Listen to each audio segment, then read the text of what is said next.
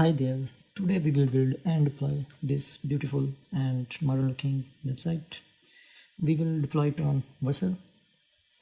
Okay, this will be our full stack website and we will build it with MERN stack.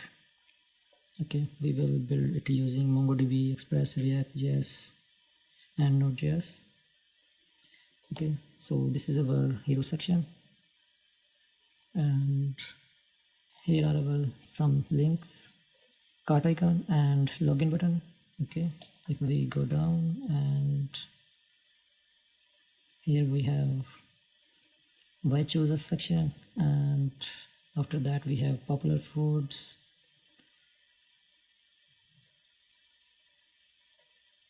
we have delicious reviews. Okay, and after that we have a beautiful footer section.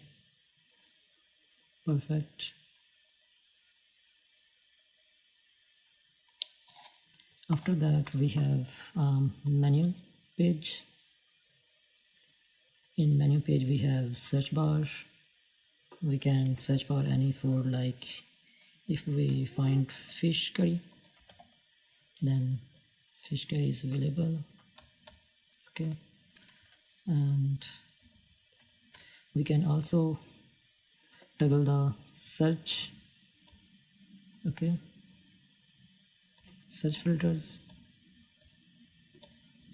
and here inside the categories selection, if we select only pizza, then we have only pizza, and if we select rice and pizza, then we will be shown only pizza and rice. Okay, and here we have pages. We have two pages for this selection, pizza and rice. Okay, so we can also select the size. Here for medium pizza we have $35. If we select large, then we have price according. Okay, so as like pizza, if we have mutton biryani, we have, if we select full, then we have price for full 25, and for half the price will be 15. Okay, so we can select the size according. Okay, and here is our cart icon. Okay, so if we remove the selection, then we will be served all the dishes. Okay, we have set the limit for the displayed items are 10. You can change the displayed items count. Okay, you can also display the 12 items per page. Okay, we have 5 pages, and after 5 pages the next button is. Okay, now this button will be not selectable. Okay, we can go to first page. If we click next, then we will be automatically go to second page. If we click next, then third page. Okay, same like for previous. Okay, if we go to our contact page, then we have this form and contact details, and after that we have some map, then footer. Okay, so from here we can also log in. If I log in, then we have a beautiful login page. From here we can create a new account also. If we have already an account, then we can click login. Okay,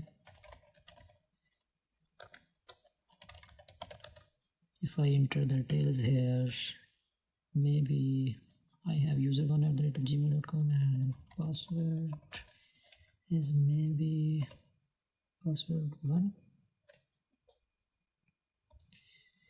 Okay, invalid credentials.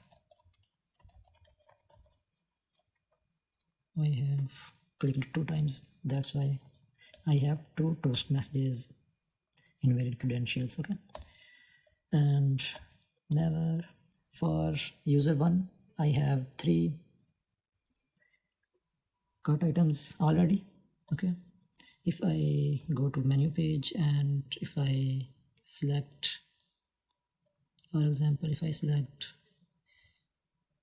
half fish curry and if I add to cart, then the cart count has been updated, that is 4. Okay, if I go to cart page and if I check here, we have spicy chicken, vegetarian pizza. Okay, if I remove this, then you can see we have successfully removed the item from the cart. Okay, here we have 2 items for spicy chicken and 1 for fish curry. Okay, the price is 10 and we can also increase and decrease the items from here. Okay, the subtotal, shipping fee, total. Okay, for 2 spicy chicken curry we have 5 and 5 multiplied by 2, that is 10, and for 1 fish curry we have 10 plus 10, 20. Okay, here is subtotal 20, and for shipping fee we have $10, so 20 plus 10, 30.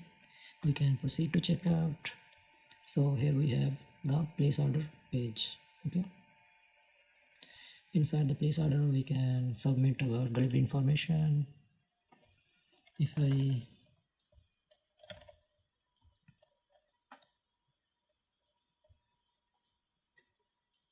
we can write here the phone number, street 123 Main Street, Springfield. Here I can write any state, any zip code, USA. We can pay through Stripe, we can pay through cash on delivery. If I select Stripe and place order, no thanks, so we will be redirected to the Stripe checkout page. Okay, so here we have total amount in PKR. You can also select any, you can see. Okay, I have set PKR, that's why I have been displaying the PKR. Okay, spicy chicken curry quantity 2, fish curry quantity 1. Okay, and here's the price according for each. Delivery charges. Okay, here I will write email, card information, and here we will search for dummy Stripe card, dummy card for Stripe, Stripe documentation, test card numbers. Okay, and here in the right side we have cards by country. Okay, and here I will search any country, like if I search for China, the card displayed for the China. Okay, if I search here India, then the dummy card for India country. Okay, I will copy this, we can close this. Okay, paste any date, any future date. Okay, CBC, like I will say 1 2 3 or 4 5 6. Okay, here I will write user 1, and if I pay, so the processing has been done and we will be redirected to the success page, and here we will be displayed the orders page. Okay, because of successfully payment. Okay, successful payment, and here we have already 1 order. Okay, and here is our new order, maybe margarita pizza. I think this one fish curry and spicy chicken quantity 2 and 1 quantity for fish curry. Okay, and we have admin panel also.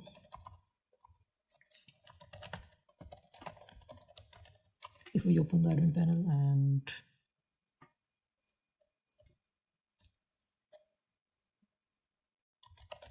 if I write here admin and the data,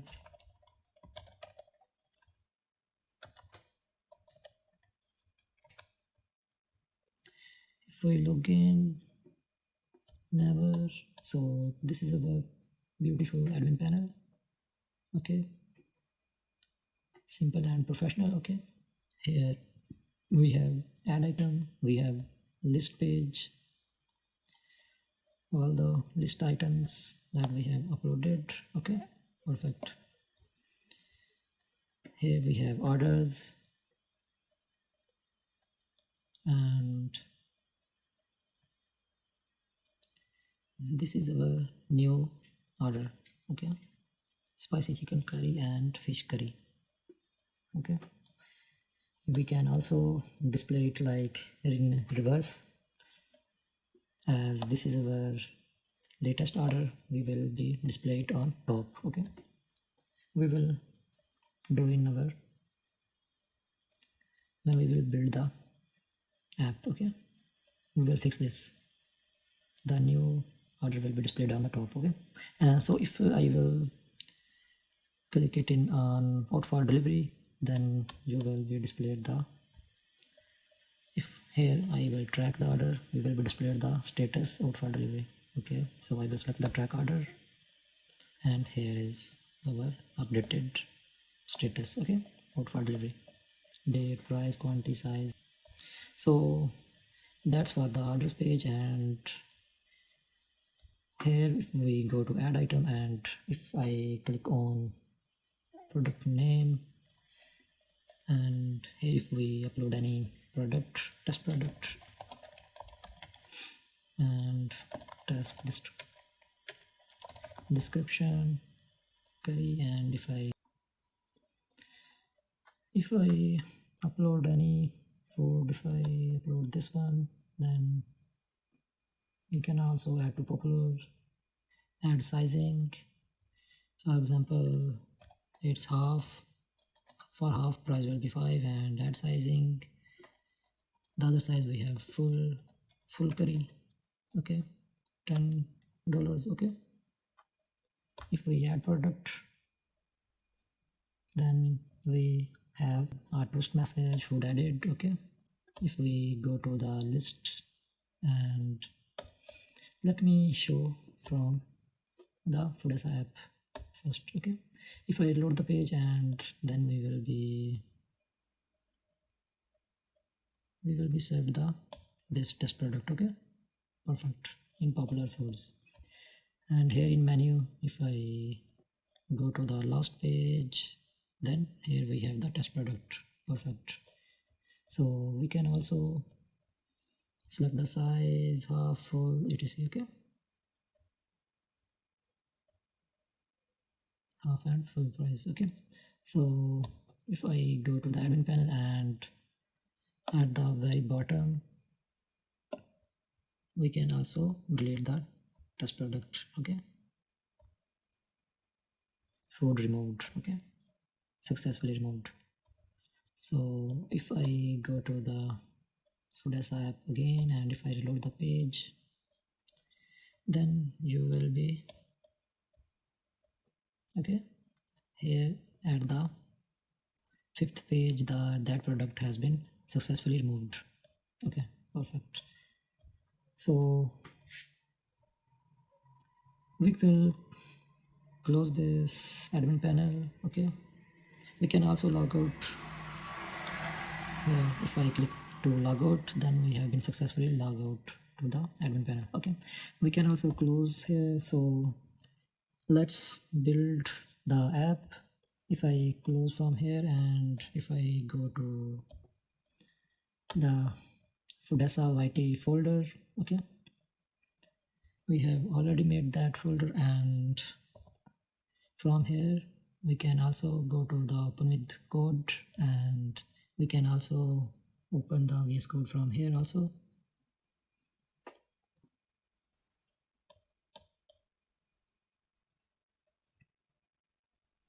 So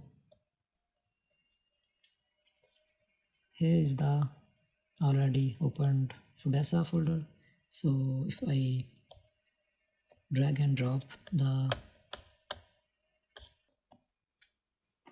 drag it, okay, so that Foodessa YT folder has been opened in VS Code editor. Okay, perfect. Now we will make 3 folders for admin, backend and frontend. Okay, so I will make that folder. So I will write here frontend,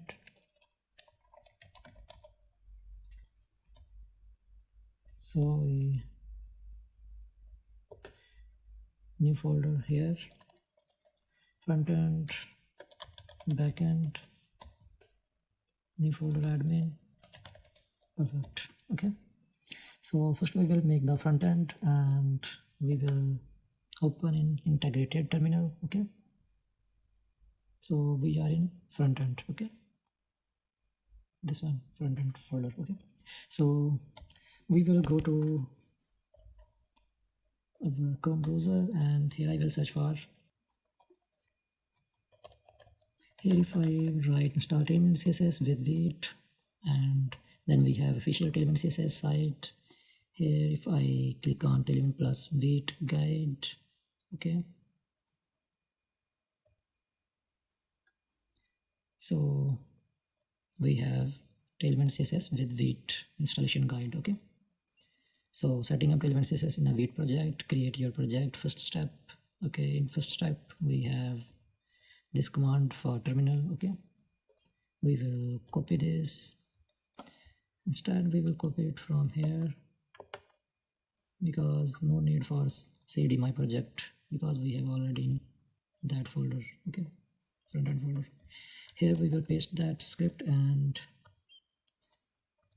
here instead of my project we will write only dot or dot slash. Okay, I will write only dot, and if I enter, then this dot means that we want to install this in our front end folder. Okay, this one, we will enter that, and okay, to proceed, yes. Now we will go to for second step. For second step we will copy this script and paste it here. After that we will go for our third step, that is configure your template paths, tailwind.config.js, that code for terminal, and now third step is for tailwind.config.js. Okay, I will copy this code, and the Tailwind CSS config file has been created, and created the post CSS config file also. Okay, so inside the Tailwind config.js file I will select all and I will paste that copied code. I think we have not copied successfully. Okay, if I copy it, okay, paste it, we can save this, and after saving, this dot icon is converted from dot to close icon. Okay, upon saving. So after the third step we have fourth step. So third step is for the tailwind.config.js, but we will copy our own tailwind.config file. So here I will select all and delete and paste the copied file. Okay, so our tailwind.config.js file is like that. Okay, so upon saving, this dot icon will be converted to the close icon. So we will save this. Okay, now this file has been saved. Inside this tailwind.config.js file we have only edited some, we have added some colors and some screen sizes. Okay, 3 screen sizes and some 5 to 10 colors. Okay, and inside the background image we have added 2 images. Okay, these 3 changes only: screen, background image, and colors. Okay, other things are the same. So after the third step we have fourth step. In fourth step we have index.css file, and then we have, so for index.css file we can copy from here, and if we open the src folder, and inside the src we will delete the app.css file because we don't want this file and don't need this. And inside the index.css file we will select all the code and paste that code copied from the website. Okay, this one, but we have our own index.css file, so we will copy it from the folder. So we will select all and paste the copied CSS file. Okay, this will be our CSS file, and we have some fonts, and for regular fonts, for medium fonts, for bold fonts, okay, and some flex properties, okay, flex styling properties, and we have max pad container.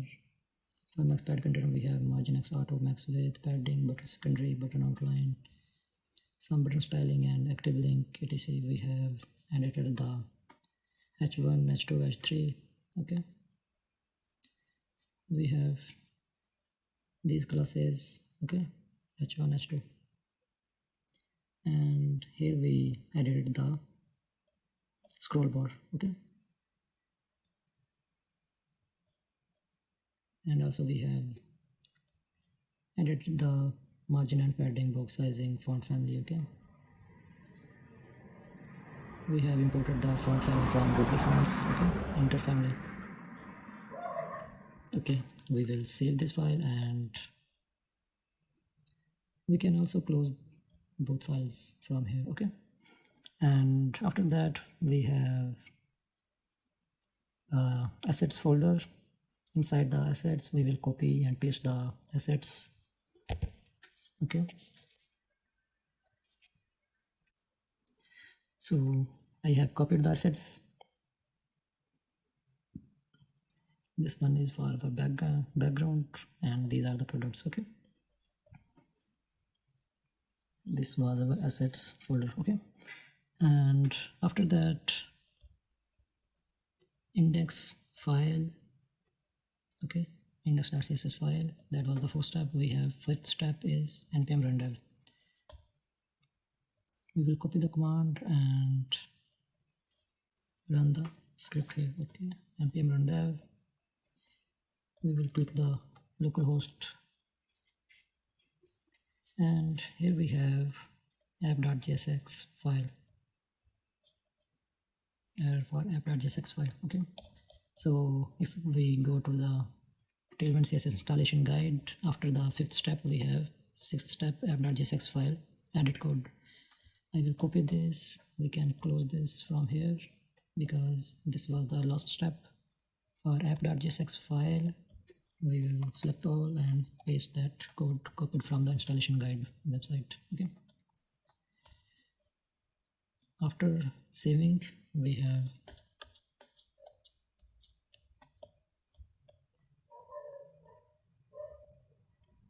no error, okay, and we have been displaying the hello world.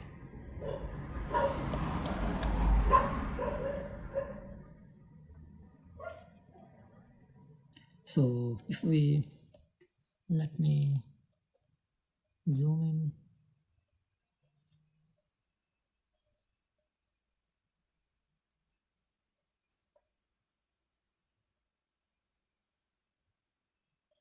in. Okay, perfect. Let me show you side by side. And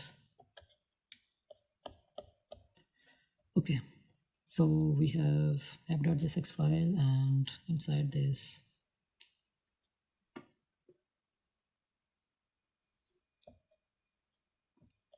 app.jsx file we have the code. We have h1 tag, and inside h1 we have text hello world, okay.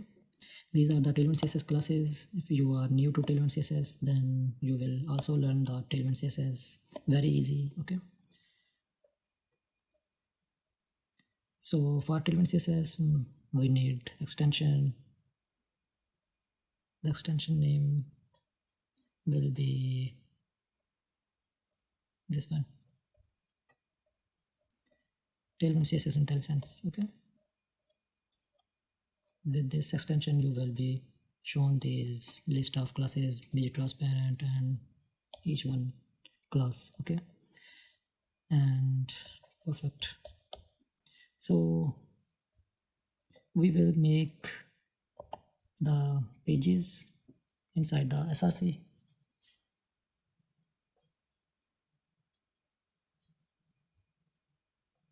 Inside the src we will make the pages folder, and inside the pages folder we will create the pages that we will be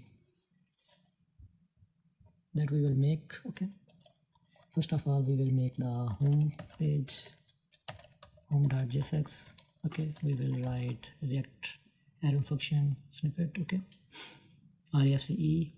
If you are not seeing this suggestion, okay, if I enter it, then this magic will be happen. Okay, if you are not showing this suggestion, then you need to install the ES7 plus React Redux extension. Okay, you will need to install this. Okay, I will close this. So after the home page, I will create the next page, that will be menu.jsx refce,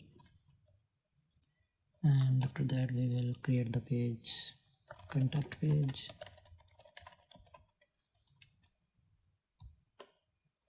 The new file will be login,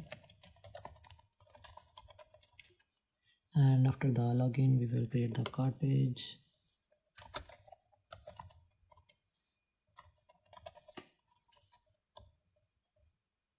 Okay, we will create the address page.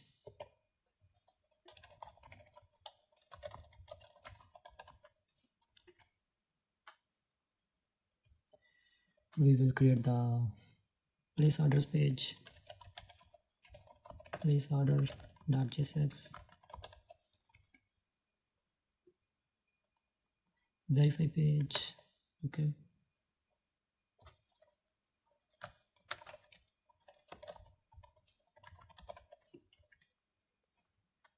okay, these are the pages that we will make, and inside the SRC we will make another folder for components. Okay, inside the components we will make the file header,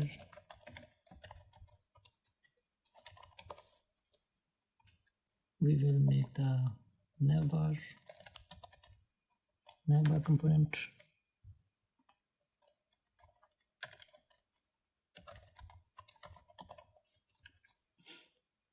Okay, we will autosave, we will on this autosave on. Okay, so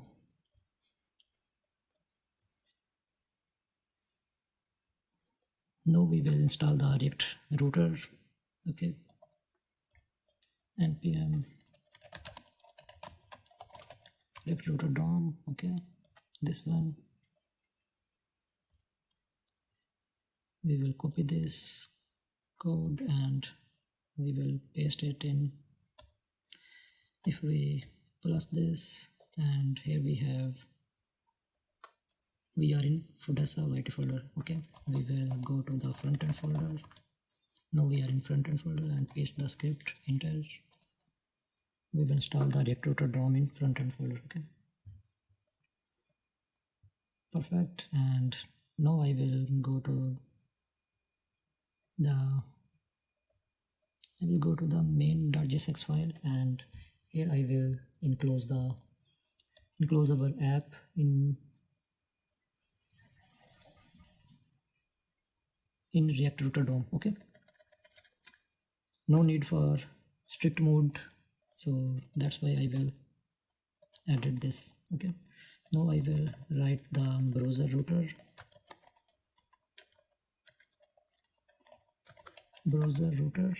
okay, and this browser router will be coming from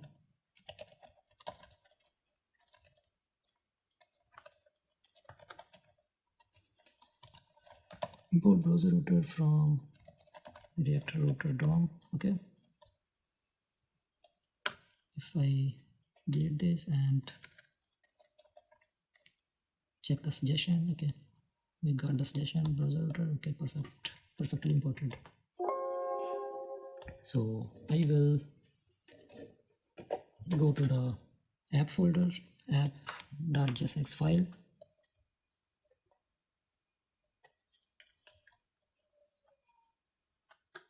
Inside our app.jsx file, let me open it side by side. We can close the React router DOM, and here if I write, if I remove the h1 tag, and here I will write main tag, and inside the main tag I will import the header from components header. Okay, if you not get the suggestion, then you can write the name and you can click Control plus space. Okay, then you will get the suggestion. Okay, select all and Control plus space. Okay, like this, select all and Control space. You will get the suggestion for like this. If I remove the import statement,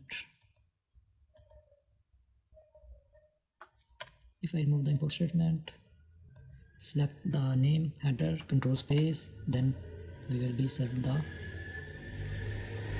suggestion for importing. Okay, imported, and after that we will, you can see here the header. Okay, after header we will import the routes from recruiter DOM. Inside the routes we will make the routes. First route will be slash route, the path will be slash, and element why the routes has not been imported. If I write routes and click OK, now it's been imported, route from recruiter DOM. Okay, both statement has been imported. Okay, route, and inside the element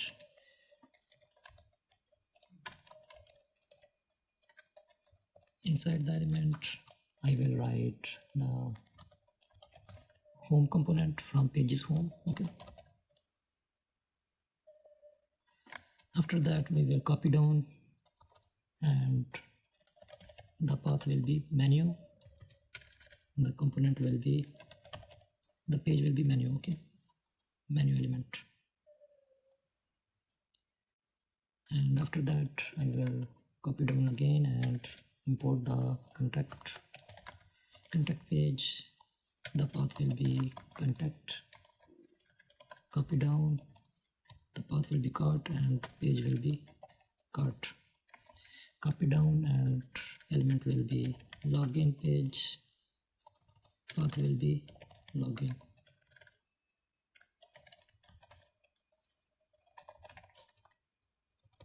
Place order page, place order component,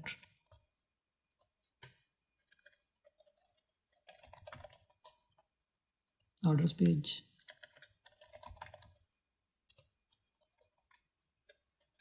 verify page,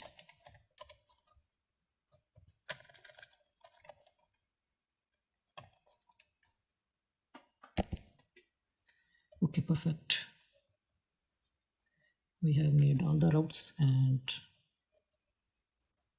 we will check the routes. If I check the route slash, we are on slash route, we have header because we have header for all, and we have made the header component outside of the routes folder. That's why we have header for all. Okay, if I go to the second is menu.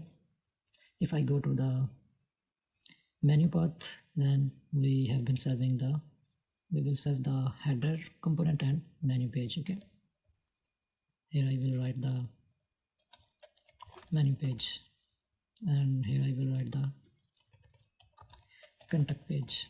Okay, so if I go to the contact page, then we are getting the contact page. Okay,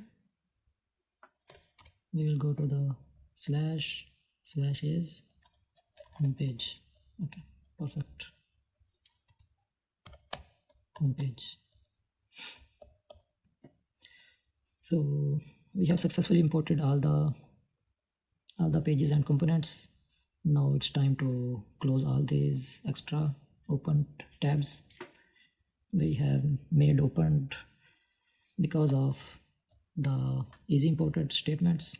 If we have not opened that file, that particular file, then you will getting errors in import statements. Maybe you will not get import statement, okay, like here as this, okay,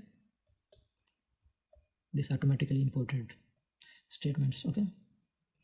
Now we will close this because we have imported successfully all these, okay. So now we will go to our app folder, and here I will need some classes to the main tag. Inside the main I will write class name will be overflow hidden. I am getting the suggestions for the Tailwind CSS classes because of that particular extension, Tailwind CSS Intelligence, okay, this one from Tailwind Labs, okay, this one, okay, overflow hidden, and bg light class is coming from the Tailwind CSS config file, okay, this one, bg light, okay. So we have bg light class, and after that I will write text hash 4040, okay, this one, color code, perfect, successfully changed the color of text and background, okay. Now you can close the file also, okay. After that I will go to my header component. Inside the header component I will write a header tag. Inside the header tag I will write a div, and inside the div I will write logo,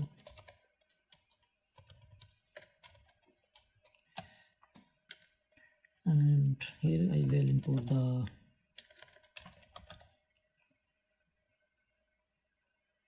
link. We are not getting the import statement for link, okay. I will import manually, import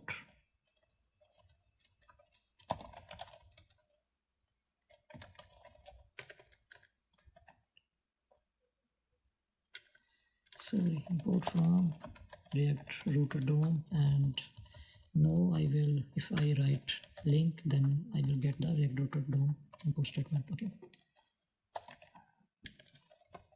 link, and we have property 2.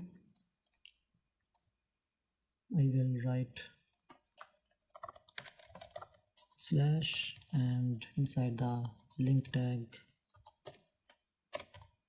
I will write span, another span. Inside the span I will write f, and after that I will write d,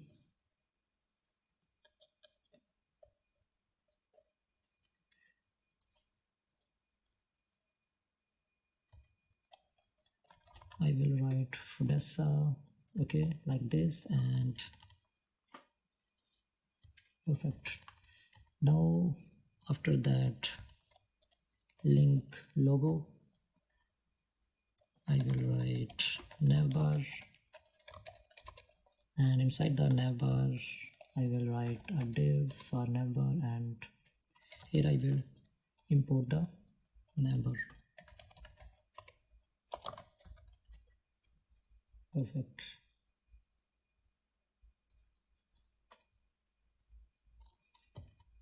Now I will after closing div I will write right side.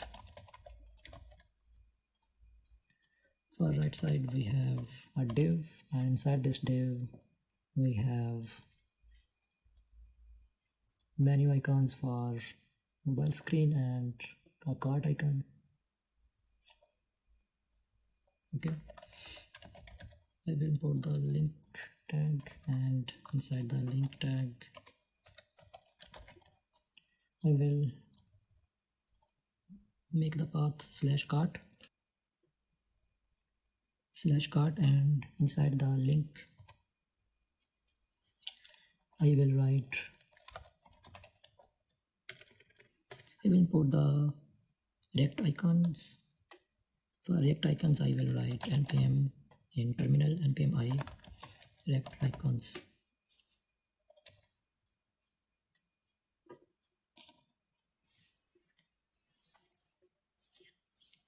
Okay, React icons have been installed, and if I write, let me import manually. Here I will import all the icons, import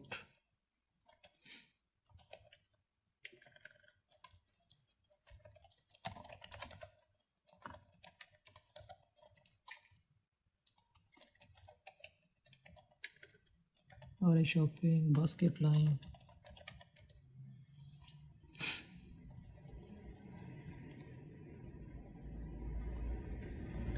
we have icon,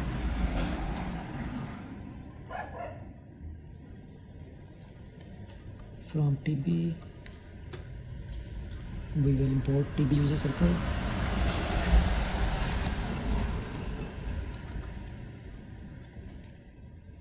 TB arrow right, and we will import the icon from CG. From CG we will import the CG menu left, and we will also import the RI user line.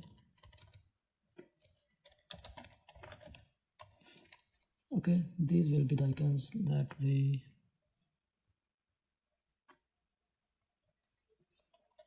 okay, so I will write here RI shopping basket line, this icon, Alt Shift F. Okay,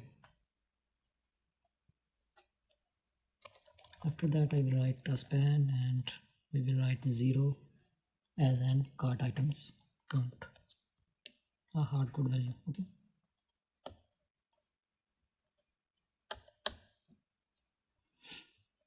okay, after this link tag I will write a div for button. Okay, login button.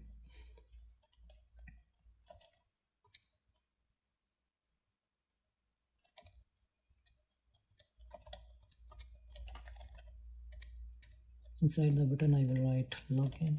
Okay, and the icon will be RI user line. Okay,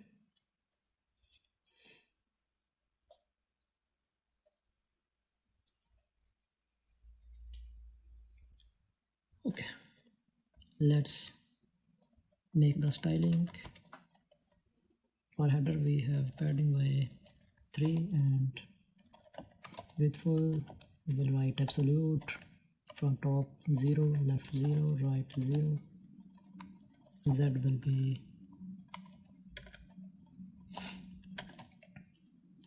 Z index will be 50, and background will be white. And after that I will write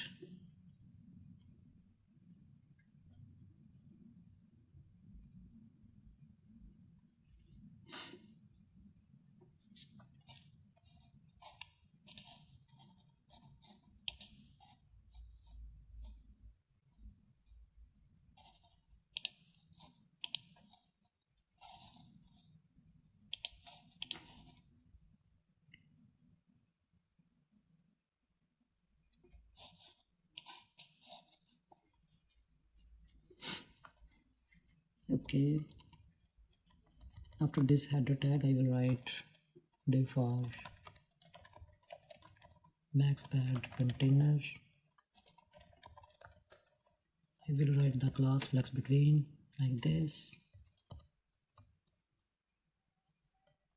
You can also get that index.css file that I have edited. You will get these files from these files and assets from the link in description. Okay, from the description of this tutorial. Okay, after that we will give classes to logo.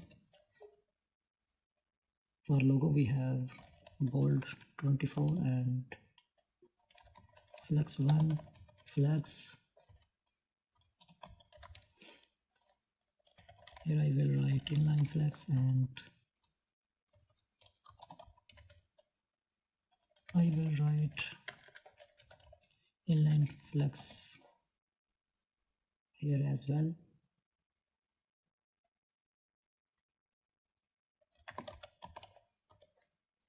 Items center, justify center, adding 2, height will be 8, width will be 8, and secondary text white, rotate 31 degree. Okay,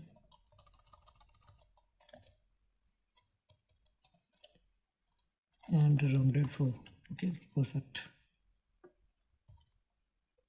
After that I will write classes for navbar. Here I will write flex 1 for this, and inside the right side we have as well flex 1, flex, item center, justify end, and gap x3 for small screen, gap x10.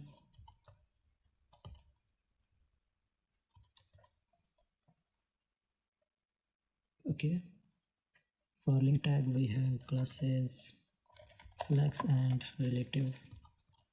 For the basket icon we have text to excel, size,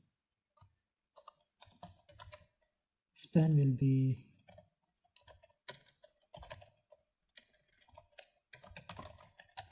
bg secondary, and text white. Medium 14 will be font, absolute, from left 3.5, from top it will be minus 2.5.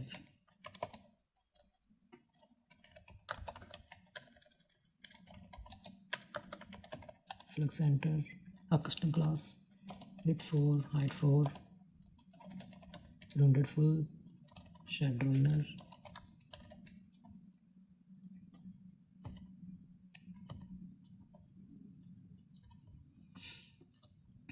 Okay, perfect. After that, for the buttons we have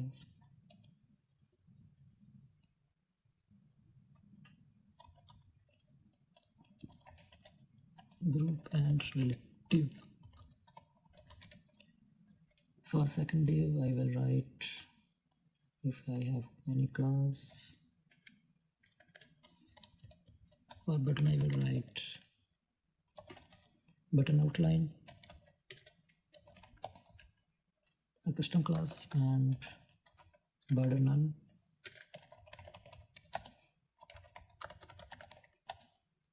Flex enter, gap x will be 2,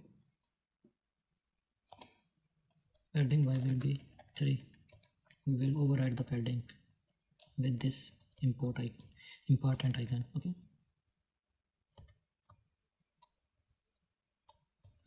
so for the user line icon we have text excel.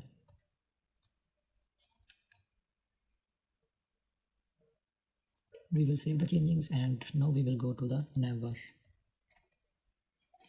Okay, now inside the navbar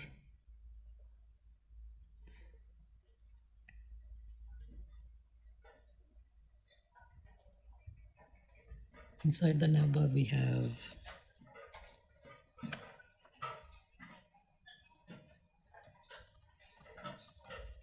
we will make a nav tag like this. If you have noticed that I have only edited the first tag, starting tag, and the closing tag automatically has been edited. This was possible with the extension named auto rename tag, okay, from Junhan, okay. You can also install this extension, okay. Inside the nav tag I will write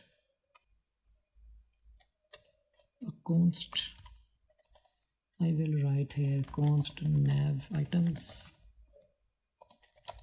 I will make an array and we have objects. We will write two will be slash for first nav link, and label will be home. After that, for icon, tb home filled from tb, okay, like this. And after that we will copy 2 times because we have 3 nav items. The second one will be menu and the third one will be contact label, okay. For menu it will be menu, and for contact the path will be slash contact. Icons will be list box,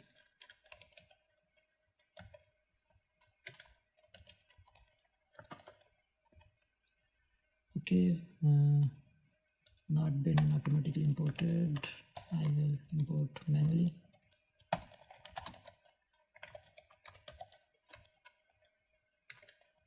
IO in the list box.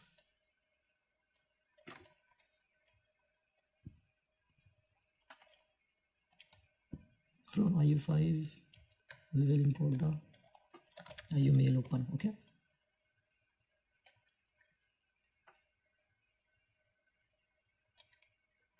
We will also import the close icon for mobile nav screen, mobile nav bar, okay. For regular window close, okay, this one.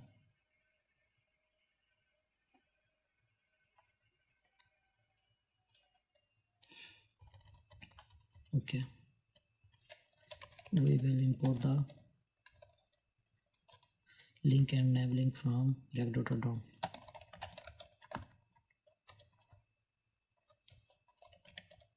Link, okay, nav link, this one, both, okay. Now I will write inside the nav, I will map through each nav item, okay. Nav items dot map.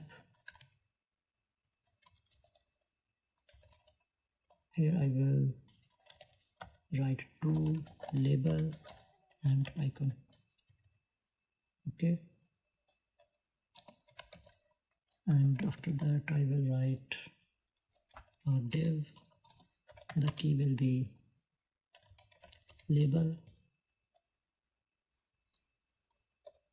Here I will write nav link. Inside the nav link I will write 2 as a path.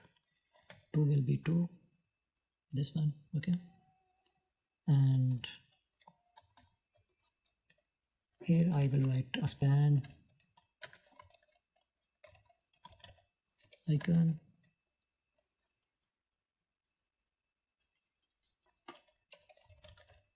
Second span for label, okay.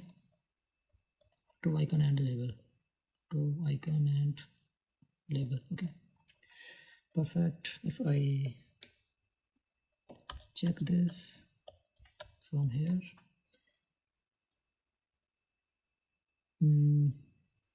what error we are getting? If I inspect, go to console,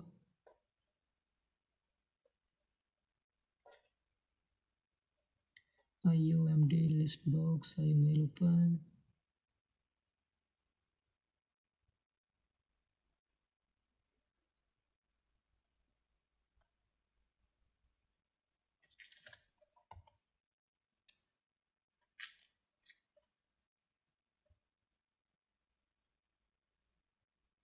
If I reload the page, then the error has been gone. Okay, so that was the problem. We need a reload. Okay,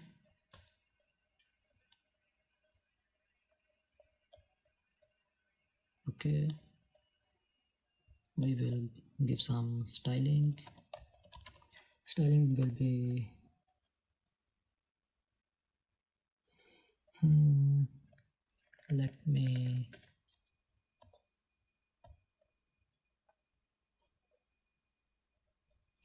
let me set some props.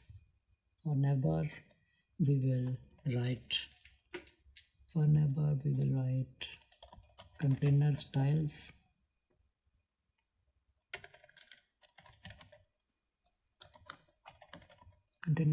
Okay, we will write it like this.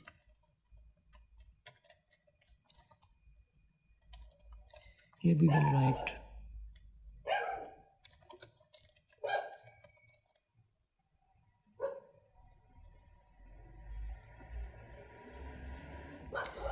we will make a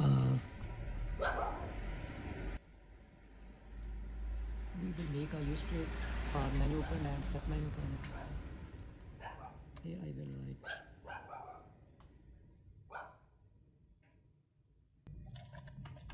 use state snippet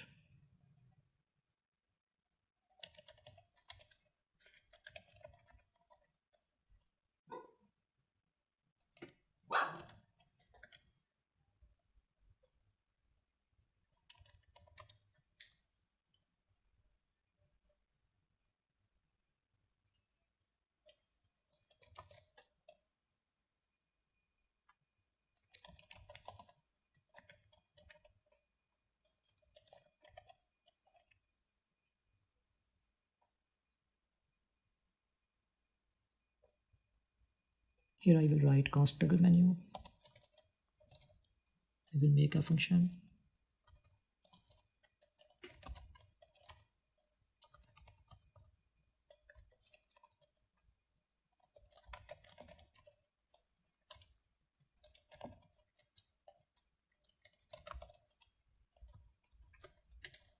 Here we will write prev, not prev.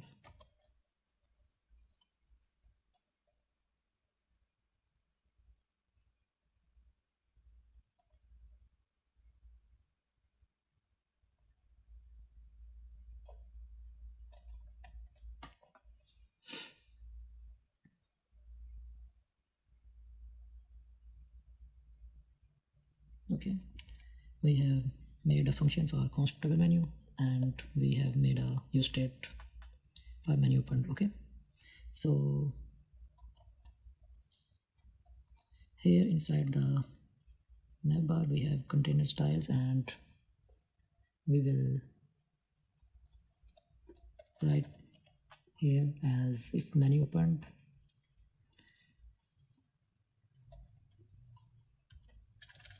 First I will write the classes for large screen. For large screen I will write hidden for small screen, and then for extra large screen I will write flags and gap x will be 5 and gap x5, and for XL gap x will be 8.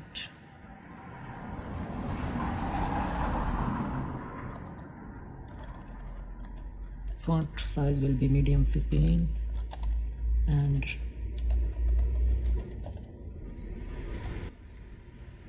padding x will be 2, padding y will be 1, and we will write this container styles in navbar. We will import this prop here, container styles. We will import the toggle menu as well. We will import the menu opened prop here as well, menu opened.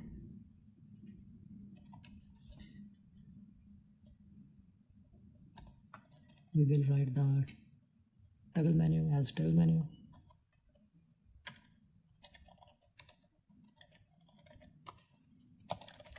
Menu opened as menu opened. Okay,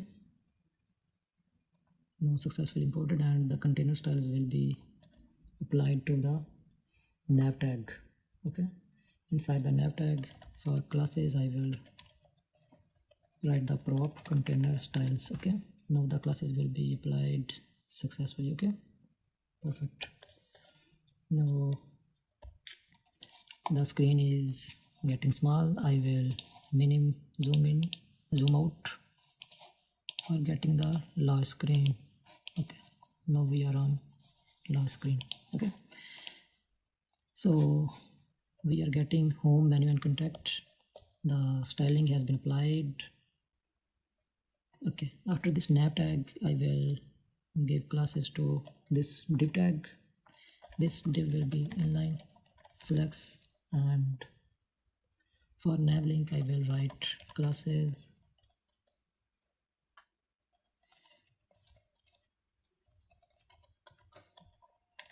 if it is active, then is active. If it is active, then apply the class active link. That is a custom class inside the index.css file. Active link, and flex center is also a custom class. We will write gap x2, and if it is not is active, then we will write colon, and then the classes will be flex center as well, and gap x will too. Okay, only the active link class will be for is active state. Okay, now we will give classes to this span tag. I will write text XL,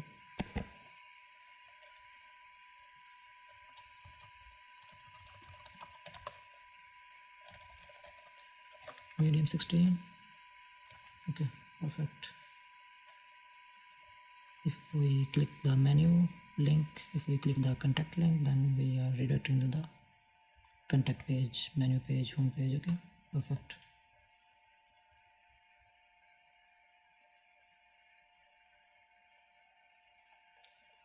Now we will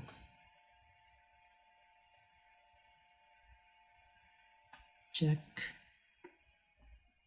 for the mobile screen. Okay, if I reset the screen, then you will notice that we have nothing for nav link. Okay, because we have applied the styling in nav link, hidden styling. Okay, in this one. So now we will dynamically change this styling for mobile screen and for large screen. Here we will write as if menu opened,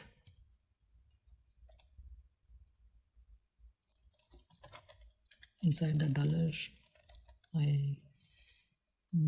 after dollar icon I will write braces and curly braces, and I will write menu opened if the menu is opened.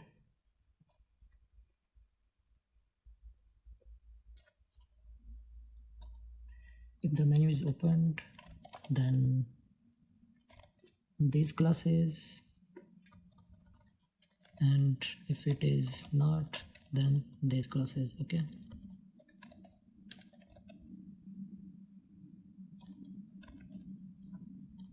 like this. Now I will write here for mobile screen, I will write flex colon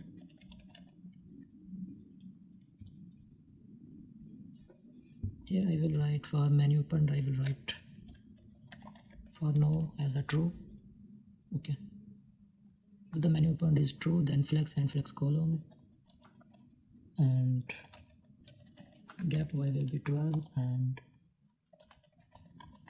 at screen width will be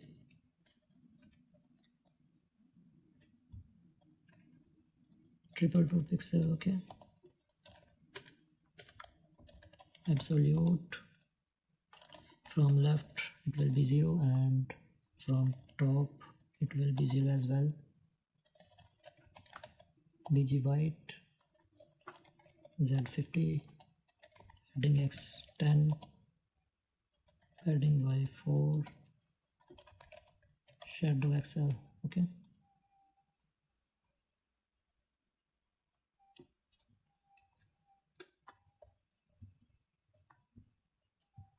here I will write inside the navbar, I will write close button inside the nav tag, close button inside the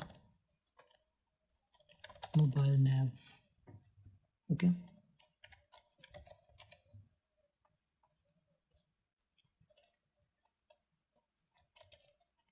here I will write if menu opened.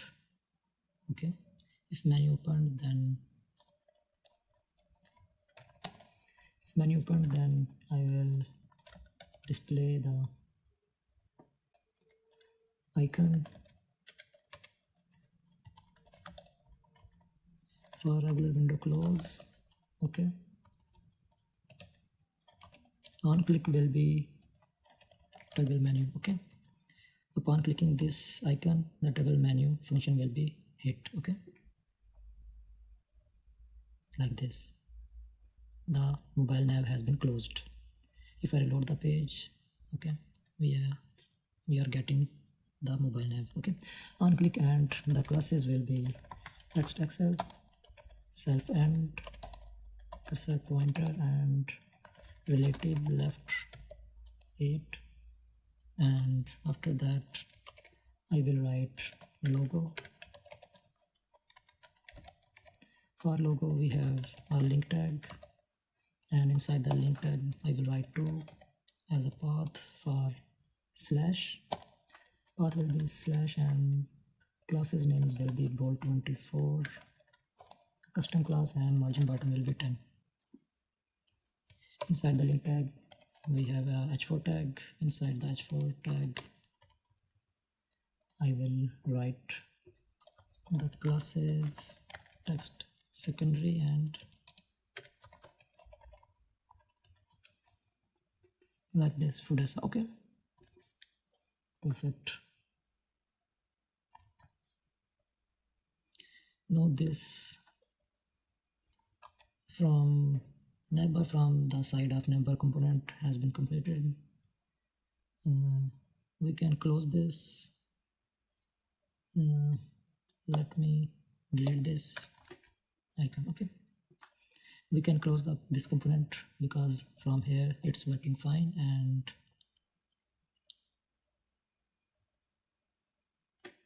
here we make the false as reverse. Okay, now inside the header we will write the icon for menu icon. For menu icon I will write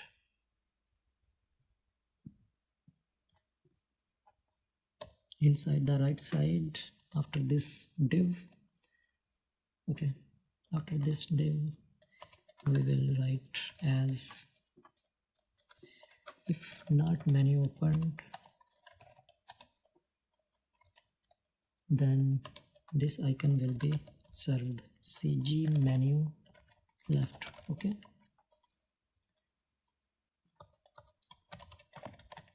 text will be 2xl. For extra large screen it will be hidden, and cursor pointer.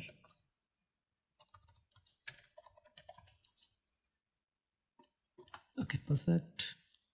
And upon clicking this menu left icon, the function for toggle menu will be triggered.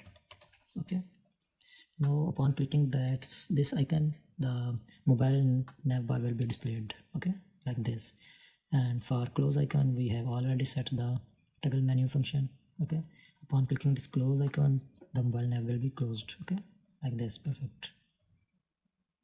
Okay, everything is working fine. Menu contact, okay.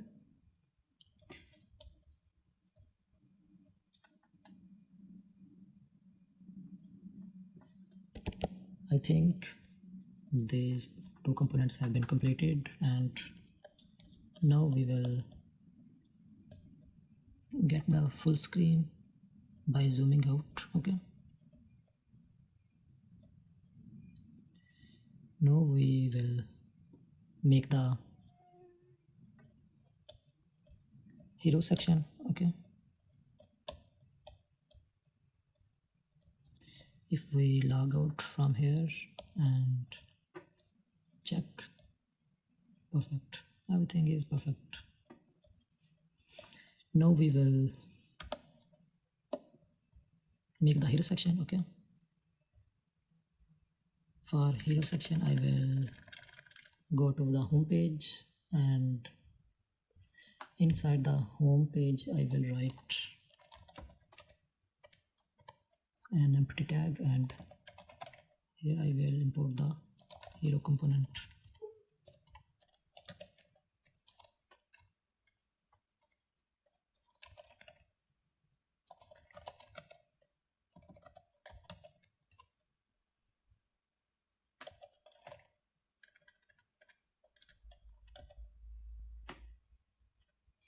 Actually, we have not made the hero component.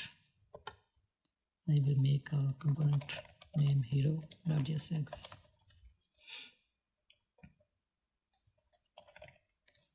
Okay, imported, and if we go to the heroes component,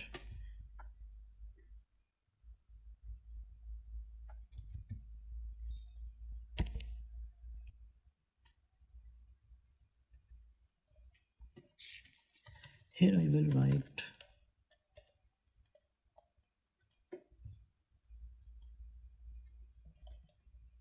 section, a section tag. Inside this section tag I will write a div, and after this div I will write left side. For left side I will write a div and h1 tag. Inside the h1 tag I will copy this text,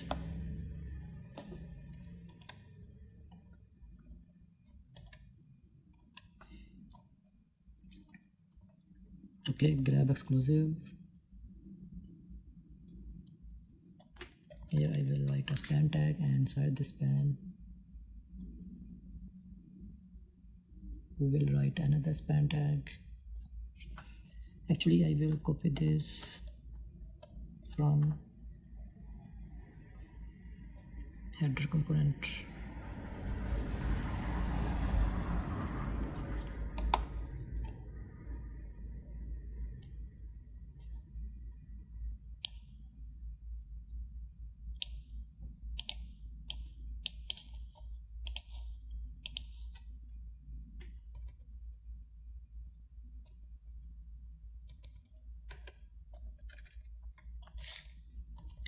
Here I will write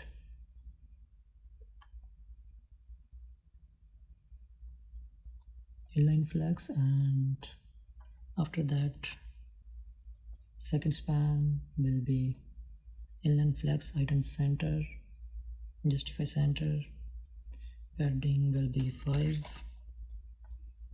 and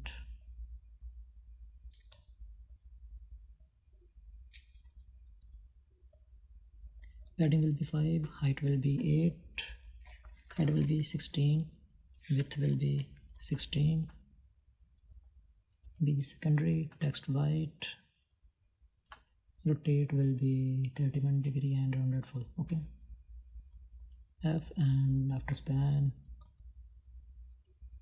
closing tag WD. Okay, perfect. Then another span tag will be or close. Okay, and discount. Perfect. If I give the styling max pad container and padding y will be 20, for extra large screen padding y will be 36, background will be deep. Okay, perfect. I will write here flex center and gap will be 6, flex column,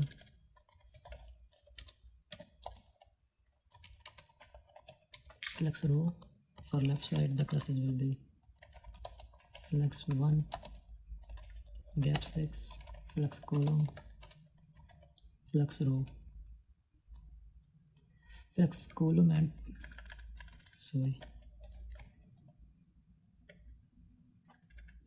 flex 1, flex column, padding top will be 12, and for extra large screen padding top will be 32. For h1 tag I will write the custom class h1 and max width will be 46 rem.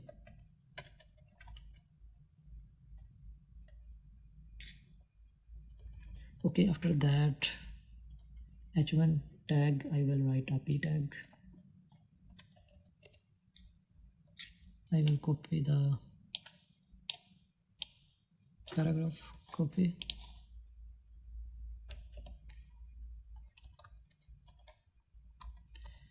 After the p tag I will write a div for button.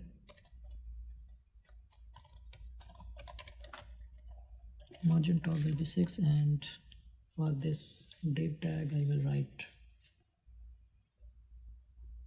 a link tag.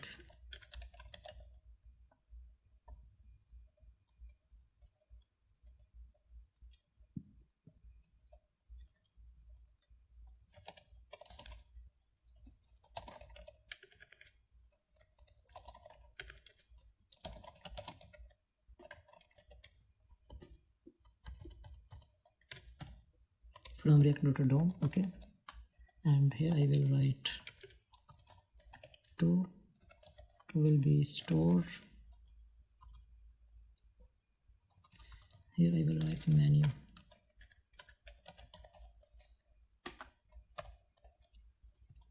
And class names will be button secondary.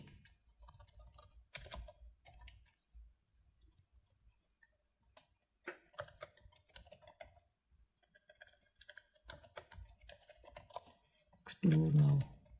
Okay, after this link tag to closing divs. Okay,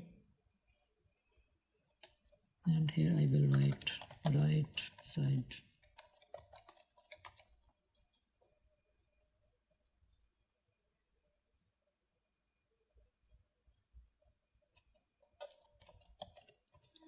For right side I will write a div, another div. I will write an image. src will be bg. We will import the background. Import bg from /assets and then bg.png. Okay, perfect. We will import all the icons. TB truck delivery.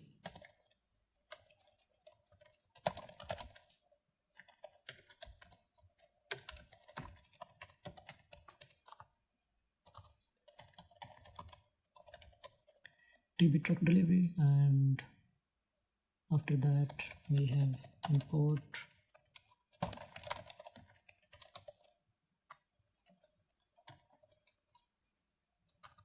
IU people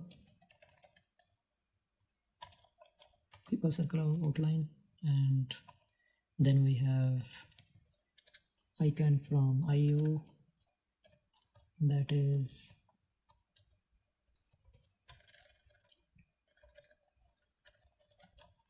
restaurant. Okay, from AI we will import the icon. The icon will be shopping. Icon will be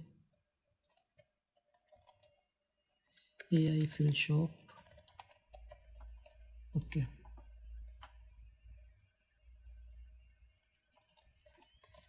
we will import the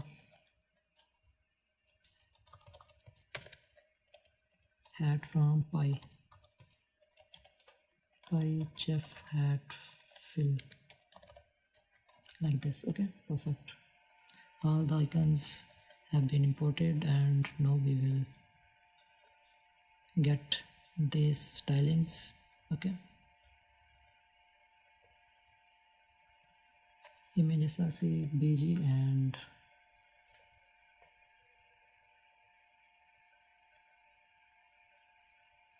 here I will write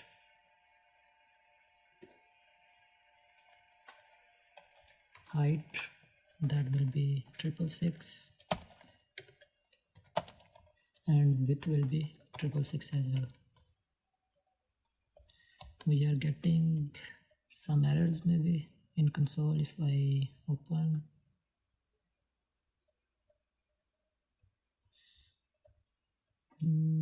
React icons,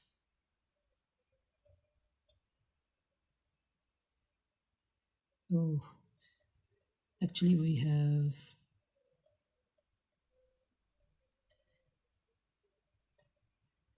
package.json React icons. Okay, we have inside the front end. Actually we need a reload. If we reload the page, then we will get the, then we will fix the error. Okay, so inside the right side,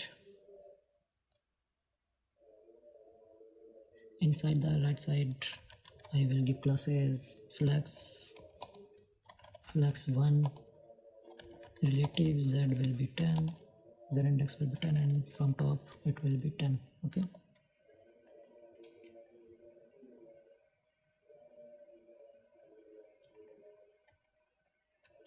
okay, top 10 and top 12 will be enough. And okay, for div I will write relative, so that we can give absolute position to the badges. So the first badge will be a div, and inside this div another div, and then the icon. The icon name will be truck delivery.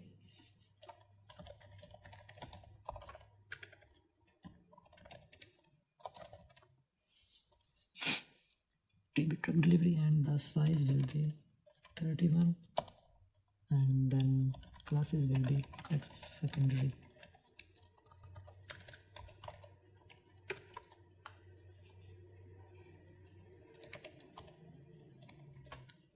After the icon we have h5.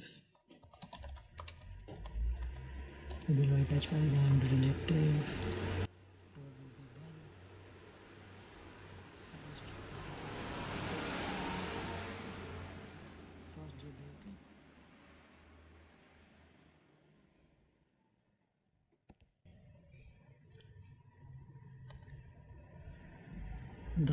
After h5 closing tag, the div will be closed, and we have a p tag,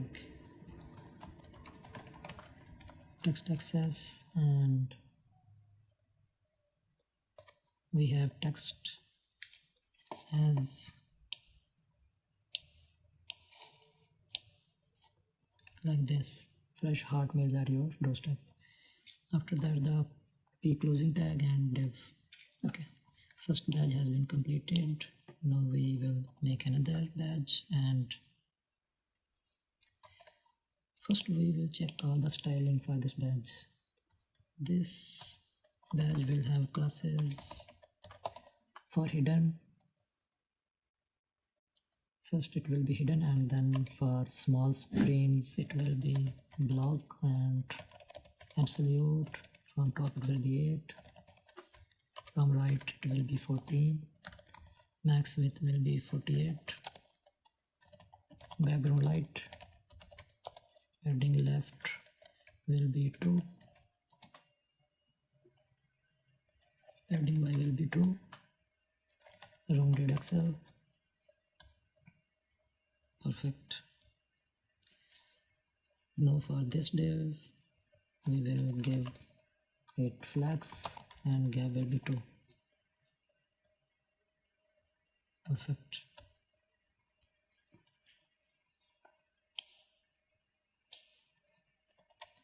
The second badge will be MD restaurant. The size will be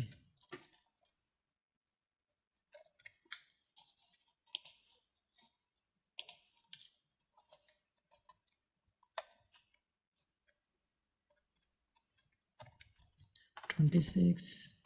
Okay, it will be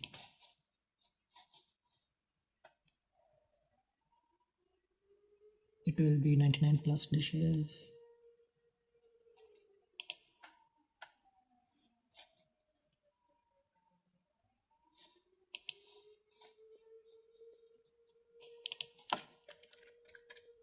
We will write here 99 plus dishes. Okay, and from here I will write from top it will be 8, and from right it will be 14. From top it will be 52, and from right it will be 6. Okay, like this. Max width will be 60.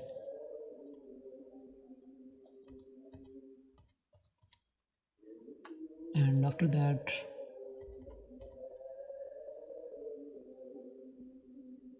H5 is H5. Okay, like this. Perfect.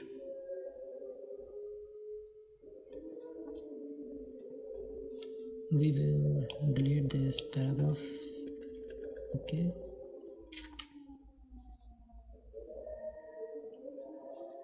we will copy paste this badge and we will write from top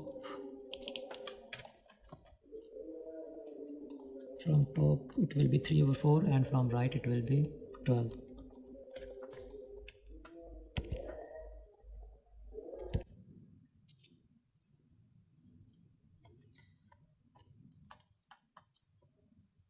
Max width will be 48, and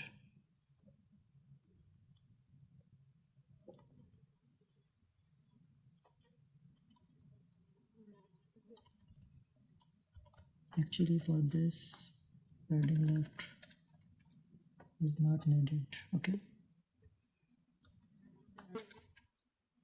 like this. Okay, perfect. And after that I will write AI fill shop icon will be AI fill shop, and size will be 23 is enough, I think. Okay,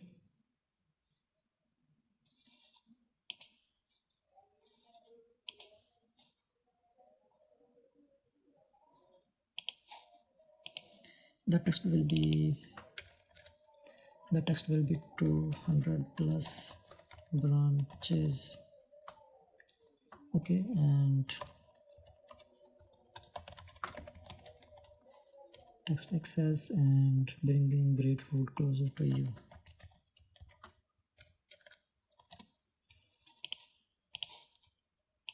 Yes.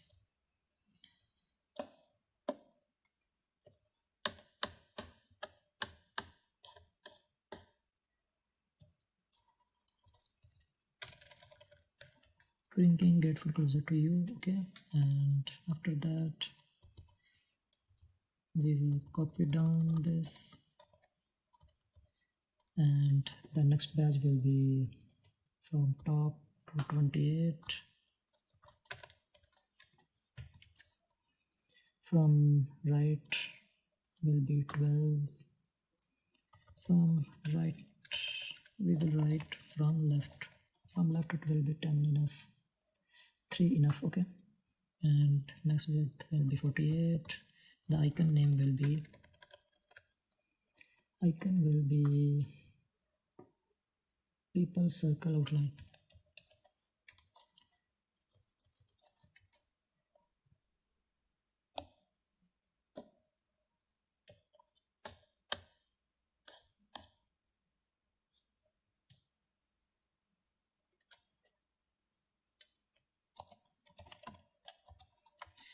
Okay, so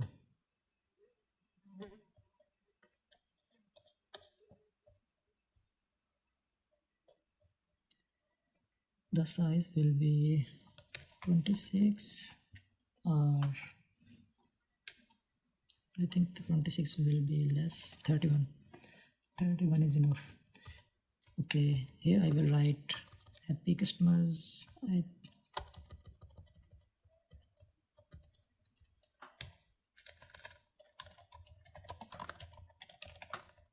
Happy customers, and perfect. After that, our last badge, and it will be from top it will be 72, from left it will be 3 as well, and max width will be 48 enough. The icon name will be, what icon is left by, the size will be, I think size should be 31. We can write 28 or 27. Okay, and we will write expert cooks.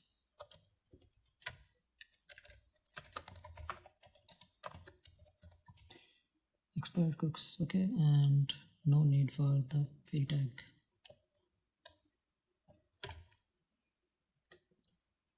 The padding should be true from both sides.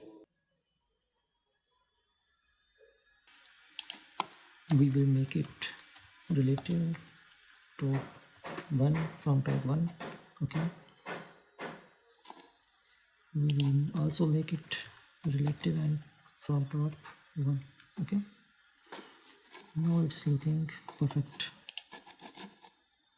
Okay, next we will, our hero section has been completed. Now we will make features section. Okay,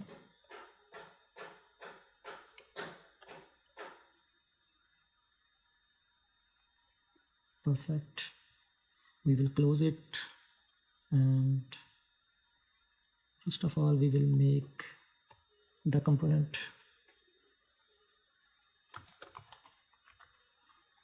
name features.jsx.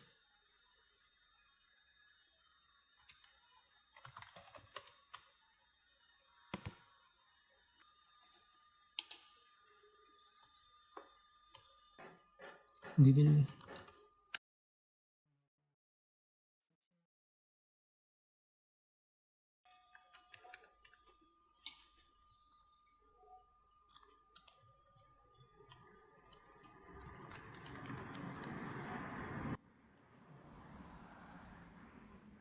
add the section component, features component in home page. We will add it. Okay, perfect.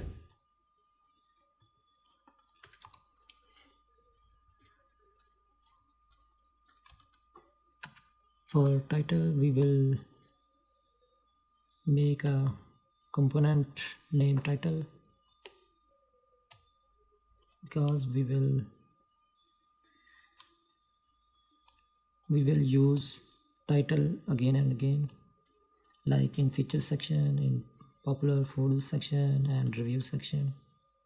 So we will make a component name title.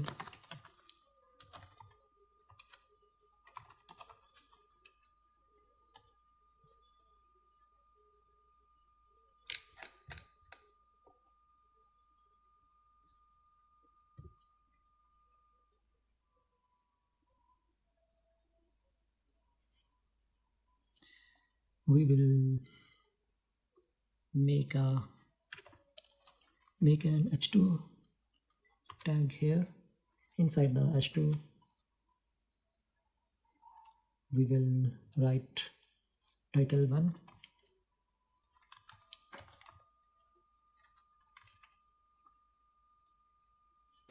and after that we will make a span. Inside the span I will write title2,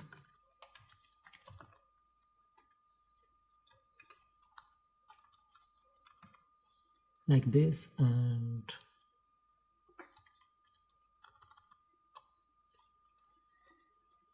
we will make the props title1, title2 like this, and title styles,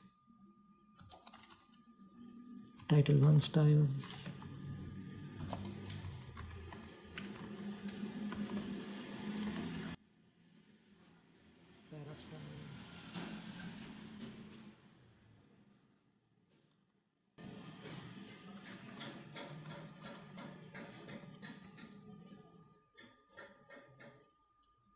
like this, and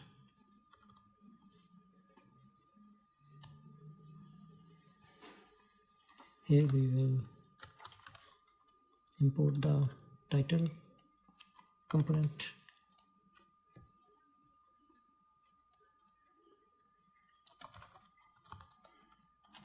For title1 we will write well choose, and for title2 we will write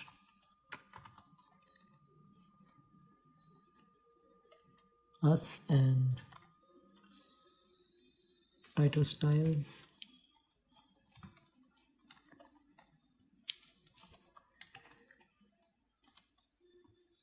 we will add some styling.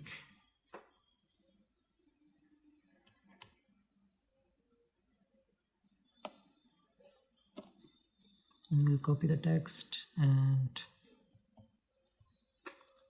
inside the title component we will complete the styling. We will write the styling in template literals.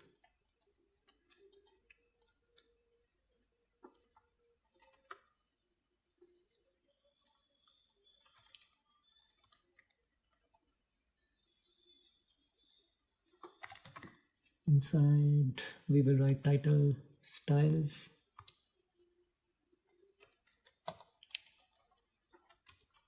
padding bottom 1 will be enough, and inside h2 styling we will also write it in template literals.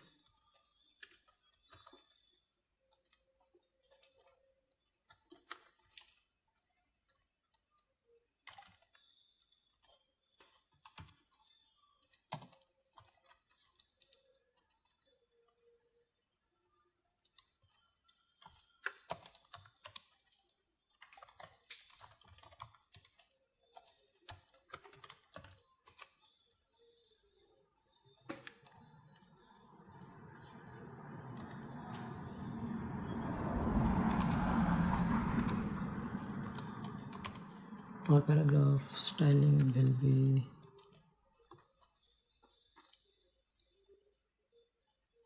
para styles,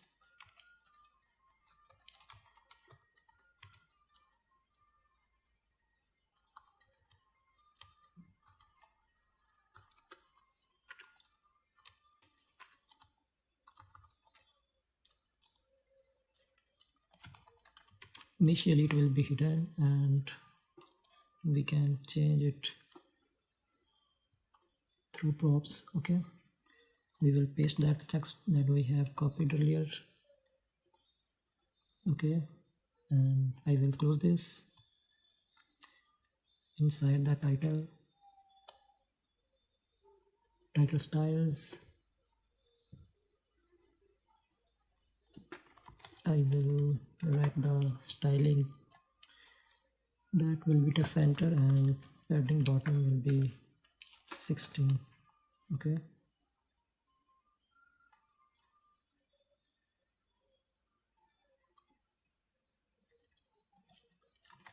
para styles will be block. Okay, like this. After the title, I will write a div, and inside this div another div for image tag. Inside the image tag I will write shipping.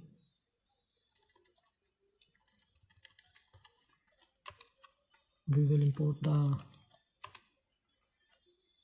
icons. Import shipping from ..assets, then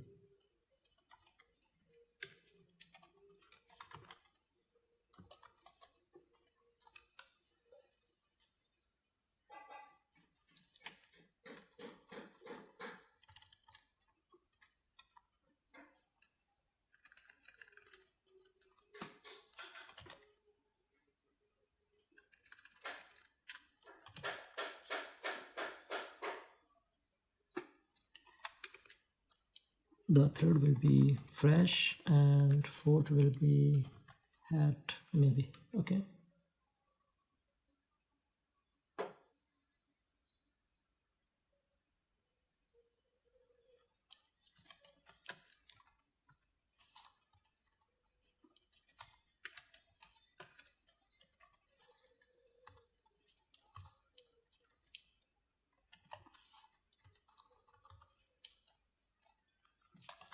and chef. Okay,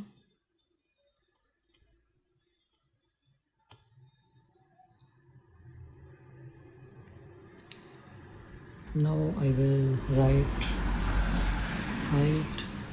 height will be 44, will be enough, and width will be also 44.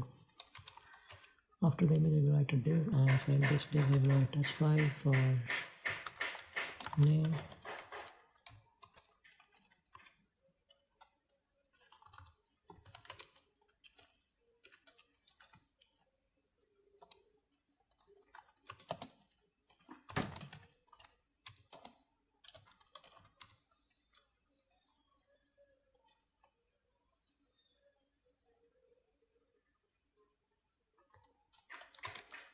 We will write our p tag also, and inside this p tag I will write this text like this, and after p tag the div will be closed. Okay, first of all I will make the stylings max pad container, padding y will be 16, and for XL padding y will be 28. For padding bottom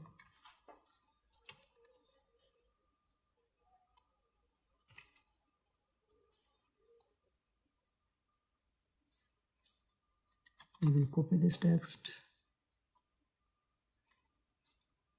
Okay, and for this div the styling will be grid for this container, grid columns 2 for small screen, for medium grid columns 3, for LG grid columns 4, gap 5, gap y will be 12.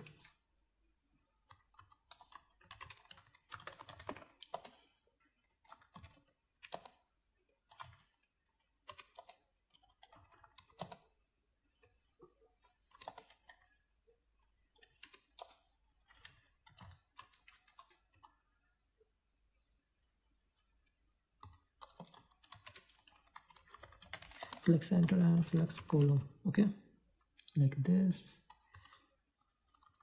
The heading will be h5, a custom class, and p will be text center.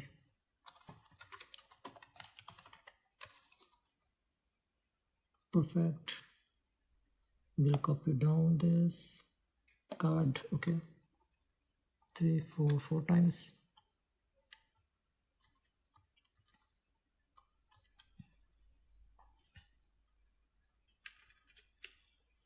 Fast delivery and hard foods.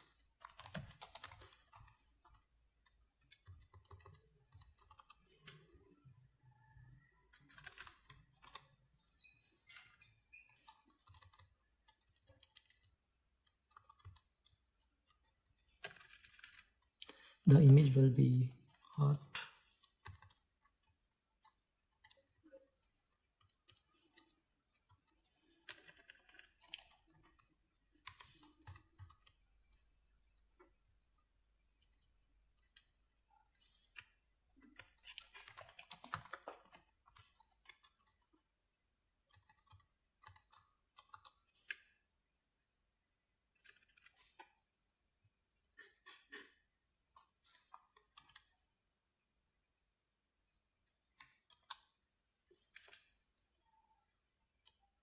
We will copy this text also. We will paste here, and the name will be expert chefs.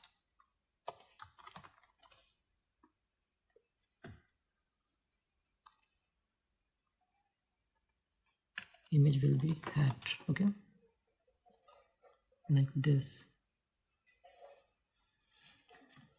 Perfect. After that, we will make the popular foods component.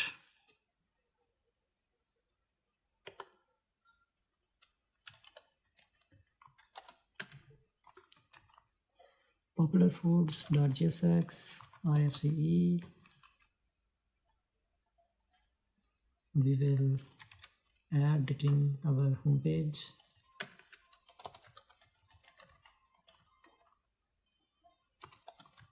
Like this, and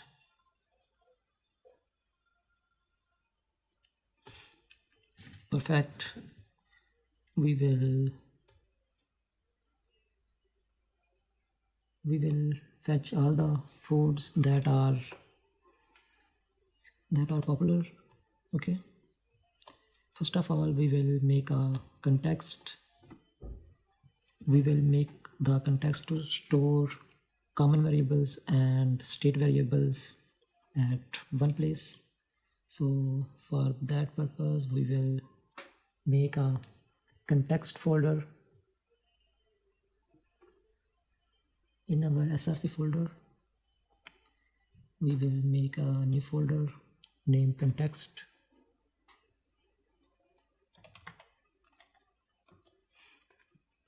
And we will make a file show context.jsx. Okay,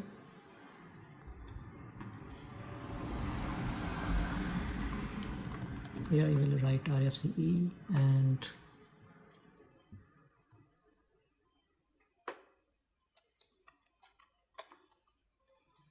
show context provider.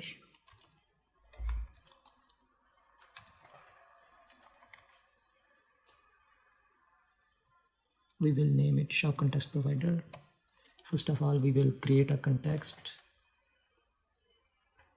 The variable name will be const shop context is equal create context. Okay, like this from React. Create context API. Okay, we will export this. We will export this so that we can access it from any component. Here in shop context provider, I will write props and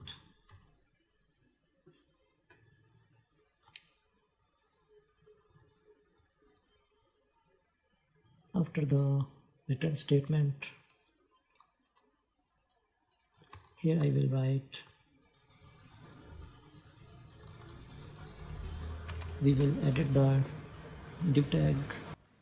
Here I will return the shop context dot a property name will be provided, shop context dot provided.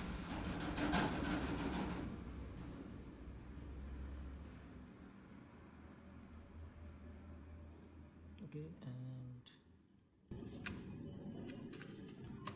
like this, and here we will return the props dot children.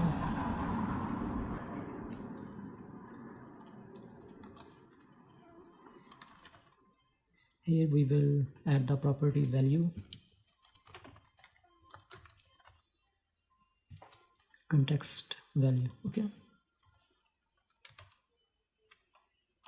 before the return statement I will make the variable context value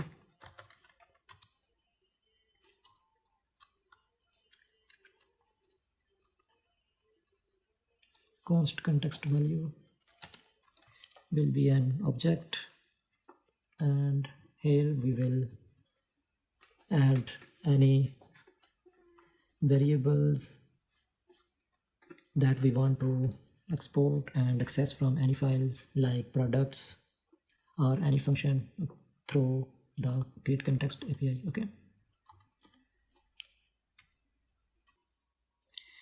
Okay, first of all we will import the foods. We will import the foods from assets and data file.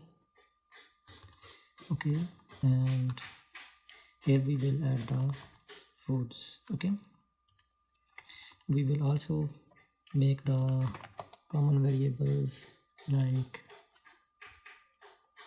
currency,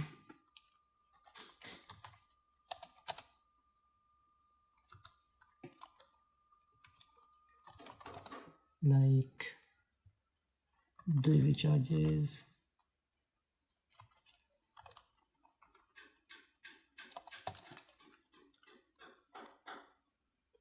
like navigate,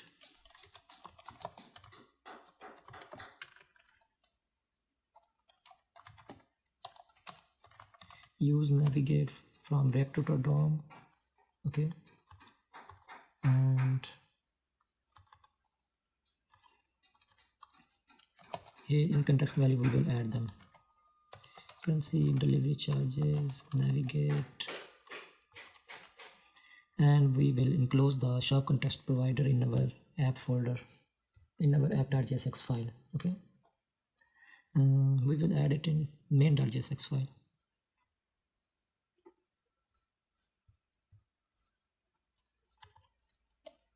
After browser router we will add shop context provider like this, and we will format the document. We will close the main file after this, and we will access the foods from shop context file. Okay, in popular foods. Here I will write const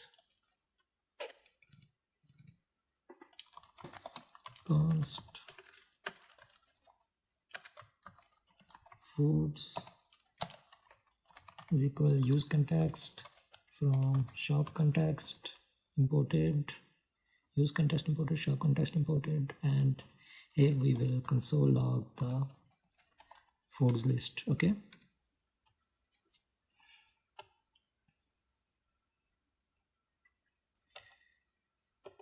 if I inspect the site and open the console, then we have got the array.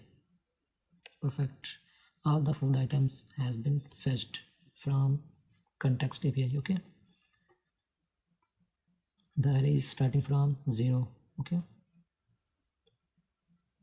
spicy chicken curry, beef vindaloo, vegetarian chickpea, creamy paneer, all the items. Okay,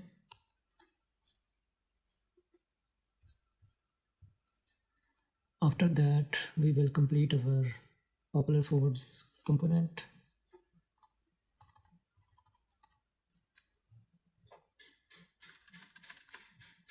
We will remove the console log and we'll make a use state.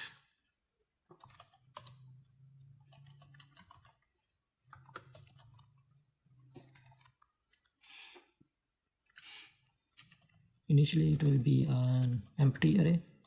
Okay, we will make a use effect. Inside that use effect I will write const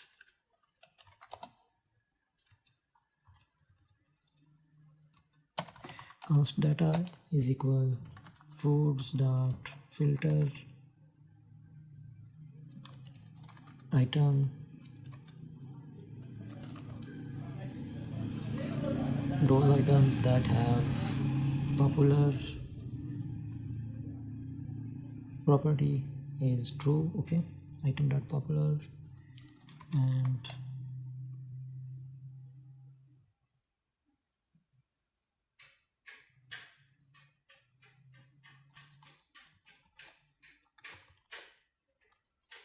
we will enclose this in braces.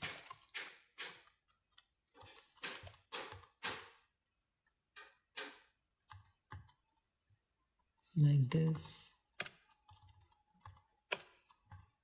Now everything is perfect. Now we will set the state, set popular foods. First of all, I will write the console log and we will add the data, and here I will write foods as a dependency array. Every time the foods array will be changed, then the useFact function will be executed. Okay, I will console log and we have 9 items. These items have popular value true. Okay, each item that you will select from the list will have popular value true. Okay, we will close this, and instead of writing console.log I will write set popular foods, and I will get the first 6 items through dot slice method. Okay, data dot slice 0 to 6. Okay, and here instead of writing div I will write section, and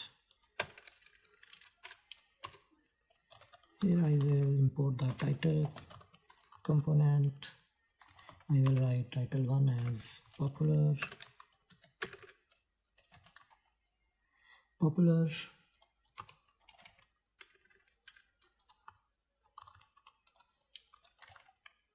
Title2 will be foods,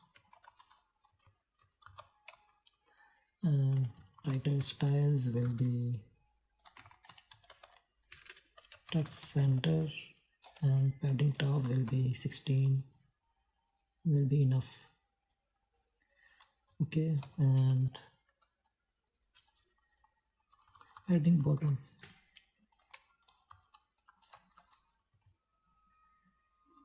para styles will be block.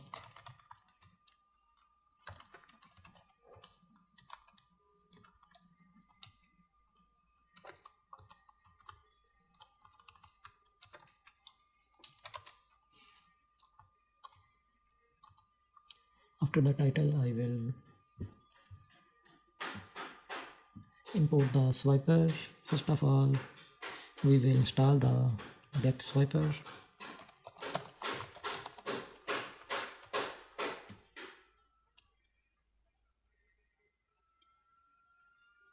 npm iswiper. The home page is swiper.js.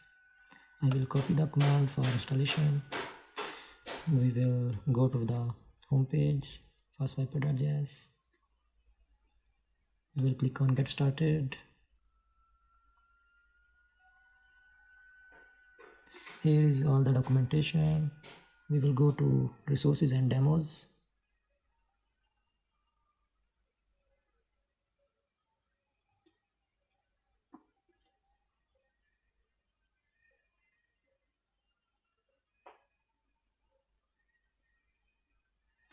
Here I will click on autoplay. We will click on React because we are using React. We will paste that script. First of all, we are in foodsavit folder. I will go into cd frontend because we will install the npm iswiper in frontend folder.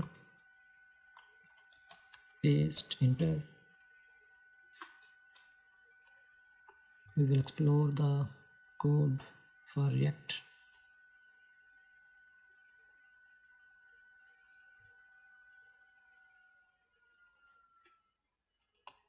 Copy this line, copy, paste it here.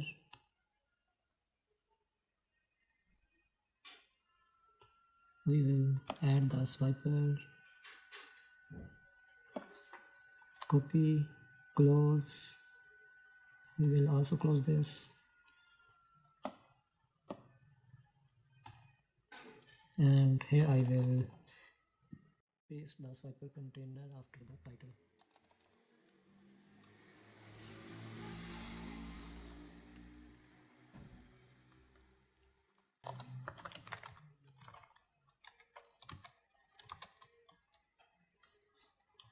Alt Shift F.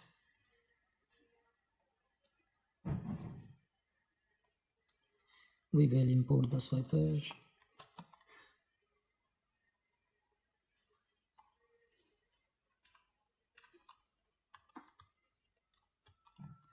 We will also import the swiper slide.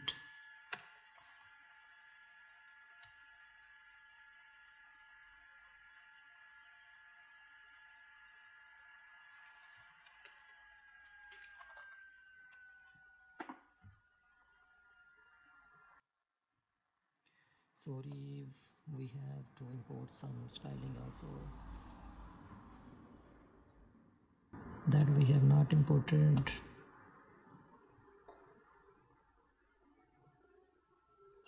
We will again visit that website.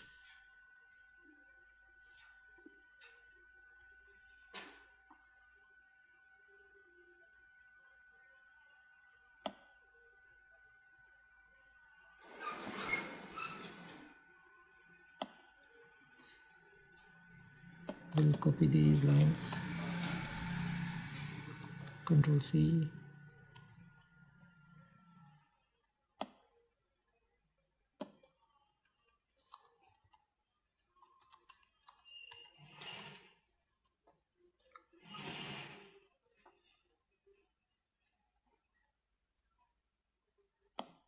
No need for navigation, no need.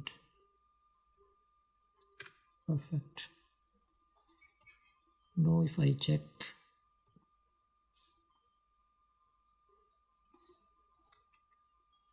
modules,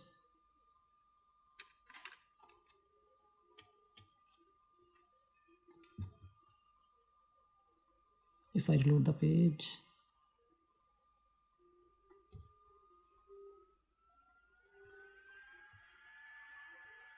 then everything is working fine. Okay, perfect,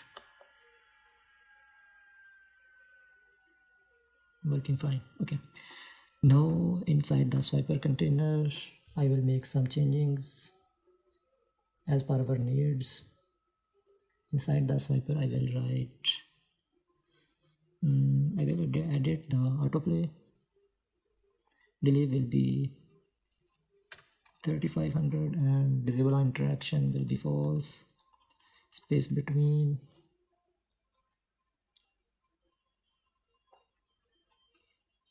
We will delete this.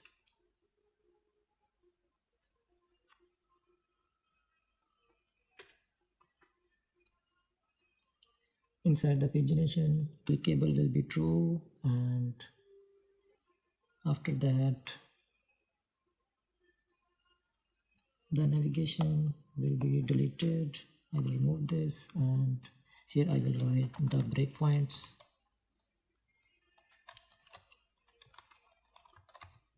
Inside the breakpoints I will write 700 slides per view.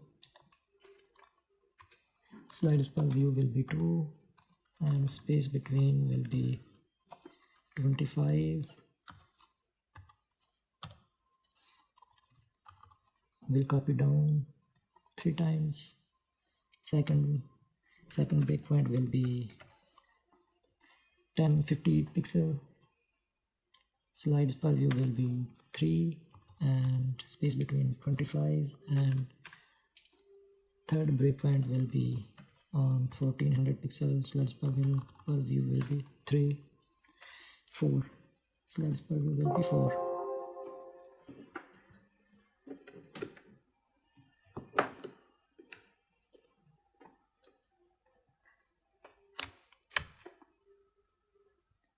And space between will also be 25.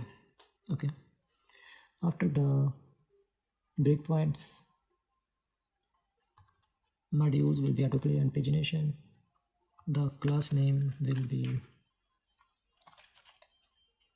we will need the height 255 pixel.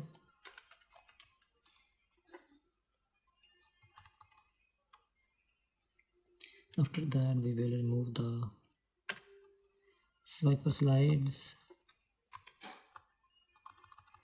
other than slide 1. We will map the popular foods dot map each food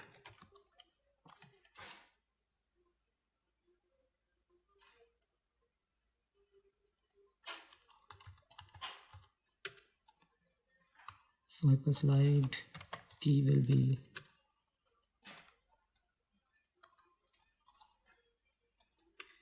be food dot underscore id.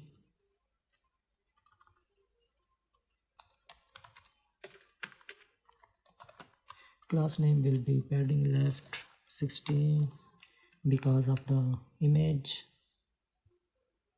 Okay, we will close the documentation of React Swiper, and here padding left will be 16, and after that inside the slide 1 I will add the component. The name will be item, food will be food. Okay, like this we will make that component.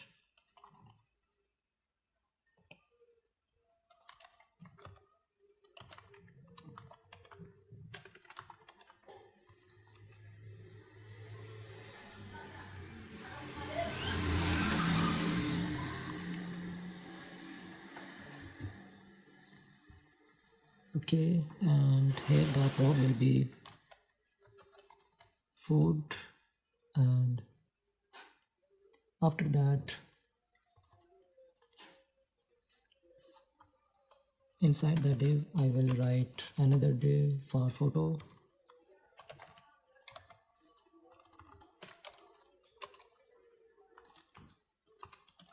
An image tag, src will be food dot image. Check the image, perfect. Alt will, after alt I will write height 155, and the width will be 155 to make it square. Class name will be object contain aspect scale and rounded XL. After that,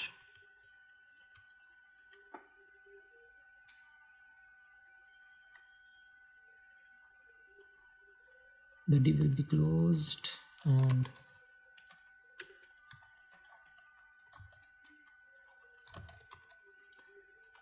for info I will write a div, and here I will write title and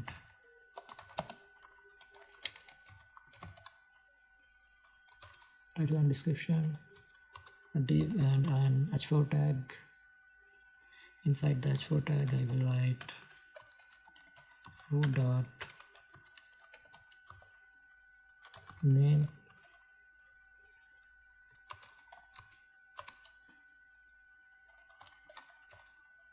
inside the h5 I will write root dot category. Here I will write some rating.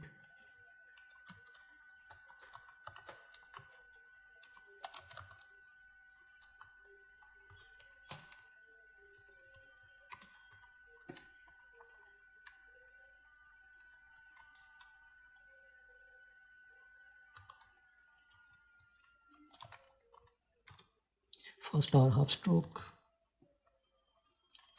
After two divs, a p tag for food or description.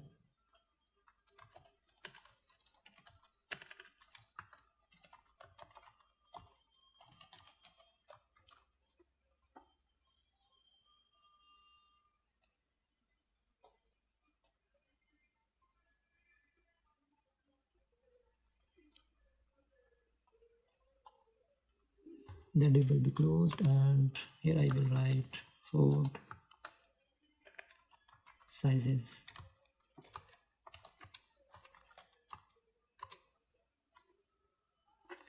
If we notice the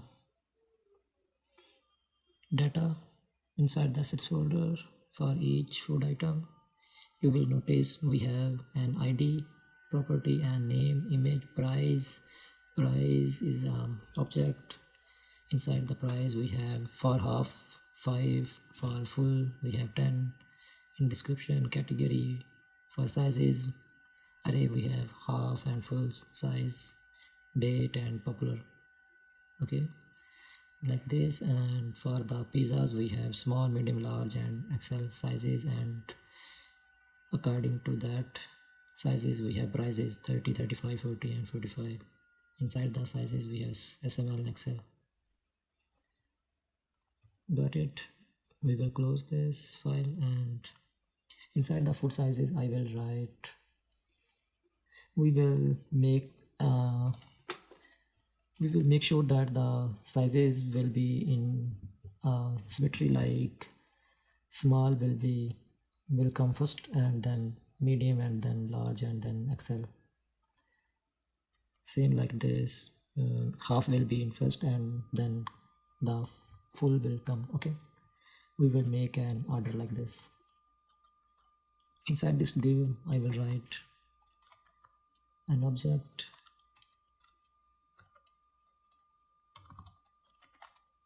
we will copy the food dot sizes,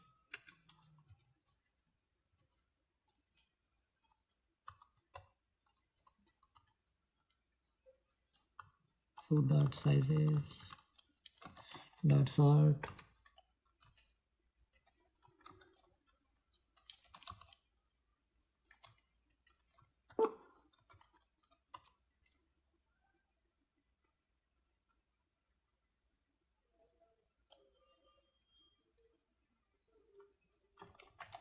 const order,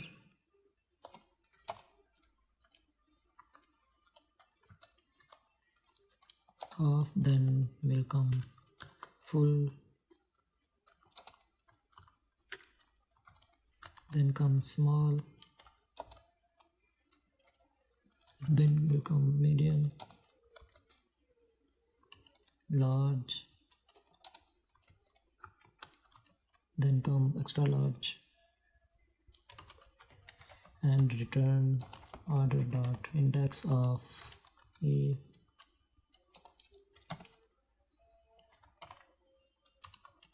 index of B, After that we will map through each item.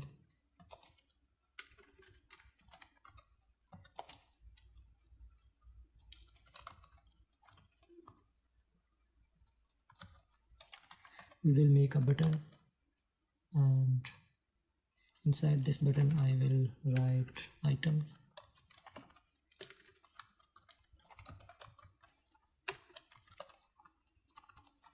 Button key will be I, and we will make the use state for sizing.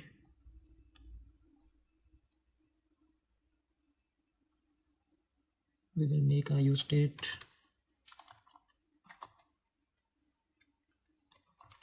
snippet. The state will be size and set size.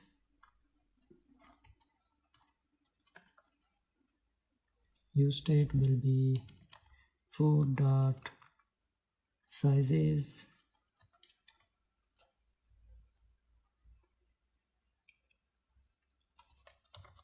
Here I will write default size first in the array, like this. Okay, and we will give some styling. So make it sure that everything will appear for us. Flex if something is hidden or overlapping. Rounded XL and BG deep relative.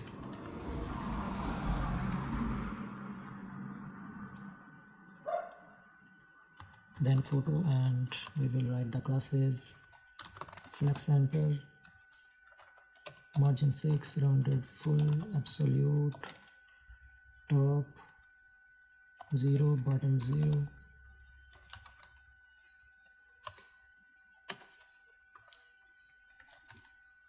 .88 pixel will be enough.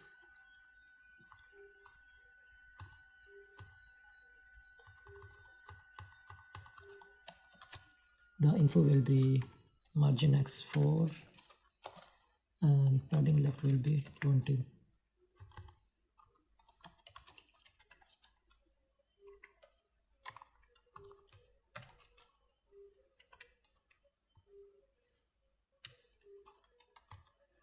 Food name,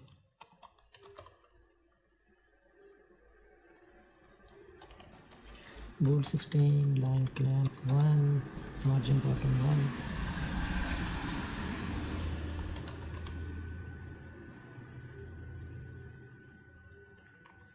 Flex item center, justify in between.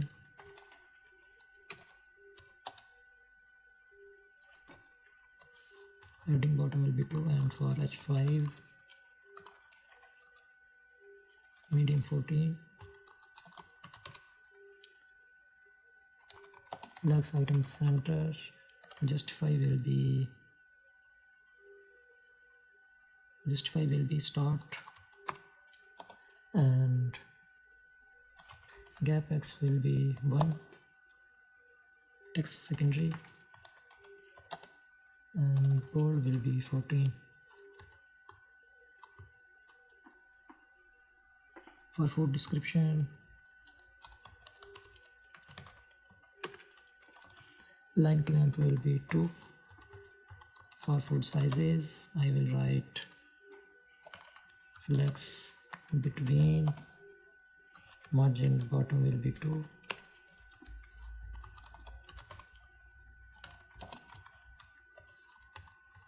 Gap 1, and here for button the classes will be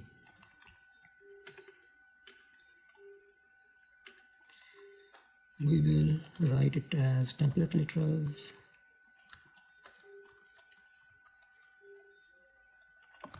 If item is equal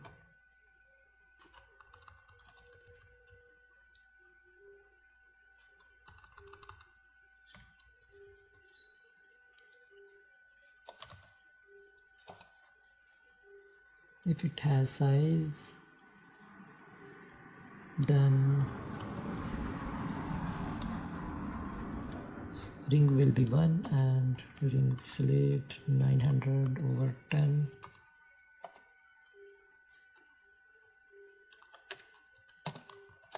Otherwise nothing. Height will be 6, width will be 6, bg light, text access, font semi-bold, rounded SM.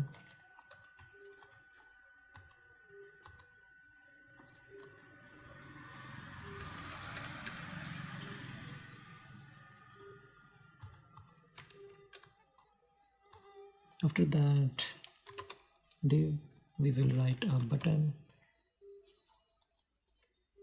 Inside the button I will write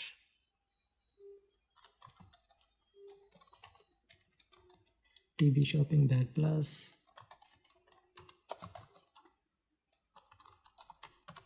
Classes will be flex center, gap x1,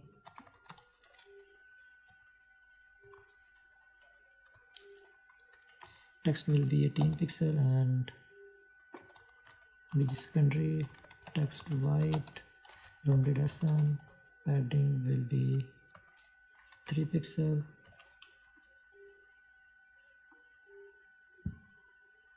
After this button, the div will be closed and we will write order info.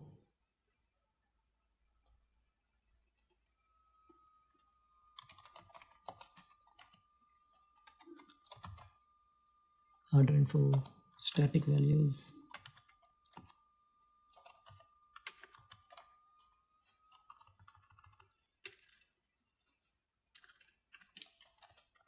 Dummy values, okay. And here I will write a div for preparation, and a p tag will include 20 minutes. The div will be closed and an HR tag. Classes will be height 4. Width will be 1 pixel.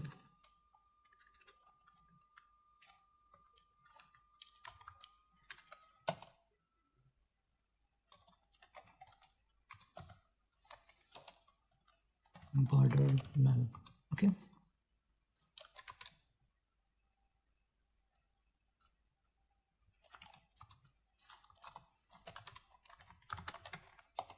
Flex center gap should be 1.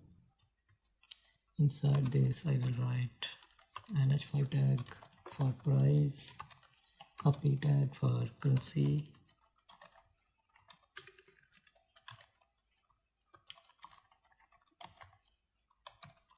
currency will be imported from use context, from shop context.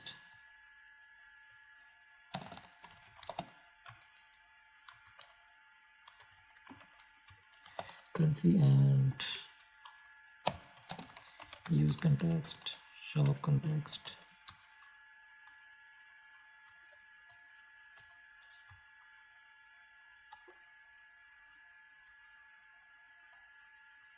Currency, and here I will write food.price.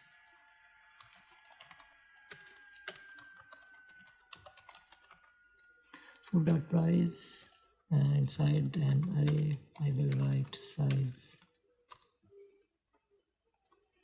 Okay.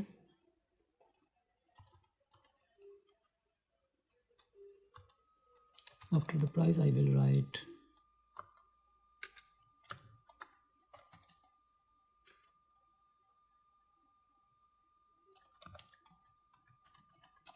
dynamically update the price according to the size. Okay. Now the styling will be for order info flex between a custom class, rounded Excel, padding bottom will be 3, text 13 pixel,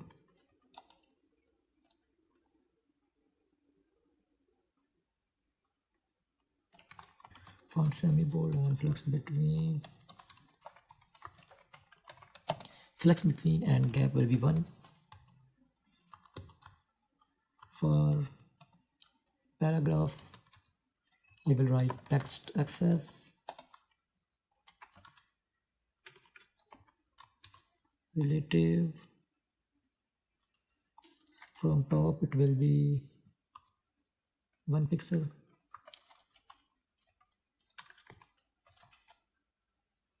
perfect. And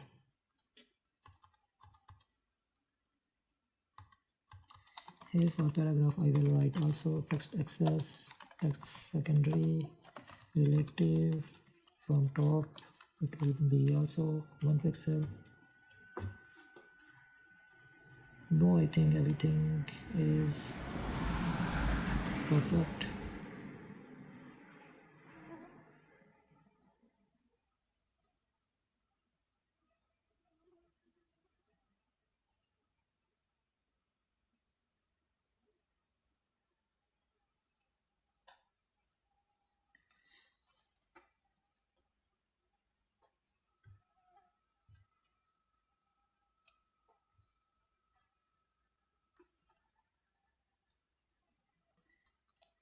Here inside the section, I will write the classes, max, pad, container,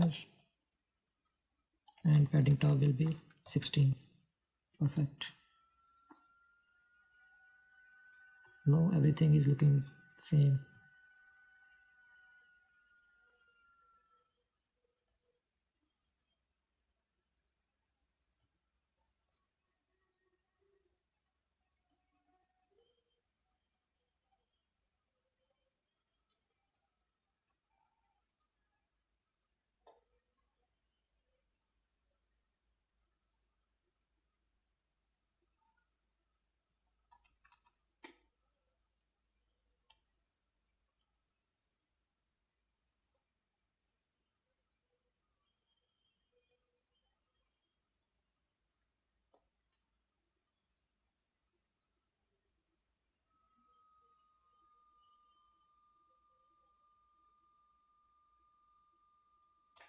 Okay, perfect. Now I will go for reviews section. I will close this, close the item, close the shop context. After the home, after the popular foods,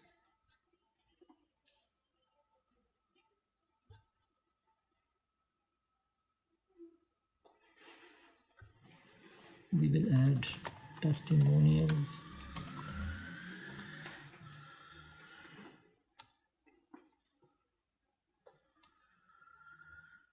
First of all, I will make this component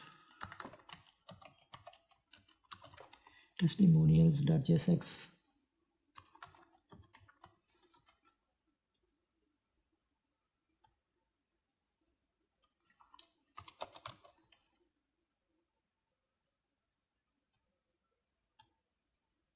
Inside the testimonials, inside this div, I will write another div and then the title component imported. Inside this title component, I will write for title 1 delicious, title 2 delicious reviews,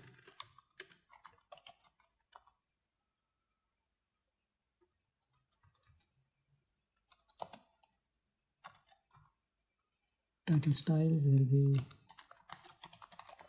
text center and padding bottom will be 16.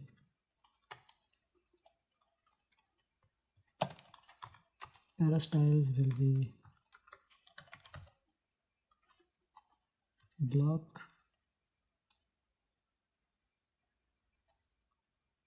We will copy this text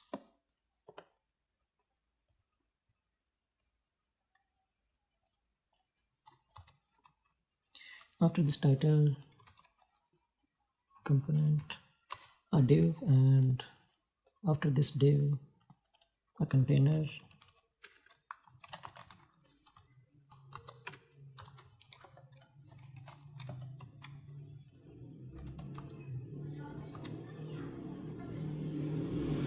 Here I will write left side.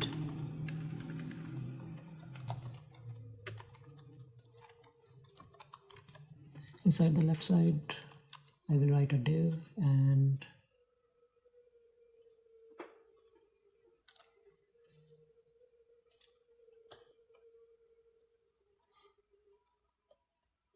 here inside the div, we will write these things.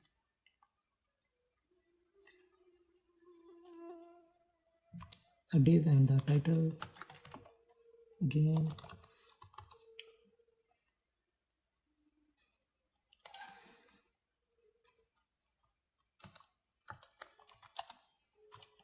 What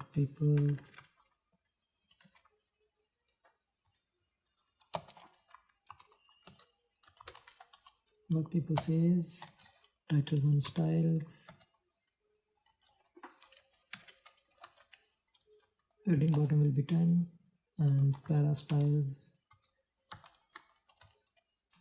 block.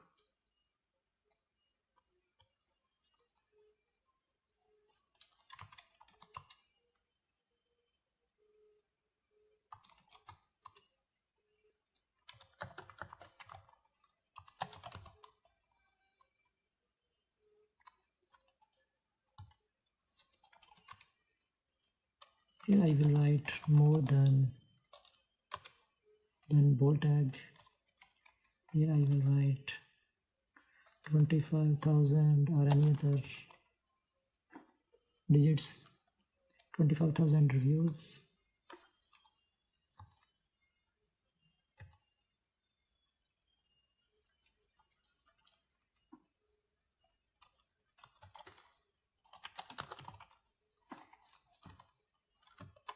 Here I will write right side.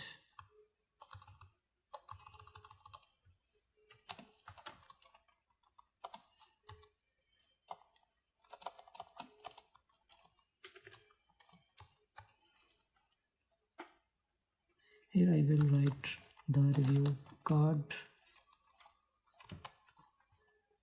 We will style this.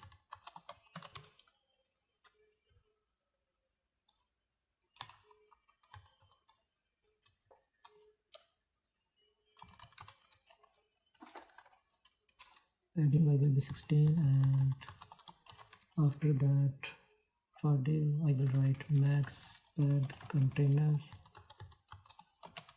For the container, grid columns 1. For LG, grid columns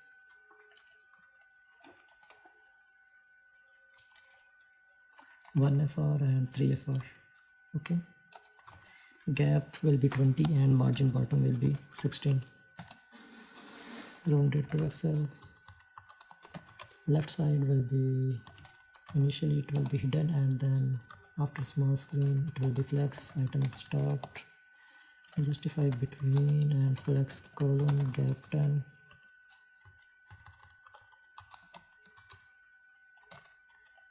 Flex colon gap 1 bg deep, adding 2, rounded, flex and text secondary gap will be 2.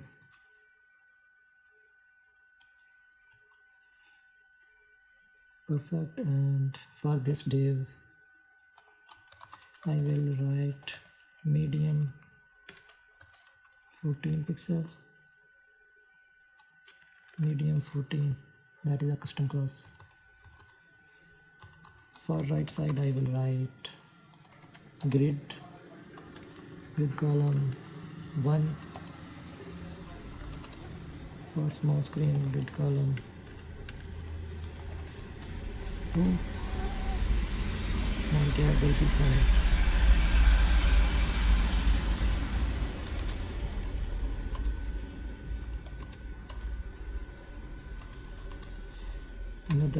for image tag,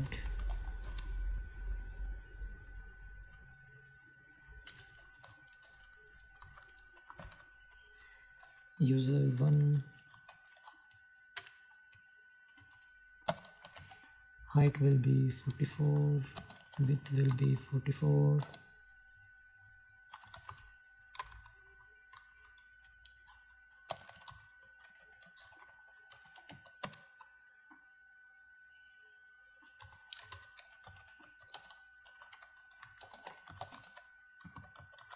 assets, and then testimonials, user1.png.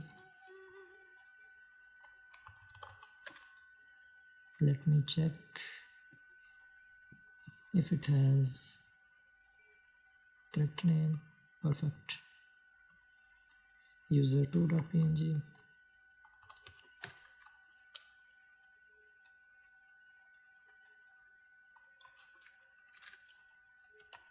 Food1 from assets, food1.png.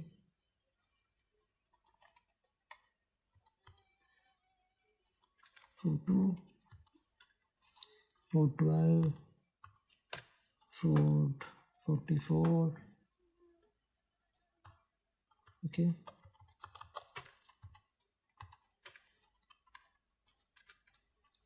Food3, food4.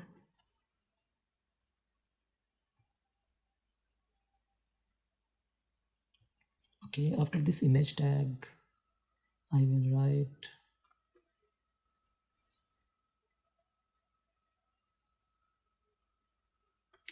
h5 tag,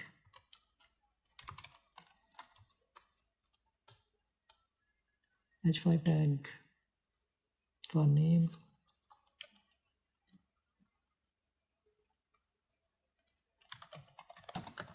name will be John Doe. Okay, the div will be closed, and we will make another div for check. Verified, the div will be closed, another div will be closed, and here I will write HR tag. Classes will be height 1 pixel, and width will be full, margin y will be 2. After HR I will write div.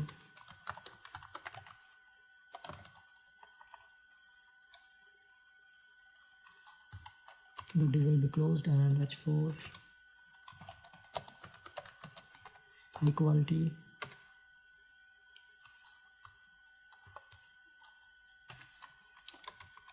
After h4 we'll write p tag.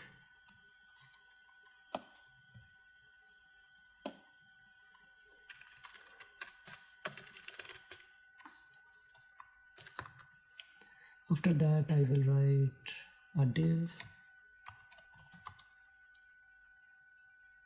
Inside the div I will write image tag. Here I will write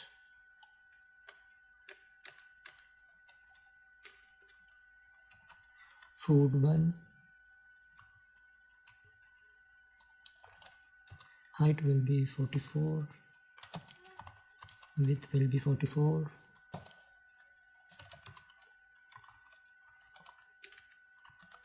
classes will be rounded aspect scale, object cover, like this.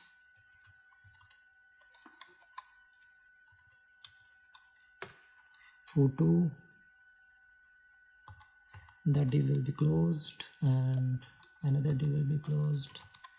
Then we'll make a div, another div for user image.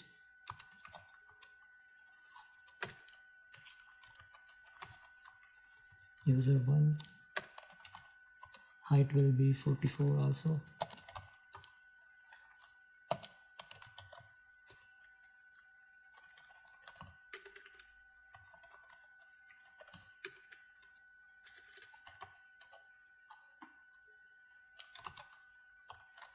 h5 will be for name.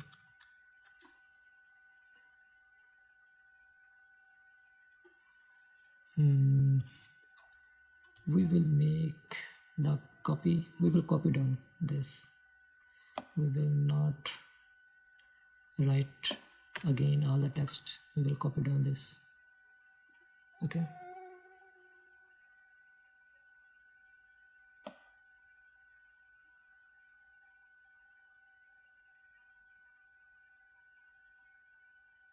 this review code,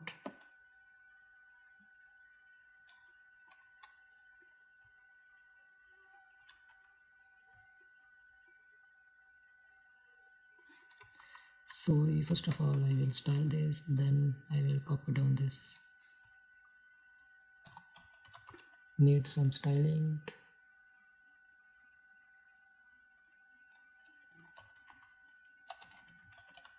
Flex column, gap 1, rounded algae, padding 4, bg deep,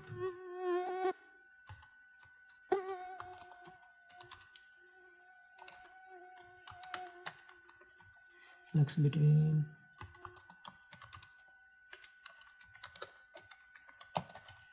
gap x2, and then image bold 14. After that, for this div we will write bg secondary and text white, rounded full, flex center, gap from x-axis will be 2 and padding 1, from padding x will be 2, text access, font semi bold,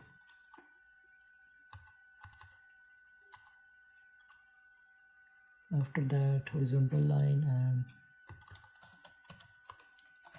then flex gap x will be 1 and text secondary, margin top will be 5, margin bottom will be 1, text access,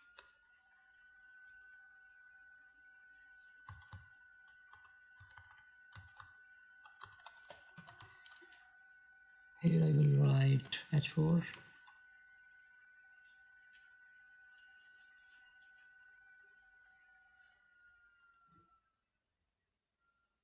and for p tag I will write nothing, and after that for div we will write flex and margin top will be 5. Perfect.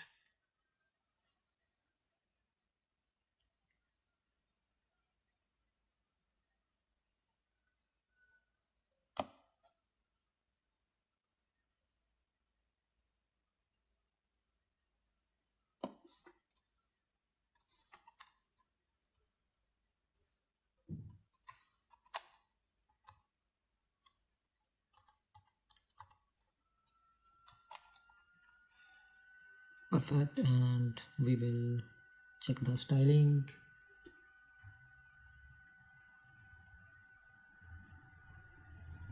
Padding by 16, max pad container, from 3 for gap will be 20. Perfect. No, I think everything is fine.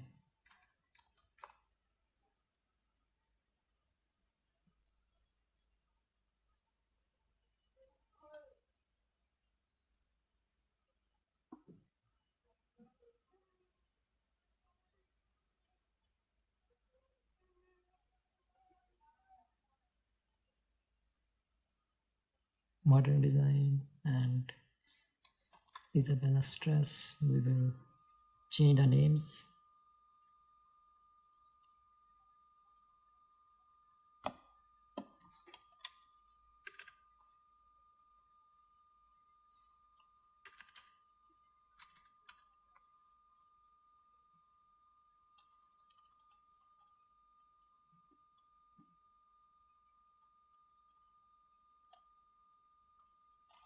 Here I will write tasty flavor. Okay,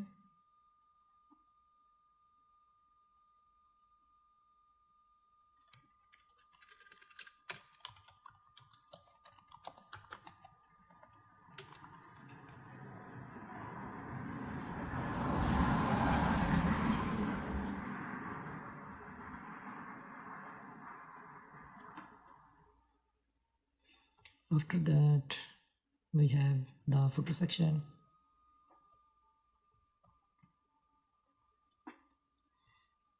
Here I will write a div, and inside this div I will give the classes. Class name will be max pad container, a padding class, custom class. Okay, here I will add footer. First of all, we will make the footer component, footer.jsx, rfce, will import the component.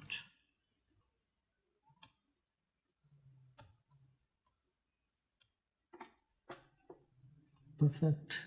And you can also make your own footer component by using ChatGPT, or you can use the footer component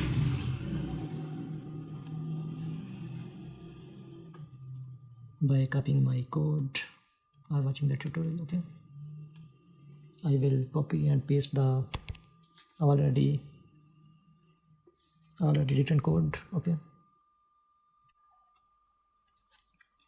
here I will paste all the code. You can stop the video and then write the code from here, or you can write your own footer component also.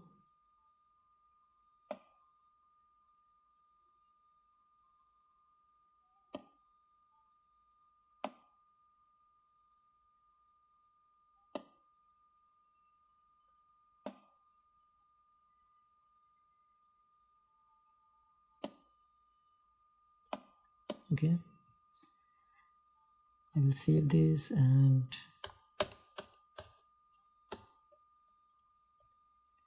we'll check it. So our home page is ready, and next we will go to the menu page. I will close the home page. We'll go to the menu page. Inside the menu page, I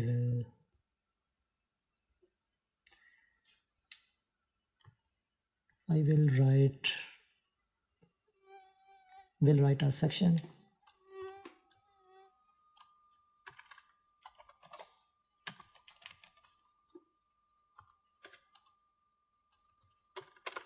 We'll write a section, and inside the section I will write the search box.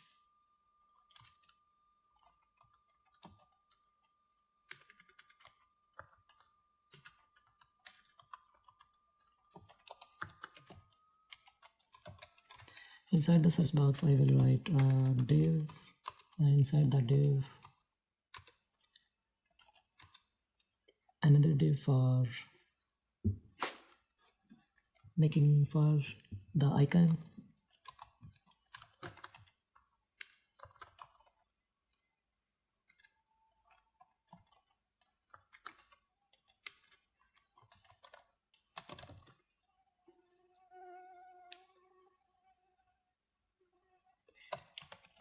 We'll import this icon at the top.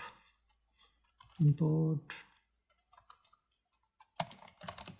from rect icons ri.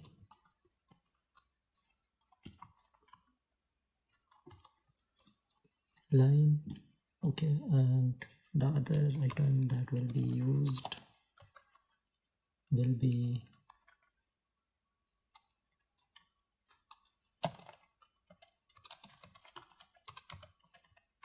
from lu settings 2.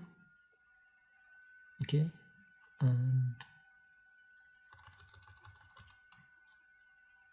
here I will write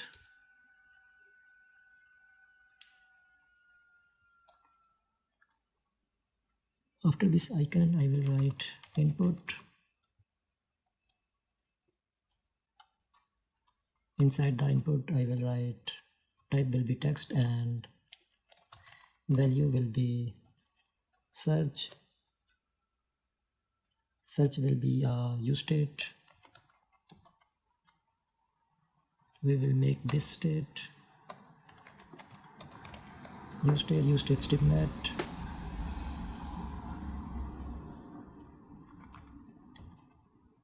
Search and set search. Initially it will be empty.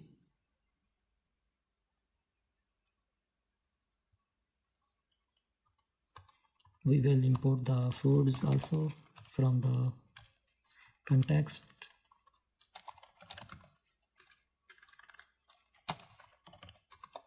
Use context, shop context.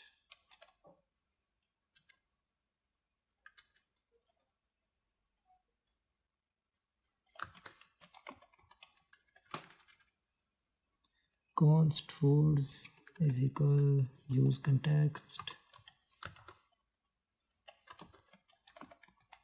Shop context. We will import the shop context.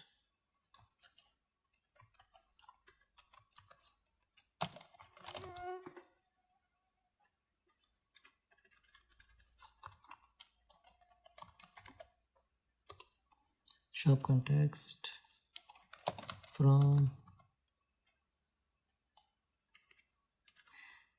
actually I need to open the context file,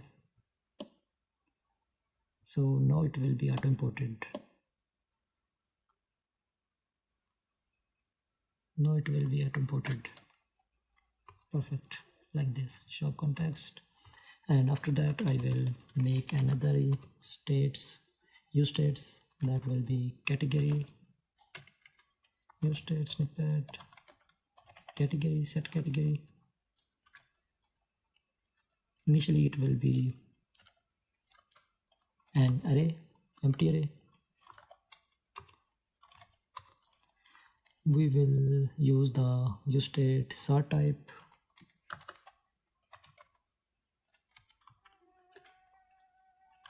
Initially we will use relevant.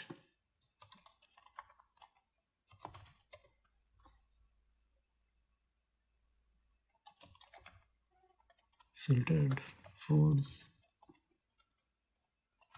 set filtered foods. Initially it will be an array. Okay, I think that's enough for now. Let me finish. We will need for state show categories. Show categories.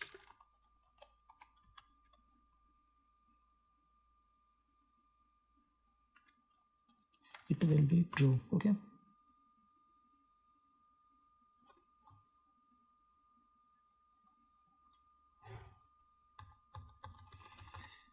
Value will be search for input, and after that I will write onChange. OnChange handler will be an event, and I will write set search. Set search will be e.target.value,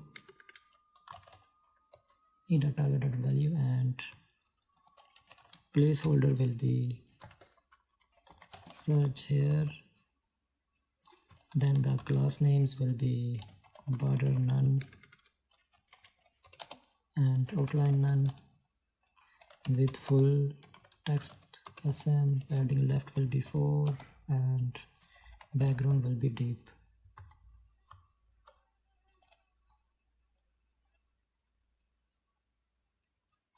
After this input I will write a div tag. Inside this div tag I will write LU settings 2, and here I will write classes flex center, cursor pointer, text LG, border left, and padding left will be 2.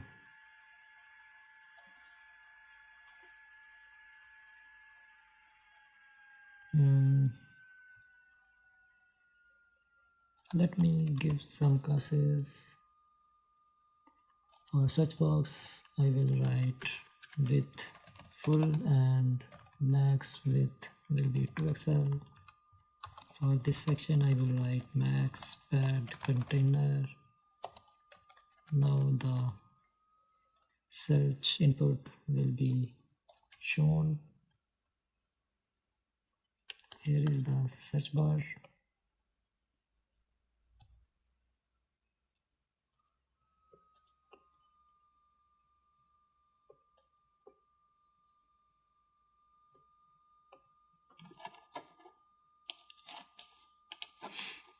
Here is the search bar, and after widthful text, widthful max width 2xl, flex center. This div will be inline flex. Items will be center, justify center. Background will be deep, overflow will be hidden, width full, rounded full, padding 4, padding x will be 5. Now for the icon I will write classes, text LG, and cursor pointer.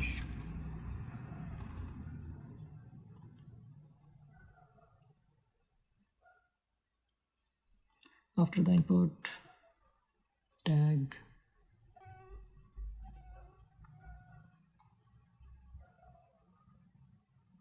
we have div for the icon, and the search box will be done. After that we will write categories filter.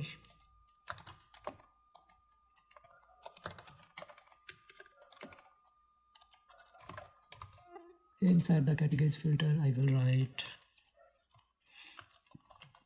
show categories.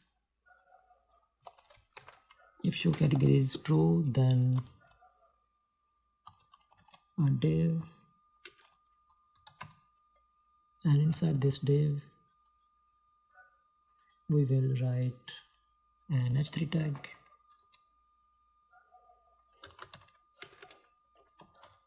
We will write select by category.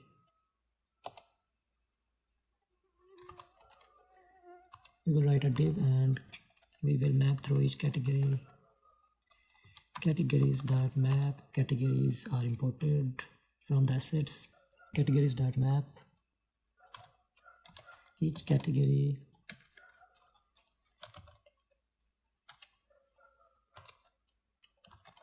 label tag, label key for category have name and image. Okay, category dot name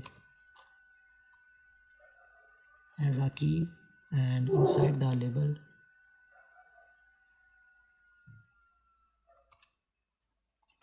I will write input.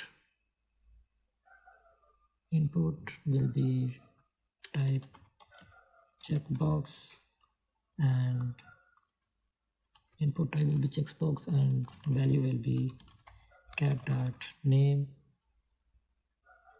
and onChange will be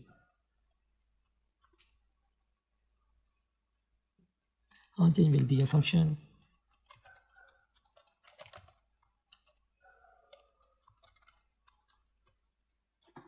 Okay, and classes will be hidden and pair. Okay, perfect. After that we will write a div, and inside this div I will write an image tag. Image will be cat.image. Art will be cat.name. If the image is not loaded, then this alt text will be shown.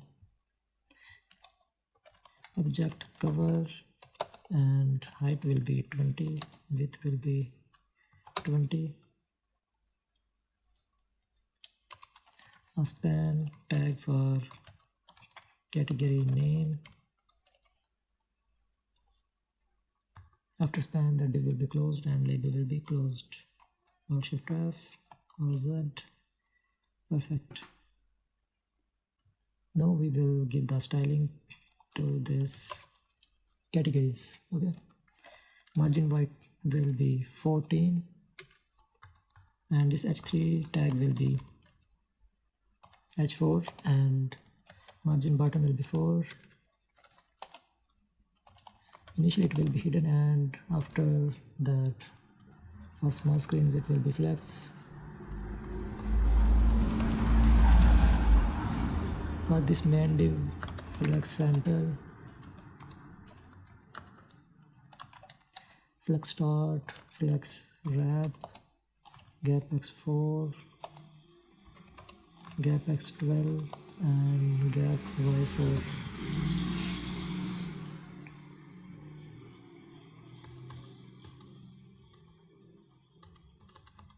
This div will be flex center and gap will be 2. If peer is checked, then text red 500, cursor pointer bg deep, rounded full, padding right will be 6. Perfect.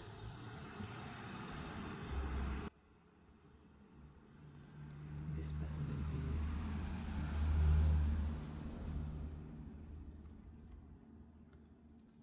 medium will be 14.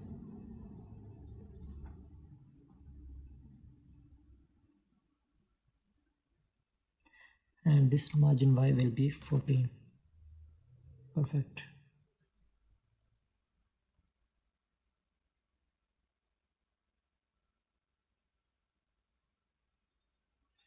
Okay, and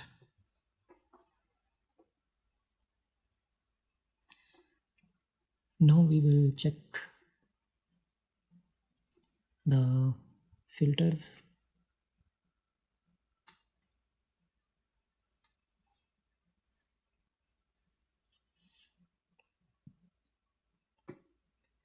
Here we will make a function for toggle filters. Const toggle filter is equal value and set state, value and set state.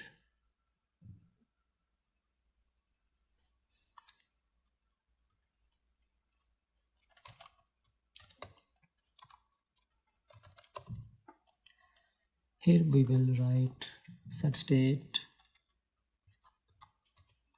Set state will be, we will take prev and we'll make a function.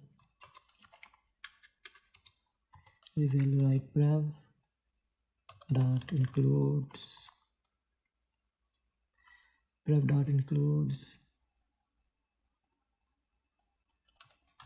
value. If prev dot includes value, then prev dot filter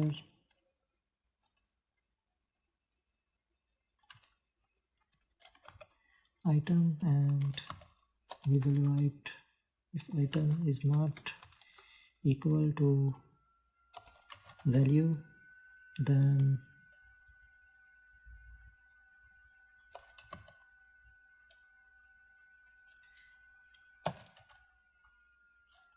here we will copy the prev value and with this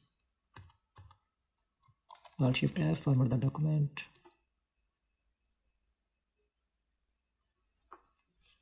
Now we will check the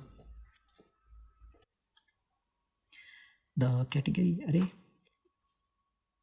Okay, now we will console log the category array. This one currently it's empty. If we console log, check the console, this array is empty. Okay, currently it's empty.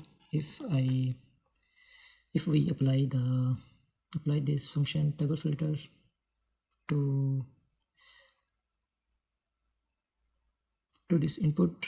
Here if I write event, and here I will write the table filter. I will call the table filter function e.target.value with set category. Okay,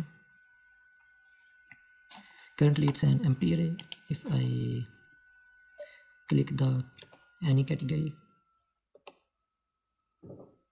if it's added or not added, curry added, pizza added, rice added. Okay, perfect. Dessert added, drinks added, fruits added. If I select the pizza also added. If I uncheck the fruits, then it's removed. Pizza removed, rice removed, dessert removed. Okay, if I click curry, then also curry has been removed, and now this is the empty array. Okay, perfect. So our table filter function is working fine. Now we can remove the console log. Okay,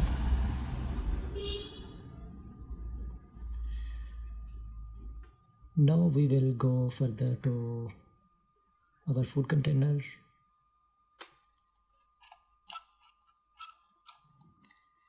After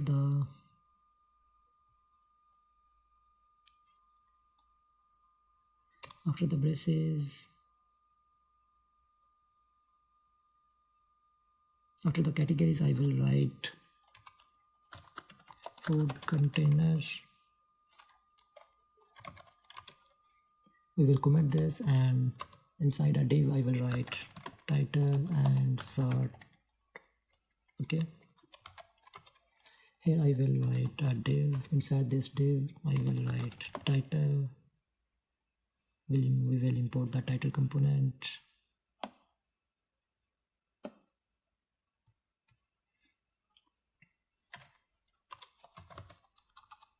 Title will be imported, and title is imported, and here I will write title 1 food.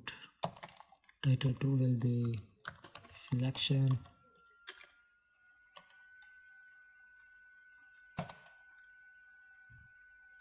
Title styles will be heading bottom will be 0.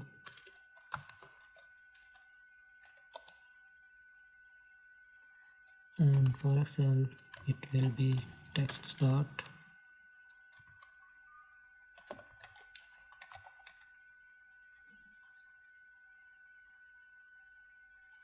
After this title tag, I will write div, a div and a span for sort by.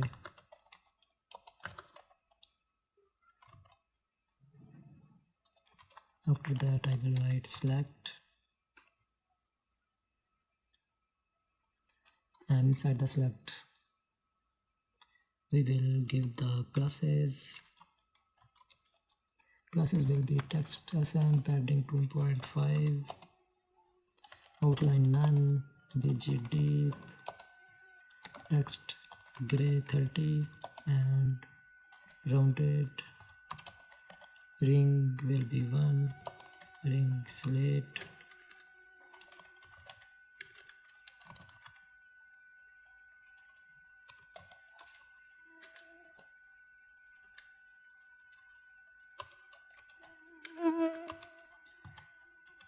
After the select tag I will write option. Value will be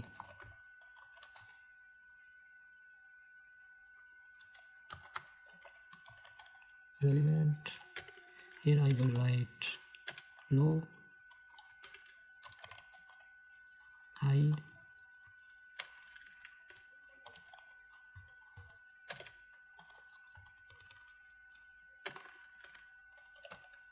low and high. Okay,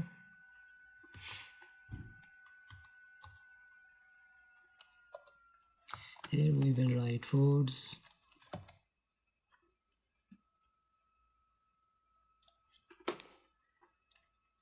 Inside the sort, inside the select we will write onChange. Inside the onChange we will write a function set sort. We will not write a function, we will write set sort type e.target.value e.target.value, and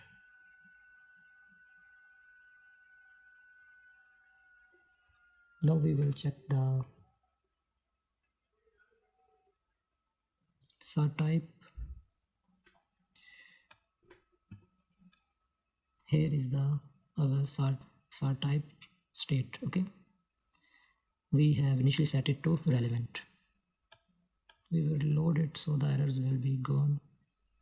Okay, perfect. Now we will give some classes to our food container.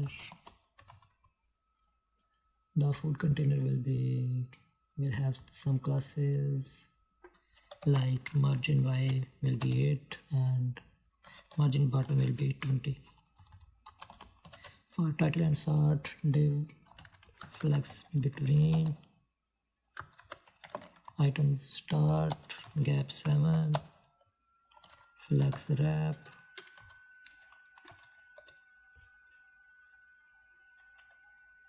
padding bottom will be 16 max sm flex center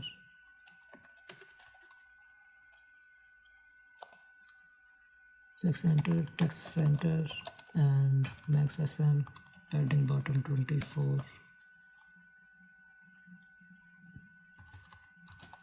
For this div I will write flex center and gap x will be 2.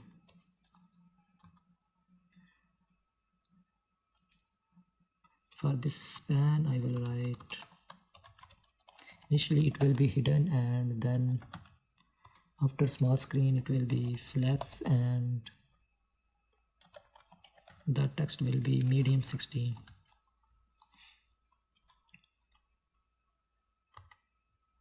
The select have classes perfectly done.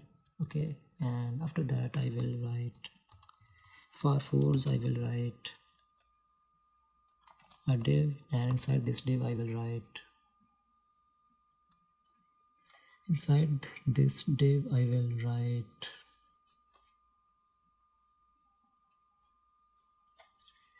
foods. First of all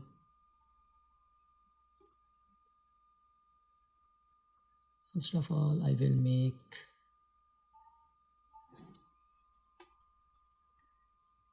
make a function for sorting, apply the sorting, and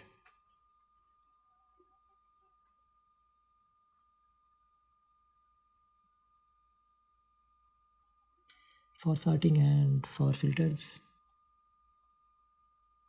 Okay,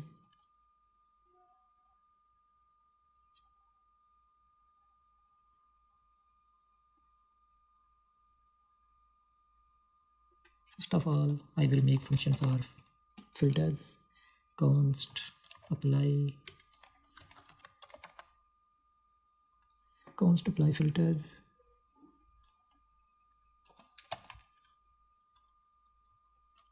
We'll make a function and let filtered is equal. We will make a copy of foods. Here I will write if search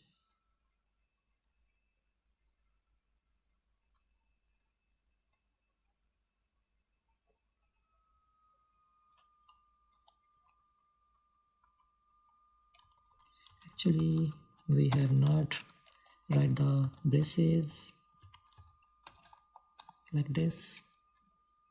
Now I will write if search then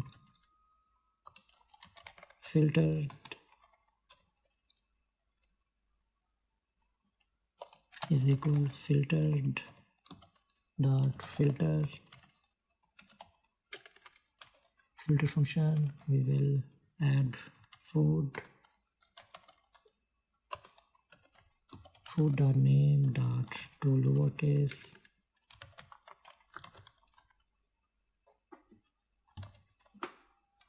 dot includes search dot to lowercase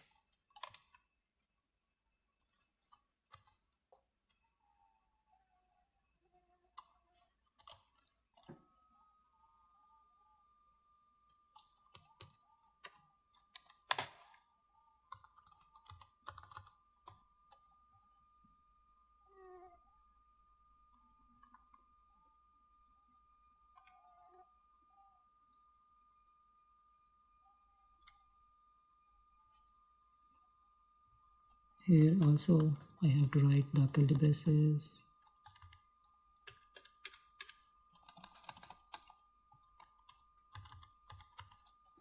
After this I will write if category array dot length, if category array dot length is then filtered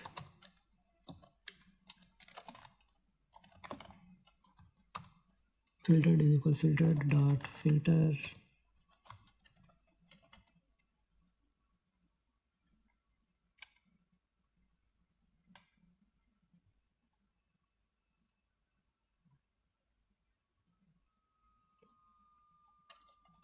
we will add the food, and after that we will write if category dot includes food dot category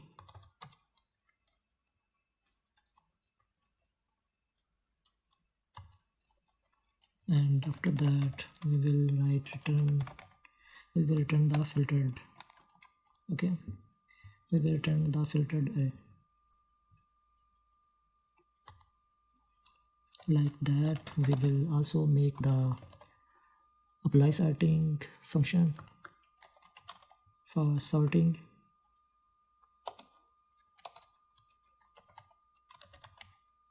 Food list, we will take the food list and here we will add switch cases, sort type,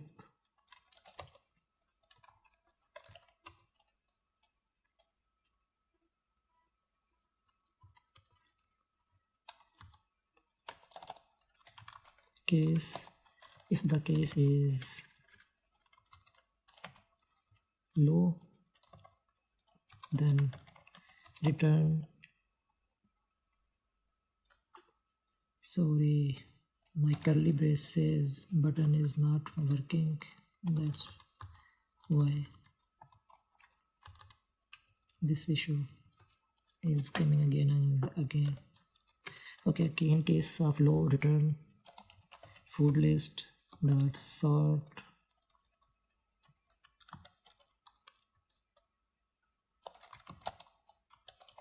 a dot price minus b dot price.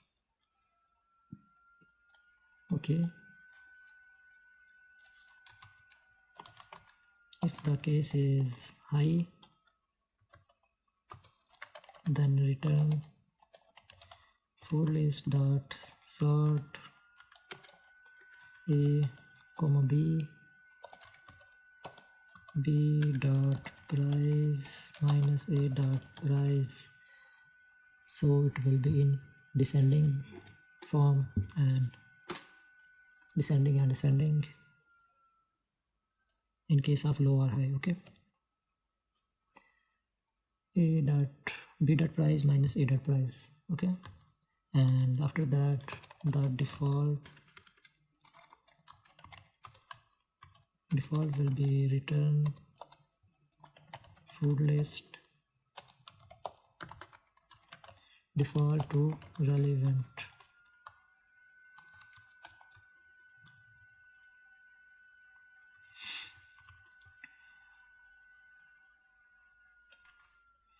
Okay, perfect. And apply sort function has been completed.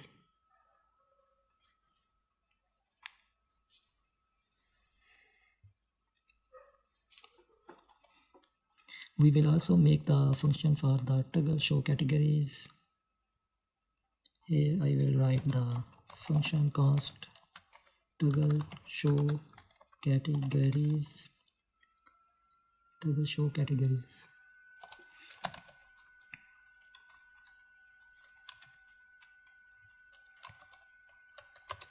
Toggle show categories, set show categories, not show categories. Okay.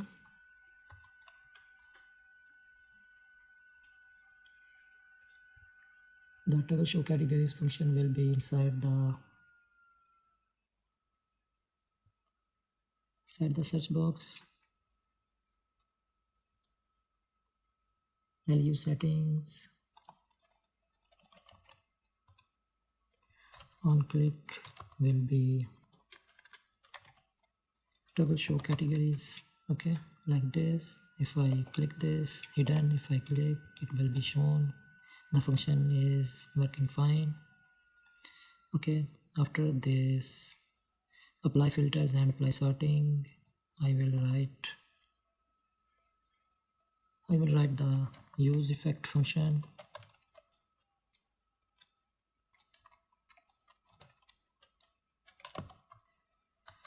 I will write a use effect function, and here I will write let filtered is equal apply sorting. Let filtered is equal apply filters function. Apply filters function, and let sorted is equal apply sorting function, and set filtered foods will be sorted.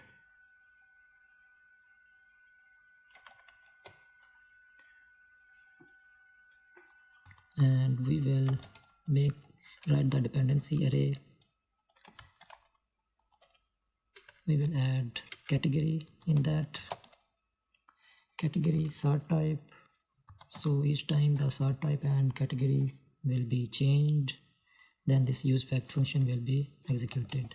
Sort type are foods or made any search. Perfect.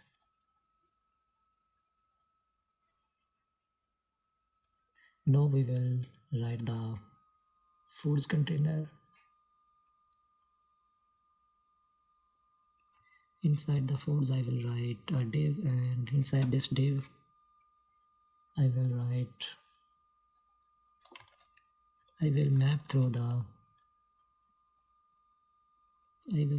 the filtered foods. Okay.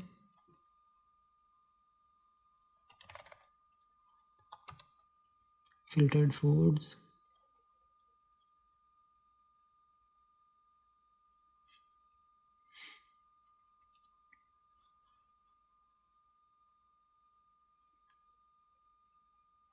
If filter foods dot length is greater than 0, then filtered foods dot map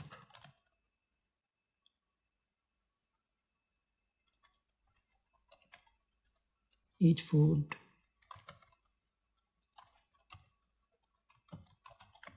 item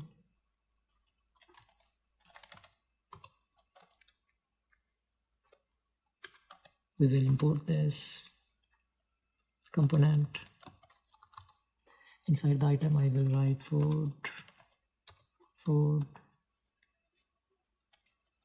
and key will be food._id,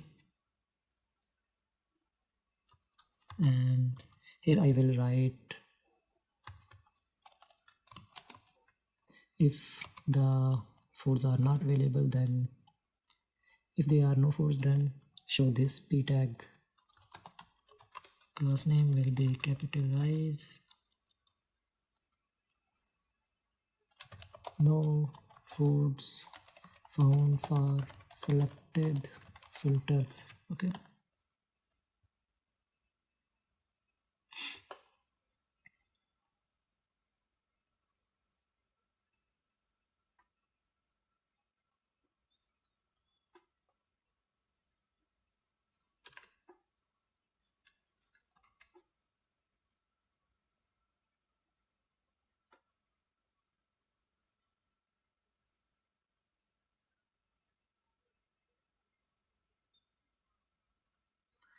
Okay, is filtered foods.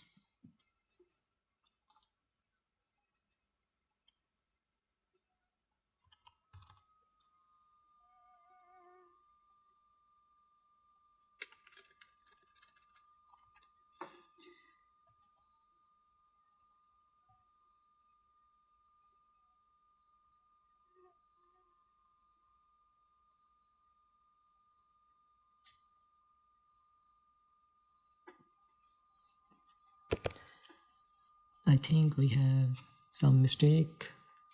We made some mistake.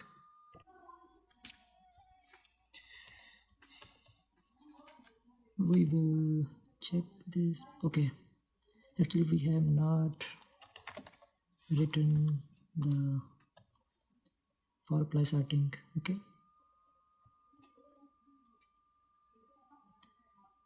inside the apply sorting function we have written the value filtered. Okay, now if I reload the page and check if it works or not. Okay, perfect. We have all the foods. If I write here pizza, then we see the pizza.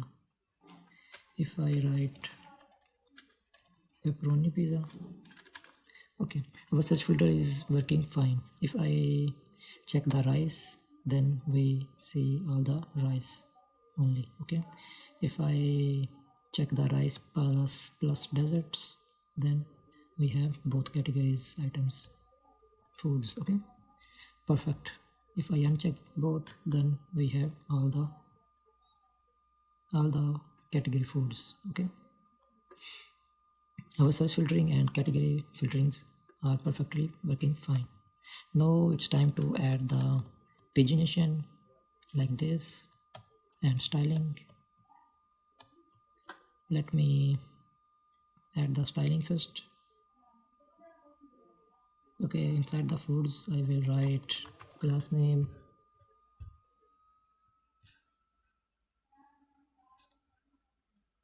class name will be grid column will be 1, for medium screen grid columns will be 2, for Excel for LG grid column will be 3, for Excel G columns will be 4.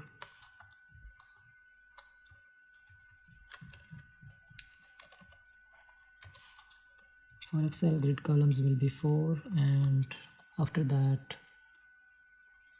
gap 20 and padding left will be 11. Perfect. Now we will add the pagination. So for the pagination I will add some functions or functionalities. We will add states for pagination first. Here I will write states for pagination. Use state snippet.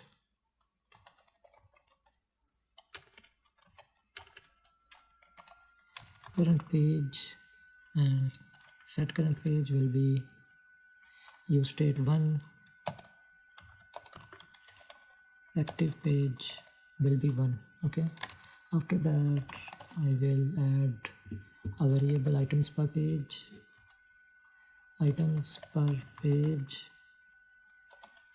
We will set it to 10.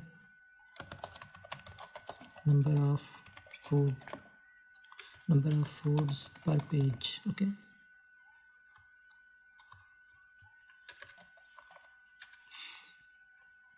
after that I will write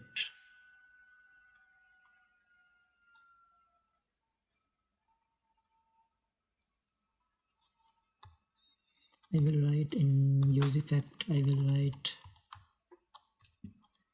set filtered foods sorted, and after that I will write set current page to 1. reset to the first page when filters change. Okay, for reset to the first page when filters change. Okay, category, sort type, food, search. Okay, after that I will write get foods for the current page, function for get foods for the current page.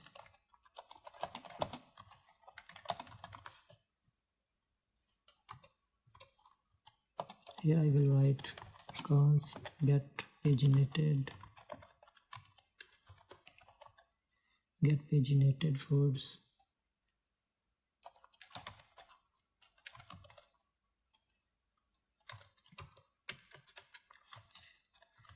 Here I will write const start index is equal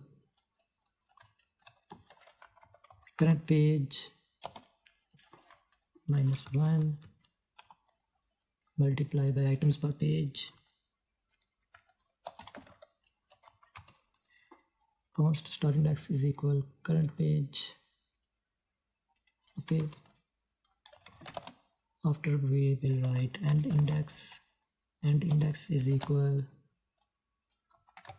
start index plus items per page.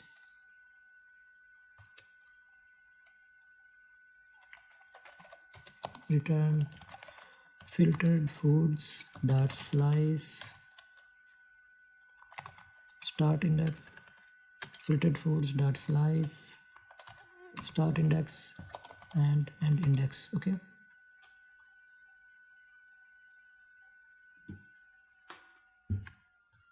after that I will write total number of pages is equal const total pages is equal math dot ceil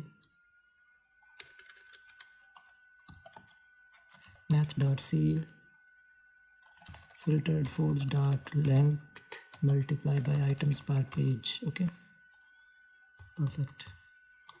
Now we will write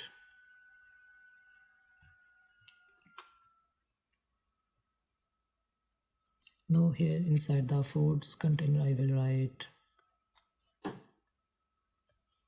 instead of filtered foods I will write get paginated foods function get paginated foods dot length if it is greater than if get paginated foods dot length is greater than 0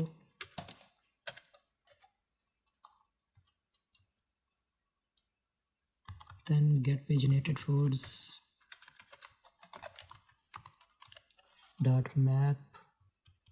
Okay,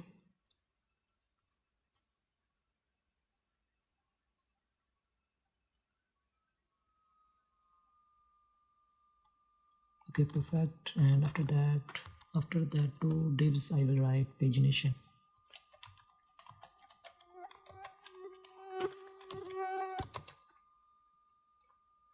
Inside the pagination I will write a div, and after that I will write previous button.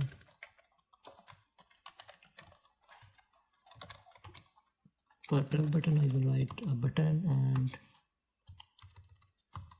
inside the button I will write previous,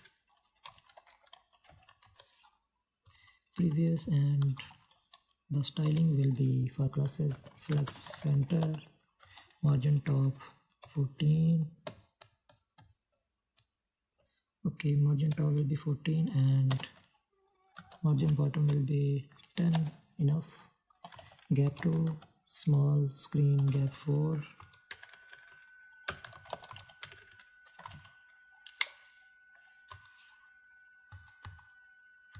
And this button will be disabled when the current page is equal to 1,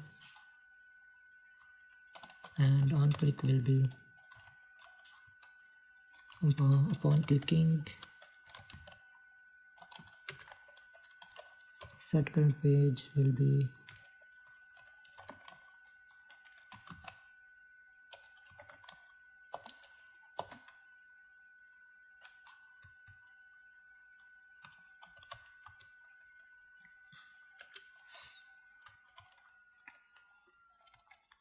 we will write in template letters button secondary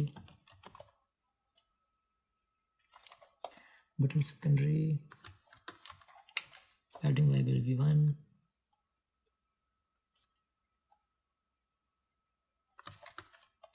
padding x will be 3, and we will write current page is equal to 1, then opacity will be 50 and cursor not allowed. Okay, after button I will write page numbers array dot from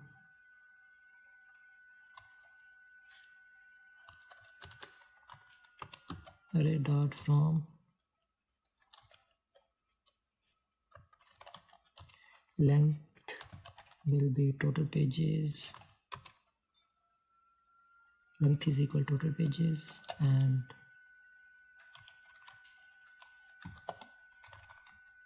index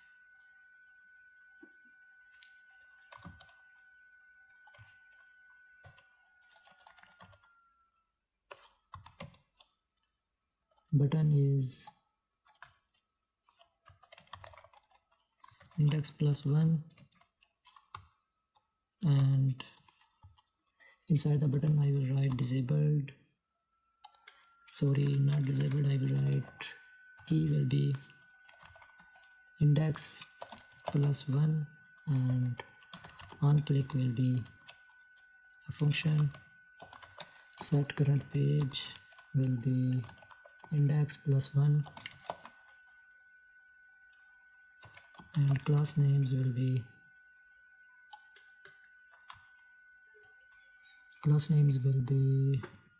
with template letters,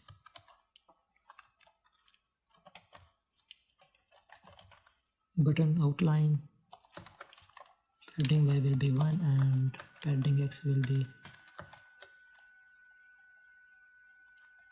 3,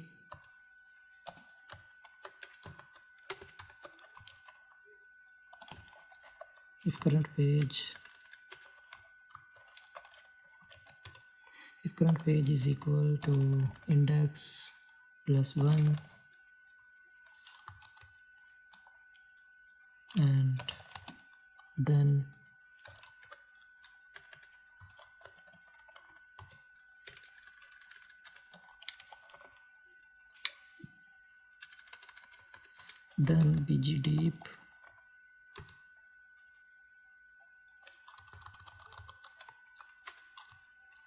bg deep okay. After that I will write the next button. For next button I will write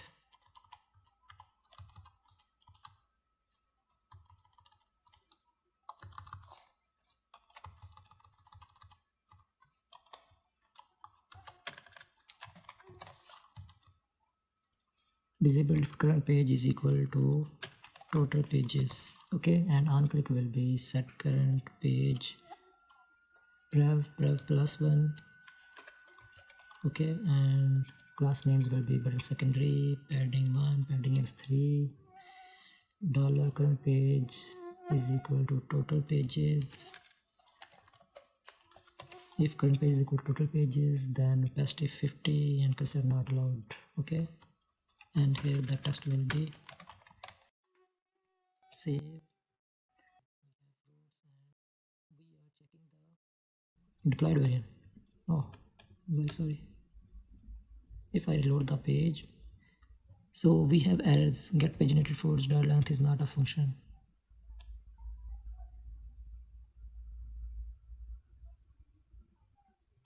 Let me check. Get paginated force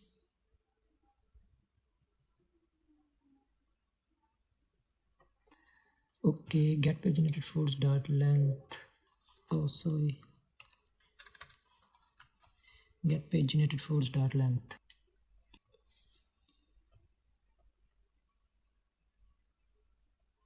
If I check the pizza, it's working fine. If I check the rice,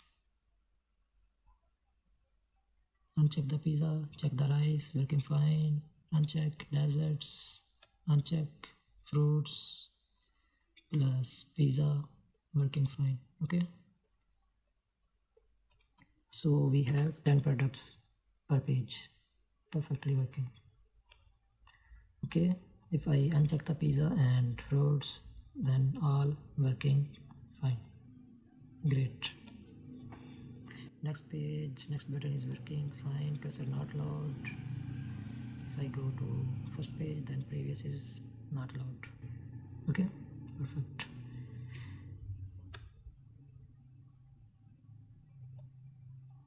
Inside the item, this functionality is not working for size changings. Let me check this.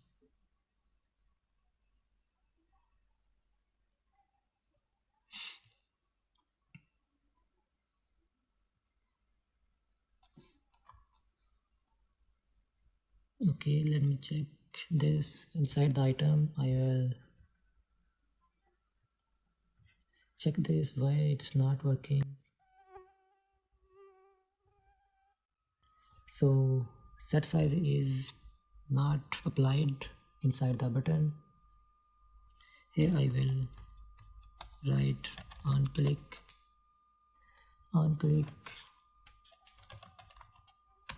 set size item. Okay, now if I select the size, it's working great. For Excel 45, 40, 35, for small it's 30. Okay, great. Now I will check if the search is working fine or not. Okay, if I search for beef, it's working great. If I search veg, good.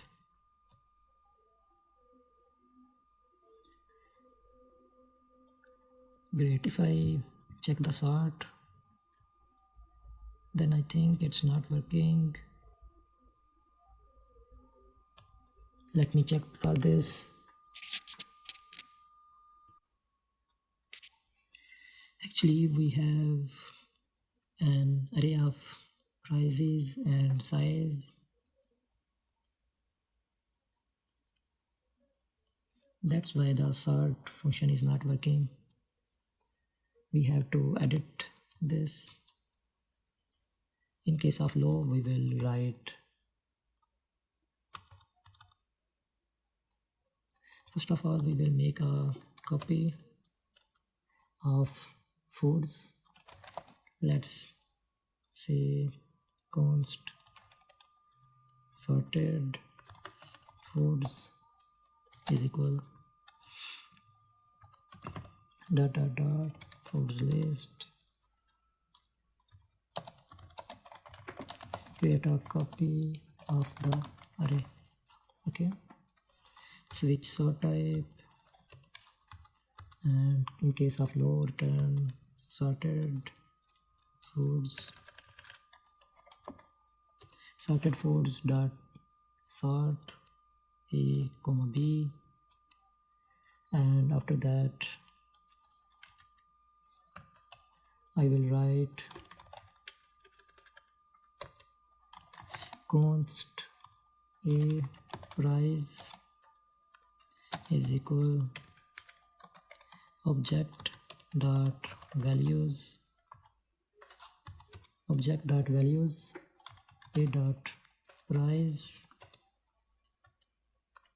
a dot price for the first.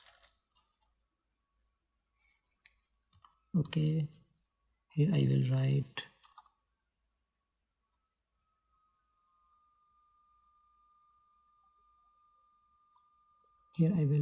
get the first price value.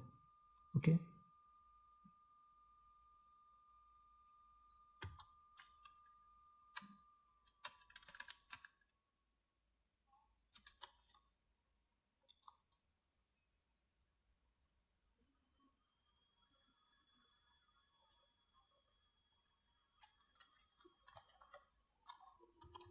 Here I will write get the first price value.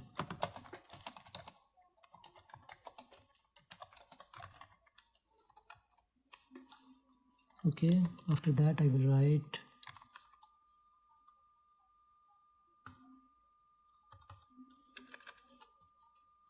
object.values a.price.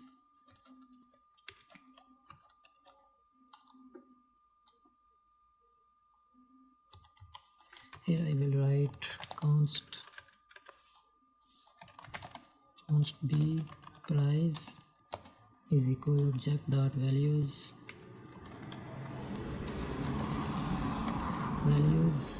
b dot price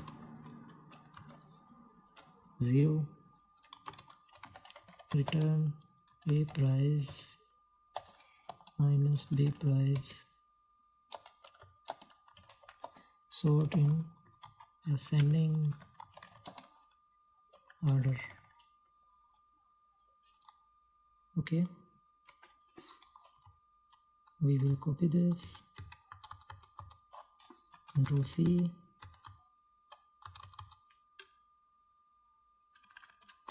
I will paste this, and here I will write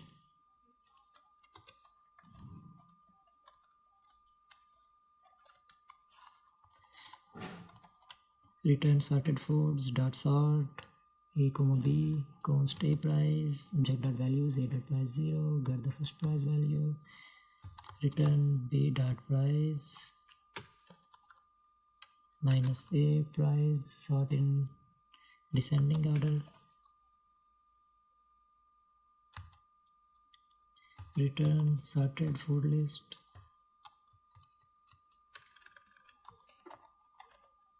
return sorted foods,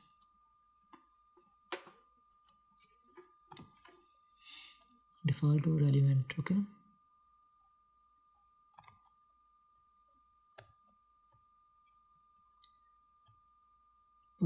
perfectly working. Okay,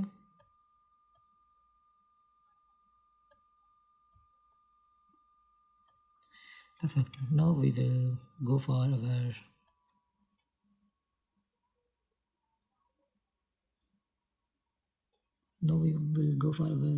add to cart button. Okay, so first of all we will go to our shop context folder and shop context file, and there we will add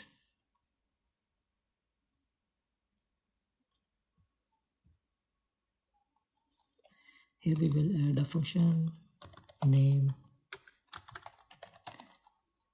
adding items to cart. Okay, const add to cart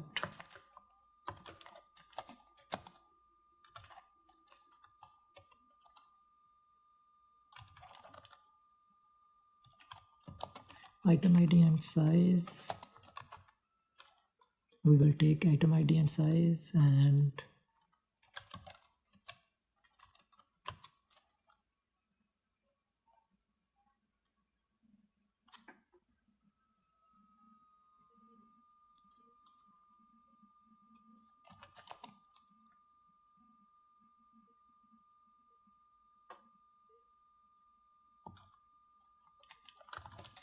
let cart data is equal structured clone. We will make a copy of the cart items. We will save the data in a state variable and in this context file, and we will use that data to build the cart page. Okay, so we will make the state variable that will be const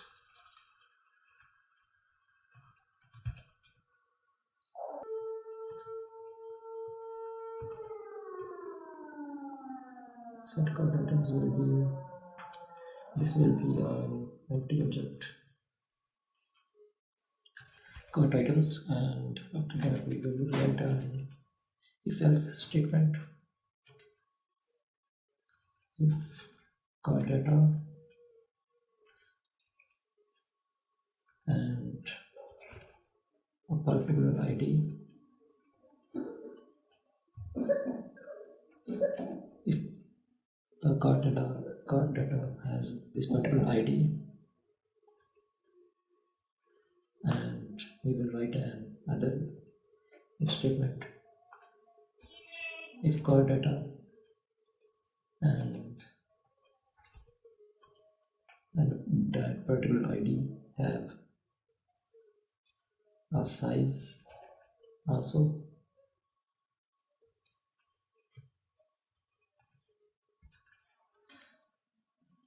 then that card data item ID and size we will plus equals to 1. We will add 1. Okay, otherwise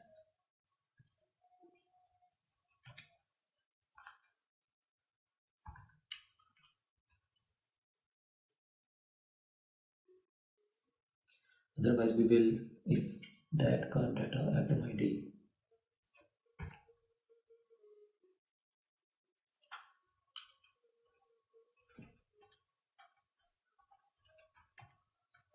if that item ID in that card data and size is not present, then we will create an entry, okay, that will be equals to 1, okay, for that particular item ID and size, okay.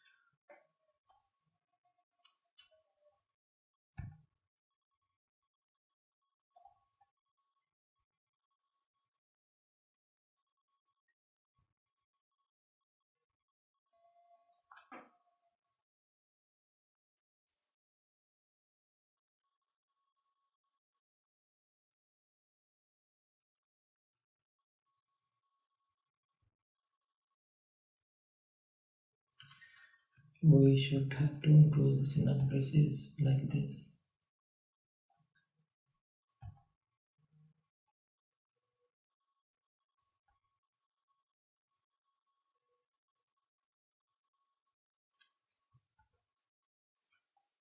If card data item ID and size is present, then card data item ID and size for that particular item ID will be plus equals to 1.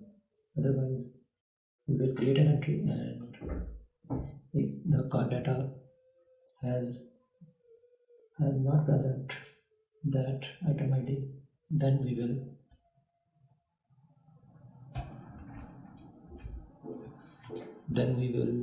create the card data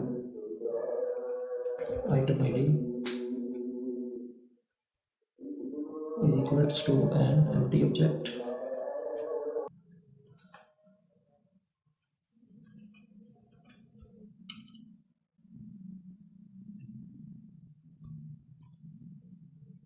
And we will get that card data item ID and size equals to 1. Okay.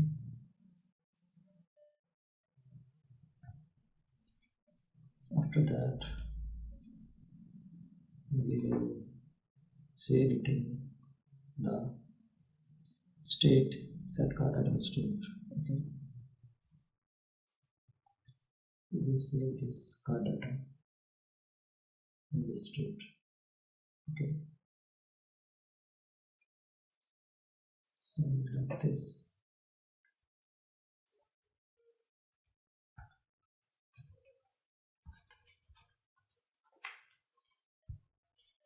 And we will also add the add to cart function in context value, so we will use in any component.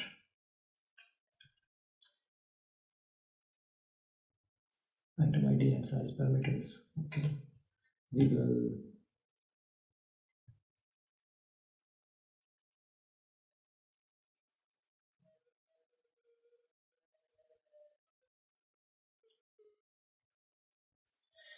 now we will import this add to cart function in from our shop context provider. Here I will write add to cart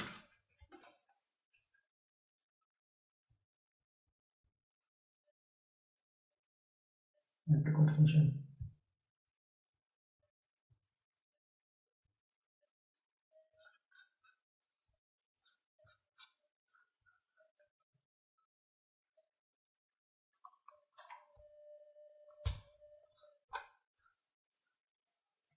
Here inside the button, in this button, I will add the add to cart function.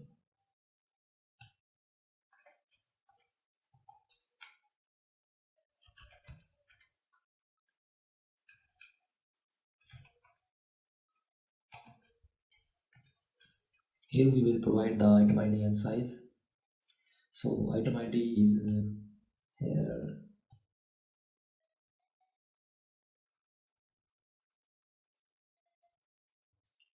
Food dot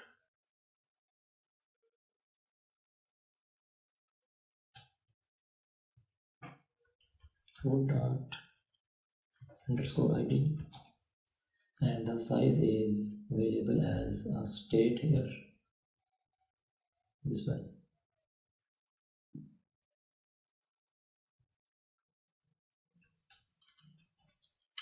So we will provide the food ID and item ID and size inside the add to cart function. Okay, and here in the shop context file we will console log the cart items in a use effect using a use effect function.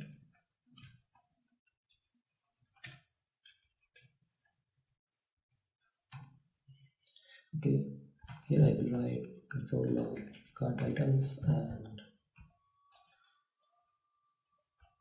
we will add the cart items as a dependency array. So whenever the cart items changes, then this use effect function will be executed. Okay, save the file, and so if we console log, here we have an empty object.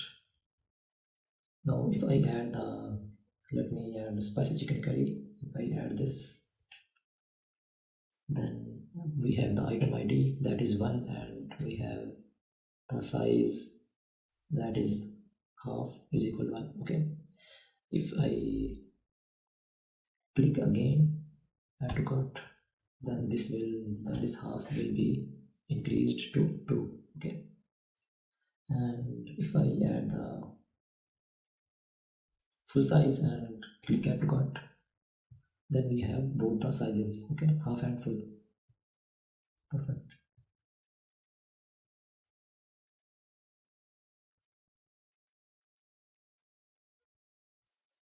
So our add to cart function is perfectly working,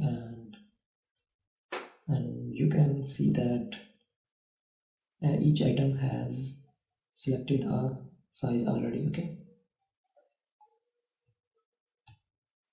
so we don't need to implement a functionality like if size is not present, then you can't add to cart, but we have provided size selection to each item. Each item has already selected the first size. Okay, but you can change the size from here. Okay, so next, if you can see that if I add any item to cart but the cart count is not changing, Okay, so let me add the functionality for that. Okay, so we will add that const card count. Let me add a comment first. Getting total card count for displaying the card count on header. Okay,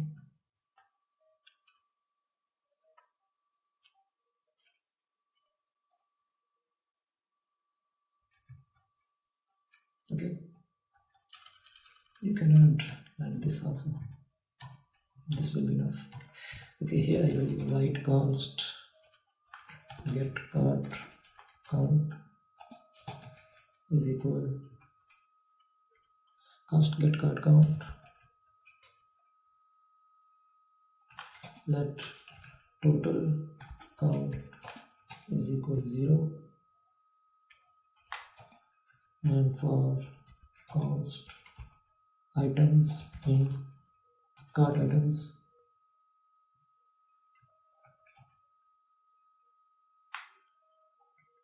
we will add 2 for loops for const item in cart items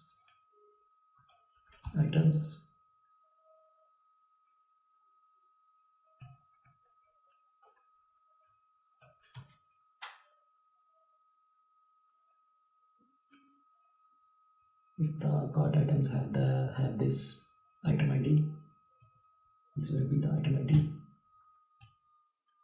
Then we will add a try catch function, try catch statement. Okay, here we will write try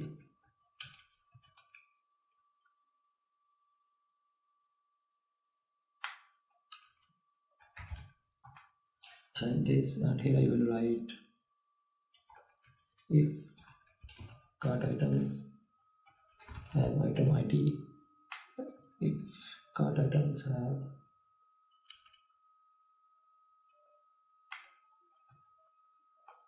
the item ID and size is greater than 0, if the value of that particular cart item and size have the value greater than 0, then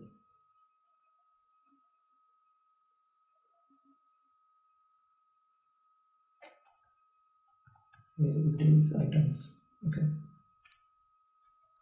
greater than 0, then the total count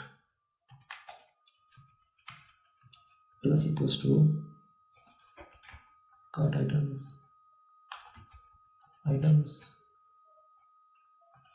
and item. Okay,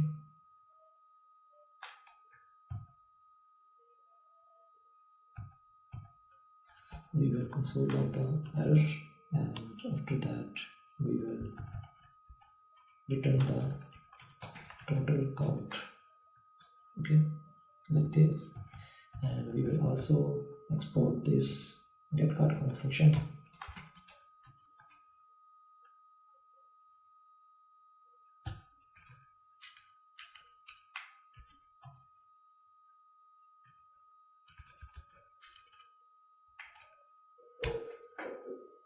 Now we will import that get card count function from the card context file.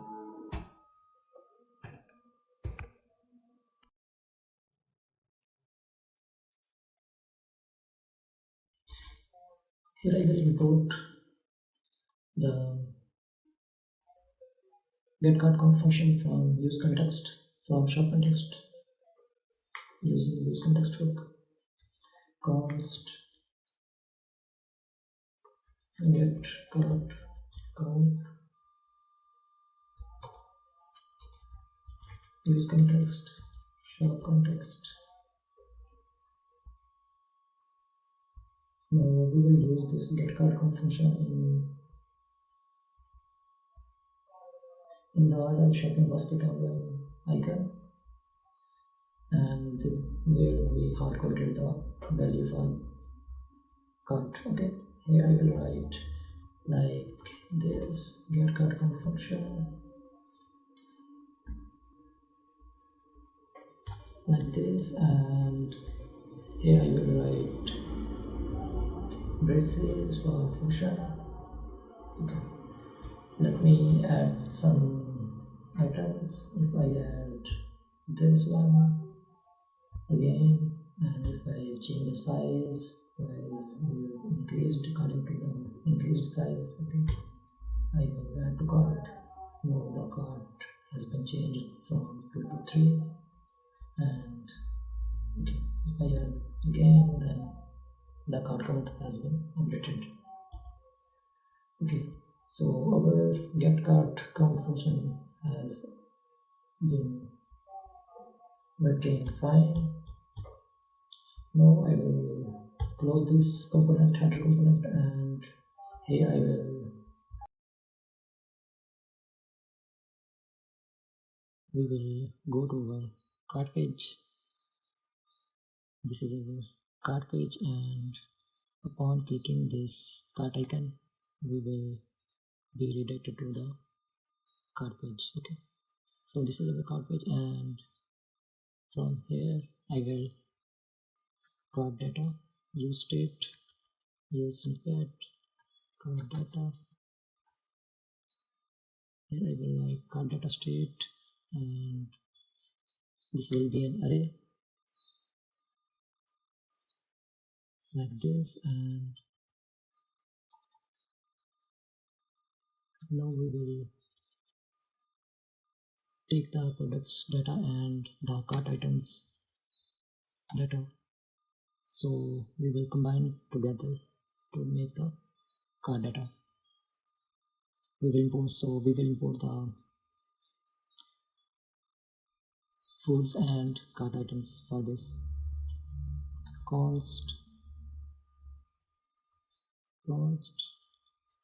foods and cart items for cart data. Okay, use context, shop context.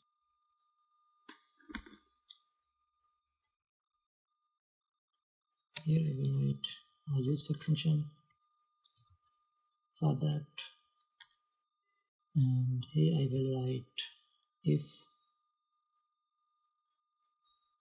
foods dot length is greater than 0, then so braces buttons. If foods dot length is greater than 0, then here I will write const temp data is equal an empty array, and here I will write a for loop for const items in cart items state.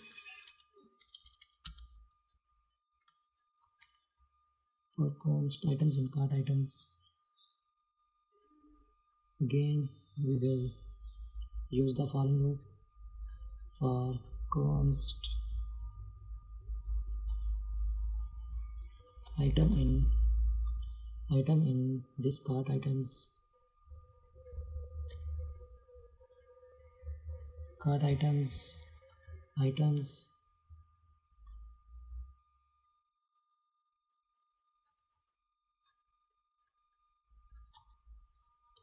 const item in cart items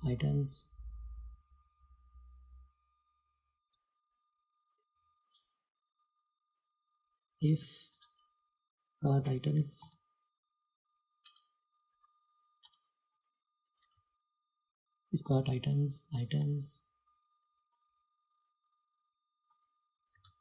item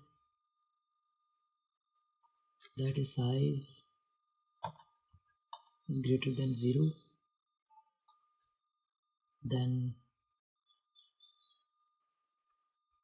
this temp data, this one that we have created, temp data dot push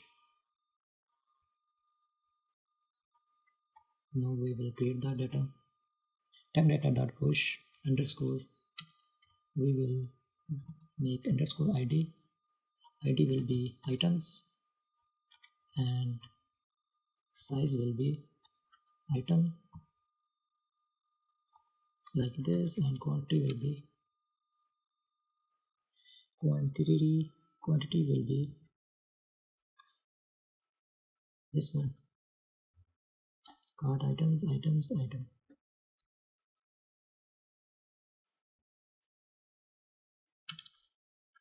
Okay,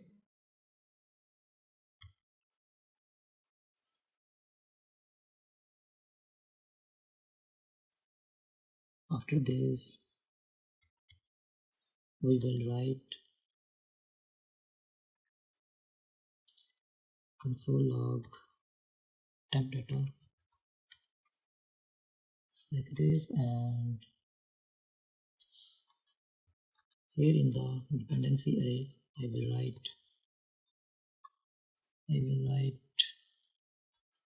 cart items. Whenever the cart items updated or foods or cart data, then this useFact function will be executed. Okay, now we will console log this.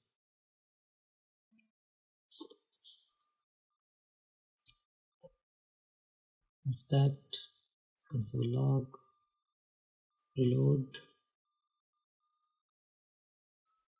So first of all, this is an empty array for temp data. This is coming from cart page, cart.jsx file. We will go to the main page. We will go to the menu, close.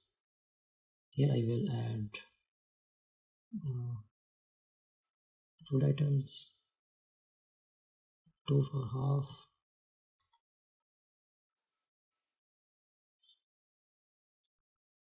If I go to the cart page and check the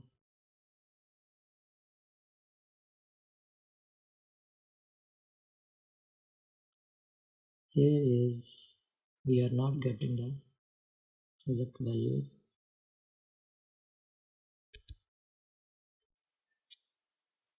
Let me check in show context. Here we have not exported the cart items value. Cart items state is here we will write cart items like this, and here we will get the cart items from the context. Okay, we will save this, and here if I go back and if I go down, we add this, go to cart items, go to cart page, and if I check here, then for ID4 we have size, half, quantity. For ID9 size, large, and quantity. The quantity has not been updated. Present. Okay, now it's showing quantity is 2 for ID4 and size half, and the second item is ID9 and size large, quantity is 1. Perfect. Now we will create our cart page using this cart data. So we will remove this console log and we will set the temp data to set cart data. Okay, set cart data temp data like this, and here I will create a section instead of a div, and inside this section I will write a div, then I will write title. Here inside the title I will import the title file, title component, and inside the title I will write title 1. Title 1 will be COD and title 2 will be, sorry, I will close this.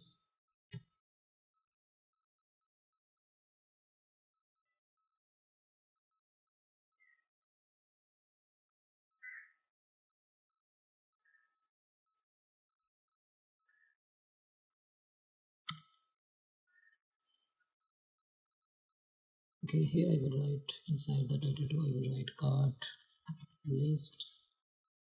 Let me check the console.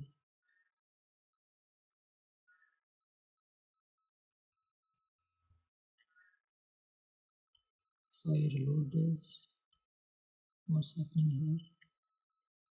I think the issue has been resolved. Okay, COD list, and after this I will add title styles. Inside the title styles I will write h3 tag. After that I will write a container. Inside this div I will map through the card data.map.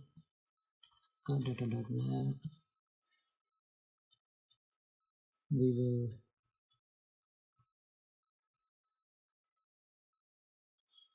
card data.map and item index. Here I will write if const product data is equal foods dot find. We will get the product data for each card data item. Okay,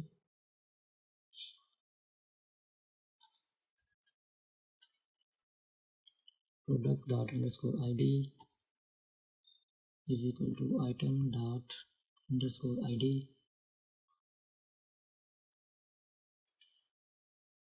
Then return a div. The key will be index like this, and here I will write a div, another div for image, and src will be product data dot image from here, and let me add some cart items.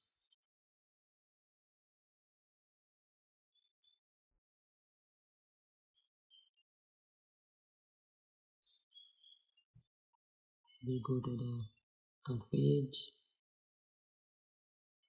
We are getting the data. Okay, here we are getting the information of all the products that are included in cart data.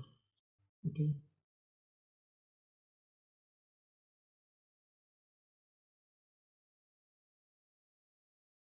so after this image I will write the div, another div. We will write the h5 product data dot name,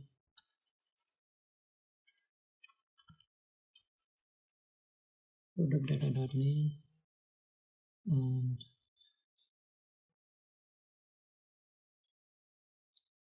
after that I will write icon.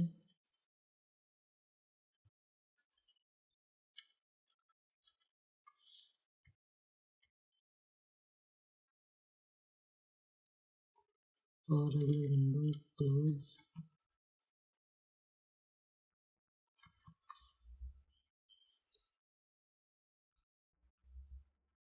It's coming from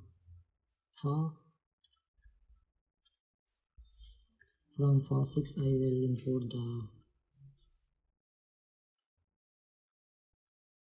for plus and for minus icon, and we will get the styling like this minus and this plus icon, and here is our cross icon. So our card page will look like this. So for getting this styling, here inside the for every window close, I will write size for this icon. Here I will write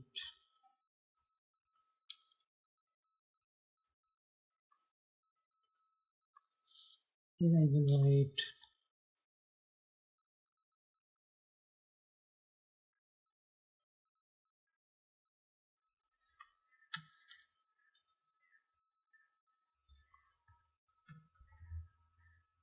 for every window close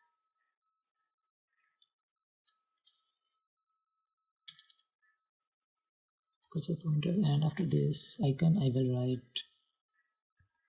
after this div I will write a p tag for item.size, and after this p tag I will write a div. We will add a div and again a div. Inside this div I will write a button for plus and minus icons. Here inside this button I will write for minus,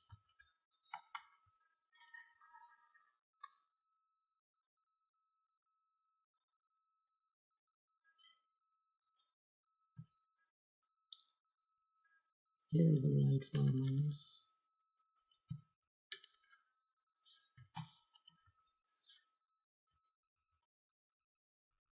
in this for this button I will write classes, class name will be text access, and for this button I will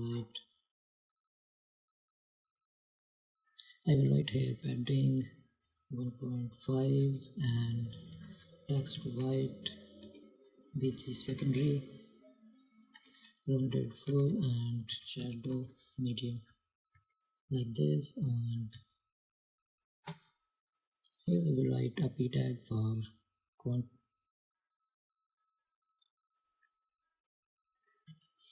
Here I will hard coded the value for now, and after this I will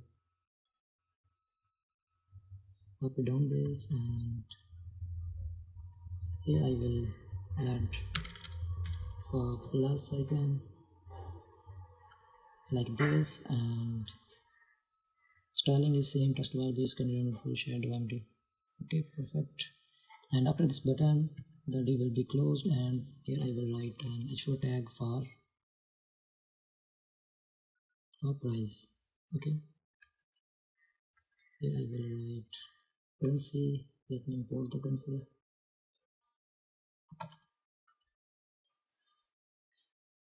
From shop context currency, and after the currency I will write product data dot price. Price is an array of price is an array, and here I will write item dot size like this. Let me style this. Before styling this, let me import some data.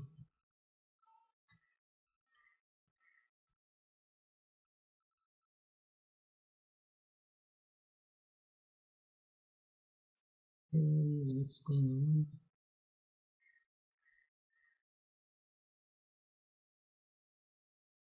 For algorithm close is not defined. Okay.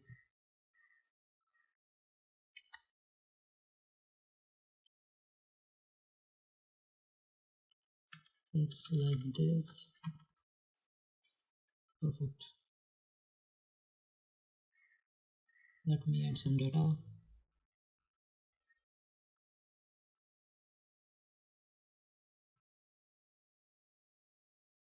Let's style this. Inside this section I will write max pad container and margin top will be 24. For this div I will write padding top 6, and here I will write for this container nothing is the for container, and here I will write inside this div. After this key I will write classes will be padding 2 and rounded XL.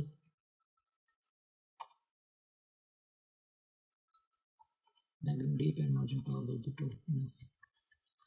And after this I will write classes for this div, flex item center, and apex will be 3.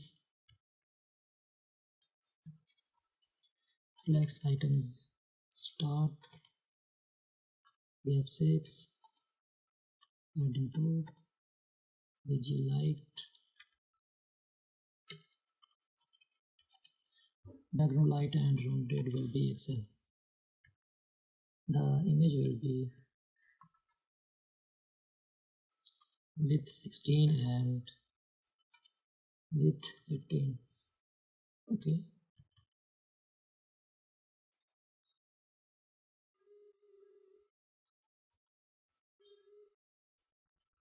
Where is the div for the image tag? Okay. I will move it from below to here. Okay. Alt Shift F, format the document, and after this div I will write classes for this div. It will be flex column with full. Here I will write flex between, and here I will write h5 custom class, and margin y will be override, length will be 1, and for the size I will write classes bold 14 and margin y will be 0.5.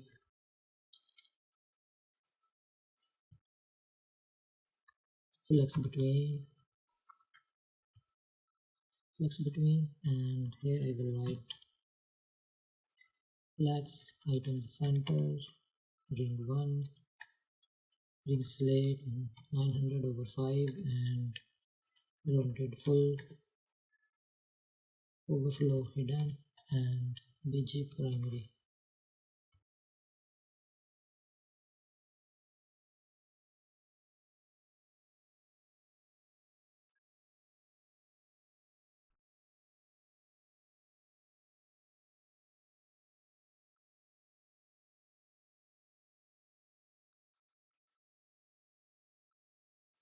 I think this div is extra.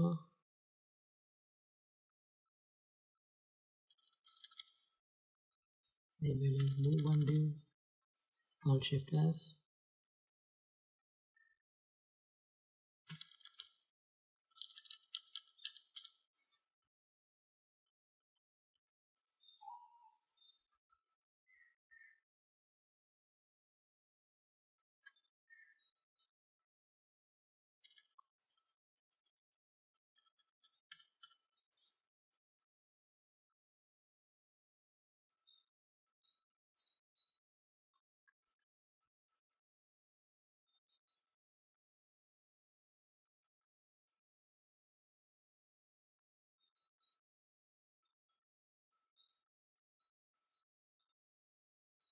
Let me check.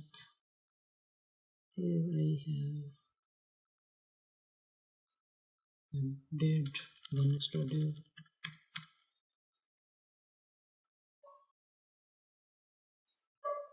Perfect. Okay, and here if I check this, okay, after this button the div is closed, and h4 tag, perfect. For this p tag I will write adding x will be 2, perfect. And here I will write for h4 tag I will write h4, great, perfect looking. And now I will add the functionalities for this plus and minus icon. So here we will add, after this cart items and foods, we will write const increment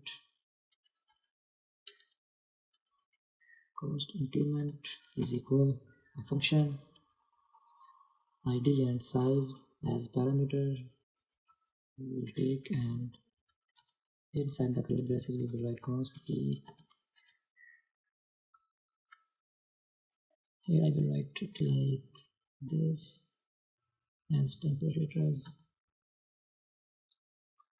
id dash dollar size. After that I will write const new value is equal quantities, it will be a use state,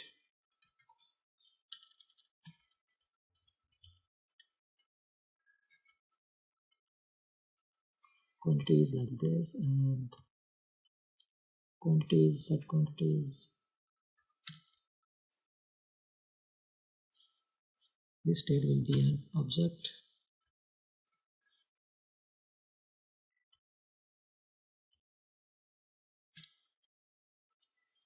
Here I will write it like this, quantities rev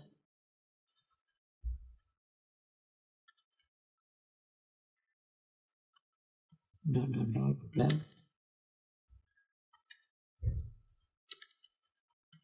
key, and key will be new value, update quantity.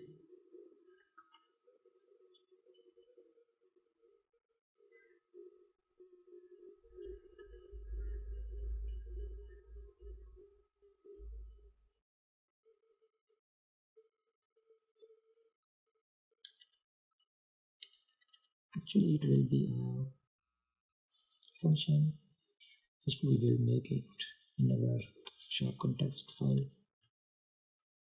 Inside the shop context file I will write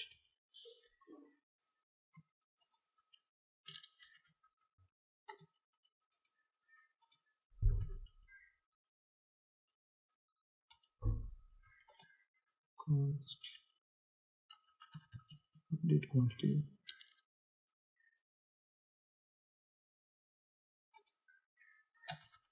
is equal to this function, and item id size quantity.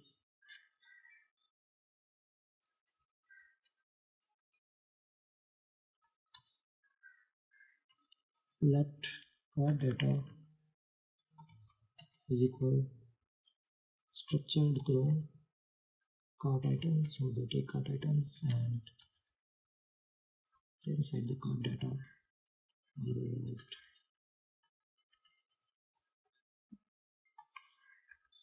item id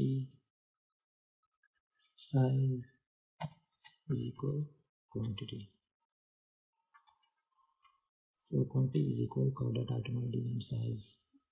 Set cart items will be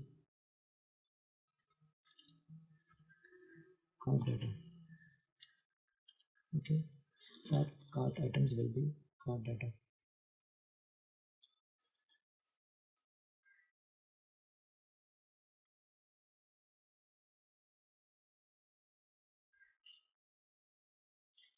We will explore this update quantity function.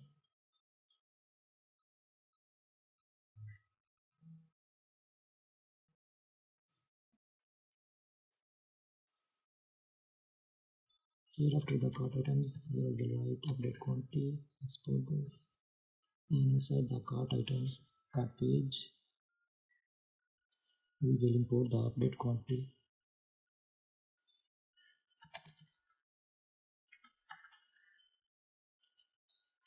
Update quantity.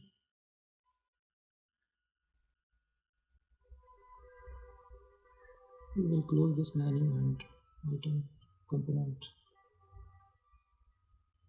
So here I will write, we will complete the increment function. Update quantity will be update quantity id size new value like this, and I will copy and paste it here. I will write decrement. We will take id and size, const key is equal $id size. Here I will write if quantities key is greater than 1,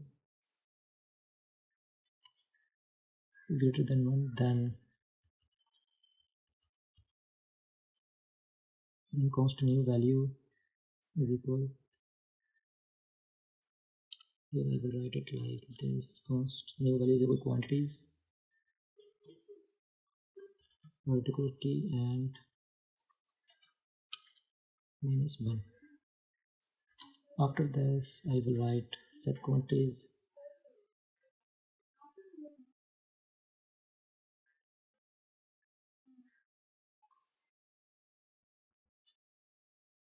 so here I have to write it like this, new value is, we have not written logic for new value, and this is set quantity, set quantities. Okay,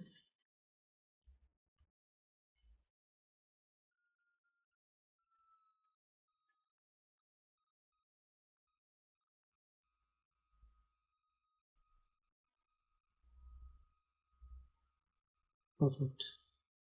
Now everything is perfect, and here I will copy down this statement,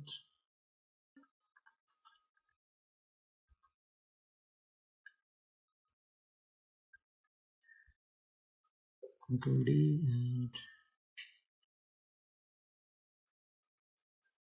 I will write it like this, const new value is equal quantities key -1, and here is const new value is equal quantities key +1, and const set quantities is equal quantities prev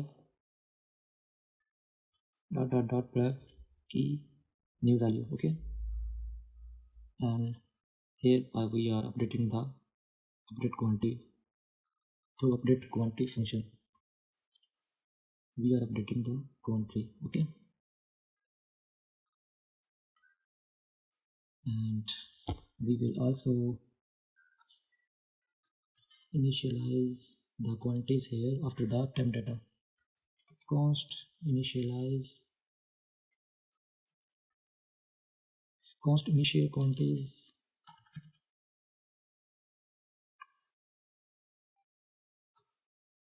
will be an object, and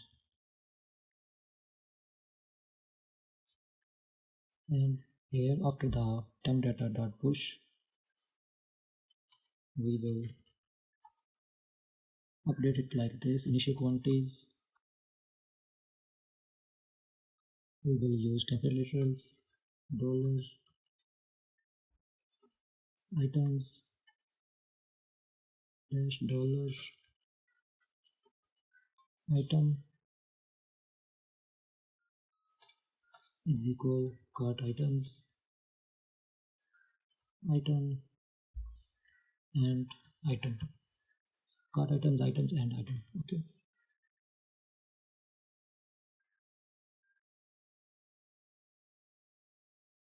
and here after the set cart data we will also write the set quantities,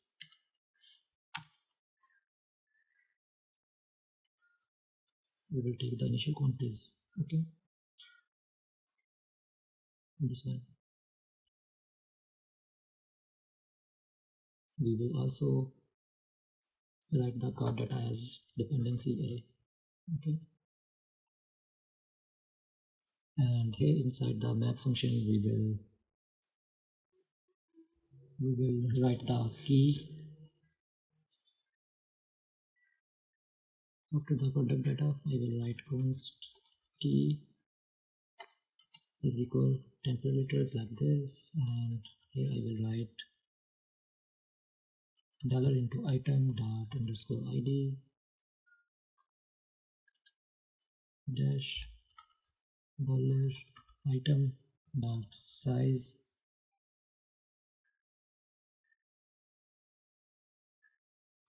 like this. Perfect. Alt Shift F, and here for the icons we will give the function that we have created. We will write the unclink function for each button.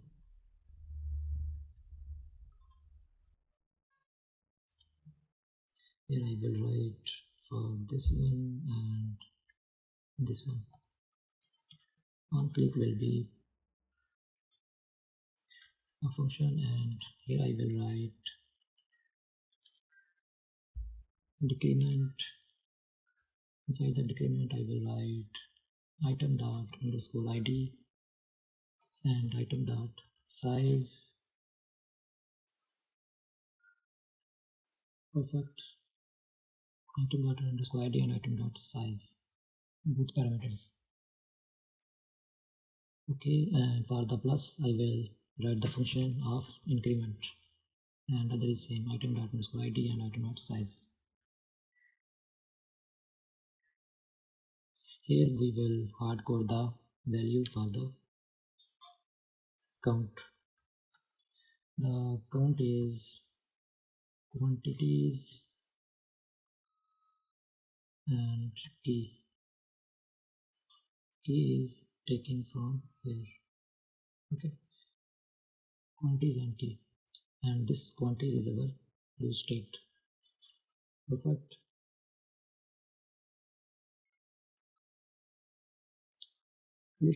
Some little much complicated, but not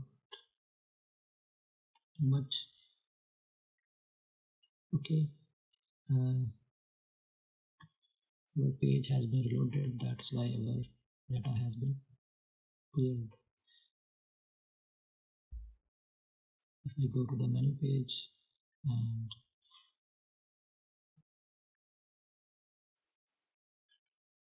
we go to the menu page, and here if I write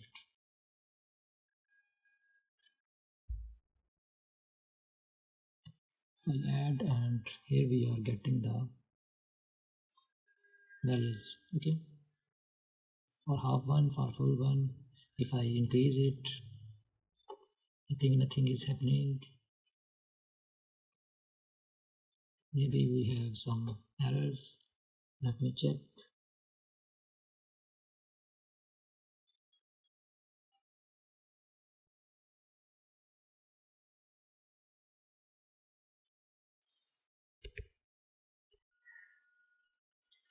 So the problem is here we have written the const as set quantities. A very little mistake. That should not be done as. Okay, so set quantities is not a const variable. Okay, let's save this, and if I update this, then nothing is working here. Let me reload this page and add the items again. If I add the items from here, and if I go to the cart page, and here if I increase the count, that is not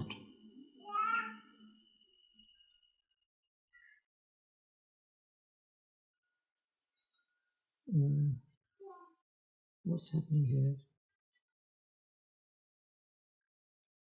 Quantities is not a function. Let me check. Okay, set quantities. Sorry, it's like this.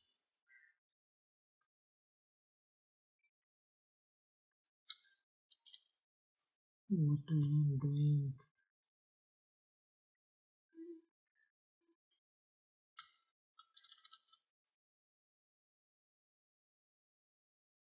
Like this. Okay, perfect. Set quantities prior dot prior key will be new value. Okay. No, I think everything is fine now. Okay, perfect.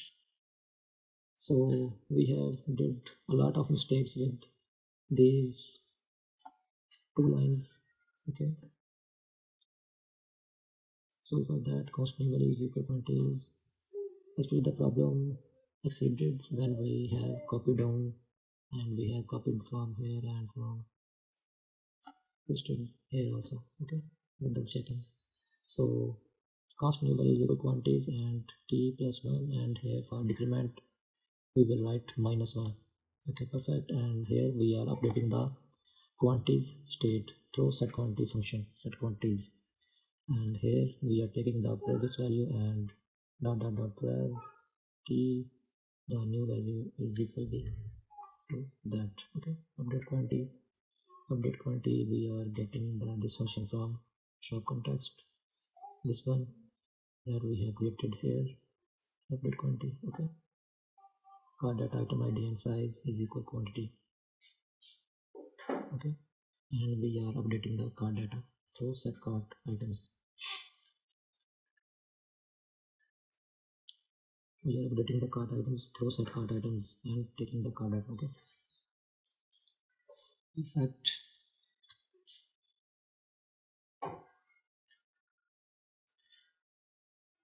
I am not editing the video from here, so you should know the real view of the programming. Okay, you must know that errors will come in your place. Okay, after this cart list I will add the cart total component. Here I will create it.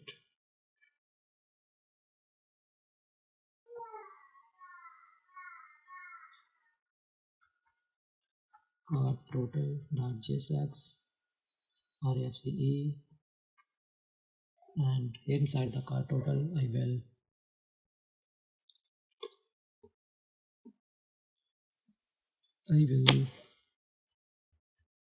let me add this cart total component inside the cart page first.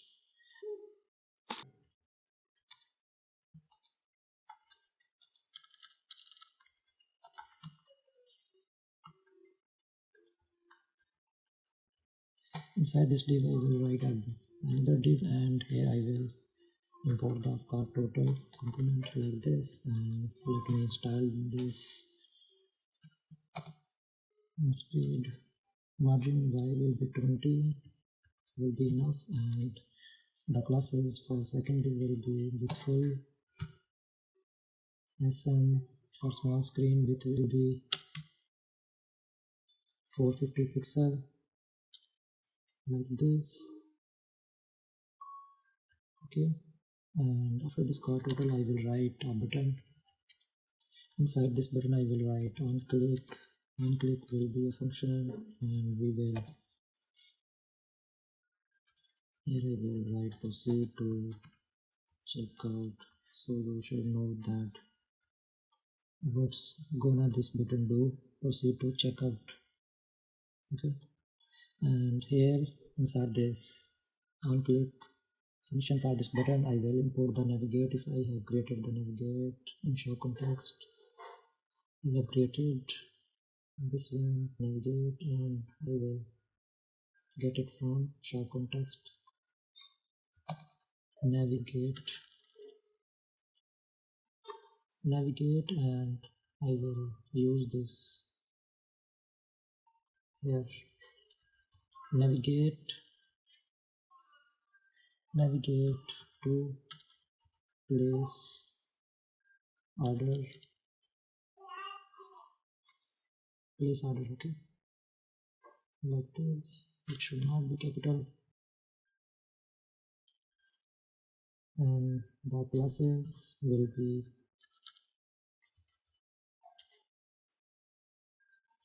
between secondary, and margin tab will be 7.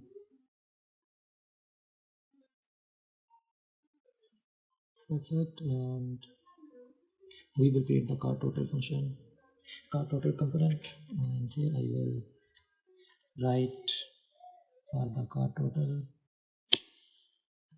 We will import from shop context the currency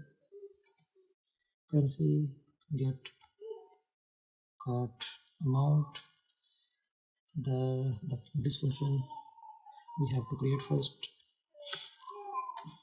The other thing we will import from the context is delivery charges. Okay,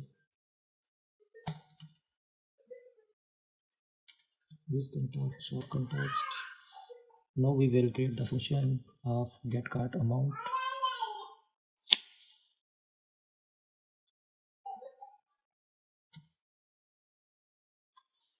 Getting cart amount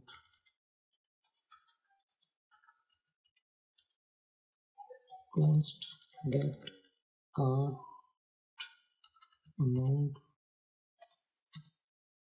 is equal to function. Here I will write let total amount is equal 0, and for const items in cart items state, for const items in cart items we will use the following loop.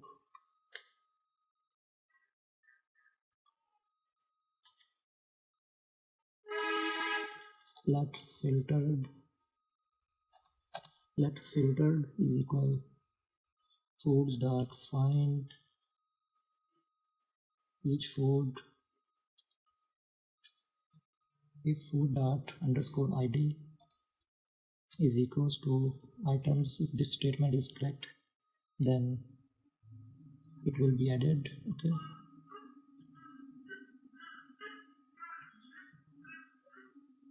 here I will write for const item in cart items that is id, and here I will write a try catch statement. In try catch we'll write if cart items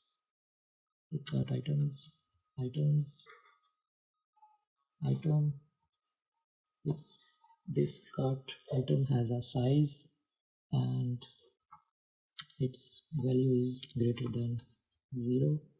If it is greater than 0, then total amount will be plus equals to filter dot price, that is an array, filtered dot price item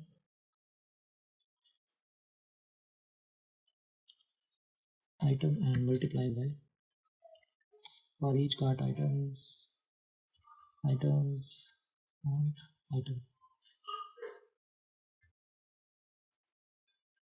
and inside this error I will console log the error.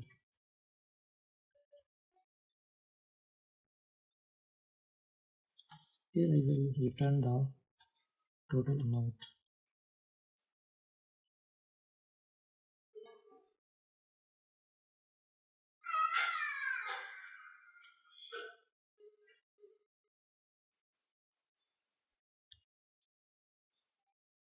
Perfect.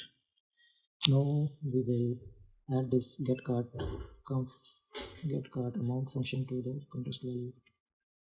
Get cart amount, we will import it here. get cart amount, and inside this div I will write here I will write title imported, and here I will write title1 as cart, title2 will be total, and we will write title styles, title1 styles will be h3. After that I will write a div as a container.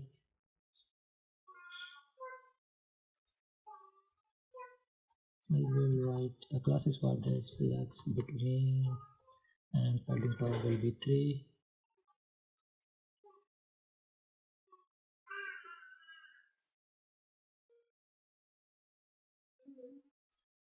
Here if I go back, if I reload the page, add some items,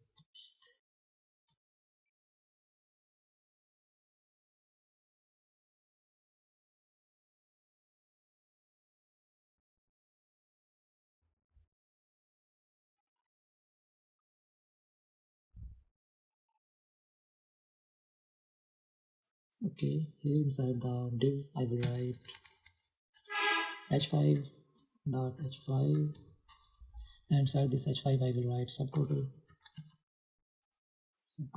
like this, and p dot h5, here I will write the currency like this, and I will write the get cart amount function. We will call this and dot 00 as a hard coded value dot 00. Okay, hr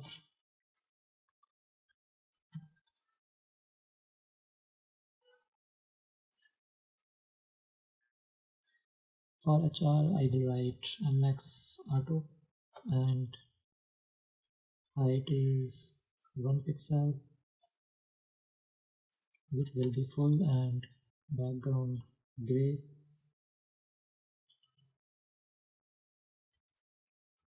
Written like this, and margin y will be 1, and after this hr I will write div.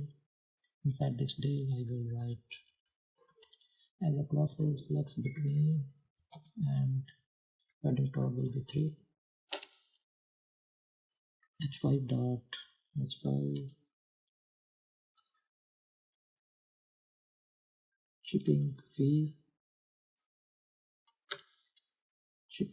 and here I will write get cart amount. If get cart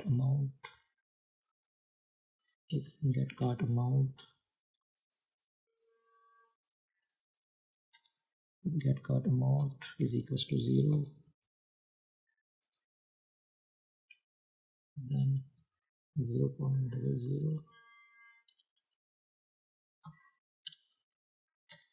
otherwise we will write it in temperatures. Otherwise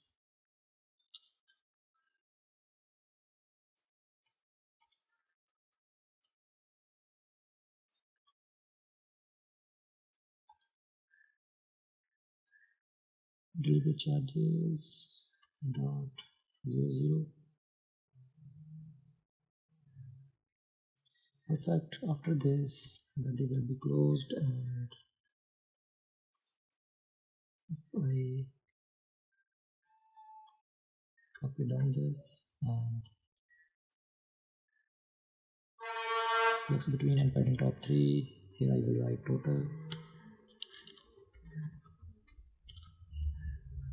and here inside that's 5 plus p tag, here I will write currency,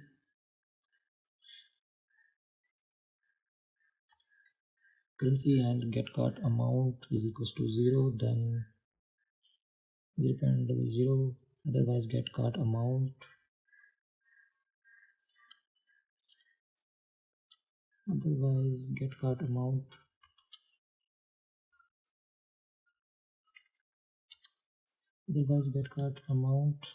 plus delivery charges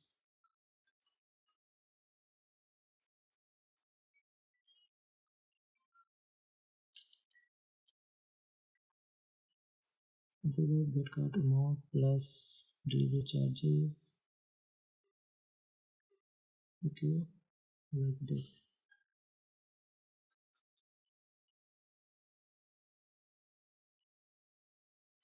And after this div I will write another HR tag.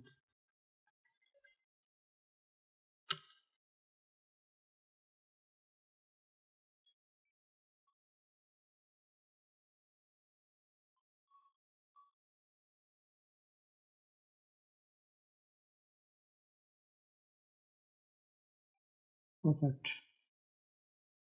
2 items of 20 price, that is 40, and 1 beef vindaloo for 20, and 40 plus 20 is equal to 60. Subtotal is 60 plus delivery charges are 10.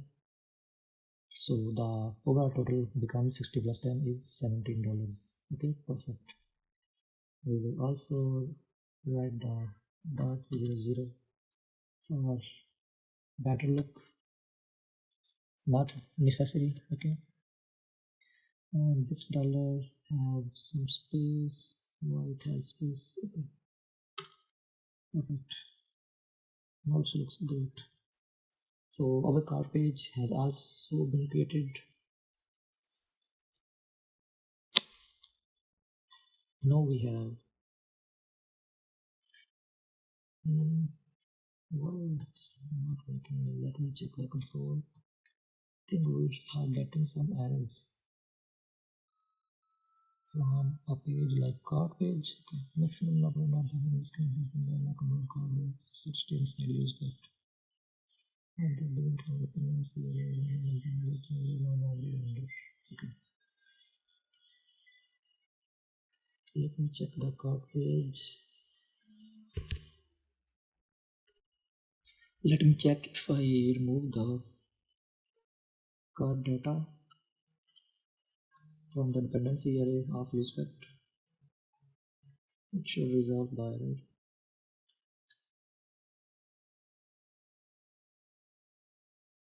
I think it's stopped now and everything is working fine. Let me add some items. I go to the cart page. So we have no error. Okay. By removing the cart data from dependency array, everything is working fine now without that. Okay. Nothing has been changed for our app. Okay. Everything is working fine as it was earlier. Okay. So perfect. Now we will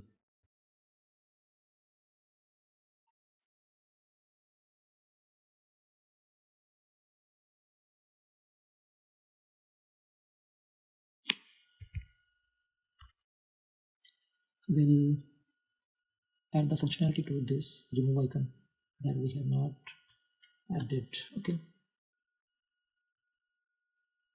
Okay, here I will write as unclick.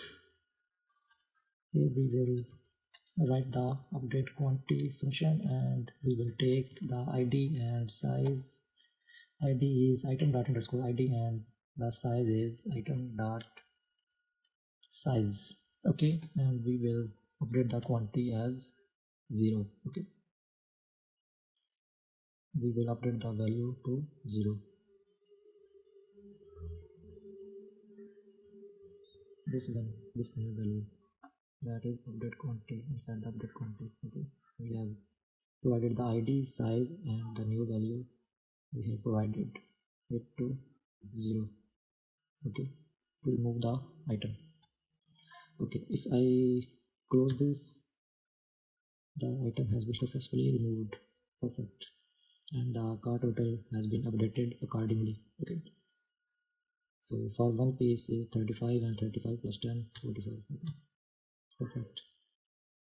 Close this, and for the contact page, if I close this card page, card total page, and title page, here title component, here if I go to the contact.jsx file, here I will copy and paste the contact component, contact data. Okay,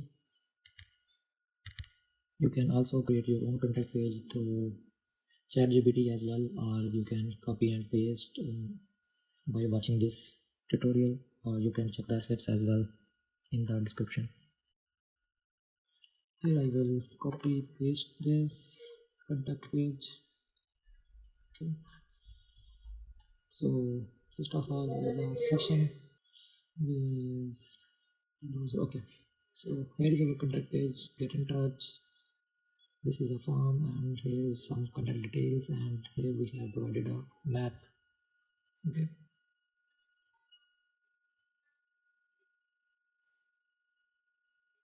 here is the code for the contact page, some inputs for name, email, and message. Okay, there are some contact details, phone, location, okay, sport, etc,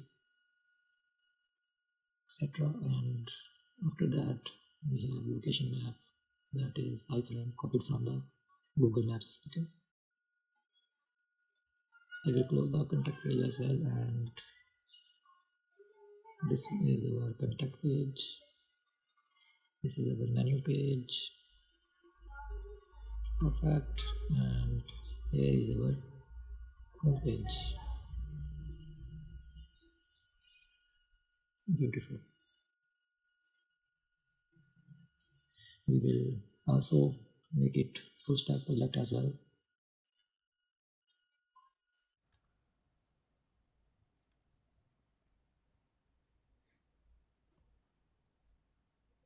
Now we will create our backend. We have already created the folder for backend, and first of all I will close all the files for frontend, and I will open the backend folder in integrated terminal. Okay, I will close this frontend terminal, and for backend, in the backend folder I will create a file name server.js file. Okay, and after this server.js file I will create the package.json file by writing the command npm init in the terminal. Okay, so it's asking for package name, that is backend. Already I will enter variant, enter description, enter. Here it is already taking the entry point as server.js file that we have already created. Okay, enter test command, enter. Okay, so the package.json file has been created. Here it has two commands. One is for test scripts, and other is start script, that is node server.js. Okay, and here it is taking the server.js file as its main file. So I will close the package.json file, and we will install all the dependencies, all the packages that we need for our backend project. Okay, here in the backend I will write npm I codes.env express Express, JSON web token, Mongoose, Cloudinary, Multer, Stripe, Validator, NodeMon, Decrypt. Okay, so here we have write codes. So codes are used for codes enables frontend, that is our React. Codes enables the frontend to communicate with backend, that is our Express. Okay, and we are installing the .env will stores and manages environmental variables from our .env file. Okay, and we are installing the Express. Express handles backend API requests and responses. Okay, our Node.js framework for building web servers and APIs. We are installing JSON web token.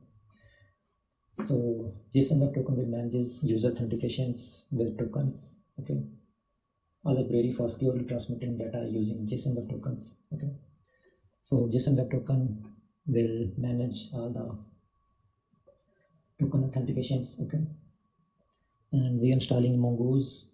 Mongoose connects and tracks with MongoDB. Okay, and object data modeling library for MongoDB and Node.js. Okay,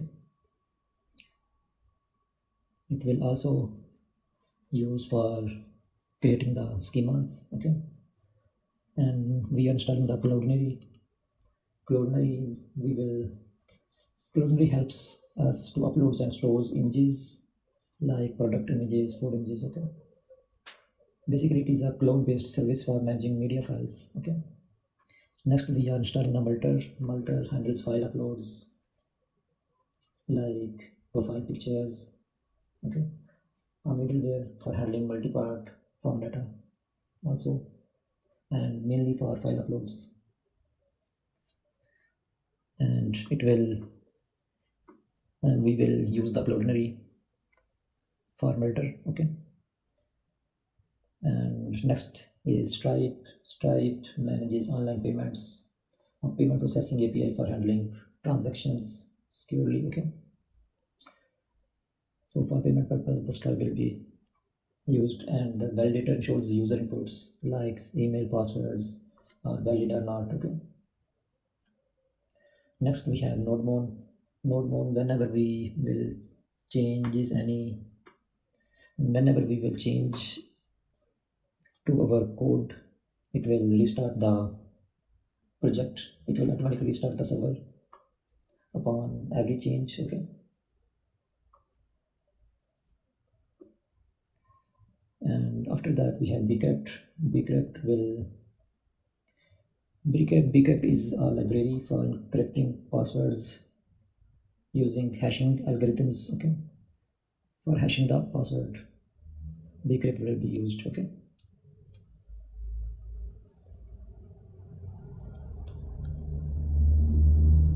I will click enter. It will install all the packages.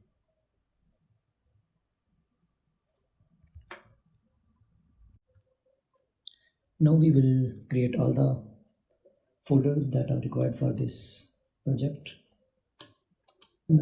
This node modules folder has been created when we install all these dependencies. Okay, all the packages. This folder have all the data for that packages that we have installed. Okay, now we will create the folders. Okay, first of all I will create a folder name config. In this folder we will write all the configurations for our backend project. Next we will create the controllers folder. In this folder we will create all the logics for our APIs and After that, we will create the routes for creating for writing all the routes. Okay, and after that we will create a folder name middleware for writing our middlewares.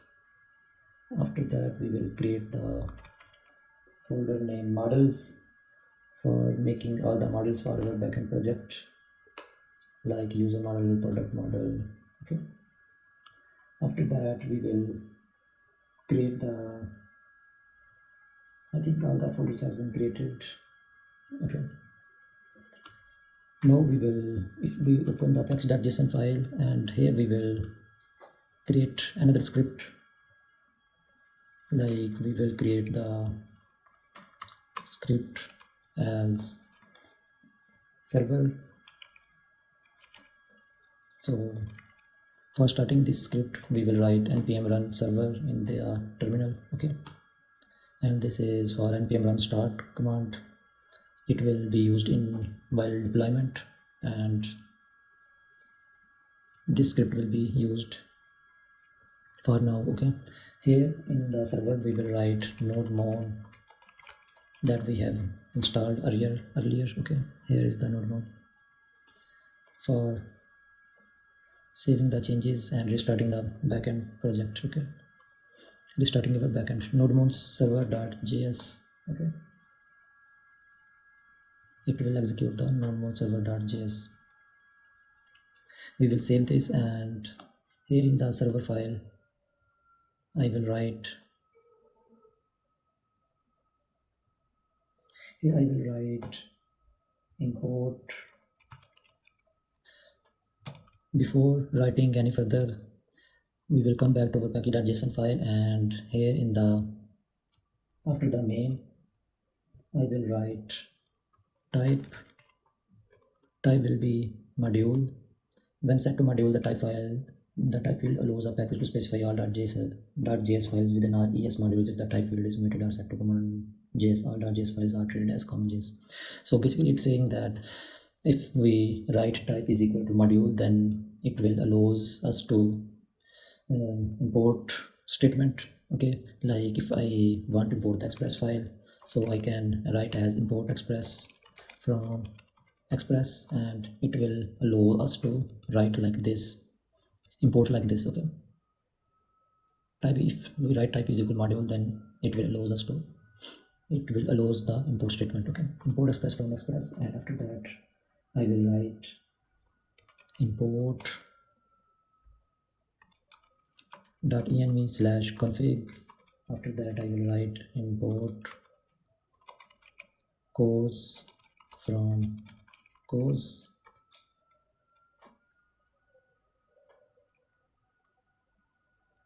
and after that I will write const app is equal express, that is our express app, and here I will write initialize express application. Okay,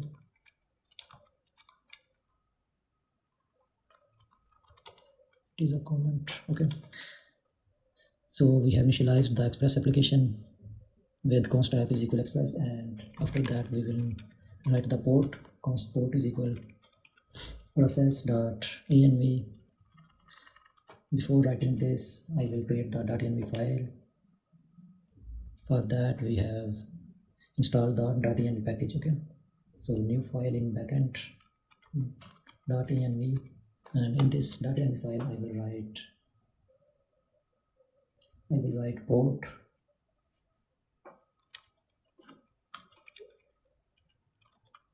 Here I will write port is equal, here if I remove the port, if we not provide the port, then we can also write it like const port is equal process.env.port. Here I will write or operator, and after that I will write 4000. Here we are saying that if process.env.port is available, then it will get from the env file, otherwise it will use the 4000, okay, as a port number. After that we will write the API endpoints. So API endpoints will be, here I will write app.get and slash. After that I will write request response,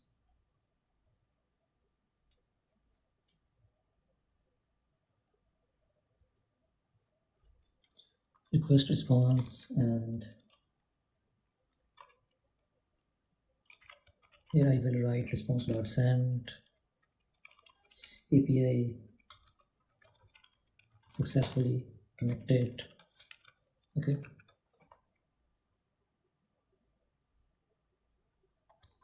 Here I will write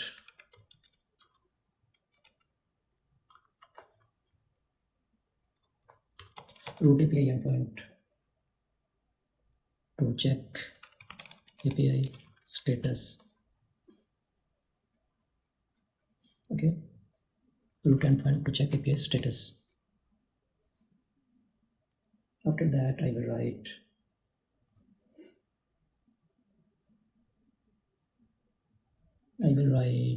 here I will provide middlewares before the root endpoint. So our middlewares will be app dot, here I will write middleware setup, and here I will write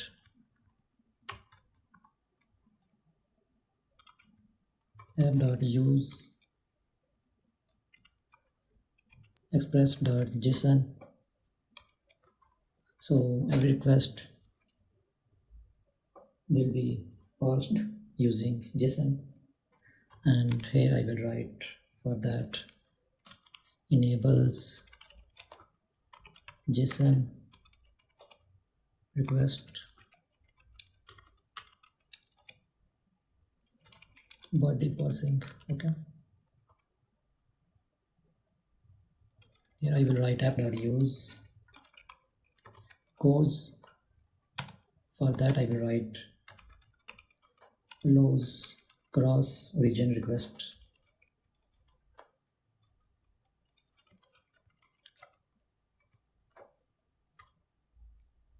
okay. It will allow the cross region requests, okay. After that I will write the start server, start the server. For that we will write app.listen, we will provide our port, then a function console.log.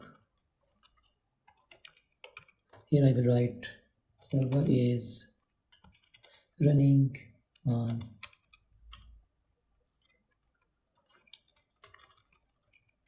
port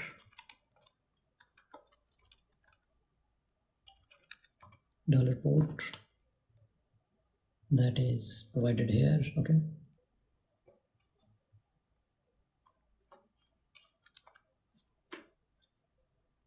Now we will start our server by writing the command npm run server, okay, in the terminal.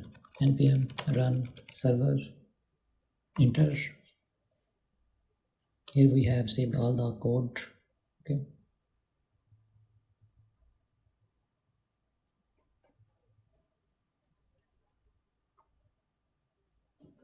So you are seeing the statement server is running on port 4000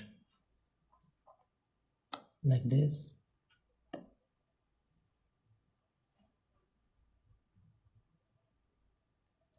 So after that we will set our MongoDB. Before going to our MongoDB database, first we will test the APIs. Okay, for testing the API, for API dot get app.gets, here we have the slash endpoint. For testing this, I will write here localhost colon 4000, and we have the message API successfully connected. That's mean our API endpoint is working fine. So slash is our root endpoint. Okay, for testing the APIs, we will also use the extension name Tinder client. You can also install this extension. Okay, I will open the Tinder client, and here I will make a new request, and it will be our get request. I will edit it like http:// localhost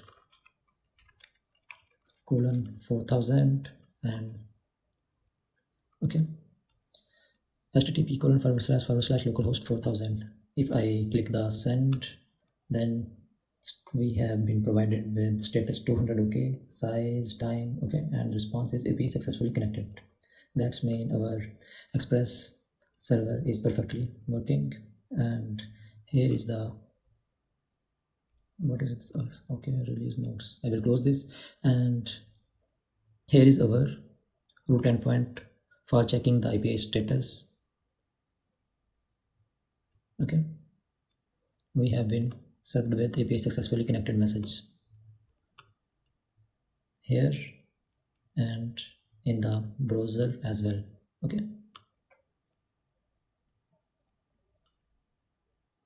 now we will go to our MongoDB database connectivity. For that, I will go for MongoDB Atlas.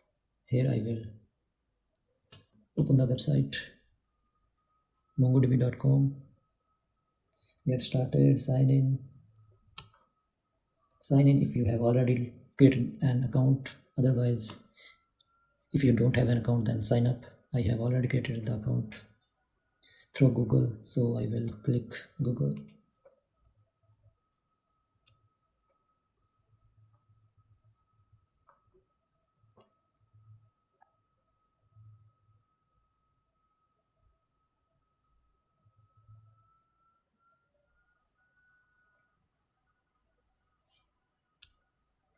Here I will write a new project.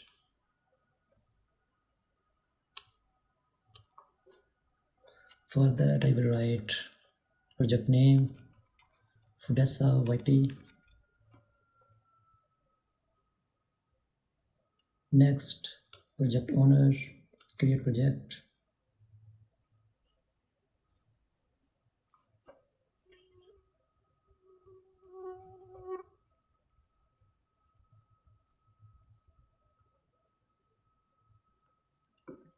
Here we will create a cluster.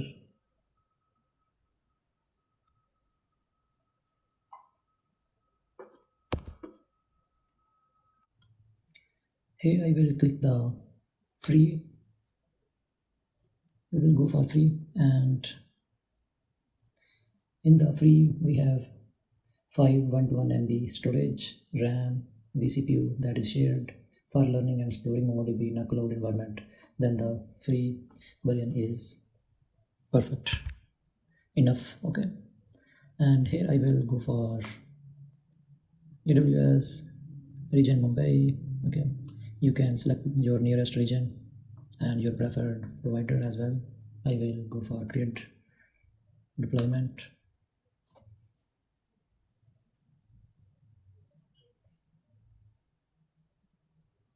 Here I will click the create database user. I will edit this. I will add the password as user123. Create database user. A database user has been added. Choose a connection method. Here I will write drivers node.js version 6.7 or later. Here I will go for 2.2.12 or later. Old script, you can use the newest stable API, okay, but the 2.2 old version is suited with my internet connection. That's why I am using older one, okay. You can use the latest one that is short as well, okay, in 2 lines.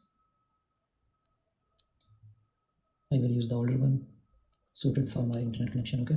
I will copy this and done. Here inside the .env file I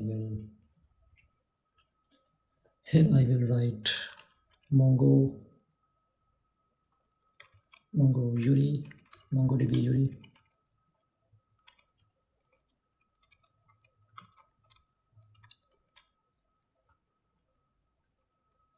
Okay, and here I will write the password is already edited, okay, and here I will write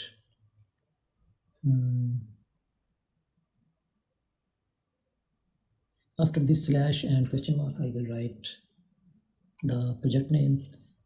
The project name will be Fodessa Writing, and this will be also our collection name as well,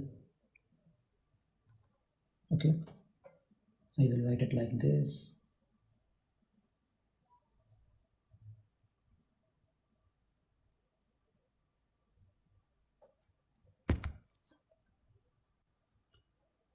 I will save this, close, save, okay, and after that we will go to our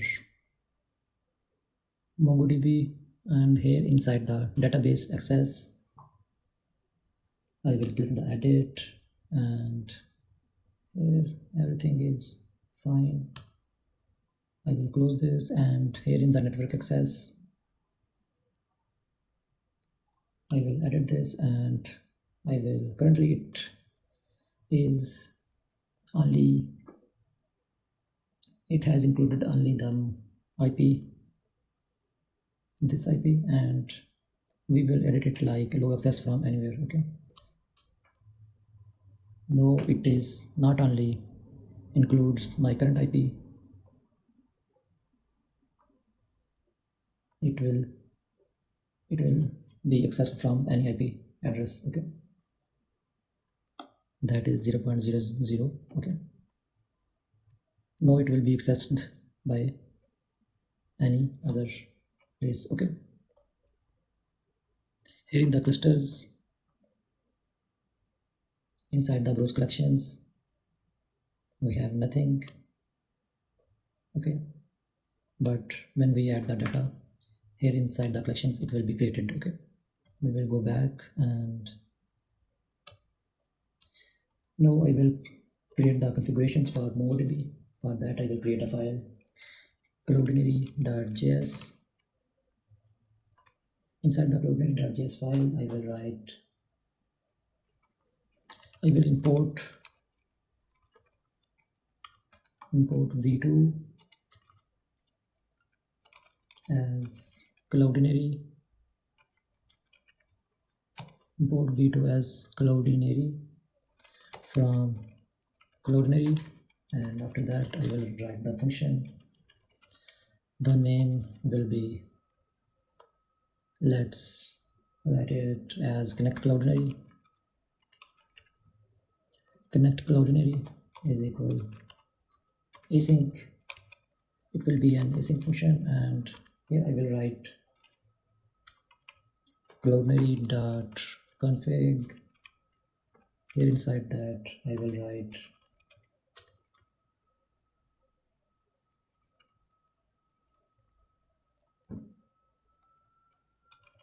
cloud name,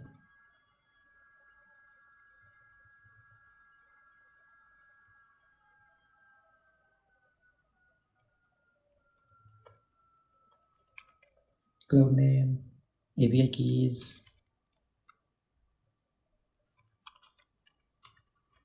Actually, we will provide this information when we set the cloudinary, okay? But before moving further in cloudinary, we will create the second file, that is Mongo.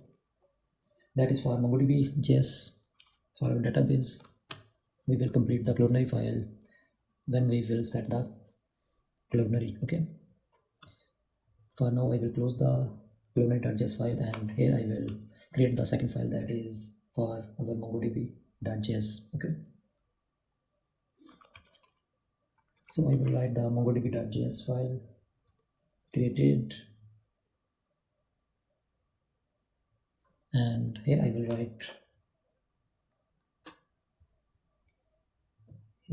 write const. First of all, we will import the mongoose from mongoose, and here I will write, let's write connect db. Connect database is equal async and arrow function, and here I will write inside the try case statement. Inside the try, I will write establish connection for MongoDB. Here I will write await mongoose dot connect, okay, mongoose dot connect, and here I will import the process.env.mongodb URI, okay. Here I will import this.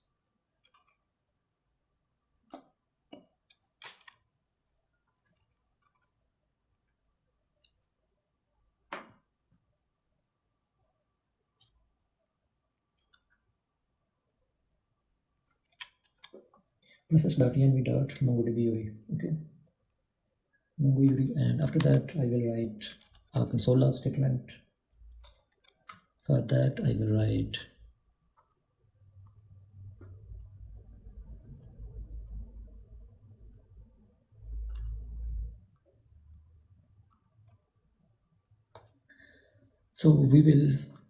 I will write a emoji.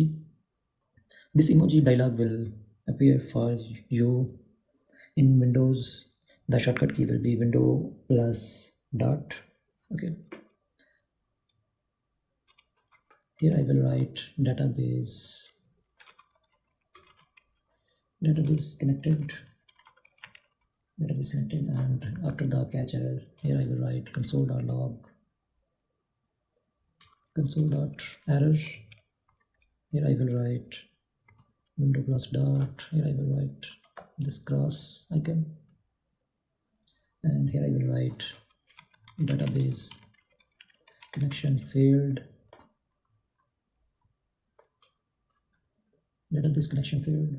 and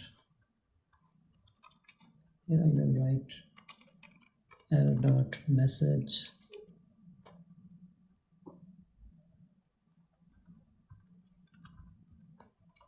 We will export this connectDB function,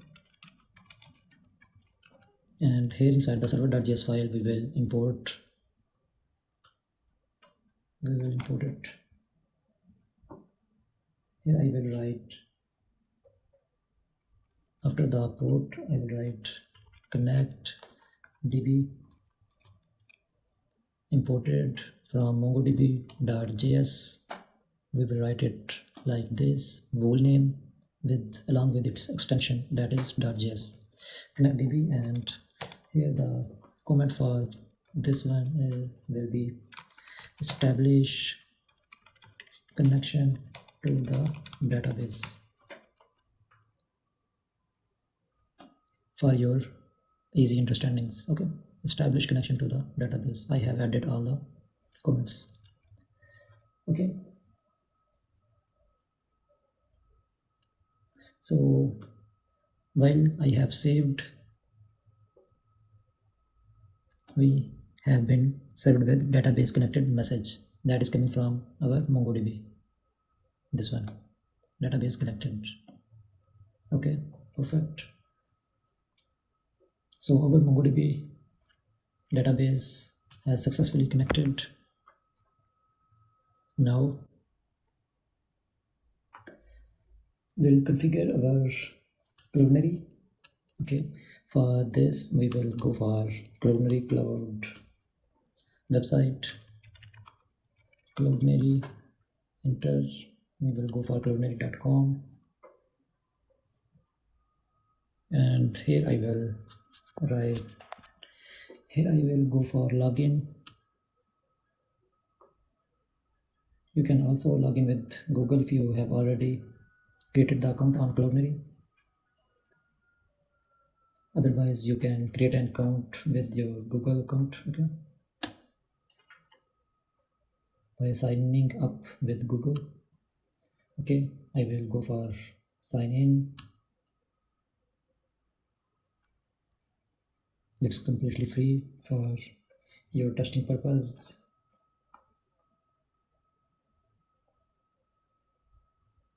The free trial will be enough for our work. Okay, we will go for our API keys. Okay, here I will write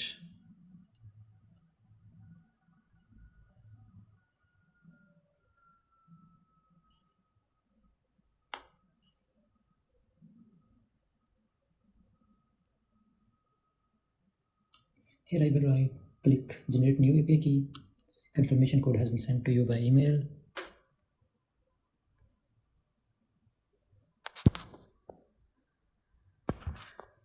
I will provide the password that I will receive in my Gmail account. Okay, the code that I have received by mail is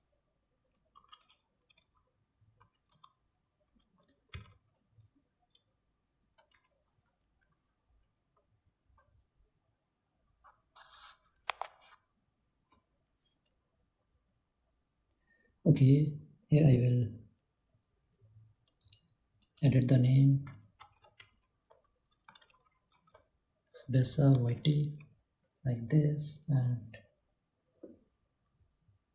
I will copy the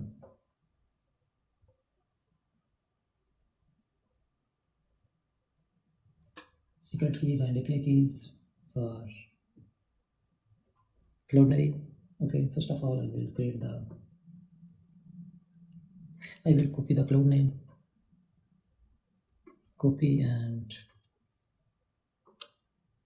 inside our cloudinary.js file that we have already created, inside the Cloudinary cloud I will provide cloud name is equal process.env dot.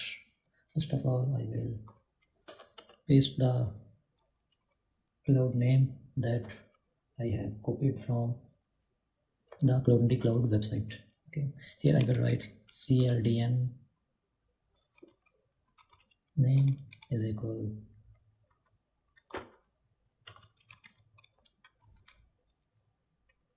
I will paste it here, and after that I will write Cloudinary API key, and the third one will be API secret.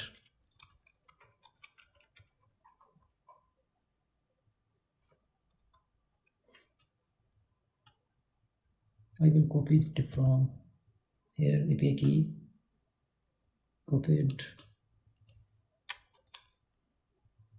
and API secret is here, copied, API secret pasted, save, Control C, close, process.env cldn name. After that I will write API key will be process.env dot API key, and for API secret process.env dot Cloudinary API secret. Okay, after that I will export this file export default connect cloudinary, okay, and we will import the file inside our server.js file, okay.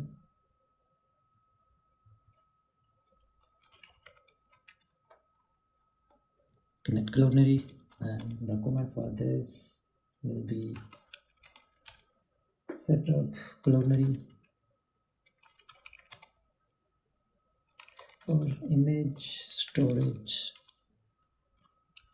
Okay, we have set up the cloudinary for our image storage. We'll save this, and after that we will create the models for uploading our data to the database. Okay. Inside the models I will create the file for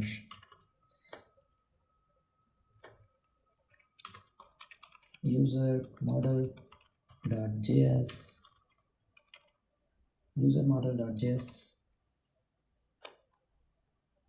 like this.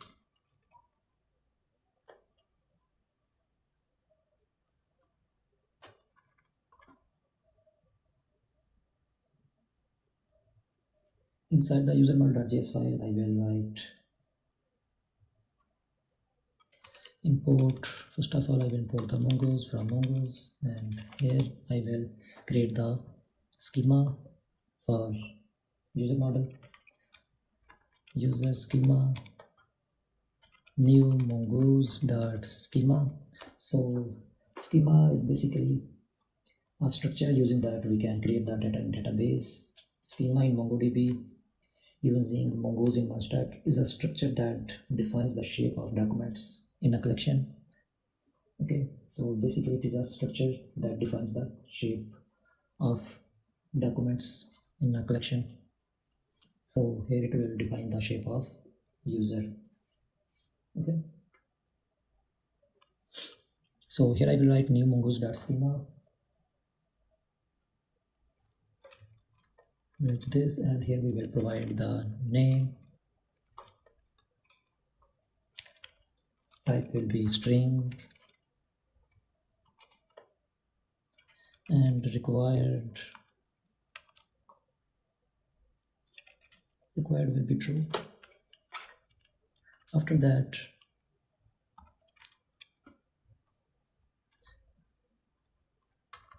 we will provide email. Here the type will be string and required true. For email we will also write unique true. So by writing unique true we can serve the message like user cannot create the same account, user cannot create another account with the same email address. Okay, the email that has already been used for creating an account earlier. Okay, so unique will be true, and password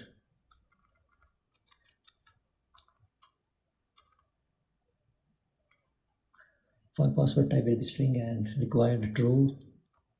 Here I will write password, and after that I will write card data. Type will be string, type will be object, so the card data will be an object. And the second property will be default, so by default it will be an empty object.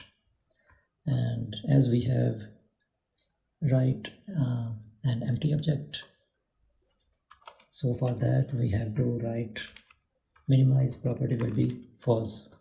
So we have write the minimize is equal false. The purpose is when we provide an empty object to our schema, then the Mongoose will neglect that property and will not create the card data for us. So when we add minimize property is equal false, then Mongoose will create the card data. Okay, for avoiding that situation we have written the minimize is equal false. Okay, now upon every user creation the card data will also be created. Okay, Here is COD data, not COD date. Okay.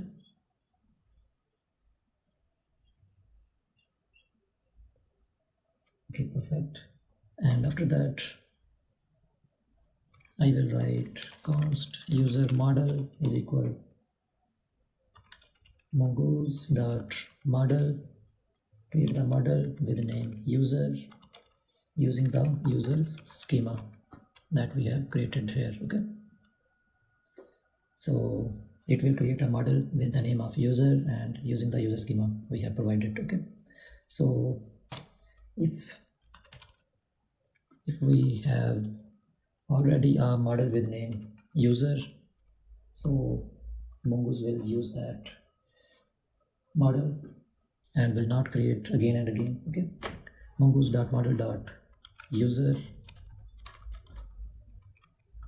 like this, and if the user model is available then use that one. Okay, mongoose.models.user. okay, if it is already available then use that, otherwise create the model.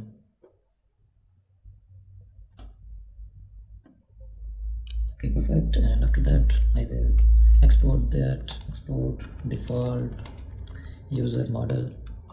Okay, like this. After that I will create the model for product model.js, import mongoose from mongoose, and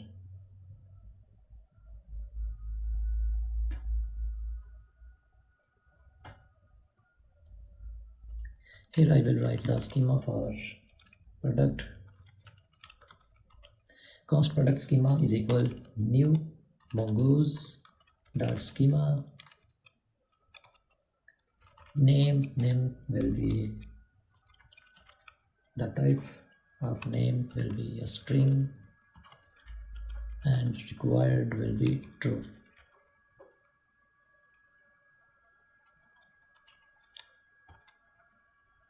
Copy down name. After the name we will write description type string, required true. Category type string, required true. We will have image type string, required true. We will have price for product. The price is an object.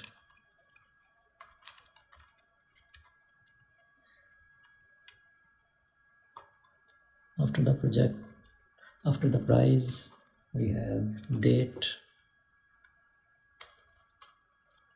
We will provide date and type will be number.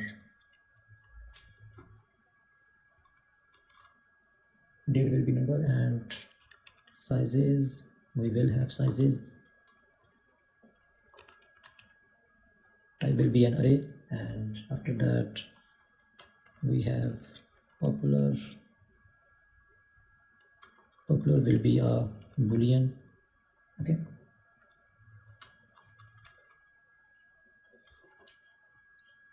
popular will be a boolean. Name, description, category, image, price, date, sizes, popular. Okay,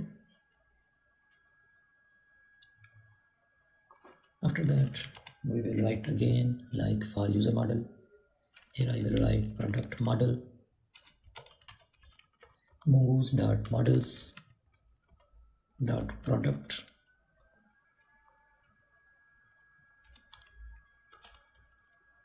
We have already product model, otherwise mongoose.model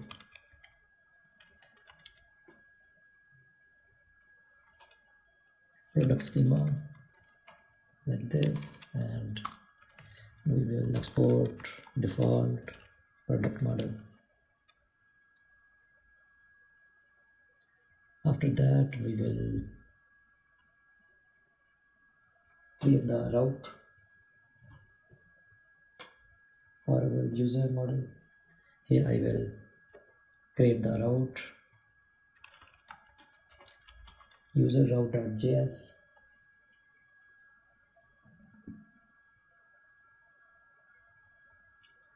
Here I will write import express from express const user router is equal express dot router user router dot post. It will be a post request because we will send the data. Okay, user router dot post register slash register endpoint, and here I will write register user. First of all, we will create the controllers for user. Inside the controllers I will write user controller.js file. So inside the user controller.js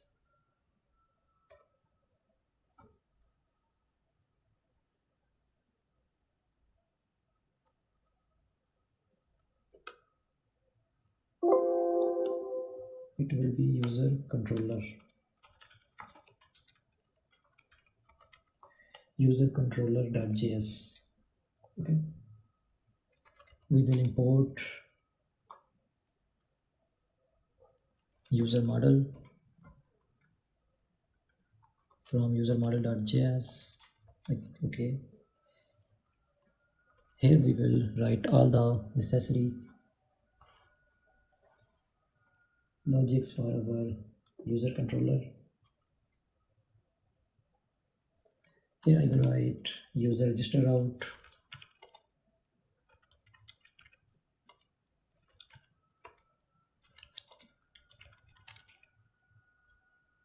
register user is equal async request response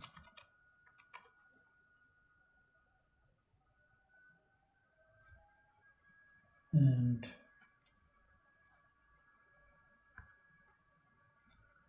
after that I will copy it down. Here I will write user login route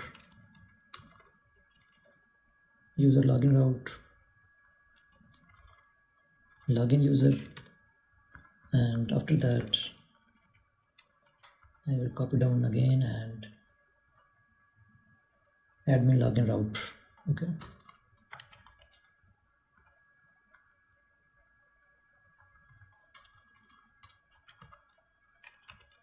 admin login. Okay, we will export these controllers, export register user, login user, admin login. Okay, so here I will import that controllers register user. Okay, it will be user controller.js. Okay, register user. Here I will write login and the controller will be login user. After that the third route will be for admin. Here I will write admin/admin login. Okay, these all three routes will be posts. Okay, post routes, it will be post requests. Okay, and here I will write export default user router. Perfect, and we will export it in server.js file. Okay, so in server.js file here I will write, after middleware setup I will write a comment like define API routes. Okay, here I will write app.use /API/user. Here I will import user router. So here we are defining API routes. The comment for user router will be routes for user related operations. Okay,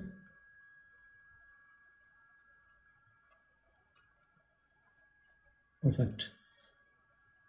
Now if we test the user router, if I write here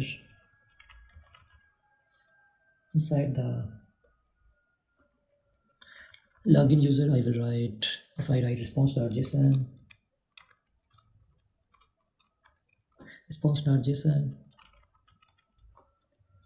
message is equal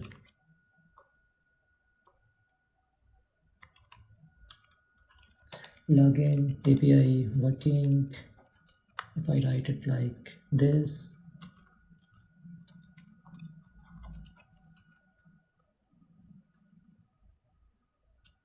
and if I check it in Thunder client, if I create a new request,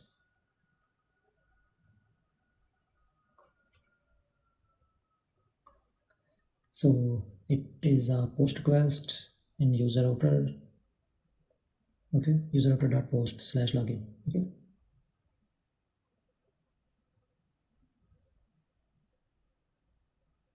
/API /user /login. Okay, here I will write http://localhost:4000, that is our entry point, and here I will write API /user, and inside the user router /login.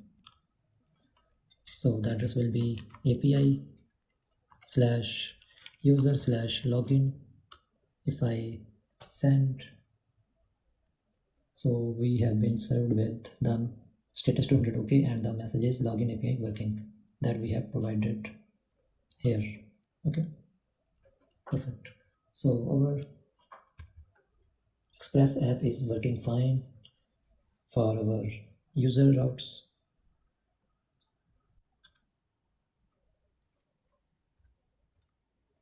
So now we will add, now if any user hit the /login endpoint, then this login user controller function will be executed, and if hit /admin, then admin login function will be executed.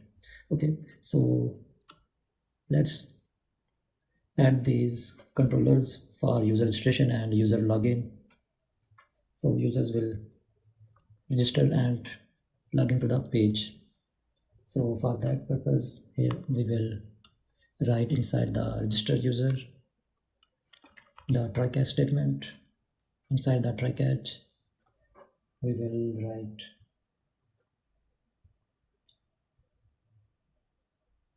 const name, email, password, const name, email, password will get from request.body, and after that we will write check if user already exists or not.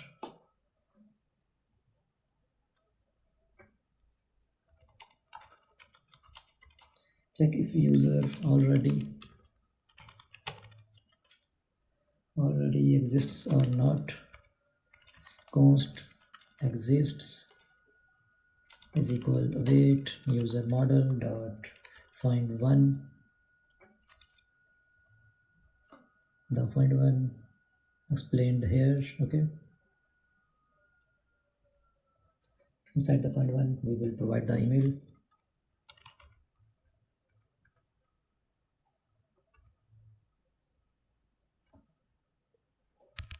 and here I will write if exists, then return response.json success false, and message will be user already exists.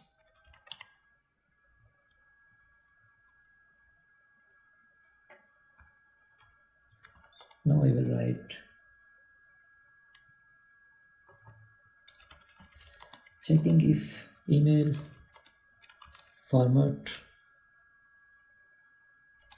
and password strength, checking email format and password strength. Okay, if not validator, first of all we will import the validator. Import validator from validator package. If not validator, then if not validator dot is email that is coming from request.body. If not validator dot is email, then the message will be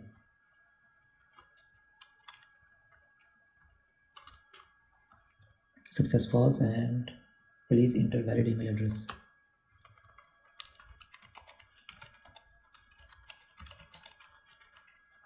Please enter valid email address.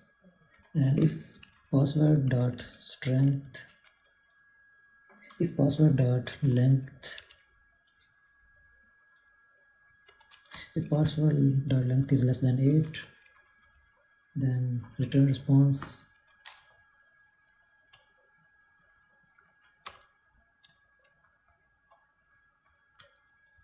please enter a strong password.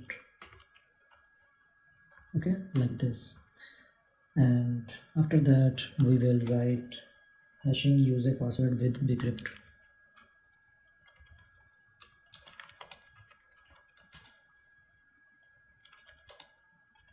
Using bcrypt.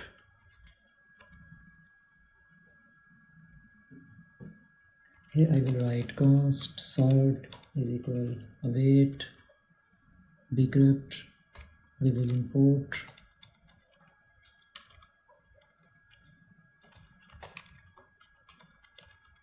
bcrypt from bcrypt.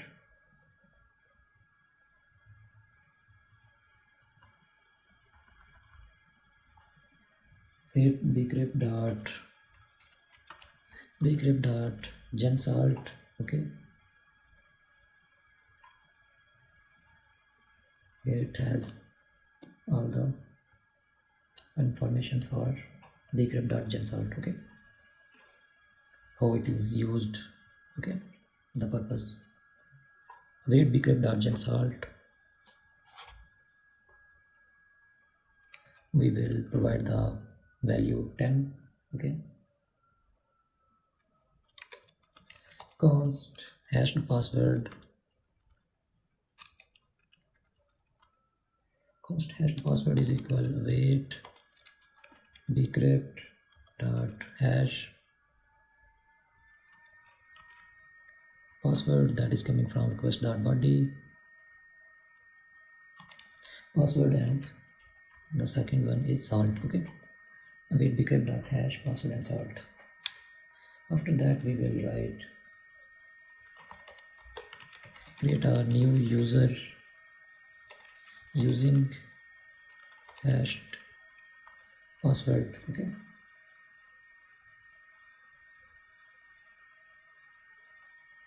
create a new user using hashed password. Const new user is equal new user model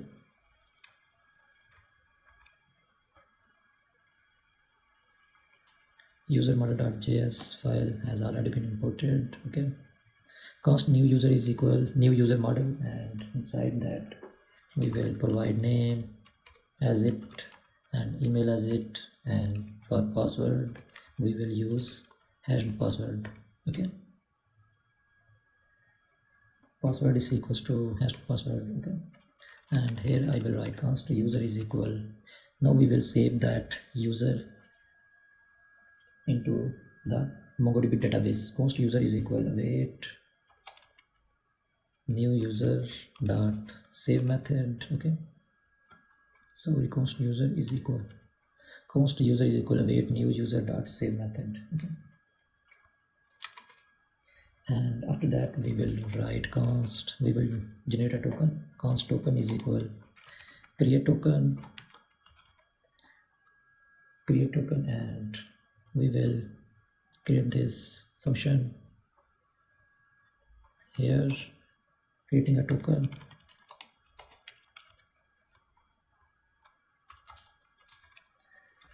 Here I will write const create token. It will take the ID, and using that ID it will create the token. Here we will return JWT. First I will import the JWT JSON web token from JSON web token and return JWT dot sign method.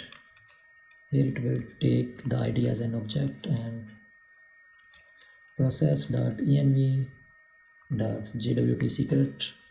We will make the JWT secret here inside that .env file. JWT secret. Here I will write dummy secret.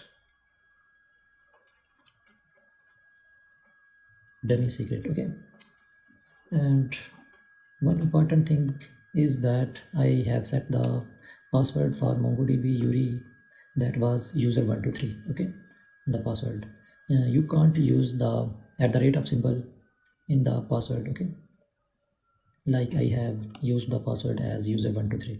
You can't use it like user @123 or @user123 like this. Okay, you can't use @ symbol inside the password as a password. Okay, and JWT secret, I will copy this, close the .env file, and here I will paste this, and we will use this function here. Const token is equal create token, and whenever we when we will save the user inside the database, the MongoDB will auto generate a property like _id name. Okay, an ID property. So sorry, what's happening here? Okay, missed click. Okay, so the MongoDB will auto generate a property with the name of ID. Okay, _ID. So we will use that ID for creating the token for specific user, and here I will write inside the create token function, we have to provide the ID. So we will take that ID from the new user, saved new user. Okay, here I will write user._ID. okay, we will use that one. After that we will write response.json. Success will be true, and we will provide the token. Success true and token. Save it, and after that inside the catch error we will write console log error, and after that we will write response.json. Success is equal false, and message will be error.message, like this. So now we will test our register user API with Thunder client. New request, it will be a post request as defined here, user router.post/register. okay, here the address will be http://localhost:4000/API/user/register endpoint. okay, register, and here we have to provide name, email, and password in request.body in body. okay, so in body we will write, inside the body we will write as JSON name will be user1,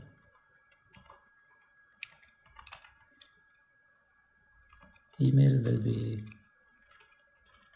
user1@gmail.com, and the password will be password 1. Okay, like this.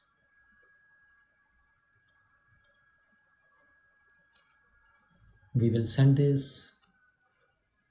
Perfect. Our user register API is working fine. Okay, status 200. Okay, response success is equal to true, and here is our token. Like here, upon saving the user, we have write response.json. We have sent the response with success true and token. That's why we are getting success true and the token. Now you can go to the collections for checking the user if it is saved or not. Now inside the collections we have Fudessa YT, the name, the collection name Fudessa YT is coming from .env file here. Okay,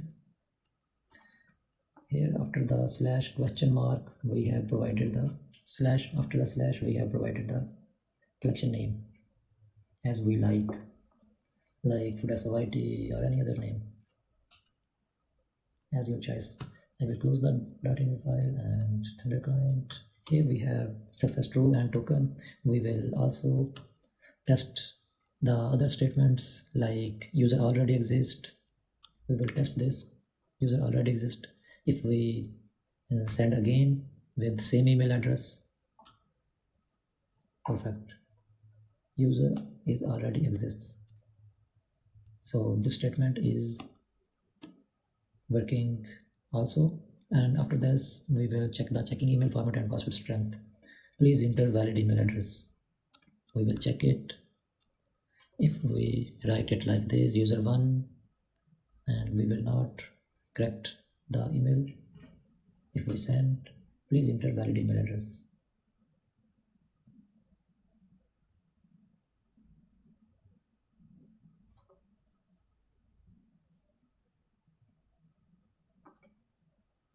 Please enter valid email address, and for please enter a strong password. We will test this by shortening the password. Please enter valid email address. Let me validate. User already exists. Sorry, we have to provide the other email address that we have not created earlier. Okay, the name and email is fine and password is not correct. Now we will send, and please enter a strong password. We have been served with this message. So this statement is working also fine. Hashing user password, perfect.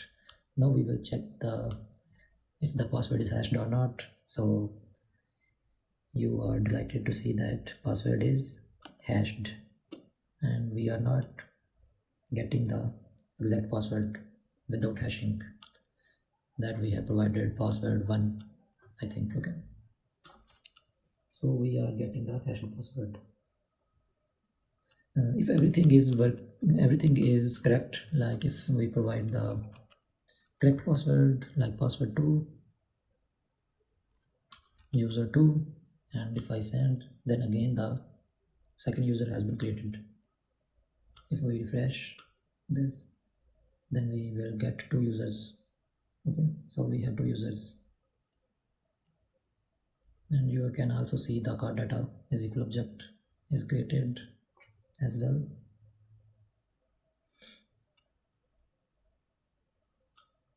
And we can close this site from here. Okay, now if we go for our login route, here we will also write the try catch statement. Try catch,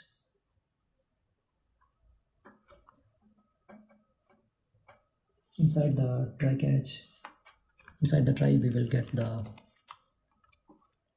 const email and password.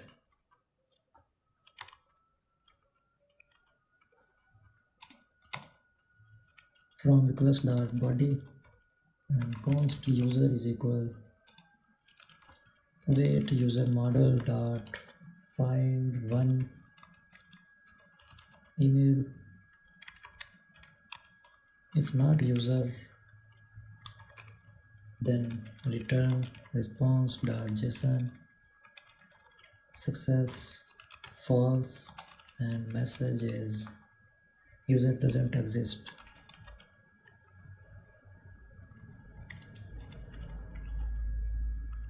User doesn't exist. After that, if user exists, then const is match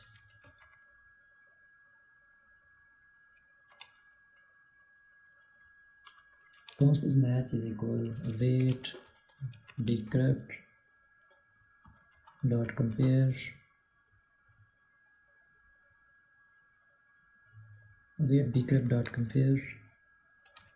password with user dot password.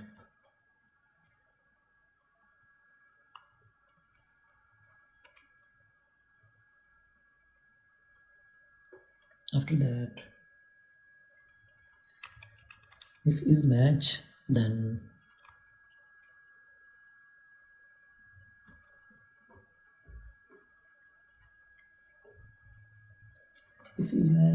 we will generate a token. Const token is equal create token user dot underscore id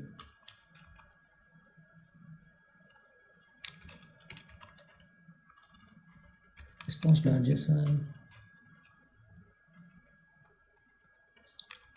success is equal true and the token.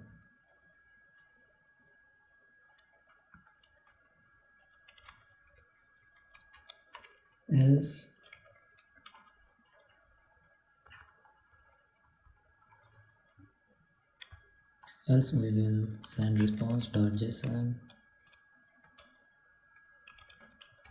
success is equal false, and message will be if not match, then invalid credentials.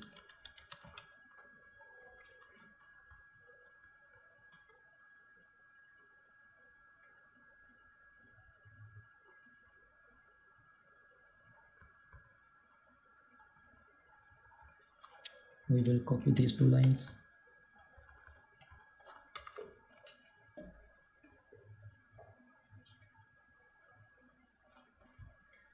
Fine, now we will test this login API. Here we will write login, and we will send email and password, so don't need for name. Email and password, the second email was user2@gmail.com and password was password2. Okay, so API user /login, if we send, then success is equal true and token. So our login API is also working fine. And if we check the user doesn't exist, if I go for user3@gmail.com and send, user doesn't exist.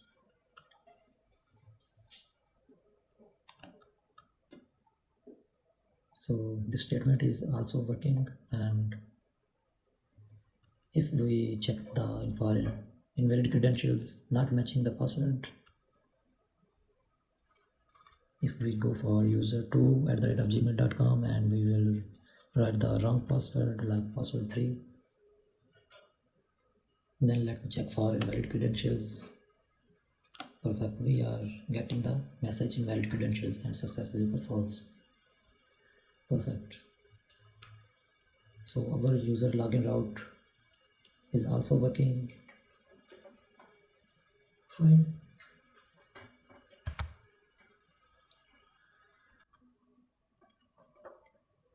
Now we will create the controller functions for our product. So I will create the file product controller.js, and here I will write the functions for product. So there will be 4 to 5 functions for our product, like for adding the product. Here I will write function for adding product. Here I will write const add product async request response.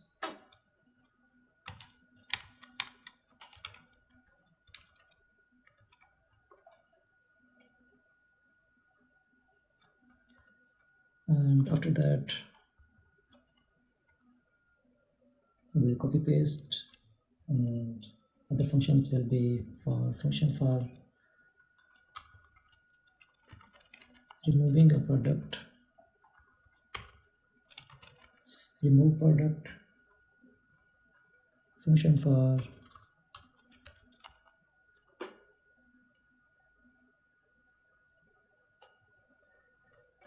list product,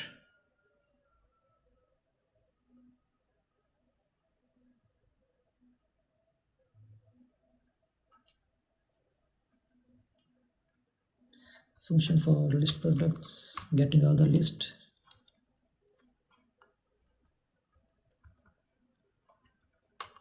const list product,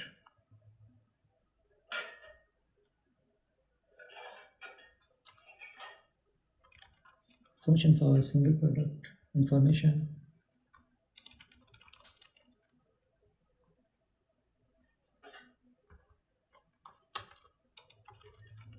function for single product. If we want to get all the information for a specific product, then this function will be used. We will export all these functions. List product again.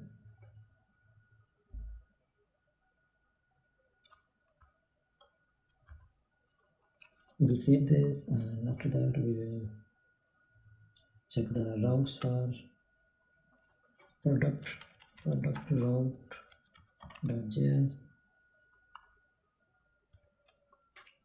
Here we will write the product route, import express from express. After that we will write const product router is equal express.router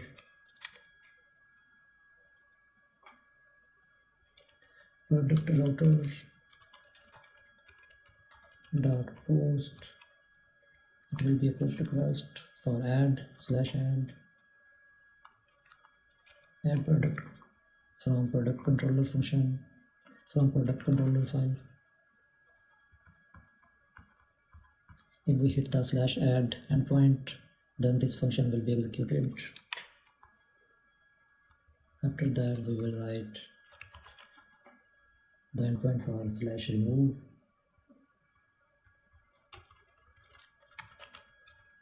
remove product, list product /list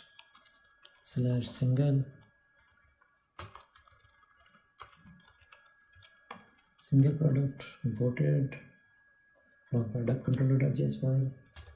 We will export default product router successfully exported, and we will import it in server.js file. Okay.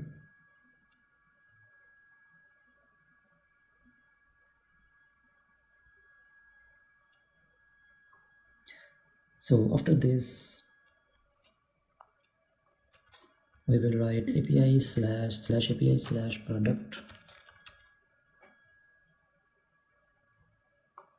/API /product. Here is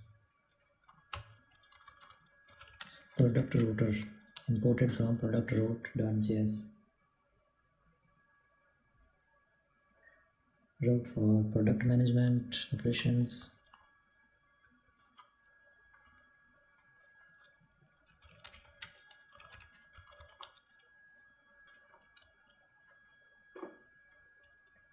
Fine, and after this we will go for product controller, and whenever we add a product with form data, then that product will be parsed using multer. So we will create the middleware for multer. We will create the file multer.js,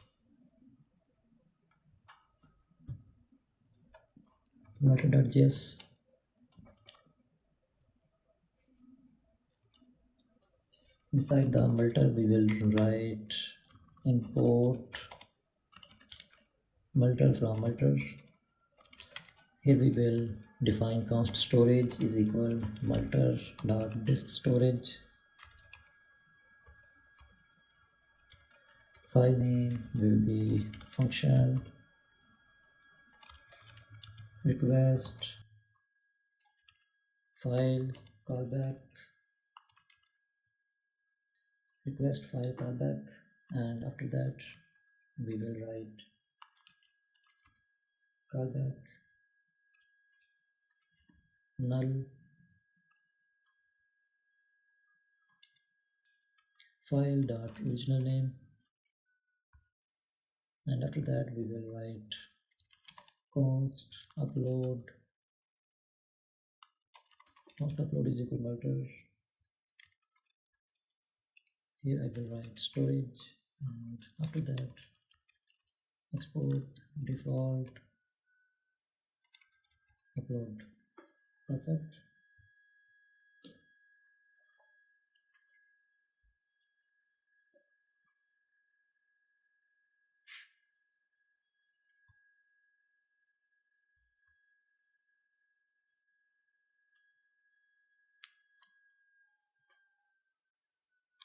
Export default upload, and here this name and this one should be same, otherwise it will not work. After the multer we will add it in our product route.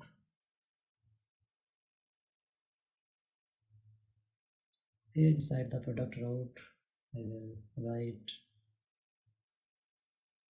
after the slash add we will write upload from multer.js upload.single, and here we will write the name, that is image.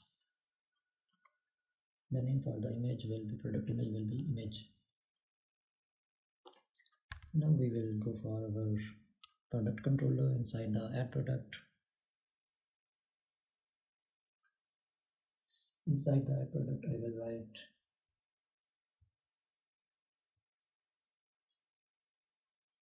try catch statement.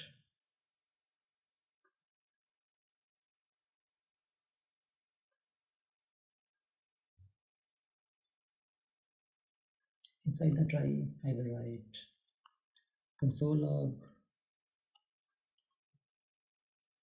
Let me first get the name, description,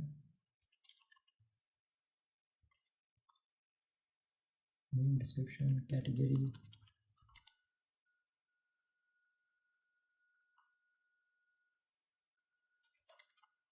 prices, popular,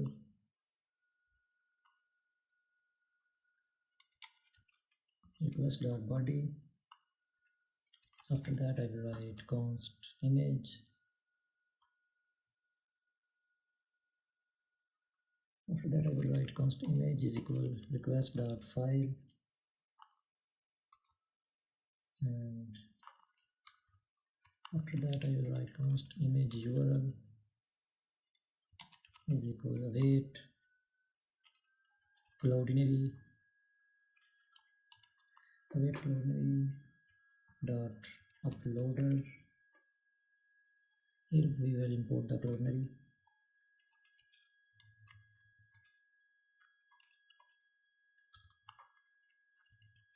Import v2 as cloudinary from loading.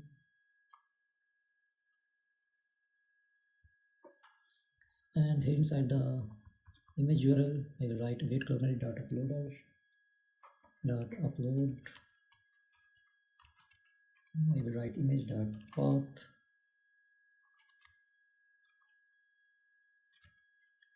Resource type, we will provide the source type.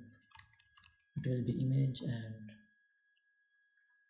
after that I will write .then response .secure URL.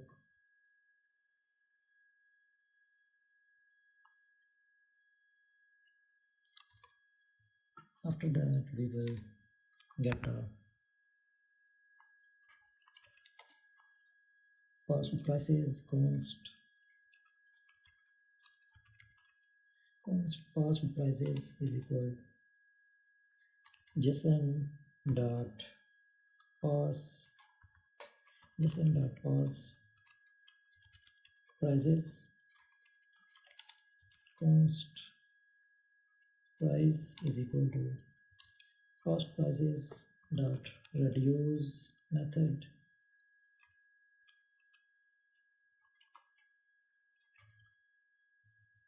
accommodate and current. I will write current dot size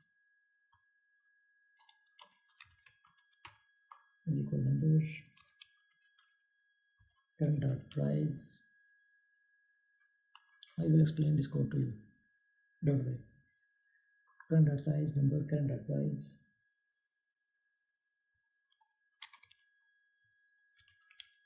return accommodate. Okay,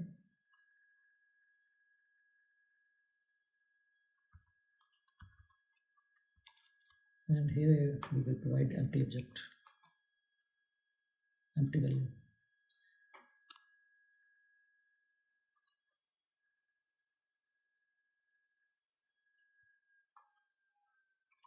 After that we will write const sizes is equal to parsed prices dot map. We will map through each item. We will get the item dot size. Okay,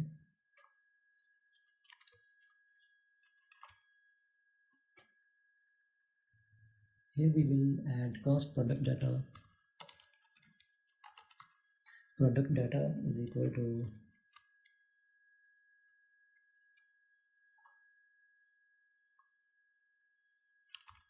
name, description, category, price, popular, sizes, image will be image URL, date will be date.now.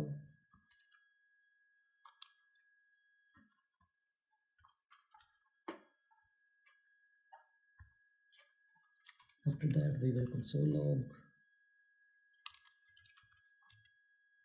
product data.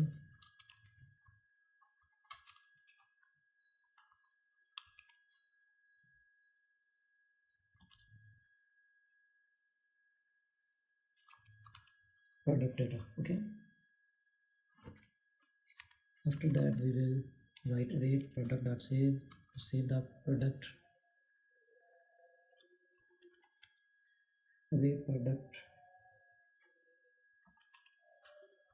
product.save.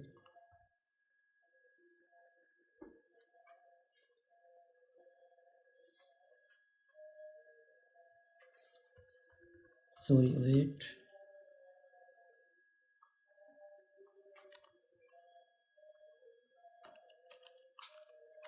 product.save like this. And before writing await product.save, first we will define the product. Const product is equal new product model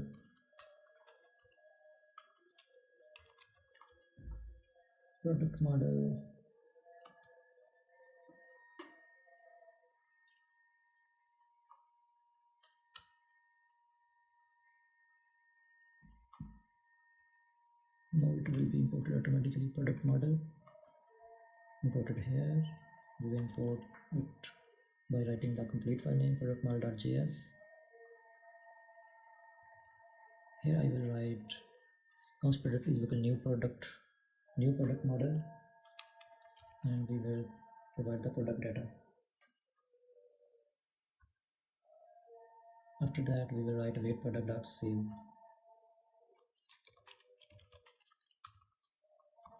We will write response.json.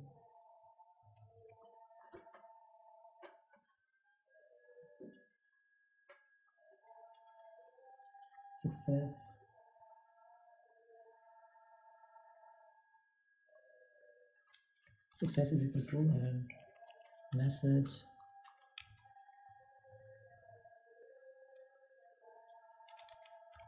will be food added. We will write it in curly braces. Message will be food added, and we will get the product details. Here I will write the console log error response.status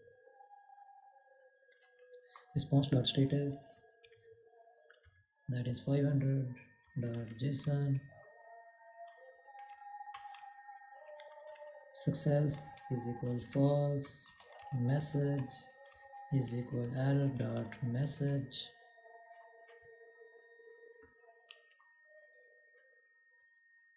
Error.message and Alt Shift F for the document.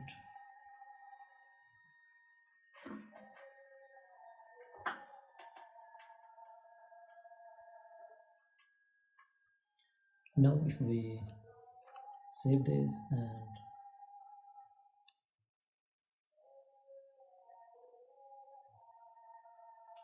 if I go to Thunder client and new request post http://localhost 4000/ap/product/add, and if I enter this in the body, here we provide inside the body, inside the form, we provide field name, product 1, description as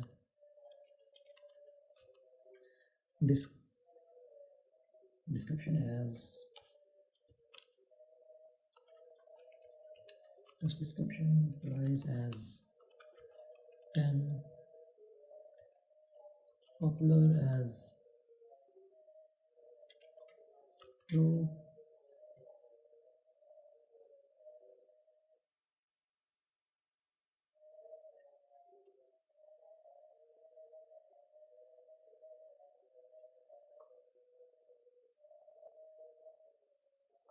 here inside the popular I will write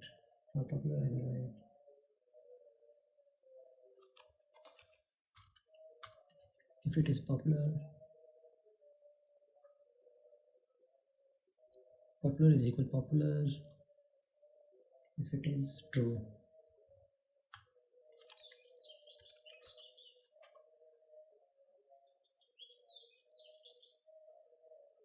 If popular is equal popular, then true. Okay, we will save this, and here inside the request for popular I will write true, and inside the category I will write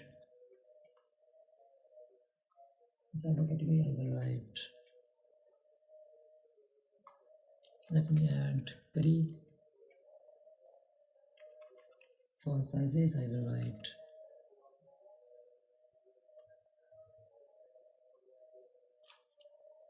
let me add medium, large, and size.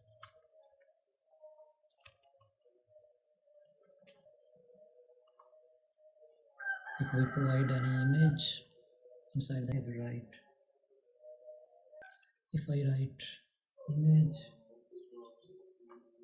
and for image if I here if we choose the file, let me choose this one, and if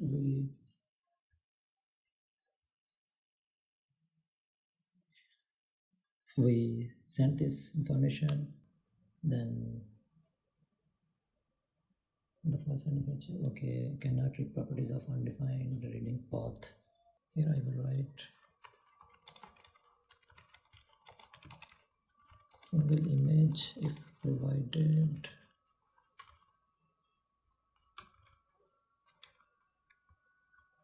extracting the image if provided, const image is equal request dot files dot image, request dot files dot images, request dot files dot image. After that we will write upload the image to clonary,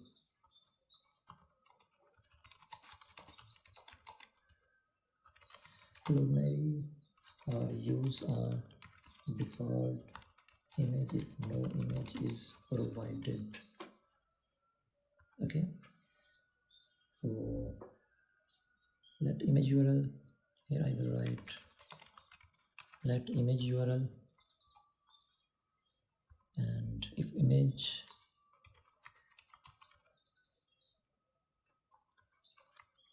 is provided, then we will write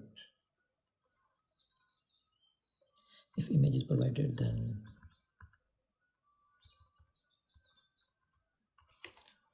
let then const result is equal await clonary dot uploader dot upload image dot path, the source type is equal image,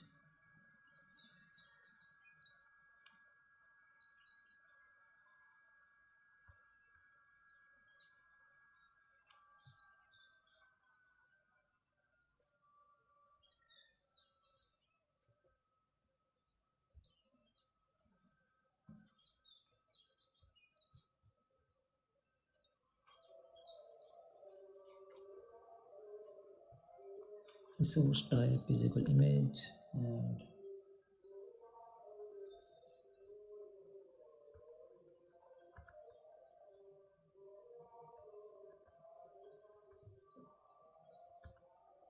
here I will write image URL is equal result dot secure URL, like this, and here I will write else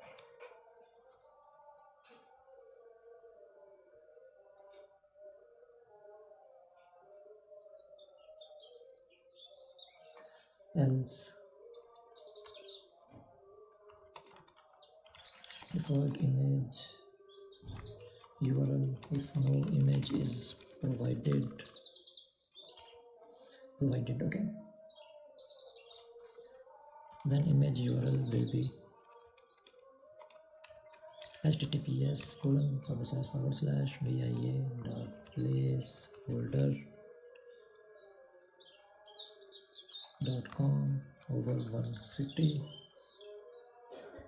like this, and then create product data.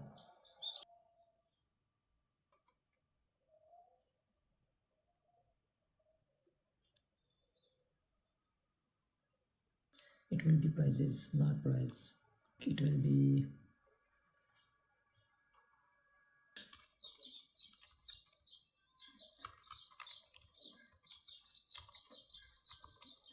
size will be large, and price will be 11. Similarly,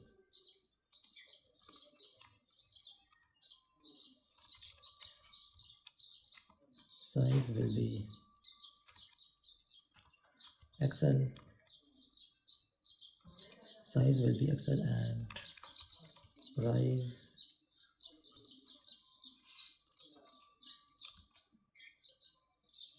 will be 15 like this, and the curly braces will be closed. After this, if I send, then the food is added. Okay, we can close this, and if I add another product 2, if I send this, then food added, product 2 has been added. Okay, here is our product data. Perfect. If I go to my cluster, and here if I refresh, then we will get these 2 products. Here inside the products, I have both products, product 1 and product 2. Okay, we will check this image while we upload it to the admin panel, and then the address will be from Cloudinary. Okay, and when the image has been uploaded to the Cloudinary, this is a dummy image because we can't send images through the freeware. That's why we can't upload our desired image, and we have provided our dummy image by bypassing the paid functionality. Okay, we'll make list product first. In list product, we will write try catch. In the try catch, we will write const products. Const products is equal await product model dot find method. Inside this, we will write an empty object, and after that we will write response.json, success true, and products. And inside the catcher, we will write this console log statement.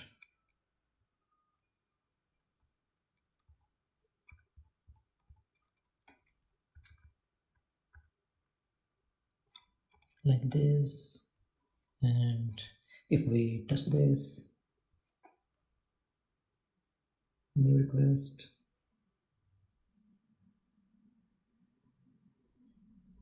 inside the product row, we will check the list. For list, we have post, but sorry, this is the list route. Okay, here we will write get. Okay, this is a get request, not post request. Okay, because we are not sending anything. So we will go to our product controller, and here inside the new request, we will write get, and here we will write http://,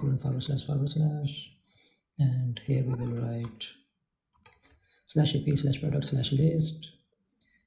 Inside the body, we will not send anything, we will send the request, and here success true, status 200, success true products.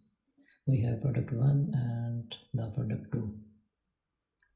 We got all the products. Currently we have added only 2 products, that's why we have received 2 products in total. Okay, so after that we will write logic for remove product. Inside the remove product, we will write try catch, and inside the try, I will write const. Inside the try, I will write await product model dot find by id and delete request dot body dot id. id will get from the request dot body. Okay, and response.json, success true, and message will be food removed. Okay, inside the catch, we will copy these 2 lines again. Okay, our remove product, we will test this remove product API. We'll save this, and here we will make a new request, and this one is a post request. because we will send the ID, and here inside the post we will write API product remove, this one /remove, and here inside the body we will send the ID, Control C, and we will copy the ID for product 2, Control C, this one is the ID for product 2. Inside the body we will send the ID. If we send this request and check food removed, okay, for checking the list if we removed the product 2 or not, we will check the list API, send, and great. We in the products we have only product 1, the product 2 is removed from the database. Here we will check also, here we have product 2 also and product 1, we have 2 products, but when we refresh we will get only 1 product in the database. Okay, in the products we have only product 1. Perfect. And now we will go further in product controllers. In product controller, the last one is single product. If you want to create a product page, then this API will help you. Okay, in single product we will write a try catch. Inside the try we will write const product ID. We will destructure the product ID from request.body like this, and here we will write const product is equal away product model dot find by ID, this one product model dot find by ID. Here we will write product ID, and inside the response.json we will write success true and the product. Okay, inside the catch statement we will copy down these 2 lines. We will save this, and so single product information,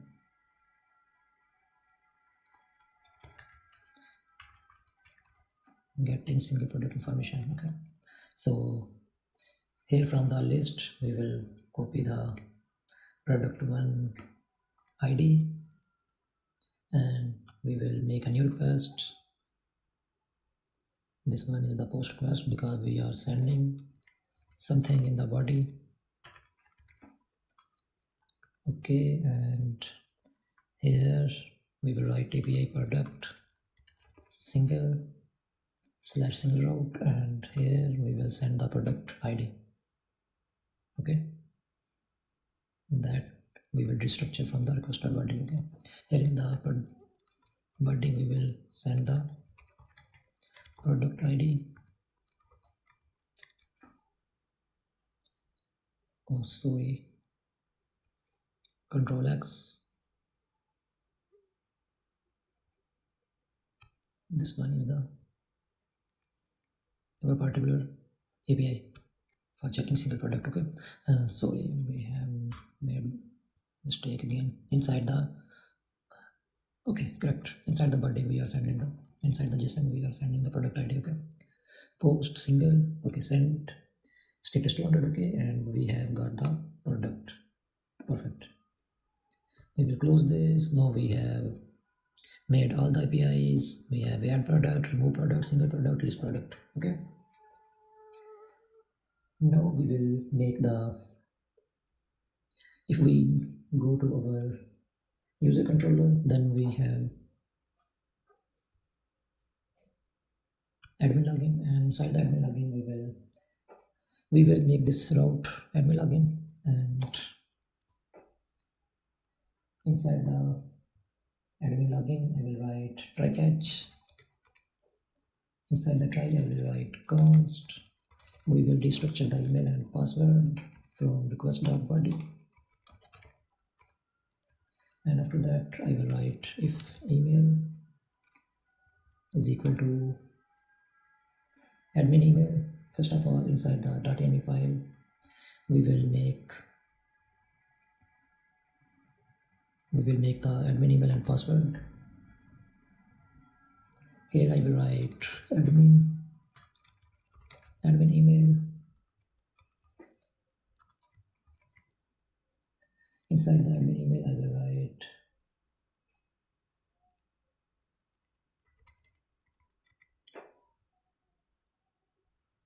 write an email. Here I will write admin@dessa.com, admin@dessa.com, and here I will write admin pass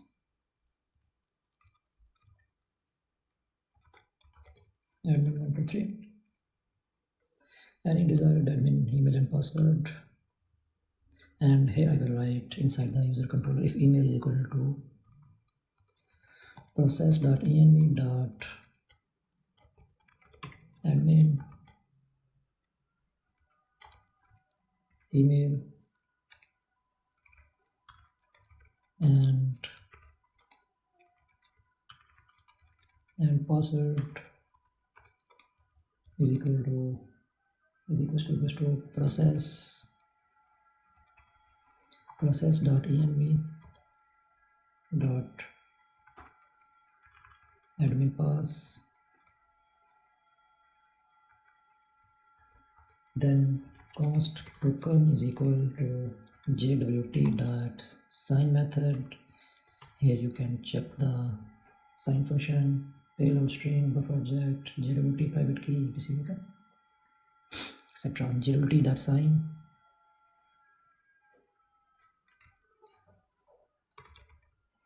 Here you will write email plus password, and here I will write process.env.jwt secret. We will provide the secret for token, for creating a token, and here I will write response.json. Success will be true and we will return the token. Okay, and here I will write else response.json. Success will be false and message will be invalid credentials if the email and password will not match with admin email and admin password. Then we will send a message to the user invalid credentials. Okay, perfect. And after this we will console log. We will copy down these two lines. Okay, perfect. Our admin login has been completed. Now we will check test this API, new request.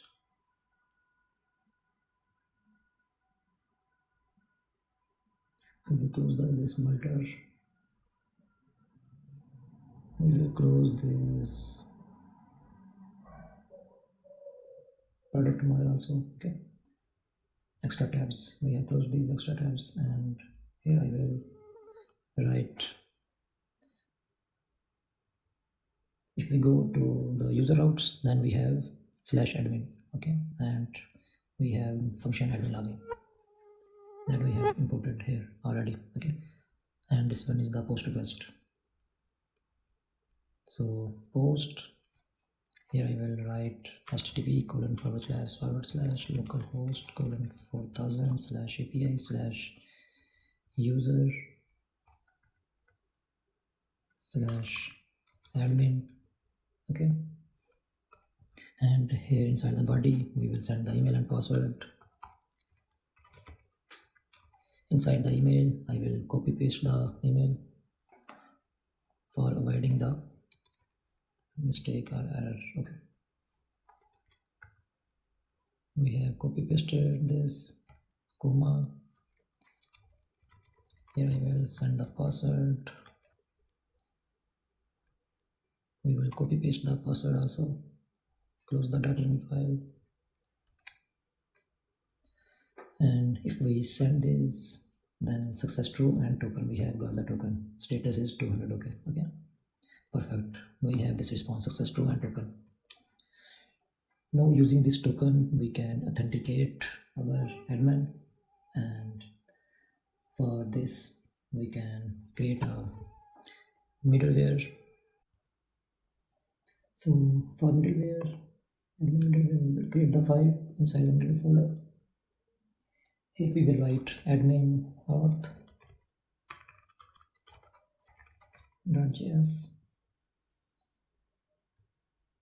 and inside this file we will import JWT from JSON web token, and here we will write const admin auth is equal to async function. Here we will write request response next, request response and next. We will write a try catch. Here we will destructure the token. We will get the token from request.headers.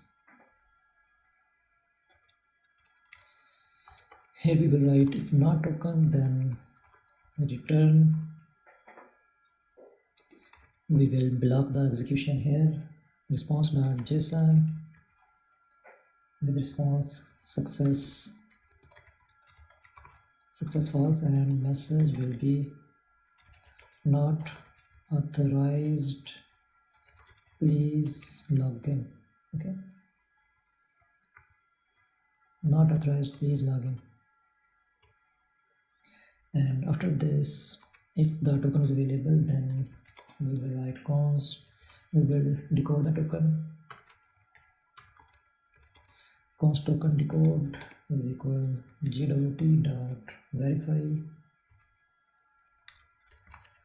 token and process.env.jwt secret.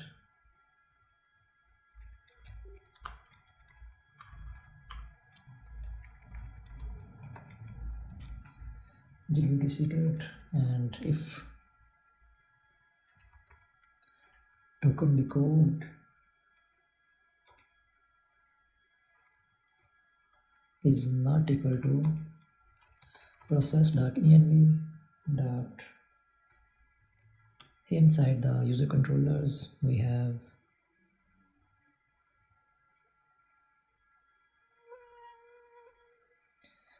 we send the email plus password. Okay,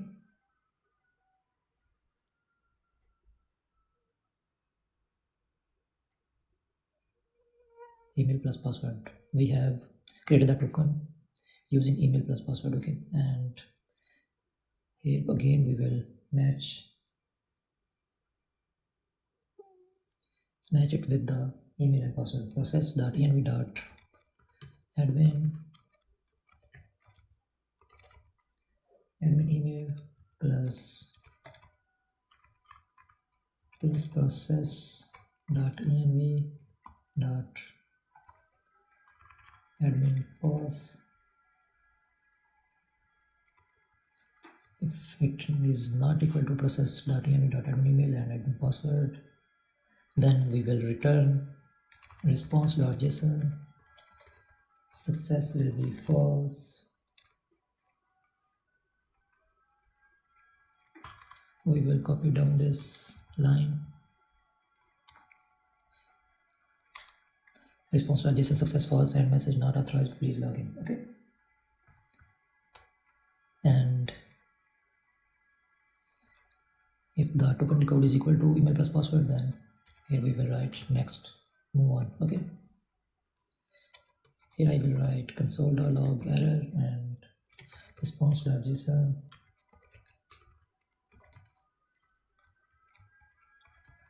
success false and message is equal error dot message. Here we will export this middleware, export default admin auth. Now using this middleware we can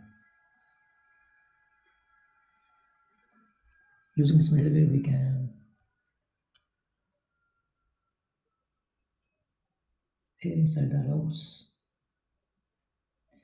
product route. Now we will add this middleware inside our product routes. For example, our add API, our list API, and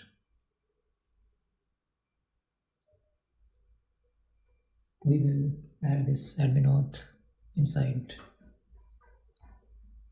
to protect our routes.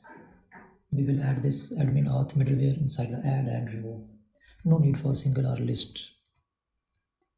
Okay, here I will write admin auth imported admin auth.js complete with extension. Okay, and after this we will import here for remove.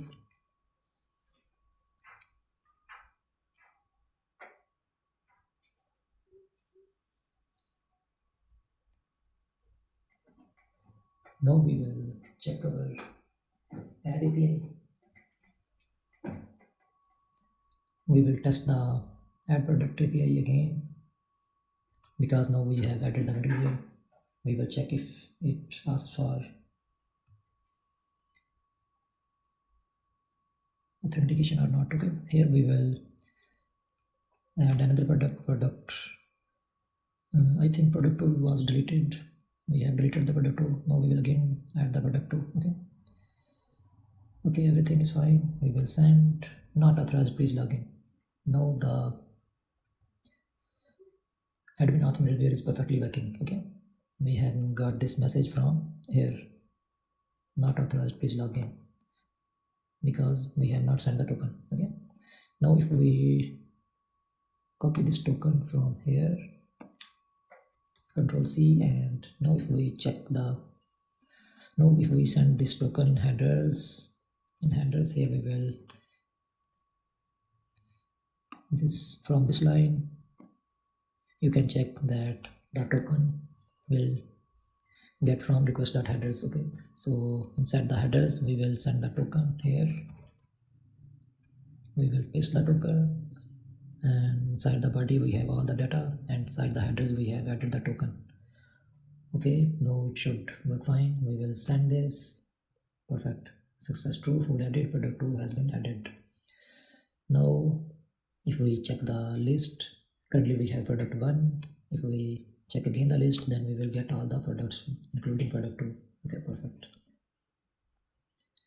It means that product 2 has been successfully added with middleware, using middleware also. Okay, so our add product and remove product route is protected. Okay, these two routes. Fine, we can close it from here. Okay, now we will go through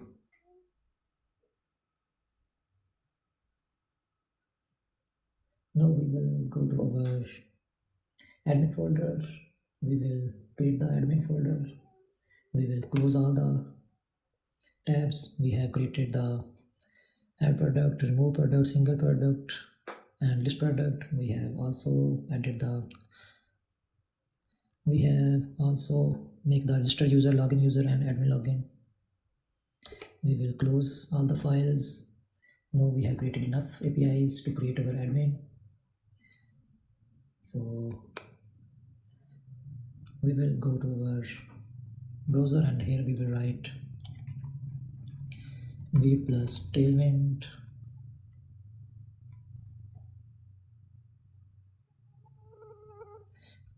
plus beat guide.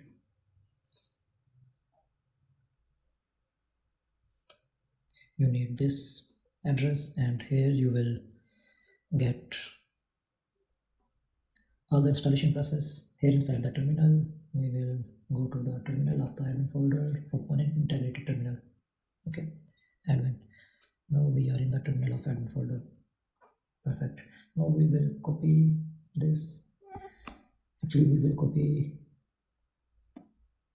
this first line.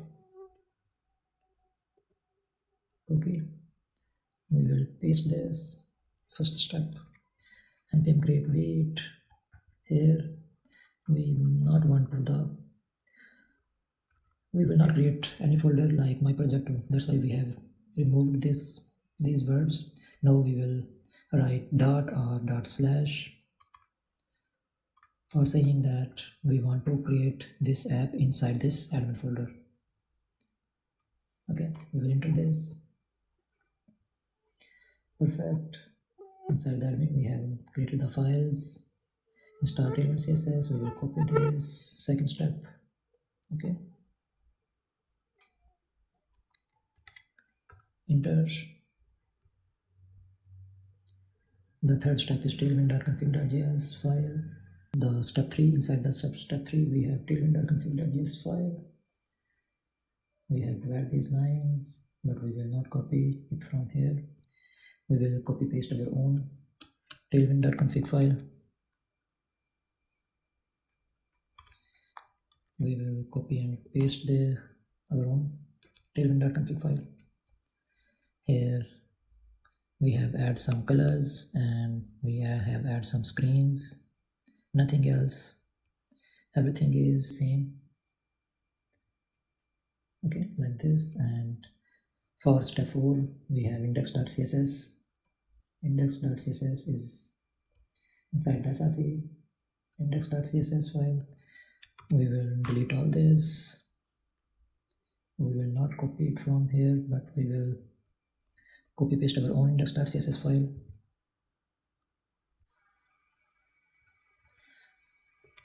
We will paste our own index.css file in our index.css file. We have some margin padding, select input, styling, width, track, handle, scroll bar, settings, styling, and we have h1 styling for h1 tag, h2 for headings, for paragraph. Okay, you will get this file inside the description. You will get this file also. Okay, we will close this also. Now we will go to the 4th step has been completed. For 5th step we have inside the terminal npm run dev. Now we will write inside the terminal, we will write npm run dev.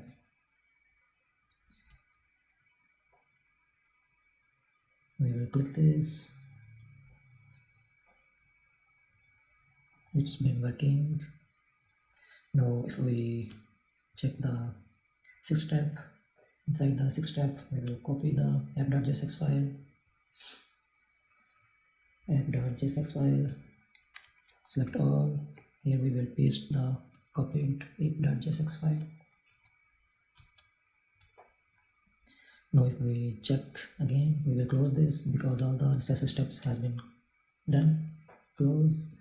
Now we are getting the hello world from here. Okay, from app.jsx file inside the h1 tag. Now if we check inside the admin folder, we have inside the assets we have app.css file. We don't then need this file. We will only work with index.css file for styling, and after this we have main.jsx file. Inside the index.html, here I will write admin panel,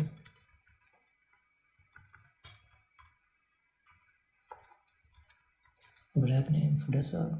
I will close this. You will get this name here on the top of the tab. Perfect. Now we will copy the assets. You will also get the assets in description. Okay. Now inside the main.jsx file, we will install the React icons, and other packages, other necessary packages. So here inside the terminal, we will write Control C, yes. We will write npm I. We will write all the necessary dependencies. We will write npm I axios for APIs. We will write React icons, React router DOM. We will write React Toastify package.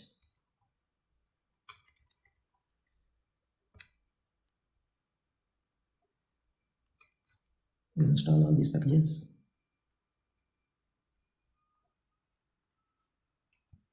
Okay, inside the strict, we will read the strict mode, and here we will import the React router.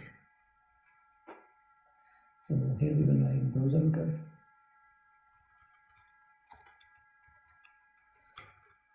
WSCR browser router.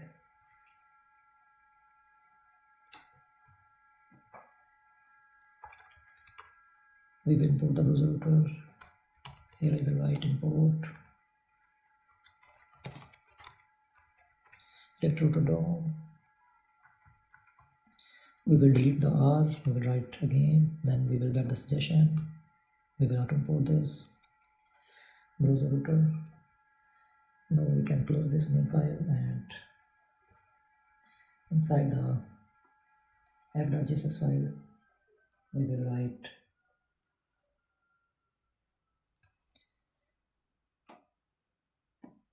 here we will write a main tag, and inside this main tag we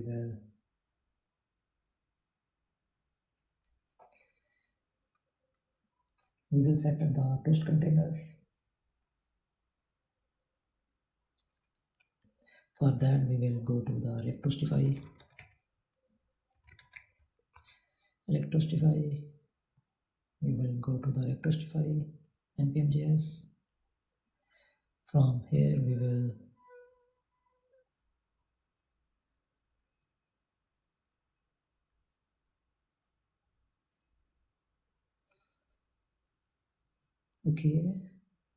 here inside the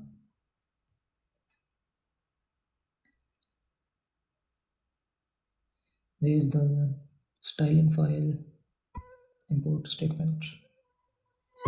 We are not getting. Okay, we will import manually. Here I will write import React Toastify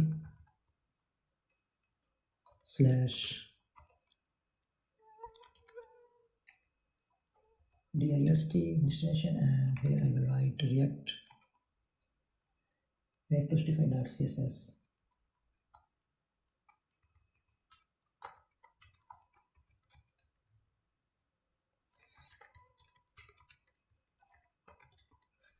React Toastify.css, okay, like this. And here we will import the toast container. We will add the toast container.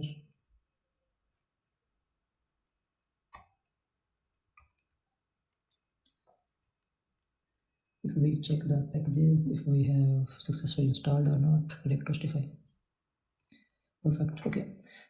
Here I will write import from React Toastify toast container imported, auto imported, like this. Now the toast container has been imported. We will add it in main. After this toast container, we will write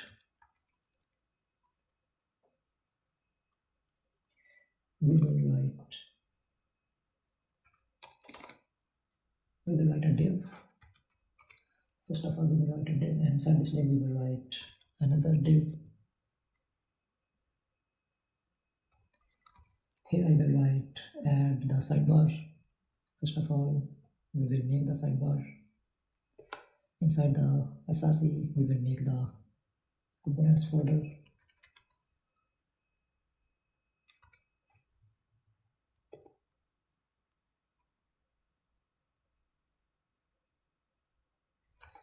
Here I will create the sidebar.jsx file.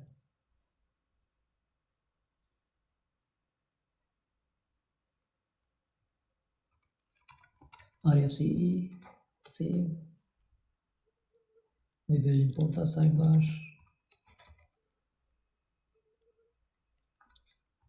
After the sidebar, we will write the routes. We will run the admin, npm run dev again.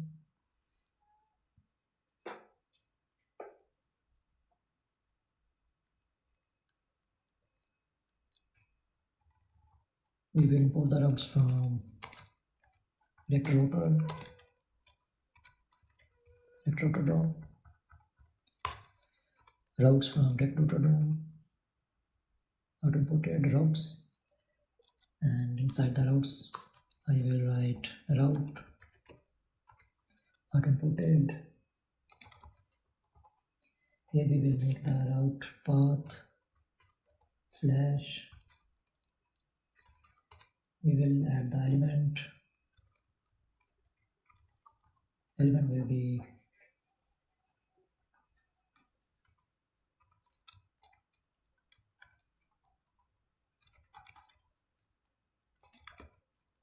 and we will create the pages folder. Inside the pages we will create all the pages, add.jsx file, add page,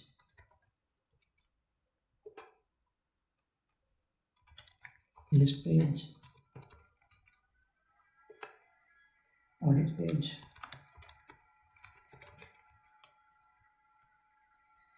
we will import the add page,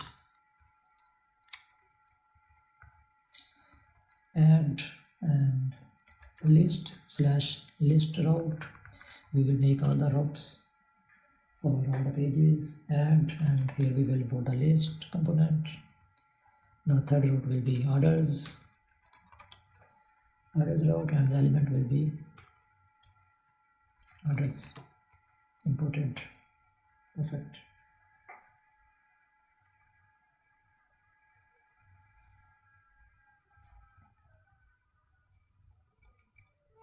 We will save this, and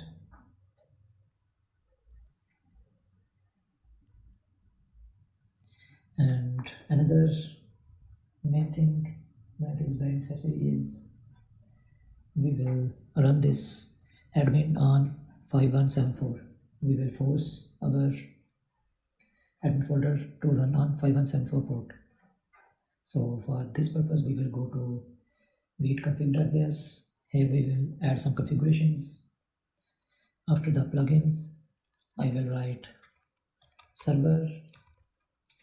Here we will write the port will be 5174. Okay, so now we will, if we run frontend and admin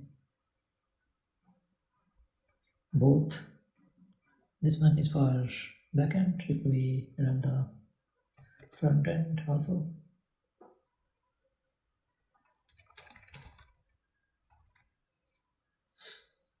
now the frontend is running on 5174.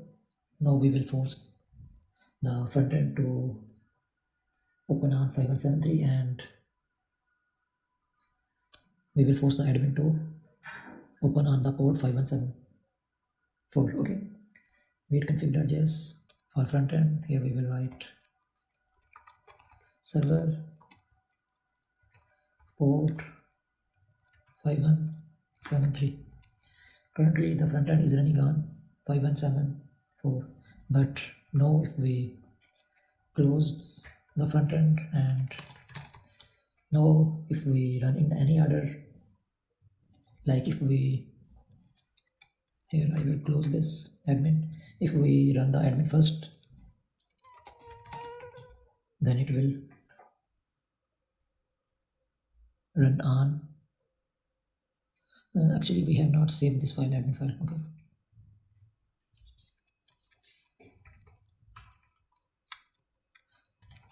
now if we run in any other, the admin will be run on, admin will use the port 5174. Like if we run admin first, then this will be open on 5174. Okay, and if we run the front end later, then this will be forced to open on 5173. Okay, perfect. We will close the Git configuration for both admin and front end. Okay, perfect. No need for front end for now, that's why we will close the front end terminal. Now we have backend and front end, admin, backend and admin. This one is admin. Okay. Now if I go to let me close this. Now inside the main I will write some styling. Let me check the routes first. If we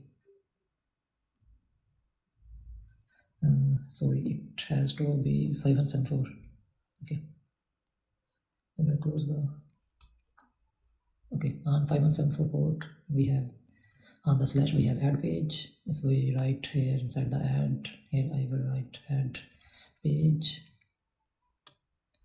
file autosave. Okay, inside the list I will write list page. Inside the orders I will write orders page. Add list and orders, we will close these pages. On the slash we have add route. On the list route, if we check, we have list page. We will check all the routes that we have made. Orders slash orders, we have orders page. Okay, all the routes are perfectly working. Okay, great. On the slash we have add page. Now we will style this main. For main we will write nothing. After the main we have div tag. Inside this div we will write background will be div and text will be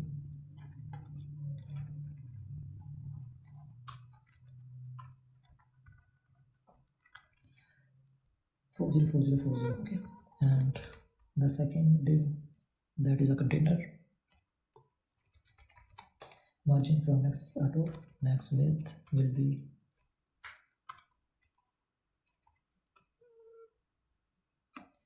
we will copy the same max width from our styling, that is 1440 pixel. Okay, max width flex column for small screen, flex row after small screen, flex row. Okay, and inside the sidebar we will write nothing for now, and perfect. Now if we check this, everything is working fine. Now we will go to a sidebar. Inside the sidebar we will make some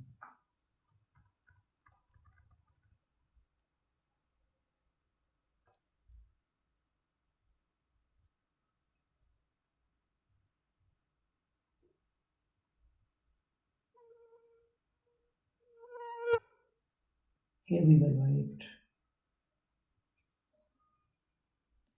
inside the app.jsx file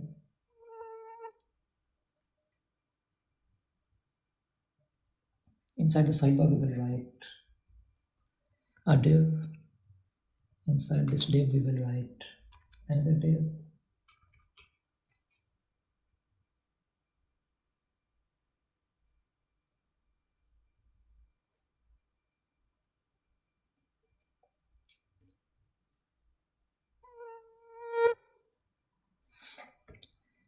Here we will write another div and we will write the logo. I will write another div and a span tag.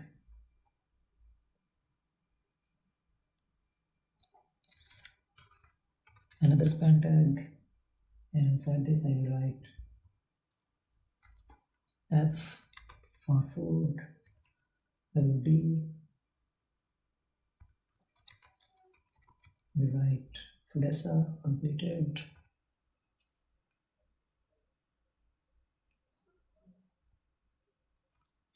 We'll write another div for navlinks.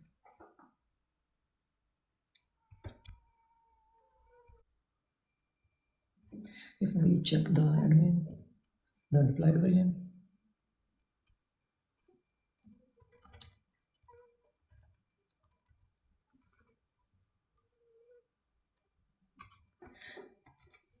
admin dash Fudessa dot wasser dot app maybe.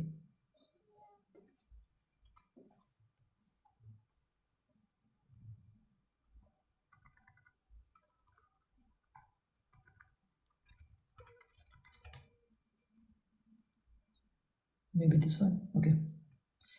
The login entries was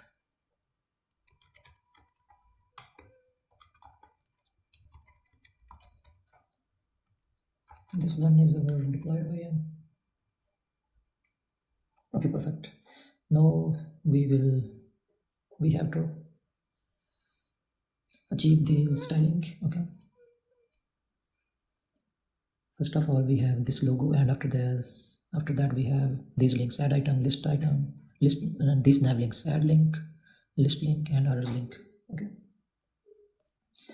This one is our sidebar, and this others remaining area will be for page. Okay. For list page and add page. Okay, showing the page.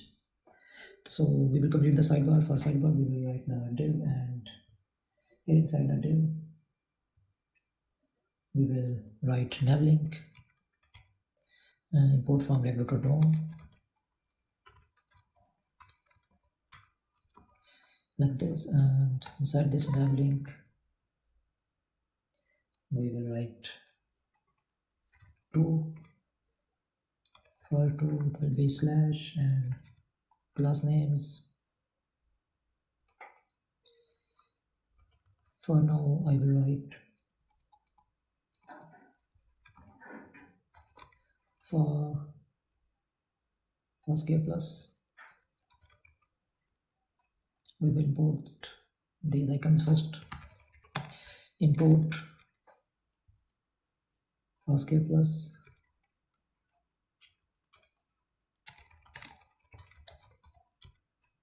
for 6 for scale plus, and here we will import from MD, we will import MD fact check.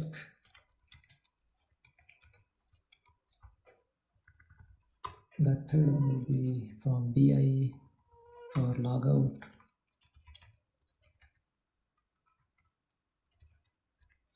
BI logout. For list, we will import the icon for list. For list alt, this one. All the 4 icons have been imported that will be used in this component. For scale plus, added, and after this we will write the text inside the div. The text is add item. Okay.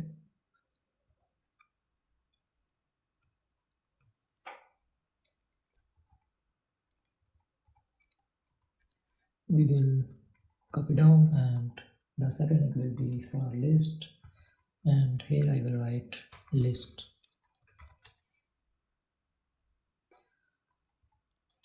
The icon is for list alt.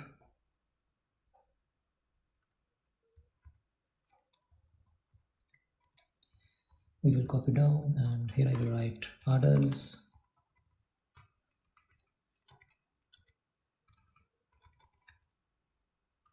The icon was MD fact check, maybe like this. Perfect. And here I will write orders.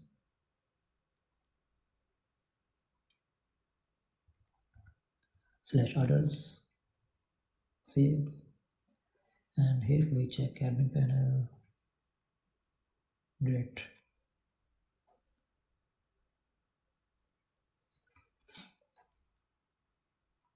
After this navling, we will write a div, and inside this div we will write a button. Inside this button we will write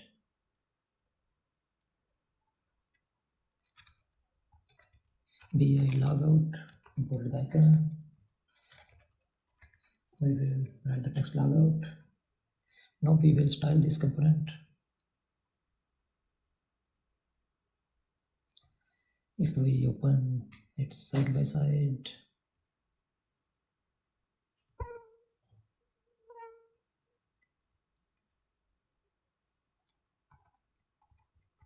here inside this div I will write max sm, that's mean less than small screen. It will be flex center, and for max sm here I will write for max extra small, padding bottom will be 3, and rounded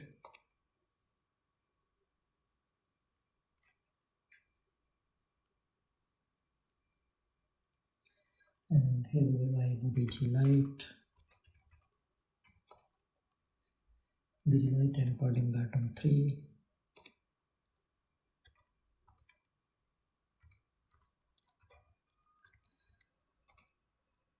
For small screen width number 5, over small will be minimum height screen. For this div we will write flex column, gap y will be 6, item center, flex column, padding top will be 4, and padding top will be 14 after small screen.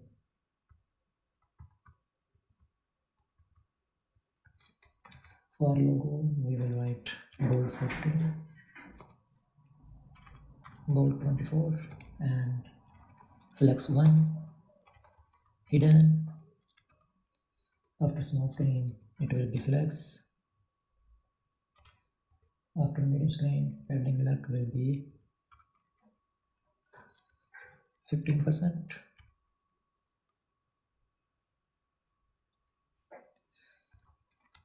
For span I will write inline flex.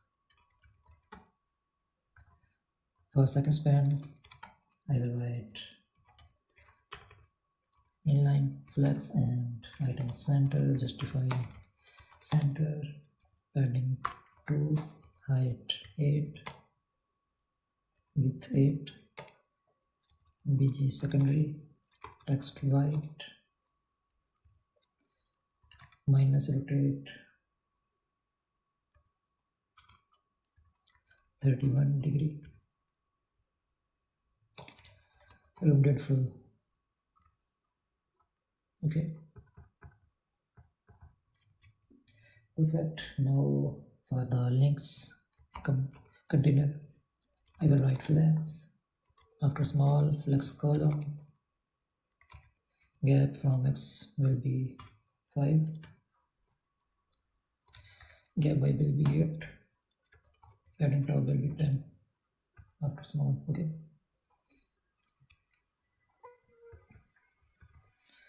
for icons I will write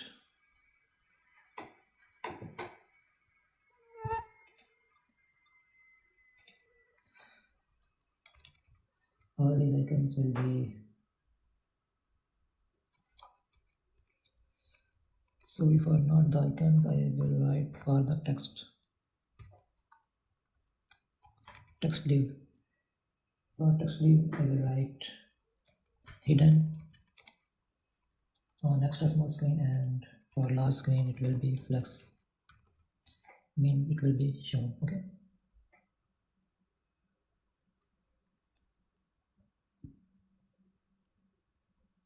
okay, now we will style the nav links. All the 3 nav links, the styling will be we will add the class name, and here I will write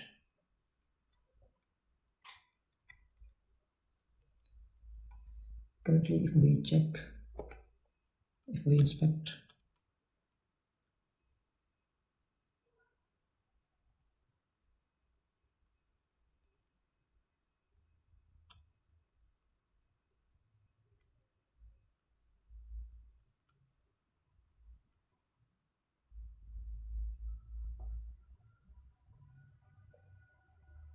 okay, these three tags slash, slash list, slash others, if you notice, then you will get know that whenever I select any of these links, the class name active will be triggered to that specific nav link. Okay, active, that is coming from the React router DOM's nav link, this one, and active class. We will use that type of here inside the nav link. Inside the nav link I will write the styling according. Here I will write, here we will take the is active, and after that I will write if is active, then use the class active link that is coming from index.css. Here is active link, this class. Okay, if it is active, then use the class is active, otherwise flex start, gap x will be 2. Flex start is a custom class, it will be like this. Okay, and gap x2 for small screen, padding left will be 12, padding 5, and medium will be 15. Cursor pointer and height will be 10. Rounded XL, perfect. We have successfully given the classes to our nav links. Now if I check, then styling is perfectly working. When we click add item, then add item will be highlighted. Okay, and the routes are changing accordingly. Okay, now we will go for the styling for logout button. Here inside this div I will write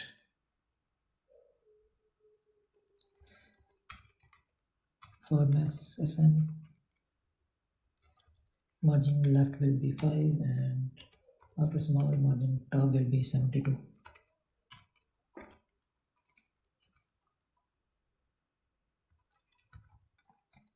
For button I will write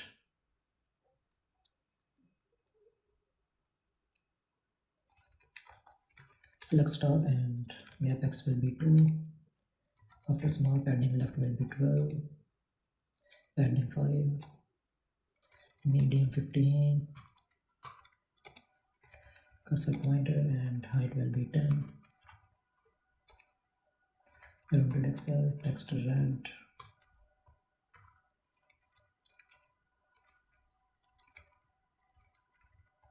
text red 500. For the icon, text will be large. For the text I will write classes hidden, and for large screen it will be flex. Perfect. Now our sidebar component has been completed. We can close it from here. We can close the index.css file, and now we will go for our login page.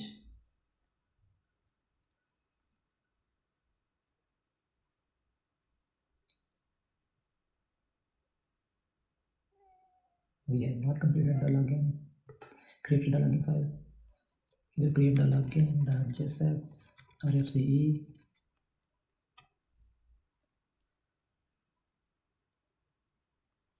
Now we will add the logic for login, that if first of all we will make a use state for token and set token. Initially it will be an empty.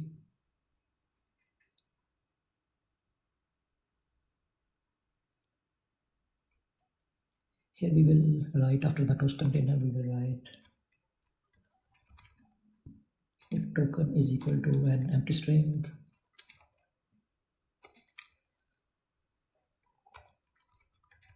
then go for login, then show the login page. Here we will add the set token as prop.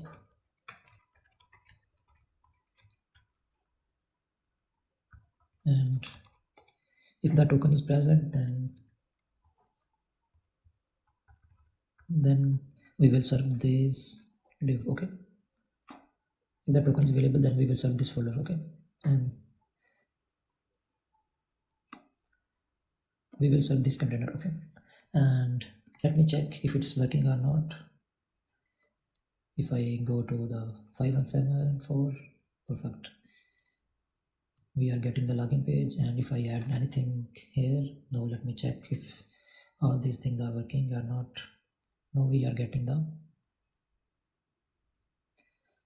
links and pages. Okay,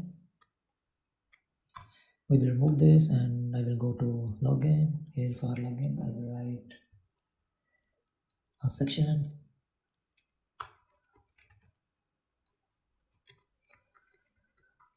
Let's write the div, not a section. Okay, here I will write a container, a div,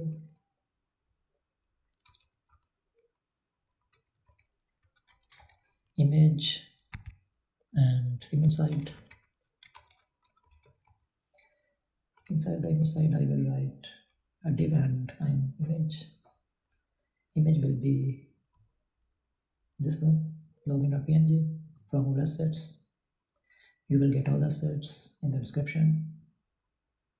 We will import the login image from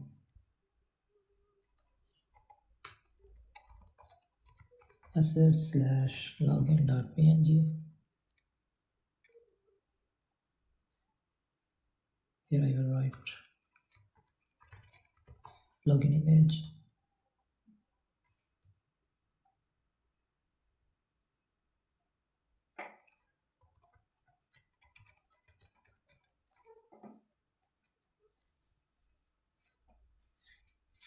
object will be cover,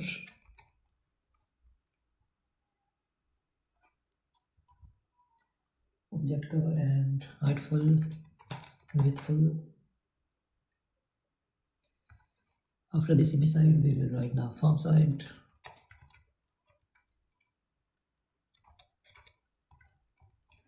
A div and then a form. Inside this form I will write, here we will write inside the form a div, and inside the div I will write an S3 tag. Inside the S3 tag I will write login and another div for email. Inside the label I will write email, input tag, type will be email, and placeholder will be email, like this. And we will write another div.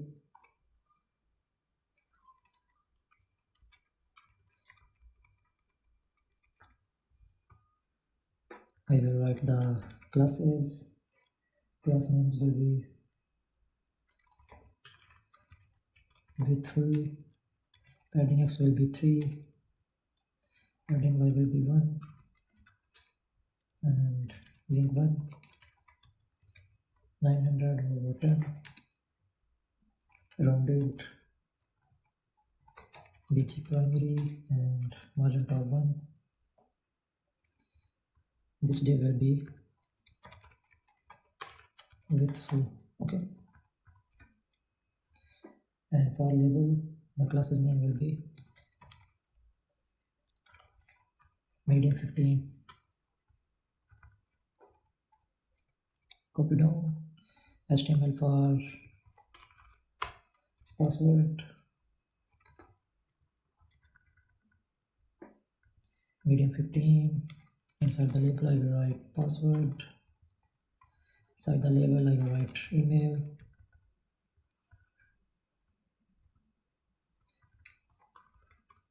Type password, placeholder password. With full padding 3, padding 1, padding is here 9, 10, rounded, background primary.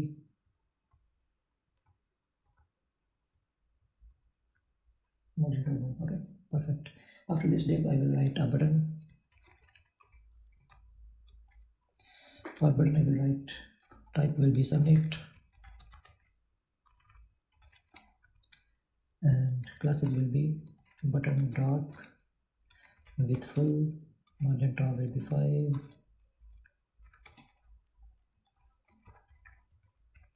padding I will be 7, and rounded. Actually, it will be 7 pixel.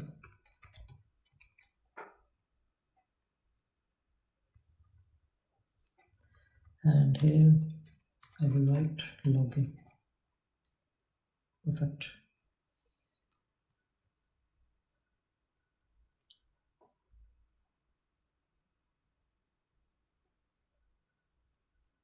So we will write some styling for the login page. Okay, it will be an absolute position, absolute. From top it will be 0, from left it will be 0, height full, width full, Z50, background white, flex,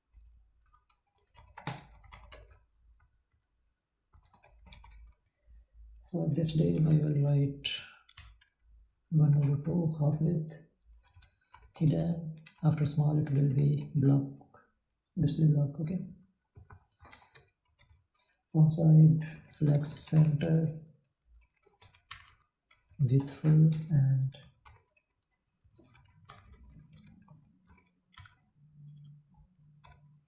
half screen, half width after small screen. Okay, for font, flex column, item center, width will be 19%,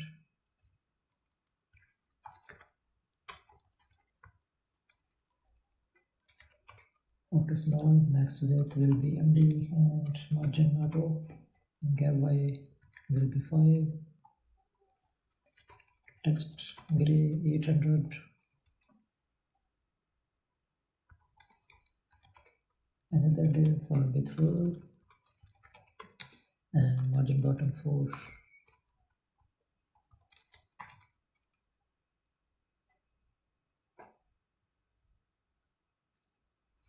Login, and here I will write,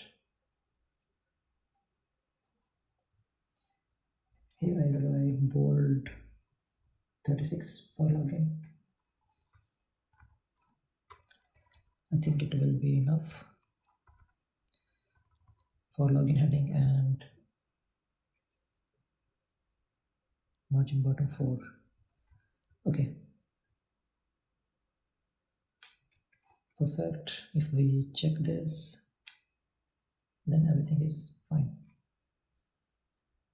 Okay, here I will write the admin panel for better view. Okay, admin panel. 32 will be enough. Okay, perfect. Now I will write a function for submit handler form submit. Here I will write, first of all I will write a state. State will be for email and password.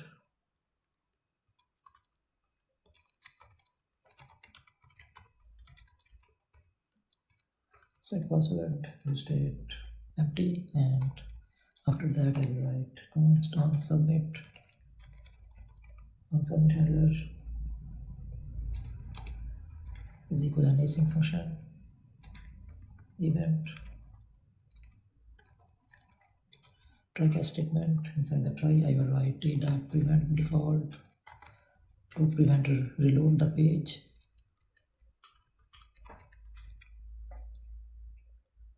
Default, okay, and after that I will write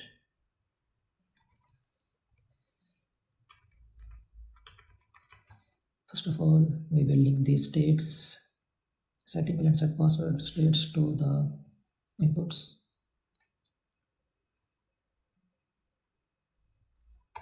Inside the input I will write set email unchange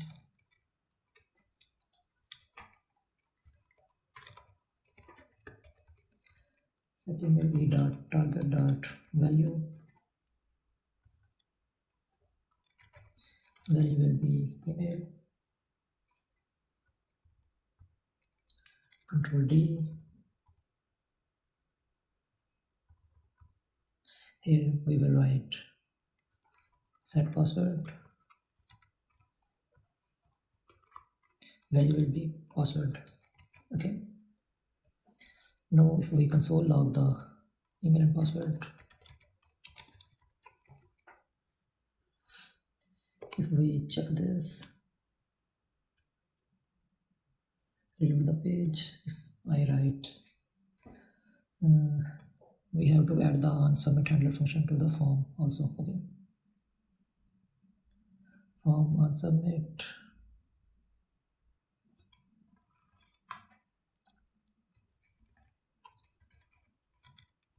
onSubmit handler, okay, like this. Here I will write admin@desa.com password. If I write admin123, if I submit, I have to add forbidden type submit, okay, already. So if I log in, then we have the console log statement, inside console we have email and password that we have typed. Okay, working fine. Now we will remove this console log. Here I will write const response is equal await Axios. We will import the Axios. For testing our APIs, we will use the Axios.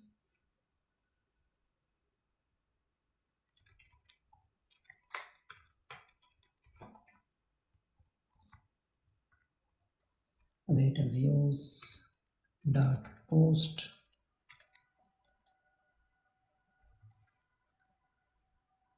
here I will write inside the post.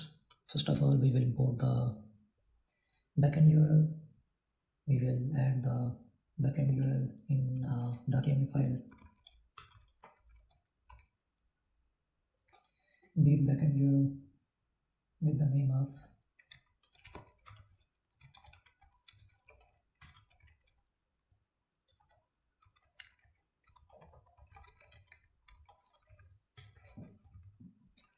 localhost 4000 read backend URL. Okay.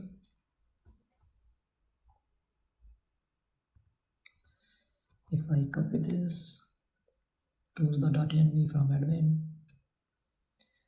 here we will import the backend URL.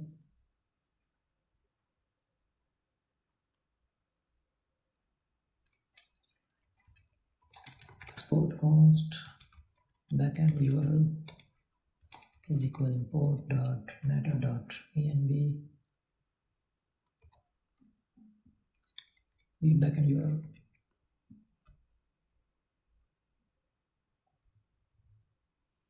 Here inside the login we have send the set token prop. We will receive it here set token, okay.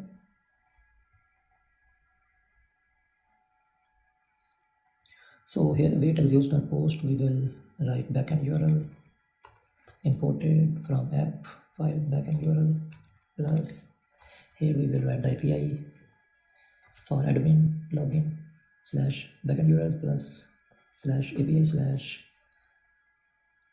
user slash admin, okay. After that we will send the objects. In object we will send email and password. Here we will write the console log and response, okay.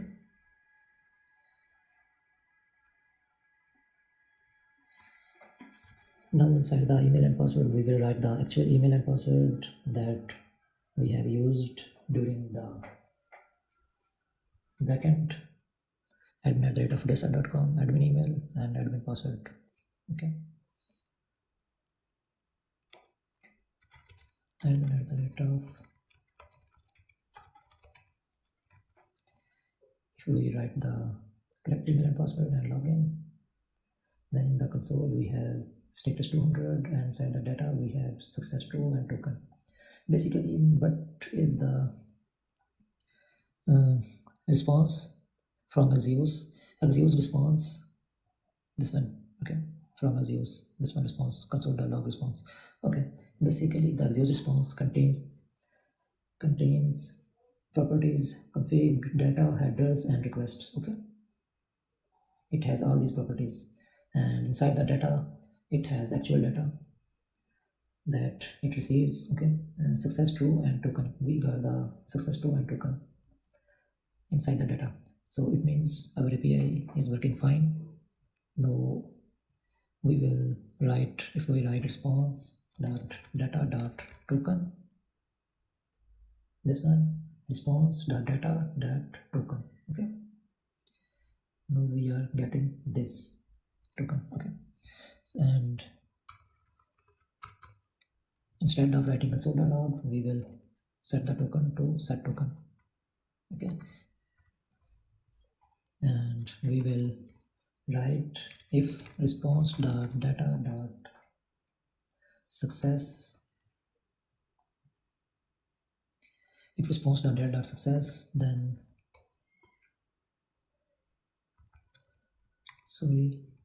set token set to response dot data dot token, okay.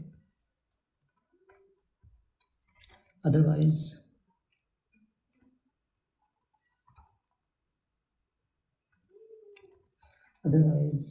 toast dot error, we have imported the toast from Backtoastify, auto imported toast dot error, response dot data dot message, okay. And inside the catcher we will write console.log error, toast dot error will be error dot message, okay.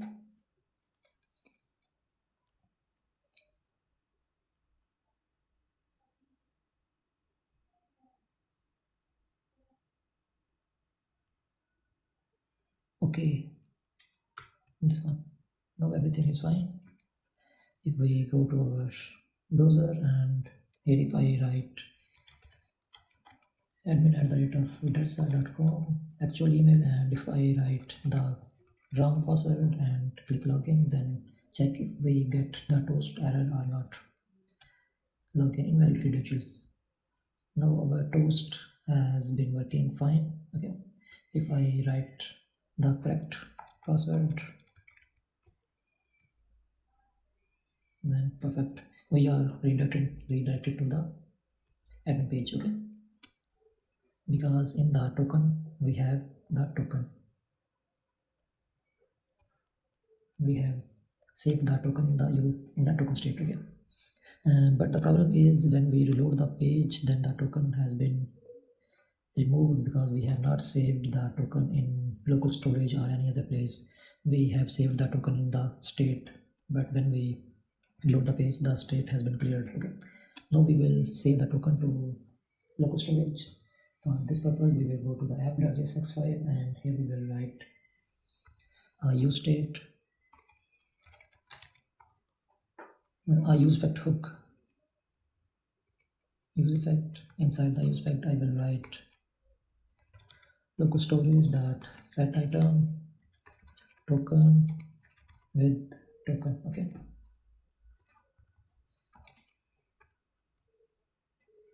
here I will write token.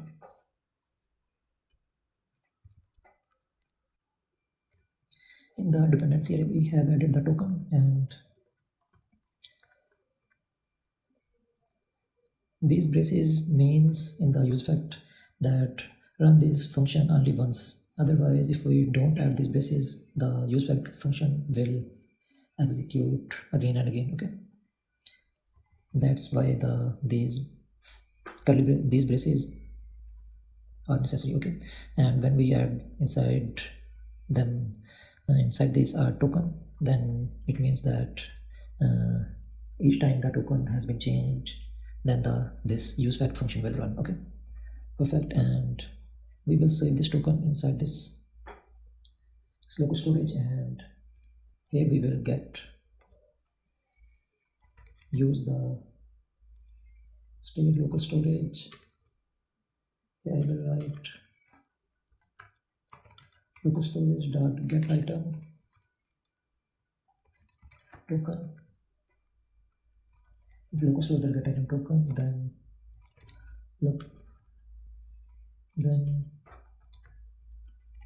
local storage dot get item token.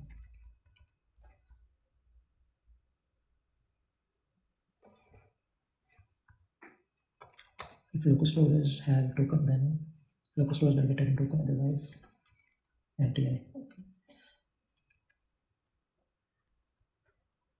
otherwise empty state. Okay, and now if we have the token inside here we go to the application, and here we have token.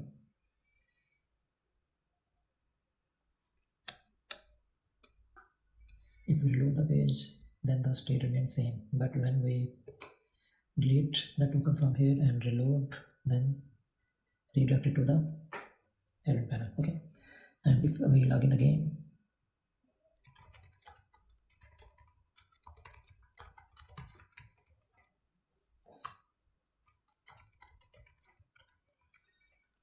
now the token has been saved. Okay, perfect.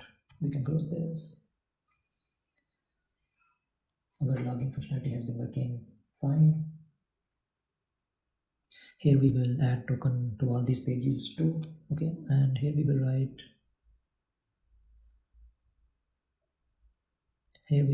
inside the add, we will write token.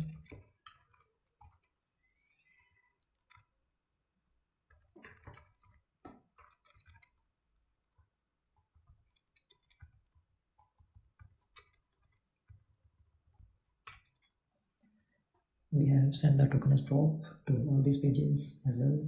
Okay, and inside the sidebar we will send the set token as a prop.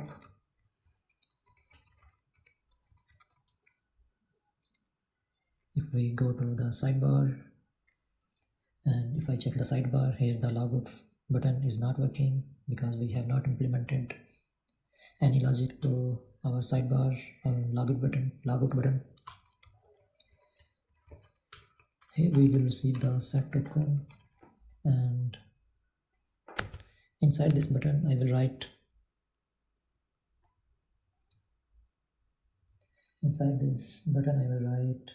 on click function.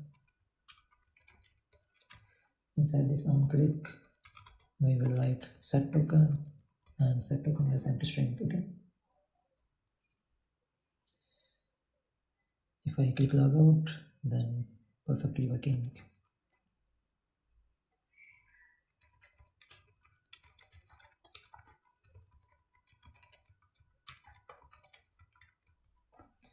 Now we will go further to our add page.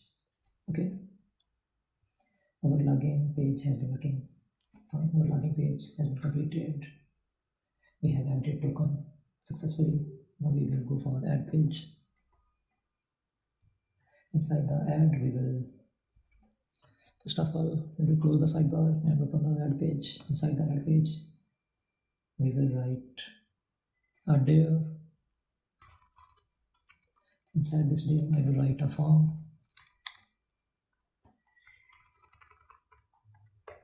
Inside this form, we will write a div for product name. Classes will be with full for each input. H5. Inside the H5, I will write product name, and H5 will be H5. Input will be type text and placeholder will be right here. After the placeholder, I will write classes. Class names will be padding x3, padding y will be 1.5, ring will be 1, ring slate 900 over 10, rounded BG light,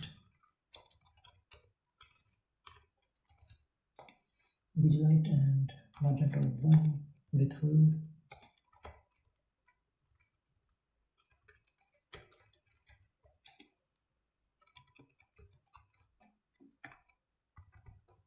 After this input, I will write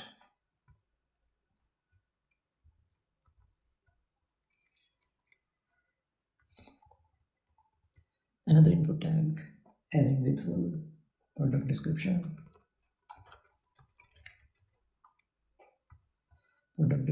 type text,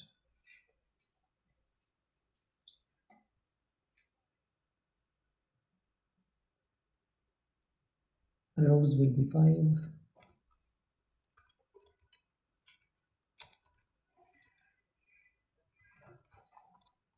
actually this one is text area, not an input, and rows will be 5,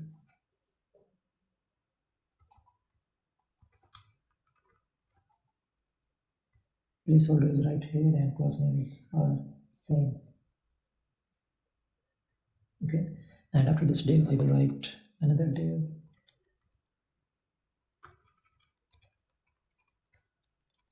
Here I will write categories.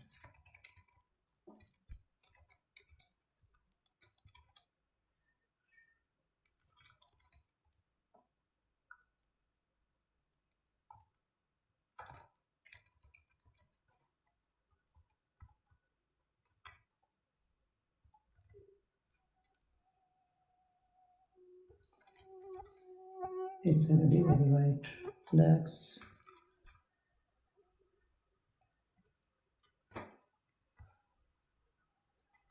Actually, I will write this category inside the h5 tag.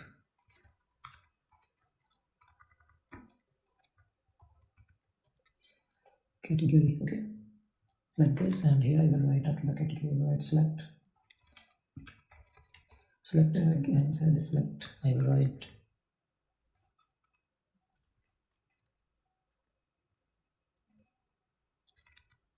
classes will be padding x3, padding y will be 2, and ring 1.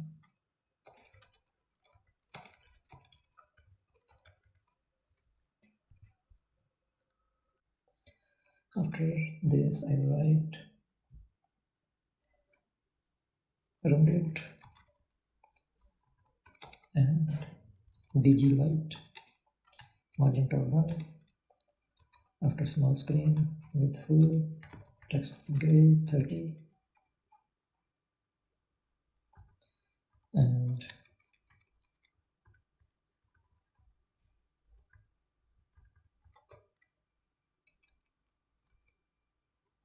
inside the select we have the options. all the categories that are curry.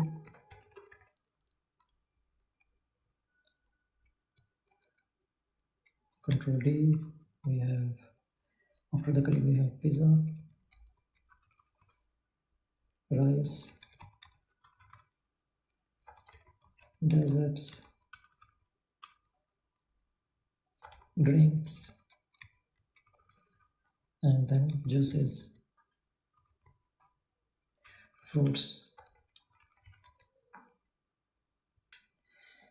okay. After this select, we will write another div. For this div, inside this div we will write a label, and inside this label I will write image. Inside the HTML4 I will write image, and inside this label I will write image. Inside this image I will write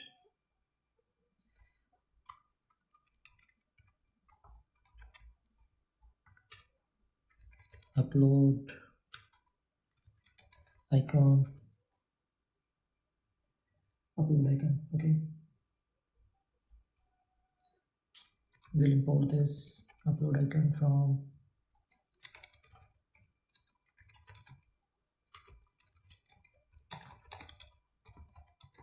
asset/upload icon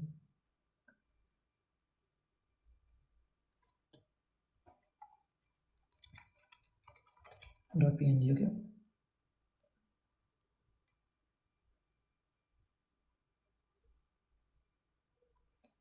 And after this image tag I will write an input tag, and inside this input I will write type file, and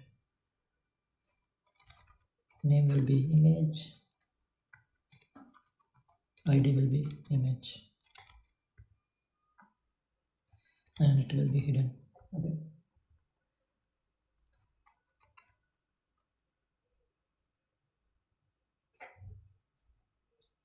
These two divs will be closed, and after this div I will write sizes,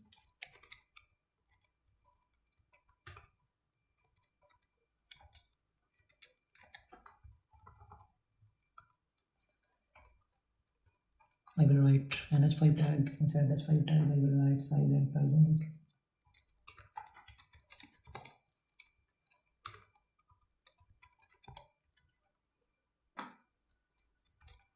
Here I will write prices.map,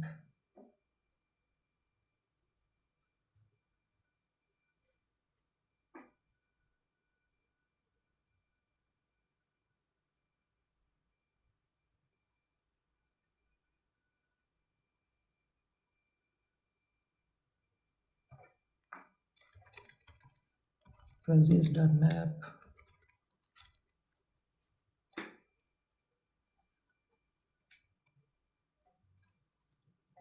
and the prices will be prices.map, and here I will write the use state for prices.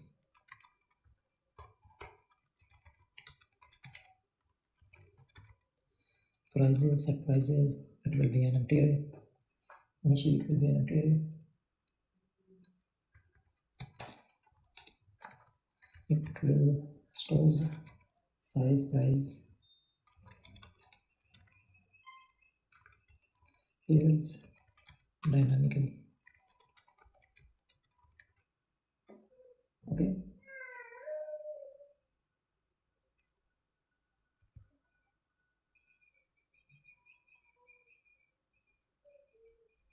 Here I will write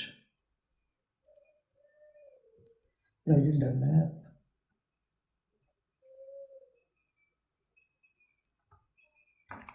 item index,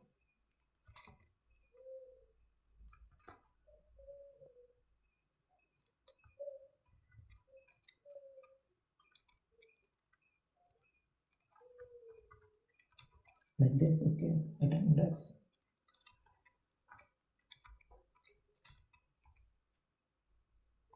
a div, key will be index, and inside this div I will write input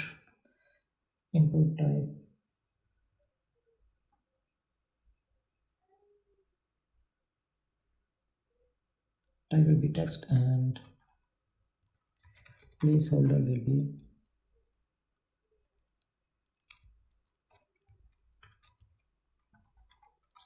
small, medium, and large,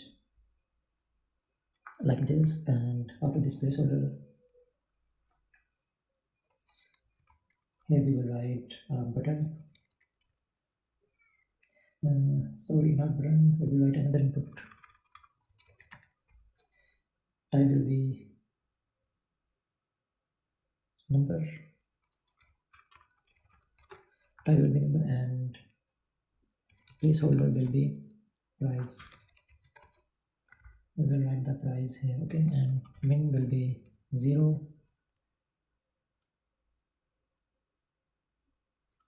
After this, we will write a button.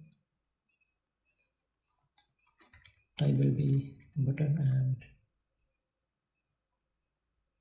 here we will write tb trash. We will import this icon.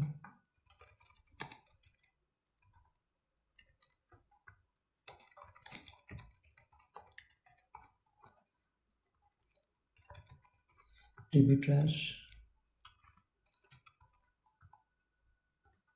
const tb trash, and here I will write tb trash, this one.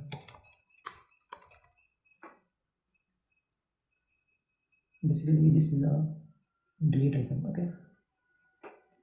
After this button and the closing div, closing braces, we will write another button. For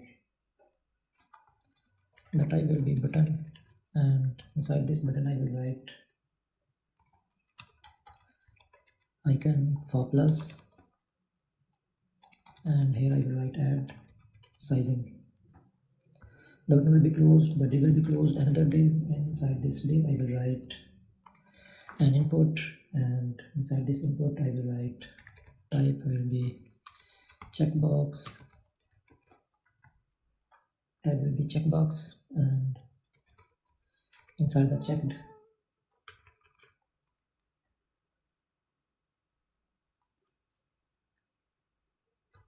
okay, we will write the checked property later. And after this input I will write label. Inside the label HTML for popular,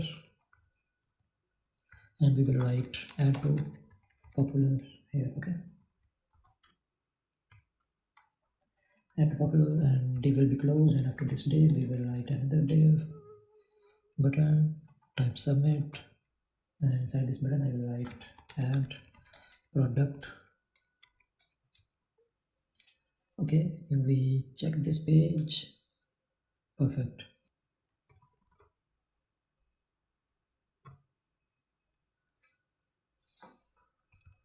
Here we will write the styling. First of all, we will go outside and we will write, for div we will write class name. For div we will write padding x2, and after small padding x will be 8 and padding y will be 12. Height screen. For form we will write flex column, gap y 3 and medium 14. For large screens the width will be 777 pixel, okay.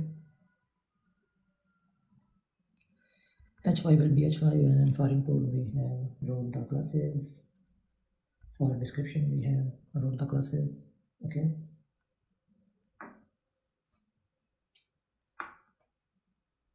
Perfect.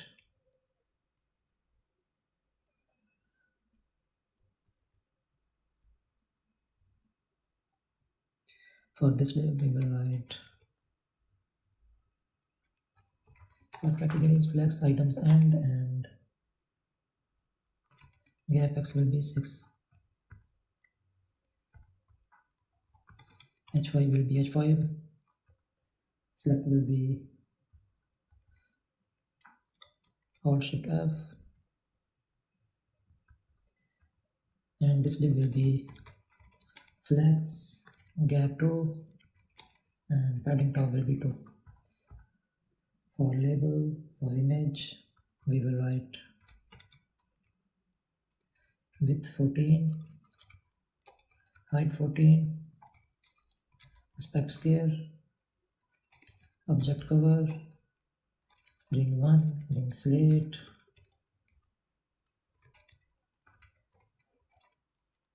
five,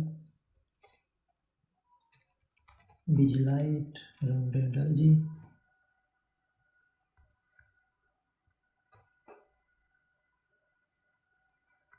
sizes, h5 will be h5, this div will be flex items end, and gap will be 4, margin top will be 2, and input will be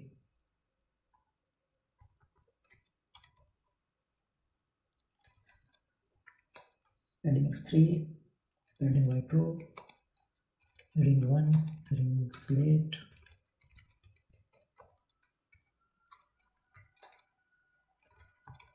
rounded BG light, width 20,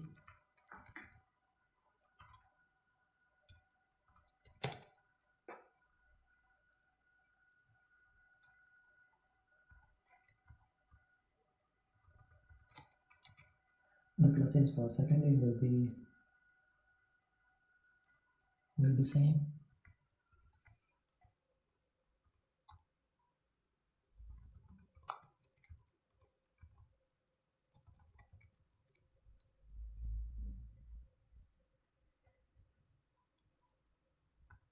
Okay, for button we will write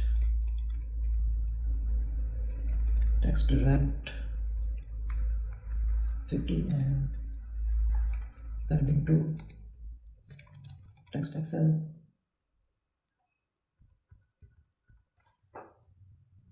for this button add sizing we will write button secondary and rounded important,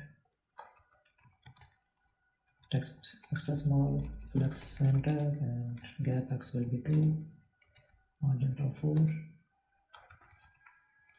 padding x3, padding by 1. We will write for checkbox flex start,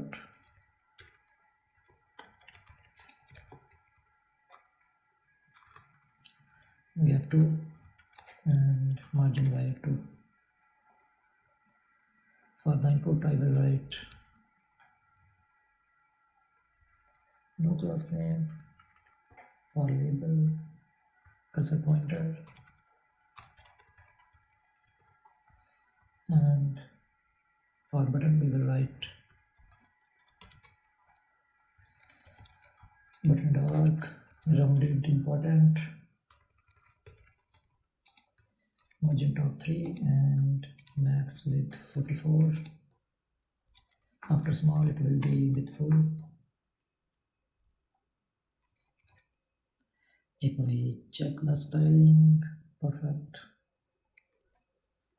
Now we will add the logics to our add page. First of all, we will create all the necessary use states for image,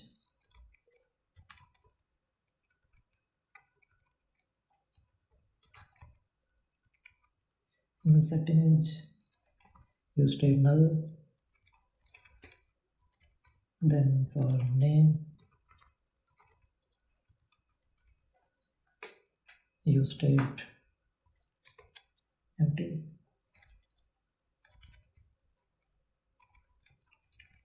description empty,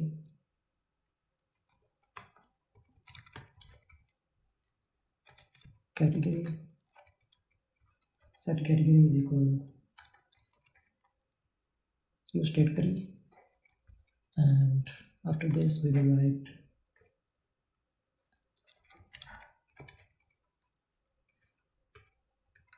popular will be false,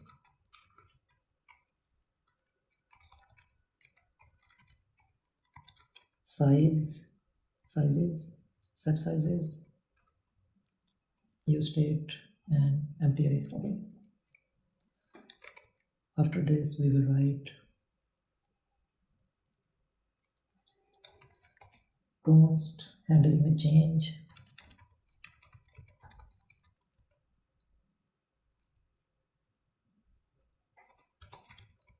event.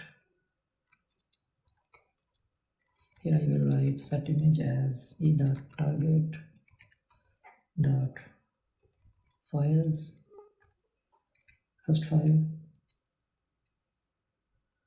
and we will provide this handle image change function to our image. Okay, so where is our image? Here inside the image we will write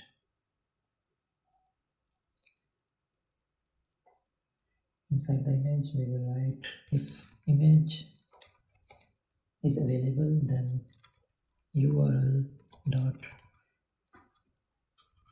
dot create object URL of image, otherwise upload icon. Okay, like this. And inside this input type file, inside this input we will write on change handle image change function, type is equal file, name is equal image, and id is equal image.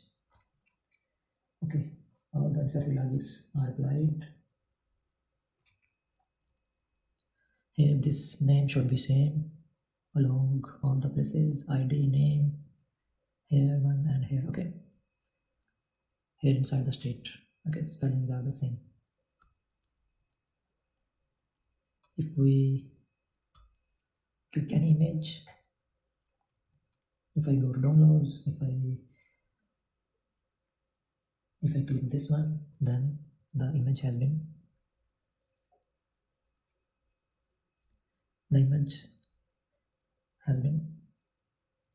shown. Okay, we successfully entered the image here. Okay, now we will add other logics. Now we will go for add size price. We will make a size pricing function, const add size price, add size price.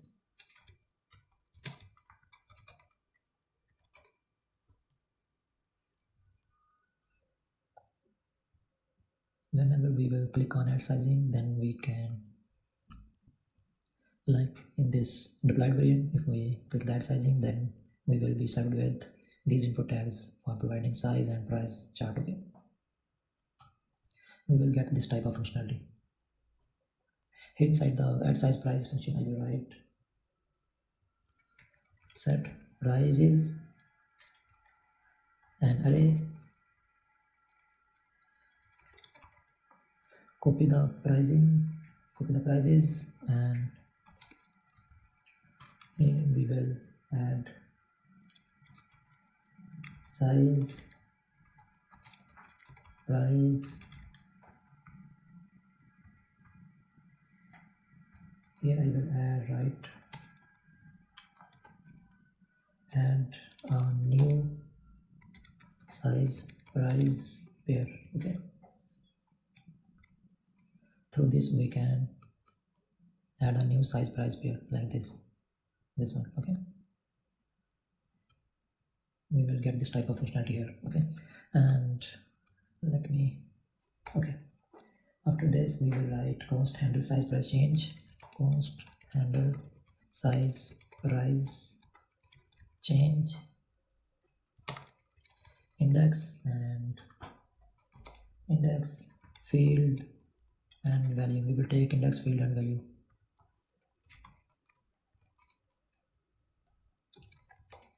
const update prices is equal to prices dot map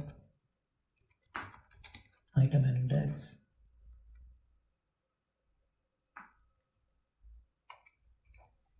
Here if index is equal to equals to, here if I is equal to index, then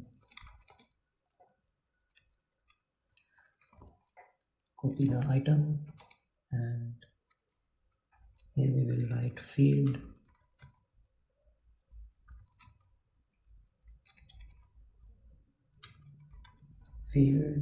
is equal to size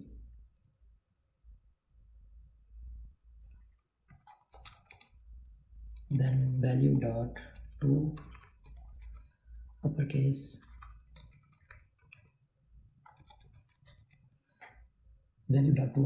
function. Okay,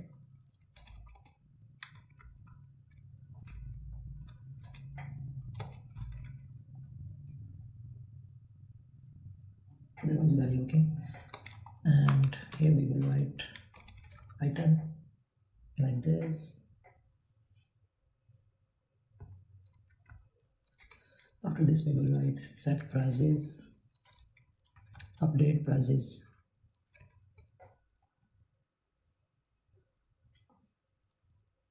Inside the set prices we will add update prices. Okay, here we will write const on submit handler.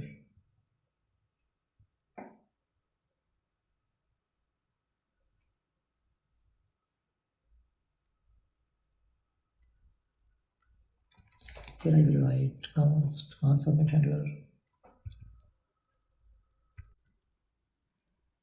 Here first of all we will provide these functions to our size pricing. Here after the image we have size and pricing, and inside the prices map we will write, inside this div we will write input type text and placeholder. Inside this input we will write onChange function, and event we will take the event and handle size price change.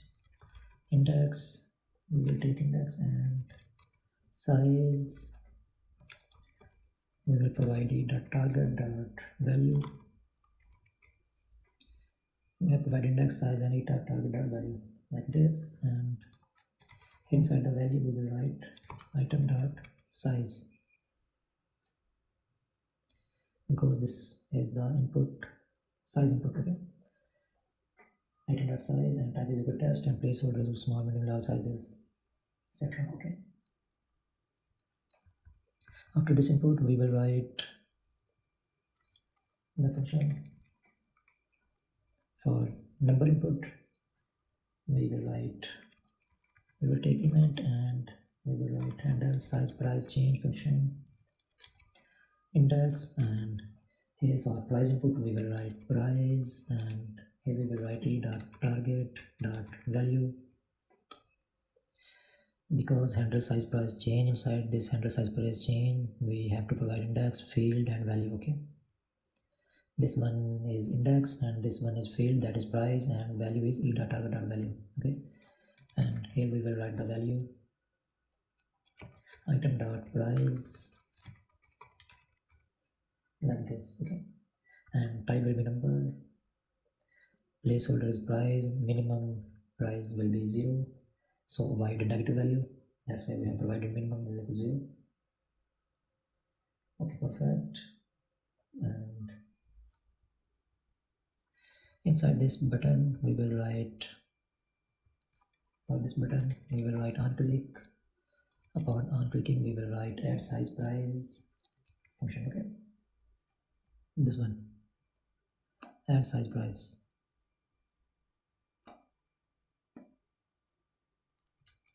this function. Perfect. Now if we check this and if we click the add sizing, then perfect. On our local host it's perfectly working. Okay, like this. Why we have not got the TB trash icon? I can type text red 500 maybe. Great, perfect. Now we will create another function for removing the size price. Here we will add, after add size price, we will add a function for remove const remove size price. Here we will write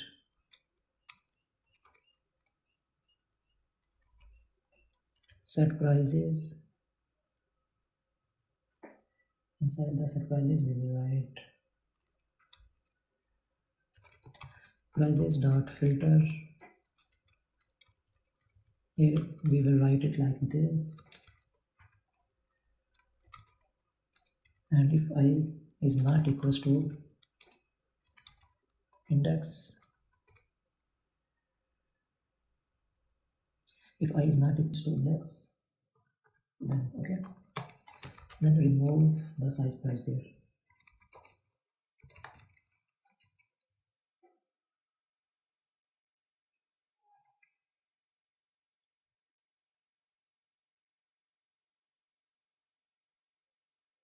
And here we will take the index.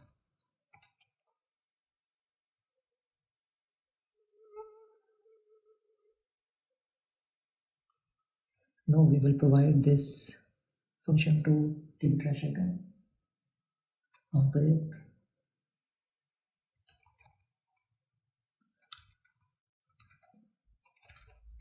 remove size price, and here we will write index. Okay, let me check. Perfectly working. Okay, now we will go for our main function, our API function, that will be const on submit handler.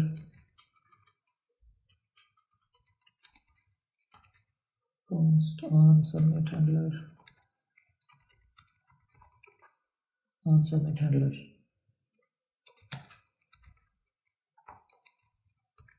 We will take the event and e.prevent default. After this we will write a try catch. Inside this try catch we will write, inside the try we will write const form data. Form data is equal new form data. This one, make sure the case are correct for the form data. Okay, const form data is equal new form data, and here we will write form data dot append. Here we will write all the fields one by one, name, and if we copy down, name, description. Here we will write prices, and after that we will write category, and after that we will write popular. We will write image, and now we will check for prices. We will write JSON. We will convert the prices array. JSON.stringify. We will take the prices, and here we will write array of size price pair. Array of size prices pair. Array of size price pairs. Okay, and category will be category popular, boolean, and image will be image. After this we will write const response await axios. Here we will write our API axios.post.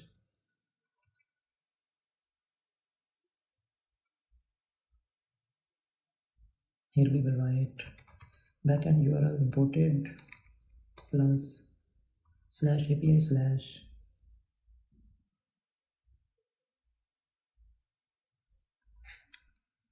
/API product /add, and we will provide form data, and inside the headers we will provide the token as an object like this. Perfect.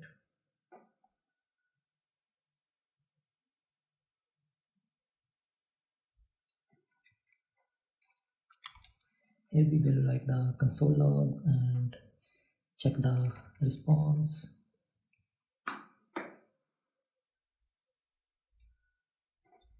Here we check the response and check all the things here. Here inside the form we will write on submit handle function. We will provide the states to our all the fields. Here inside the input I will write on change, set name will be .target.value, and the value will be name. After that, for text area, on change will be,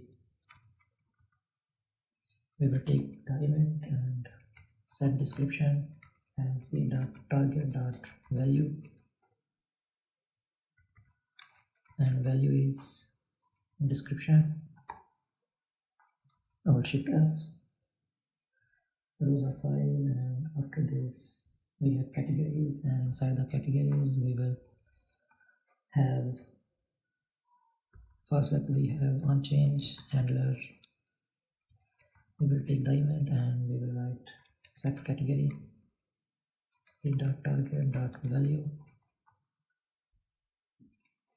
value is category.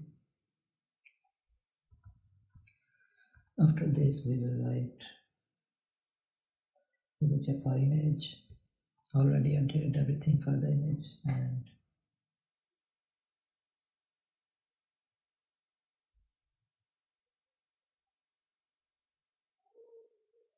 after that image we have sizes, and for sizes we will have, we have everything already set up. Okay,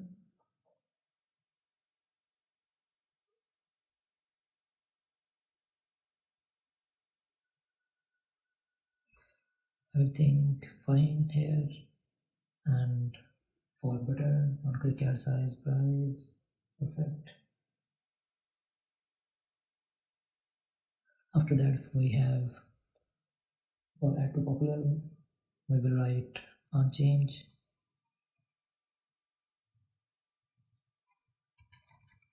we will write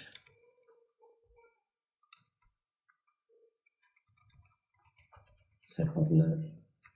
We will take the prev value, and prev is not equal to prev. Okay, prev and not prev. Type will be checkbox, and checked will be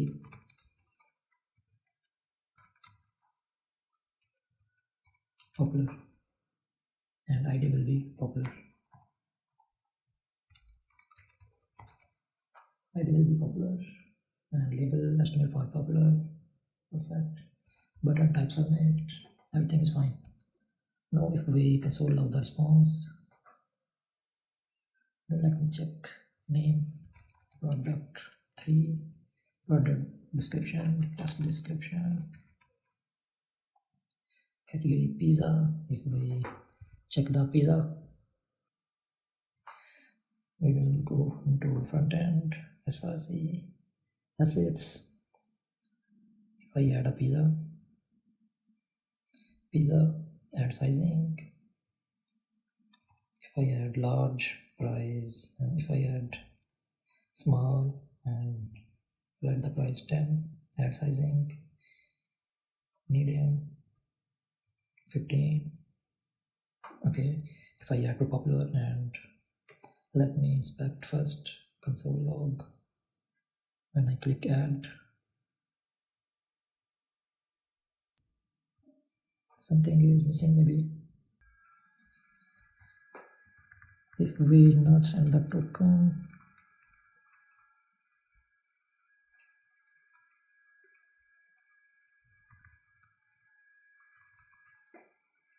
save and let me check.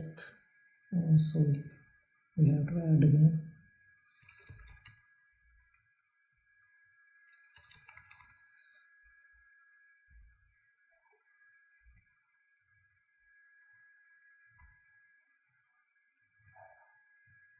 Add to popular, add product, then we are getting the response. Okay, perfect. Inside the data we have successful and not authorized, please login. Perfect, it's working.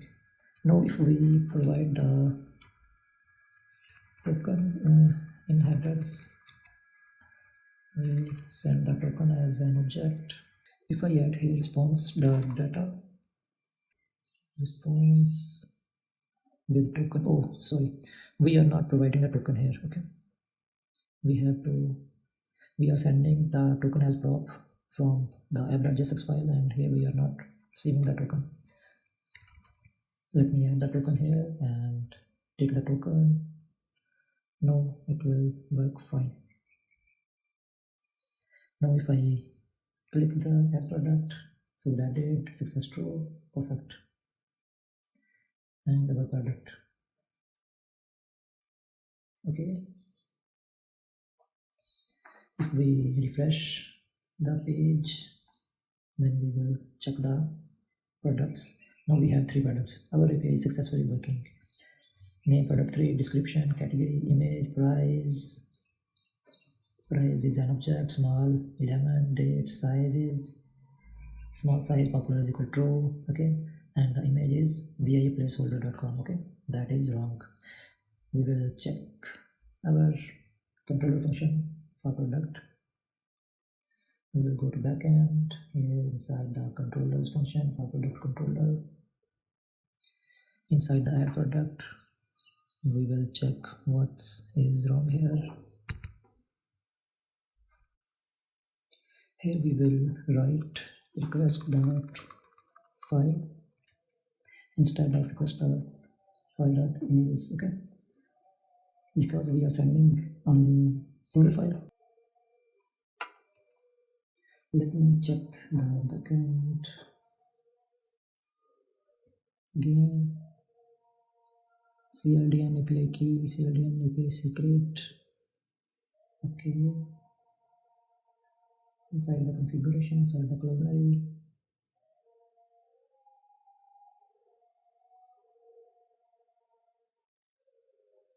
server.js file.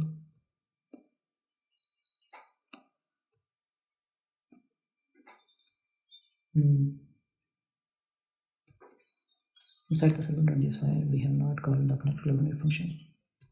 We will call this and we will close the file, and let me check again. Now if we click add product, then success is equal to and message food added. Let me check the product. Here we have uploaded image to Clonary. Okay, now if we refresh again the database, and here we get to know that product 3 has been added with uploaded image to Clonary. Okay, if we copy this address of Clonary and paste this here, then the image will be loaded from Clonary. Okay, this one is the uploaded image and we are getting it from Clonary. Okay, we can close this. Perfect. We can delete the product 3, emptying the placeholder image. Okay, confirm the delete. Okay, perfect. Now we will close the Clonary, close the product controller function. Upon adding the product, it should clear the image, it should clear all the fields too. Okay, now we will go further, and here inside the console.log we will write if response.data.success, then we will delete this line.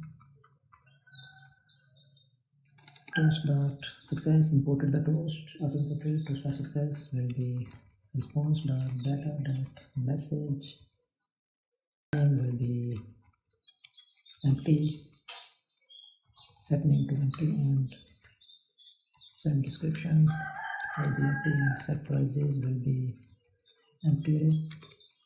After that, set image will be null again, and set popular will be false. Set popular will be false. Okay, after that we will write else if the response.data.success is not true, then toast.error response.data.message. Inside the catch error we will write error, and toast.error will be response will be error.message, like this. Okay,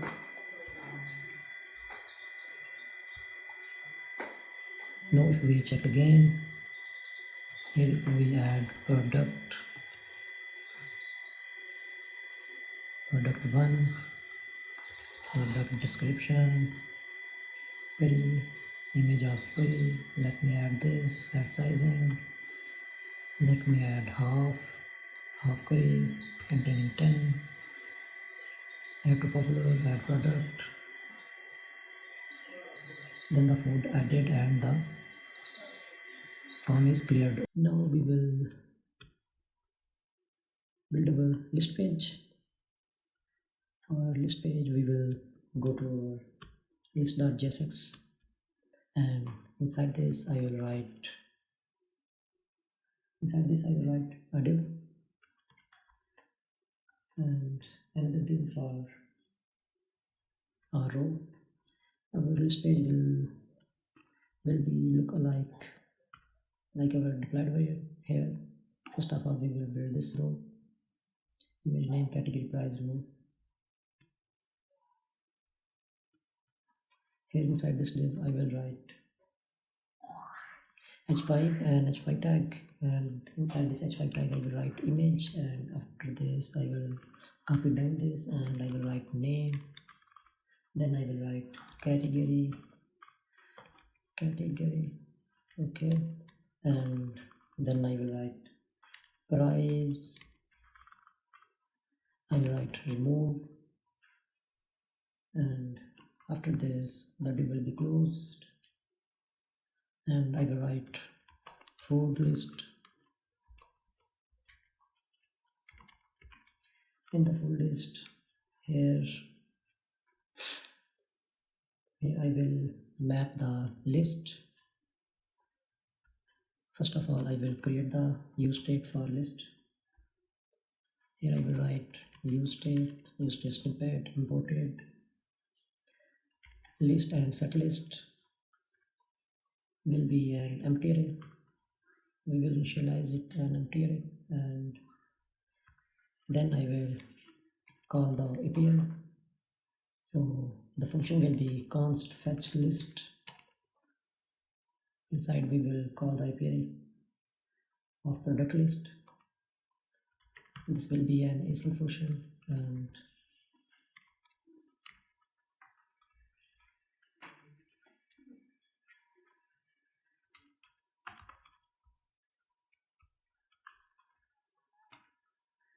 this will be an async function, and here I will write try catch. Inside the try catch block I will write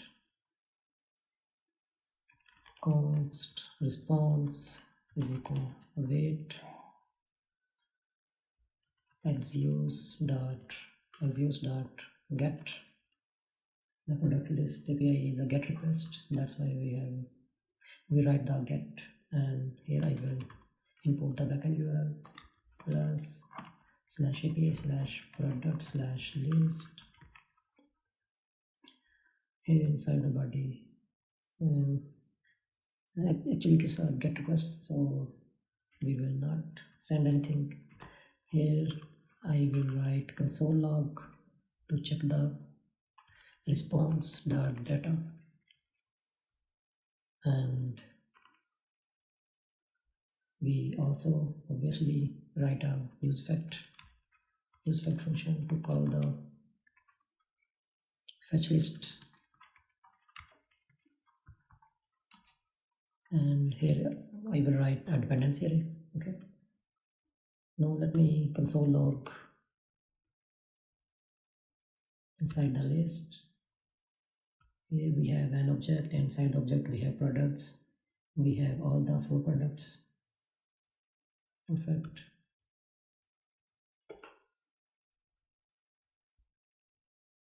Now we will write if response.data.success, then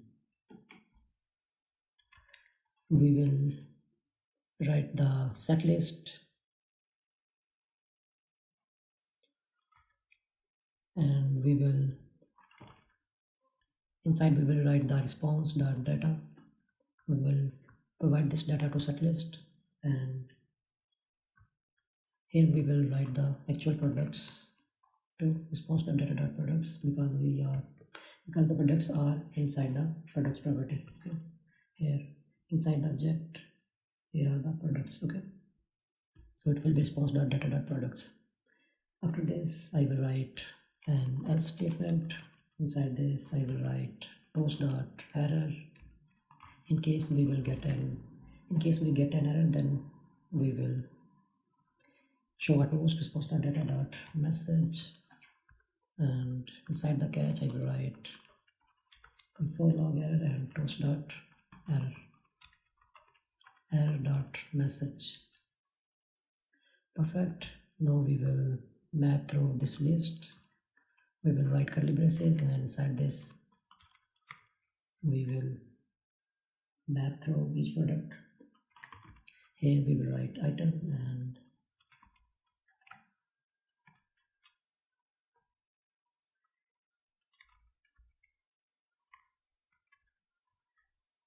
here I will write a div, and key will be item._id.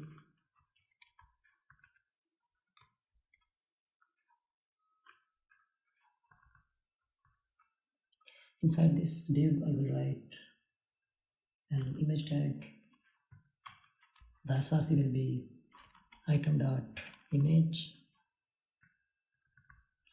Classes will be width 12 and rounded large. Inside that file I will write item.name.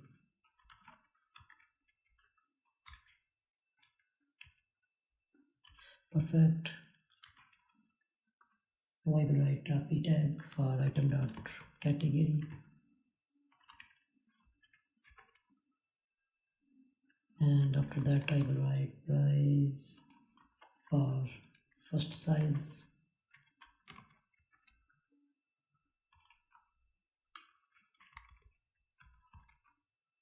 Inside this div I will write currency, and this currency will be coming from app. Here we will initialize the currency as well. Export const currency is equal $.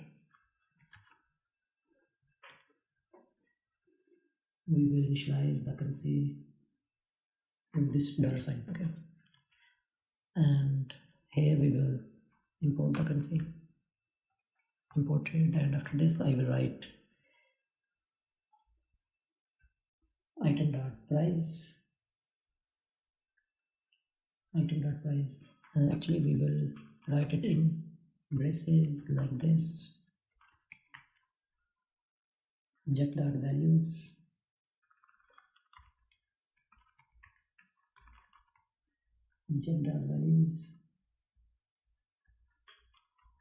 in curly braces, object dot values item dot price, and this will be for first price. Okay,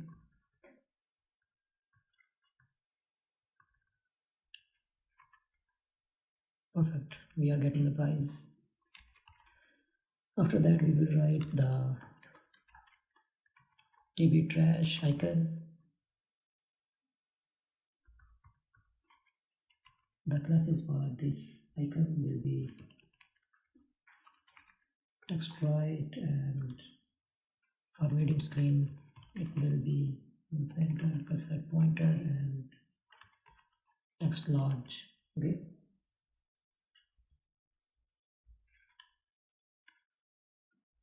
perfect. Now we will style this list page.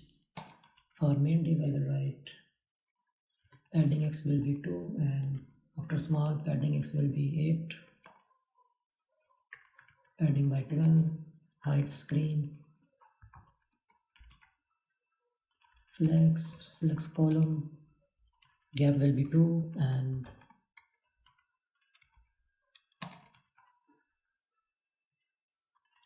here I will initialize it a grid, and grid columns it will be 1 fraction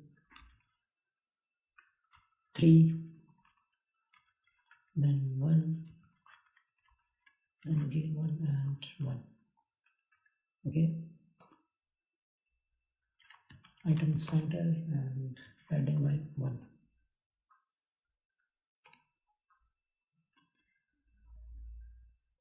Grid template columns. Okay, the styling is for grid template columns 1 fraction 3 1 1 1. Okay, like this, padding by 1 and padding x2, background light. After that I will write bold 14, and after small bold 15, margin bottom 3, rounded,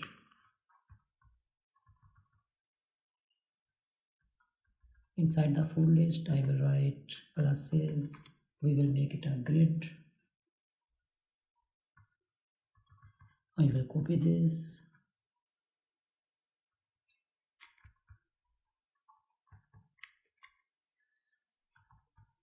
it will be 1 1 1 1 1. Okay,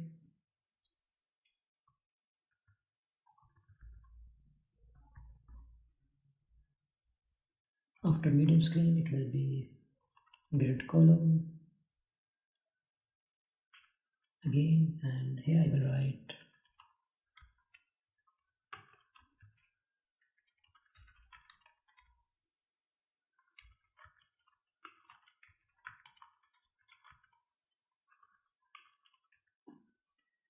three 1 3 1 1.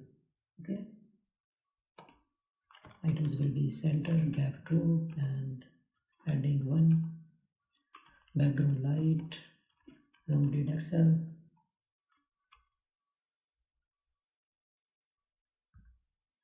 After this, for item name I will write text SN and font semi bold.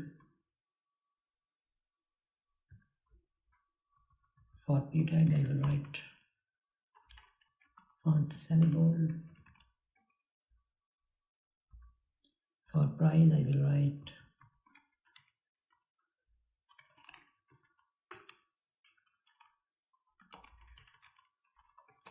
font semi bold. Okay, and after this we will apply the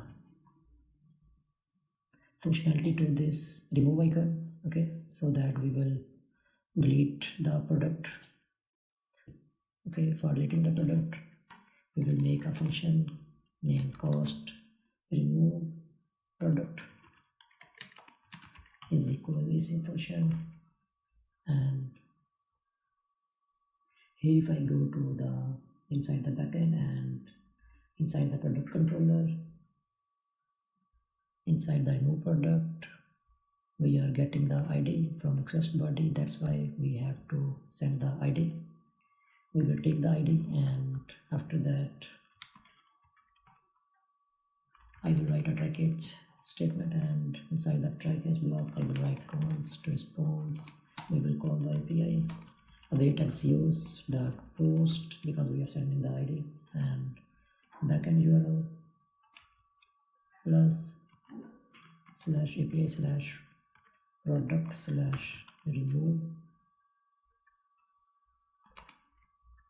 and here inside the body I will send the ID, and we will send an inside the object we will send the headers. Inside the headers we will write the token inside there as an object, and after that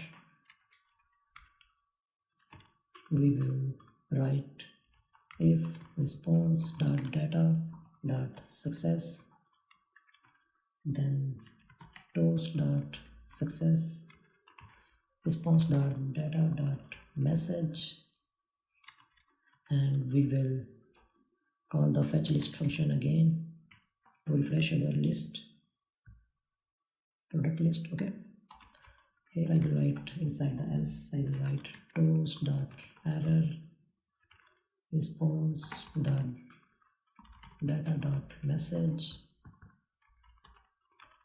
error toast dot error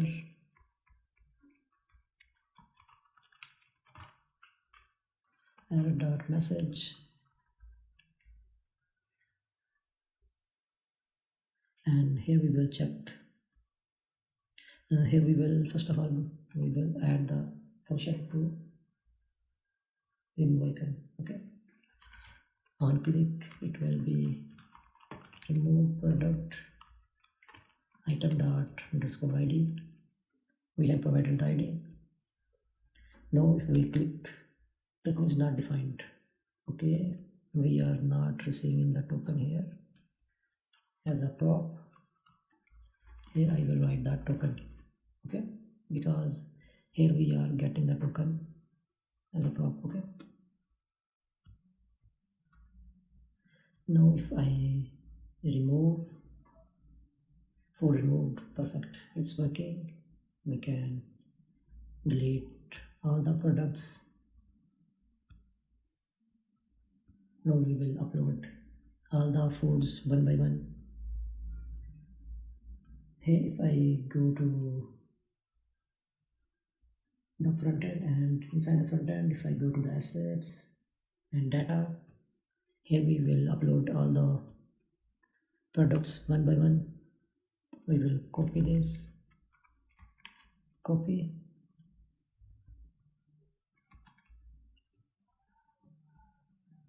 you can open it side by side also, and the description will be like this, curry, and we will provide the picture food 1, add sizing are half and full. For half I will write price 5, add sizing. For full I will write the price 10. In the price input we will write 10. Add to popular, but popular is false, we will not check this. Add product.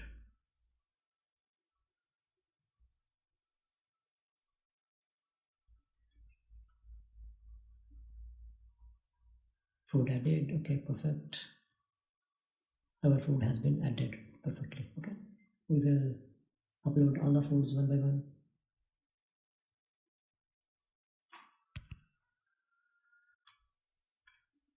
We have added all the products. Here is our all the products. Now we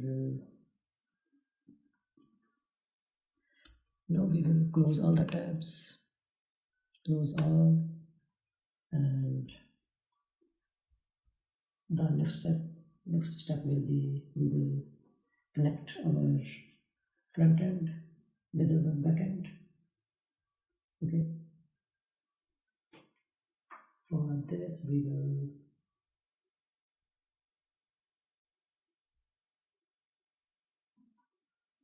will go to our front end and we will open integrated terminal, npm run dev. We will go to our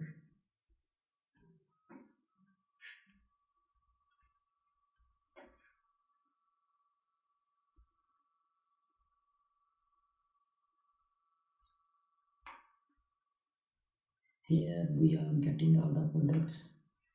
This is the data that is hard coded. We are not getting this data from the backend. This is the different data. Okay, it's coming from the assets, but we will get it from the database. On there we have added all the products. Okay, first of all we will go to our shop context.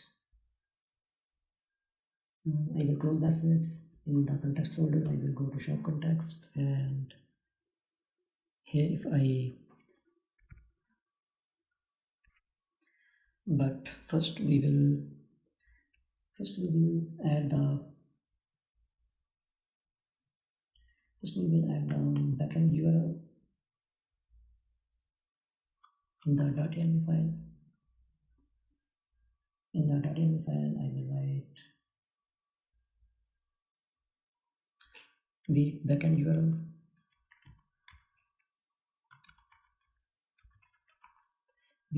URL as we did in the admin.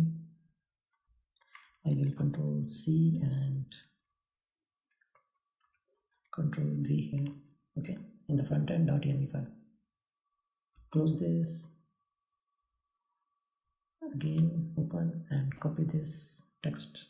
Okay, control C. I will open the shop context and here I will write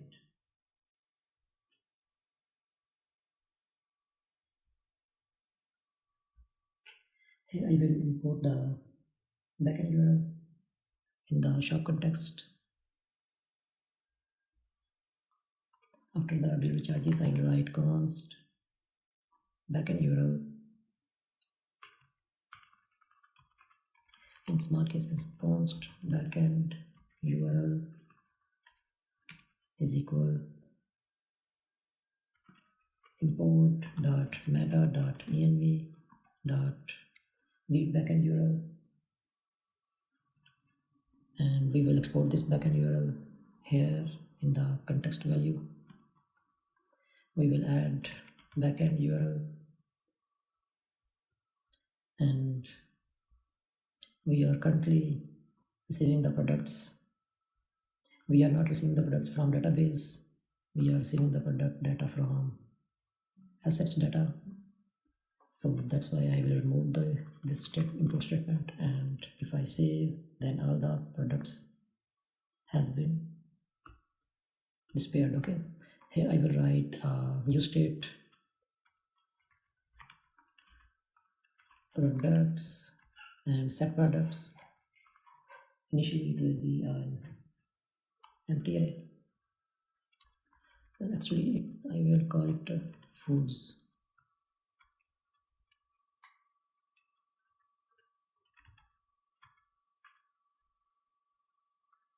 We will initialize it with an empty array. Okay. Now if we check, here we have nothing in products. So for the products I will call the API.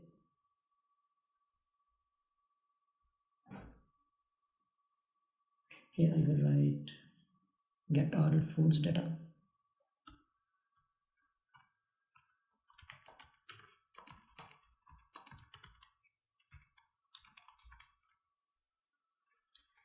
Here I will write const get products data.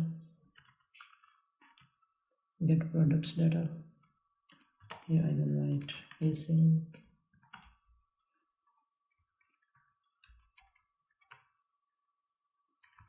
We'll write a try catch block, and inside this try block I will call the API const response is equal await if we have Axios installed or not. I think we have not installed the Axios because we have not called any API in frontend. Inside the package.json we don't have the Axios. npm I Axios, close this, Axios dot, I will run this, npm run dev,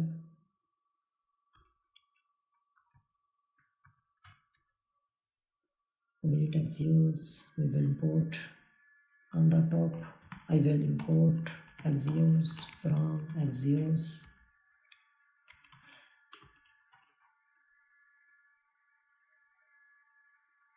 Here I will write Axios dot post.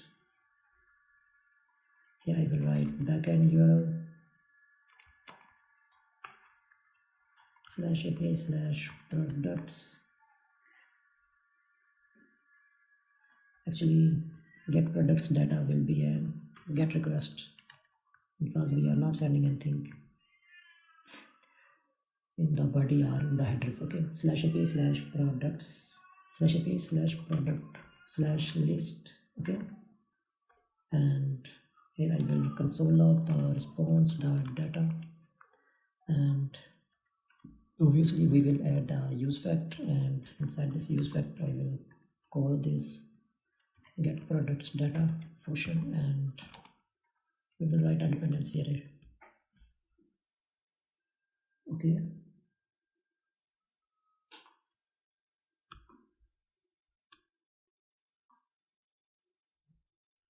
here if we reload the page,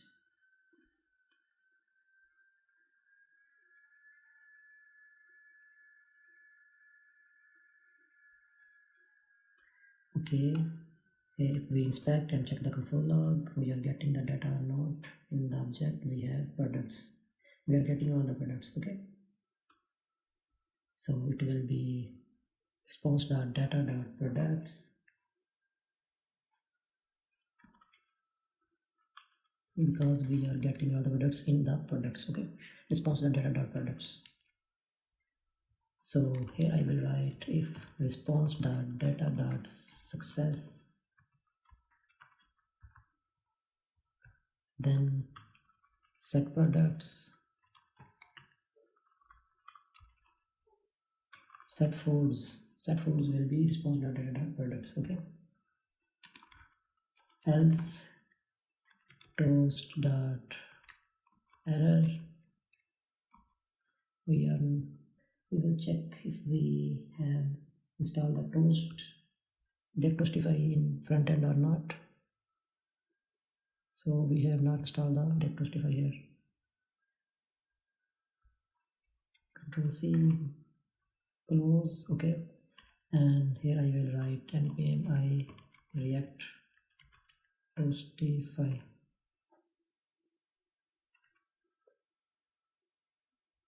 I will copy the CSS from admin because we have added the CSS file in the admin folder. Okay, for React Toastify. Copy, close, and here we will add the React Toastify in app.jsx file. Okay, in the app.jsx file I will add the React Toastify, and we will add the toast container after the main tag, like this. We'll close this app folder and app component, and after this inside the shop context, first of all we will run again our frontend, and here I will import the toast, import the toast at the top, React Toastify, and we will again write the toast, and auto import repost toast dot, it was toast dot error. Okay, response dot data dot message. Okay, and inside the catch block we will write console.log error, and toast dot error will be error dot message. Okay, perfect. Now we will check if all the products are being fetched in the front end or not. So our front end has been reloading. Okay, we are getting all the products. In popular foods we have some foods, and if I check the menu, then we have all the foods. If I click on pizza, then we have pizza only, and if I click pizza and rice, then we have pizza and rice. Okay, if I click only rice, then we have only rice. Okay, if I search, the search filter is also working fine for uploaded products, uploaded foods. Okay, if we add any food, let me add spicy chicken curry and vegetarian.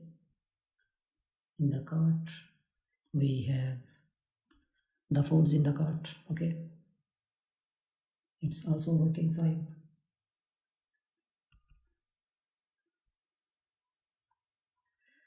Everything is fine. Now if we click on login button, we will check the login page. We have to create the login page. We are not redirecting to the login page upon clicking on the login button. We will check the header inside our front end components. If I go to the header and check the login button,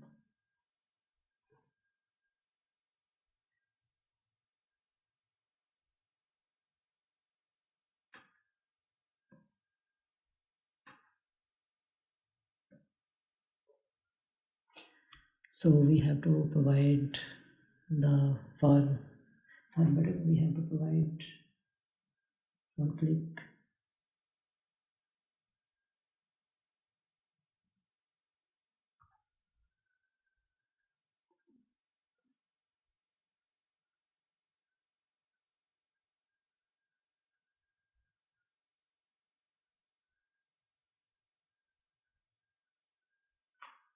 Here we will write after the link tag the group relative. After this div we will write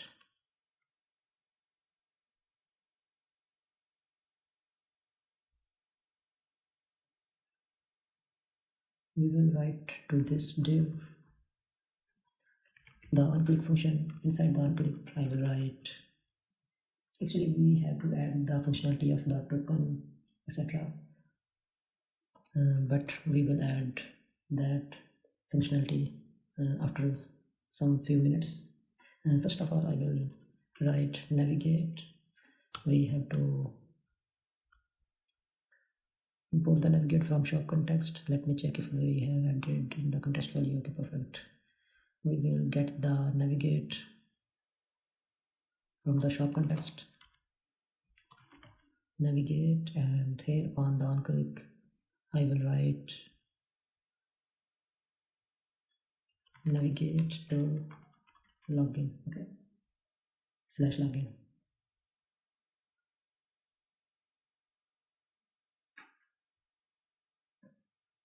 Here if I go to the app.jsx file of my front end, and here we have made the login route and login page. Okay, if I click the login, then we have login page. Okay, I will close the app.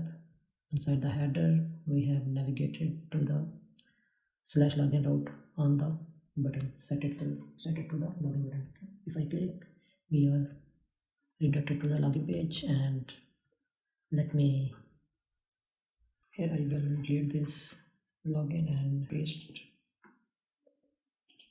this code for this login page. This one, we have a heading for as a state called current state. Current state was login here, and here the input for email and for password for login as we have created in the admin.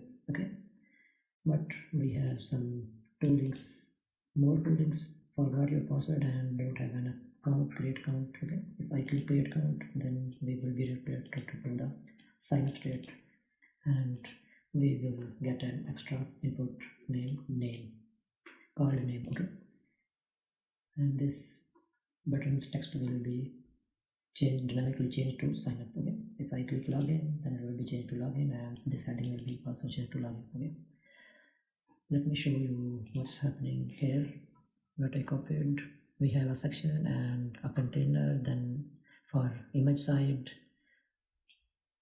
inside this container we have two sides, one side for image and one side for the form. Okay, inside the image side we have image, and inside the form side I have made a form and called a function onSubmit. We will make this function onSubmit handler. Okay, we have a current state. Current state will be equal to login or sign up, what we will write. Okay, if current state is equal to sign up, then the name input will be shown, otherwise it will be hidden. Okay, then we have email, and on change function we have applied it to the email input. Okay, set email e.target.value, and value is equal email, type is equal email. Okay, placeholder email, and also we have for password input on change event set password e.target.value, value is equal password, type password. Okay, type submit. Here we have also current state sign up. If current state is equal to sign up, then sign up, otherwise the text will be login inside the button.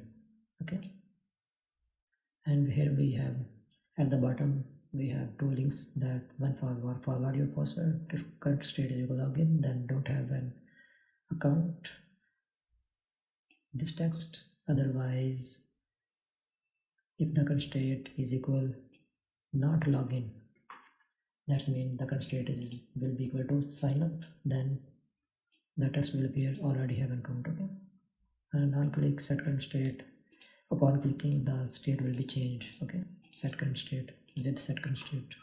Okay, we will make all these states, and we will import the image also. And here I will write import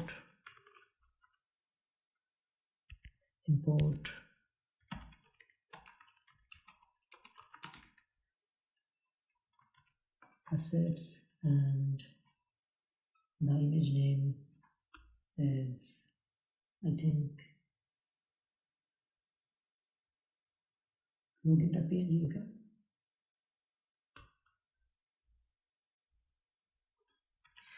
here I will write login.png, and after this we will import the Axios. We will import Axios. From Axios we will import Toast. We will import Toast from Rectoastify. We will also import the actually enough import statements. Now we will make the states. I will make the useState snippet, imported the useState, and we will make the state of current state and set current state. useState will be login, and the default state will be login for current state. Okay, useState snippet, name and set name.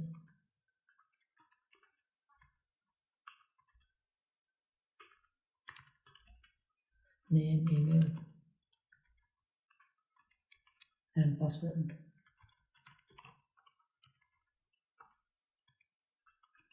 Will be initialized with empty string. Okay, and here we will import all the data from shop context. We will import from shop context we will import token. First of all, we have to make the token state first, because we have not made earlier. Use state token set token will be initialize it with empty string. Okay.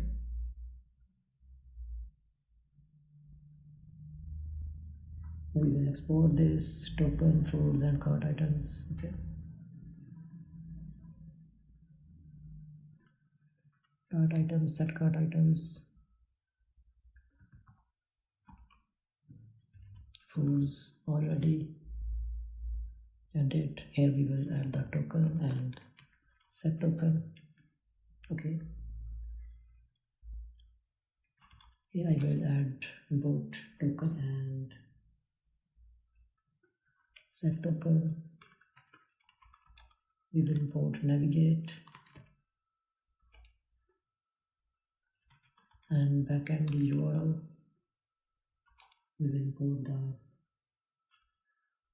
backend URL and is equal use context.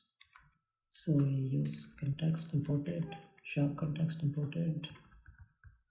Perfect. Now we will make this on submit handler function that we have provided to this form. Here I will write const on submit handler is equal async function. Here I will write it like this, and here I will write event dot prevent default prevent default to prevent reload the page upon clicking the button. Okay. A try catch block inside the try. I will write if current state is equal to sign up, then call this API.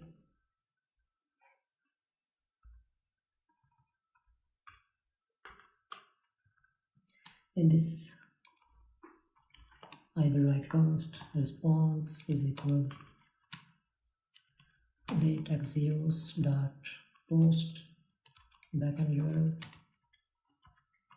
slash user slash register, and in the body we will send name, email and password for register, and after this we will write if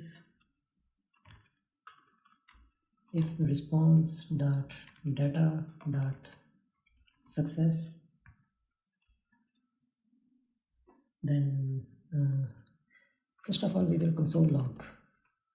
We will check if it's working or not. Here I will write response dot data, and we will check our login, localhost 5173 login. If I click here for sign up, and here I will inspect first console. If I reload the page, create account, sign up, I will write name user1, and if I create user1 @gmail.com, password 1, and if I click sign up, then we have success false and message user already exists. It's mean with the name of with this email the user already exists. If I write user2 and password 2, let me check if the user already exists or not. User already exists. I think we have already made 2 users with these email and passwords. If I add password 3 and user3 @gmail.com, sign up, successfully created. Okay, success true and token. We have success true and token. Okay, in that data. So it's mean our API is working fine. So we will provide here response.data.success, and here I will write if statement.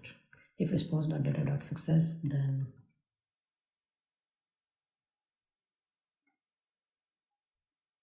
then set token, we will set the token to set token state. So access the token will be response.data. And after this set token, I will write local storage dot set item token and response.data.token. Okay. Else, if response.data.success is not, then toast.error, and here I will write response.data.message. Okay. After this, we will write the else statement for this line. If current state is equal login, then const response is equal await axios dot post backend URL plus /API /user /login. In the body we will send email and password. And after this I will write if response.data.success then set token response.data.token and local storage.set item token and token with response.data.token. Okay. After this line we will write fetch user card immediately after login. Okay, but we have not added the card function, that's why we will add it after creating the get user card function. Okay, here I will write else statement. Else will be toast.error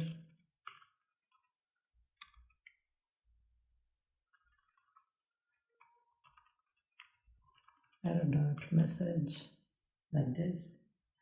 Error.message, not response.data.message. Perfect. And after this catch error, we will write console log error, and here I will write toast.error response. We will write error.message like this. Okay. And after this we will write a use effect function for redirecting our user. If the login happened and the token present, then navigate the user to home page. Okay, like this. And in the dependency area we will write token. Upon each token change, this function will be triggered, use effect function. Okay. Perfect. Now if we write user1@gmail.com and write password for user1 user1@gmail.com,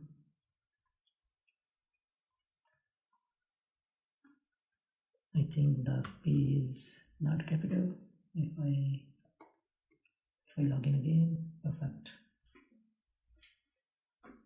So P, the password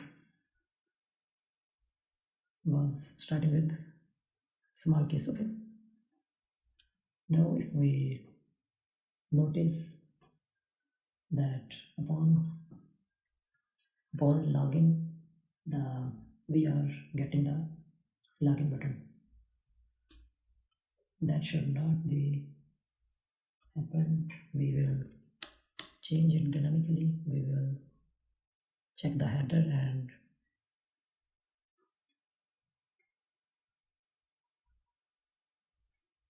we will write this button dynamically, and for this we will write it in curly braces. Here we will write if token, and here we will write if token is present.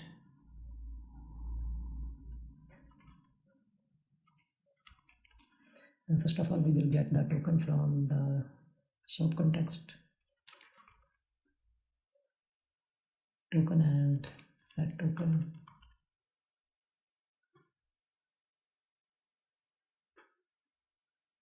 Here I will write if token is present, then we will provide a div.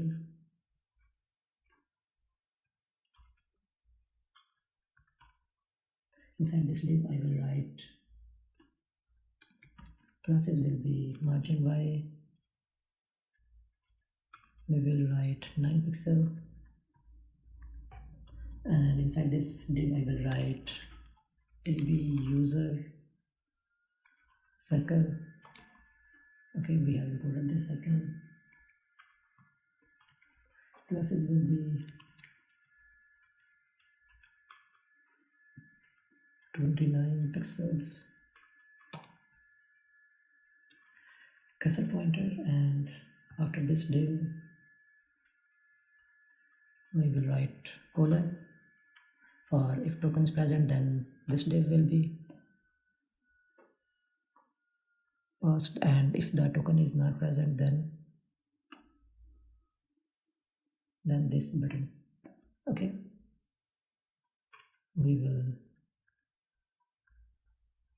will get out the div from this. Okay, this div will be outside. Okay, now if we check if it is working or not, perfectly working, we are getting the user icon. Okay, now we will check if anything else is remaining here or not.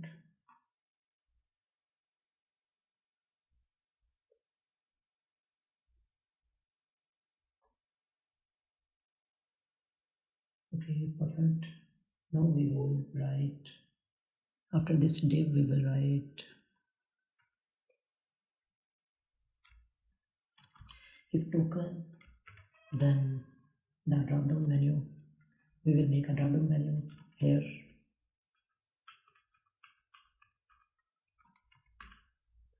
A drop down menu, and for this we will write unordered list. Inside the unordered list I will write an li. Inside this li I will write on click will be navigated to the /orders route. Okay, and inside this li I will write the classes will be lux between and cursor pointer. Okay, inside this li I will write orders and an icon tb arrow right,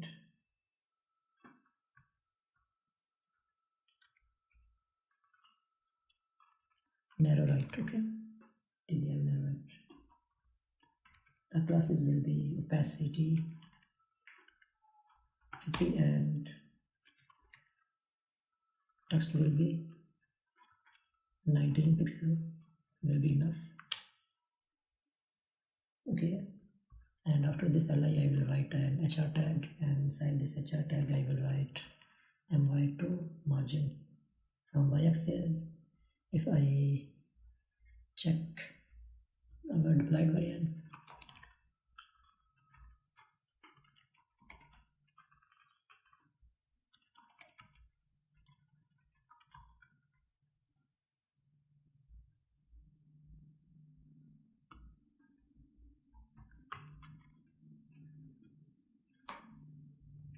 okay, in the deployed variant we have this type of styling, orders and logout. Okay, the second one is logout.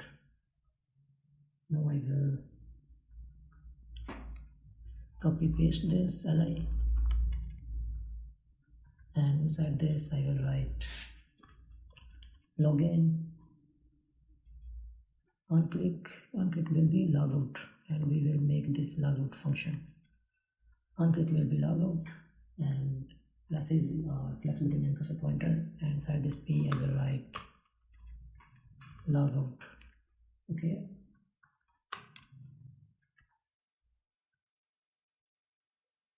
styling are same, and for this another list I will add the classes like we have in the web library: background white, shadow small, padding 2 with 32, and ring 1, ring slate 900 over 10, 15 rounded, absolute from right it will be 0, and from top it will be 10. Default will be hidden, and upon group hover it will be flex and flex colon. Okay, the outer div is group and relative. Okay, that's why we have given classes of absolute and group hover. Okay, so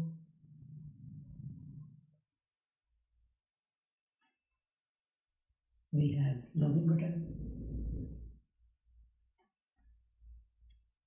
You have noticed that upon refreshing or reloading the page, our state is not stable and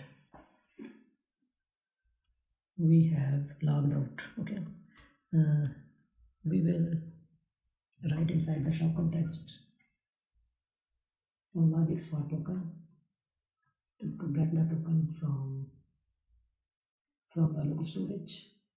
Okay, here I will write inside the use fact if not token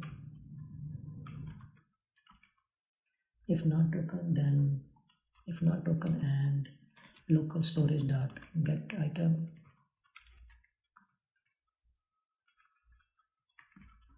and local storage dot get item token, then set token local storage dot get item token. Okay, like this, and here I will write nothing. After this, get products data, and here we pass the token or not. Okay, let me check if we are redirecting to the home page or not. If I reload the page, let me check. I think we got some error maybe.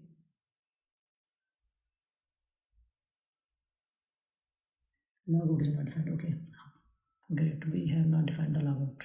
Okay, here inside the header I will write the logout function because we have not created. Here inside the header I will write, after const double menu I will write const logout. It will be a function, and inside this I will write navigate / login,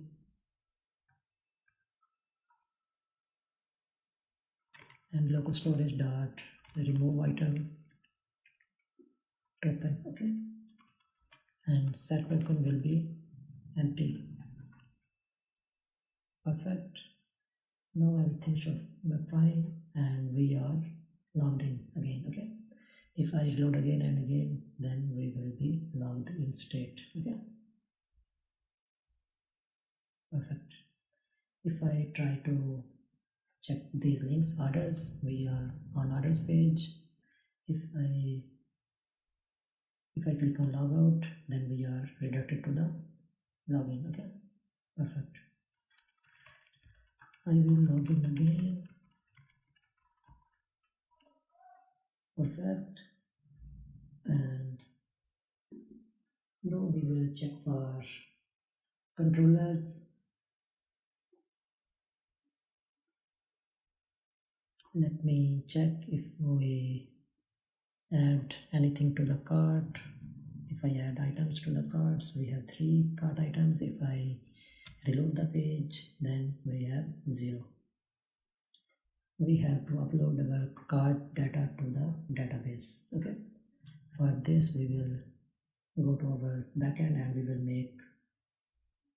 make some APIs and create some middlewares for cart, and we will create models and schemas for cart as well. Okay, I think no model for cart. We will create the controllers for cart. Okay, we will close these files for frontend. Close saved. Okay, now we will create a cart controller file. Okay, cart controller.jsx, so it will be .js, not .jsx. Okay, cart controller.js file, and inside this cart controller.js we will write all the controller functions for our cart, and we will also make a route file for cart, that is cart route.js. Okay, here we will create a file in our routes for cart route, a cart, that is cart route.js, and inside the cart controller we will write adding products to the cart.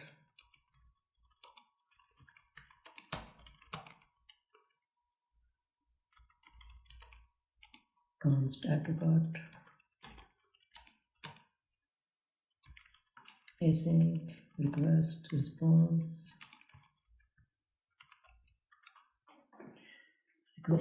and try catch block, and we will copy paste this 3 times. Here I will write the second function that will be updating user card data.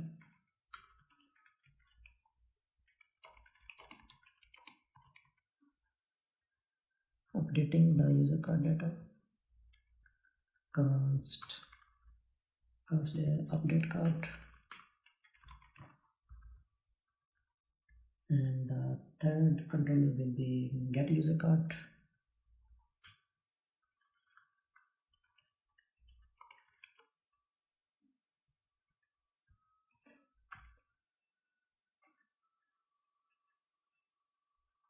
Here I will write const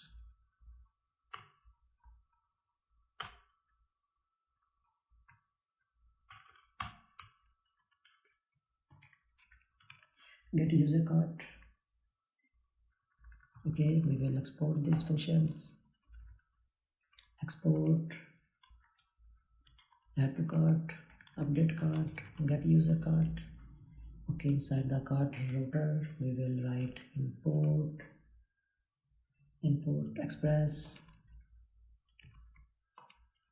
from express, and here I will write const cart router is equal express dot router cart router dot post slash add, and here we will write add to cart from cart controller.js. Here I will write add and update. It will be a post request. It will be slash get, and for update we will write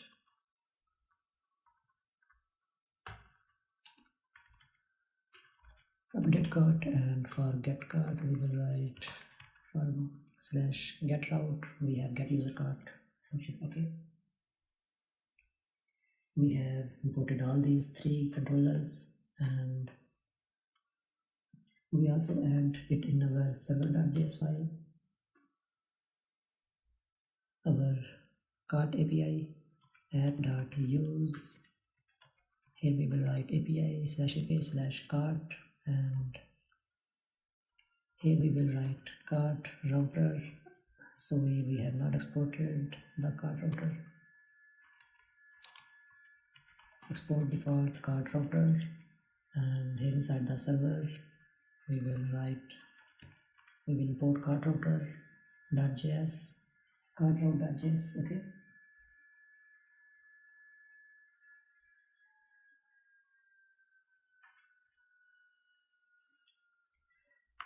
now we have successfully imported all these files, and before completing all these controllers, first of all we will made a middleware to check to authenticate our user before adding any food items to the cart. It will authenticate the user. Okay, it will check the user. We will add a middleware for this. The name will be auth.js, and here we will write inside the .js. Whenever we add any product to cart or update cart or update existing cart or get the user cart, then this middleware will authenticate the user, and using this middleware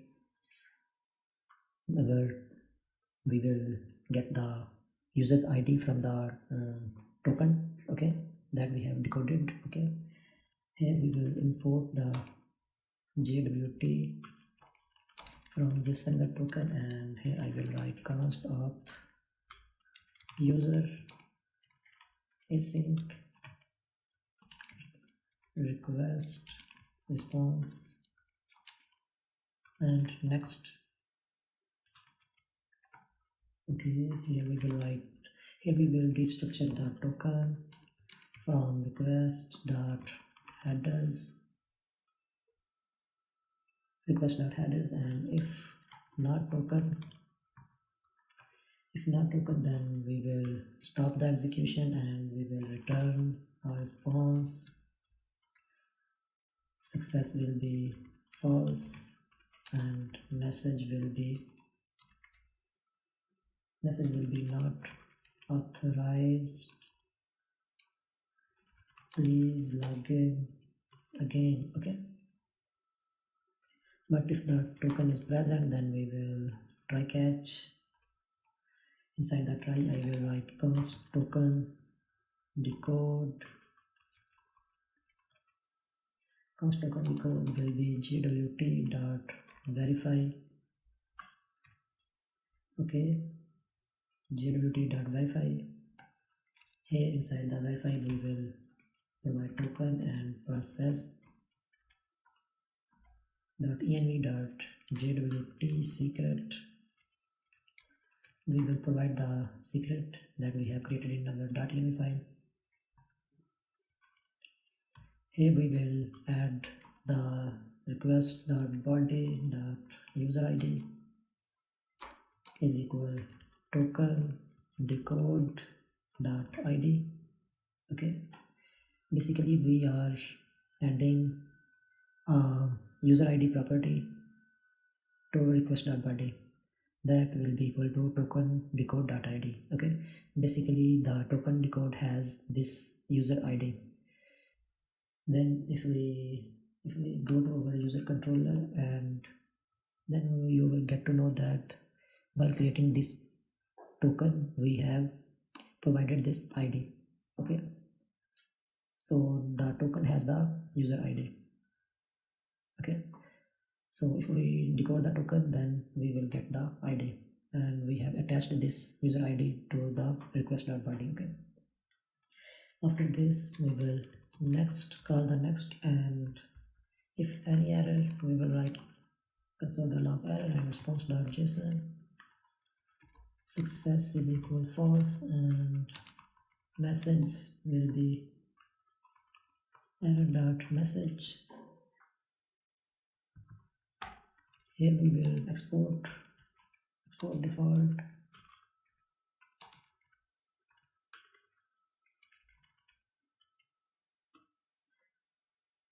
So we will add this middleware to our routes. Here inside our routes we will add this middleware after add, after update, and after get. We will add auth user, okay, like this, and from auth.js, okay. We will close this auth route and auth.js file. Here inside the cart controller, I will write the function for add to product, add to cart. Here I will const user ID that we will get from, that we have attached with the request.body, okay.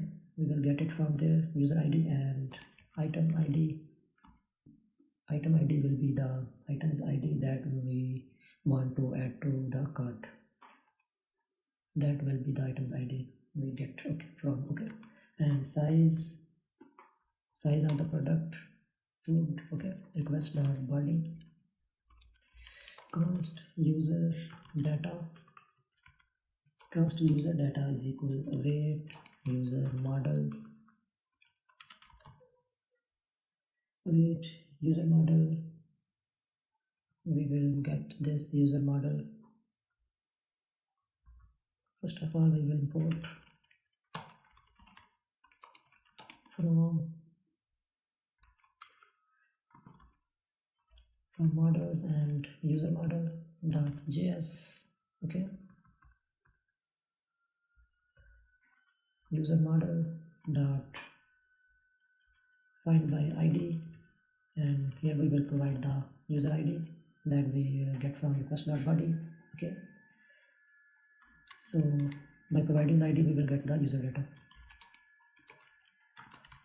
Const cart data is equal await user data dot cart data, okay. User data dot cart data. If cart data has the item ID, then we will write an if else statement. If cart data item ID and it has a size, then cart data item ID and size, we will add 1, okay. And if it's not, then cart data item ID and size is equal to 1, okay. And if the cart data of this item ID is not present, then we will add cart data item ID is equal to an empty object, and then we will add the cart data item ID and its size is equal to 1, okay. Then we will add that item along its size, okay. Wait user model dot find by ID and update user ID, and we will provide the cart data, okay.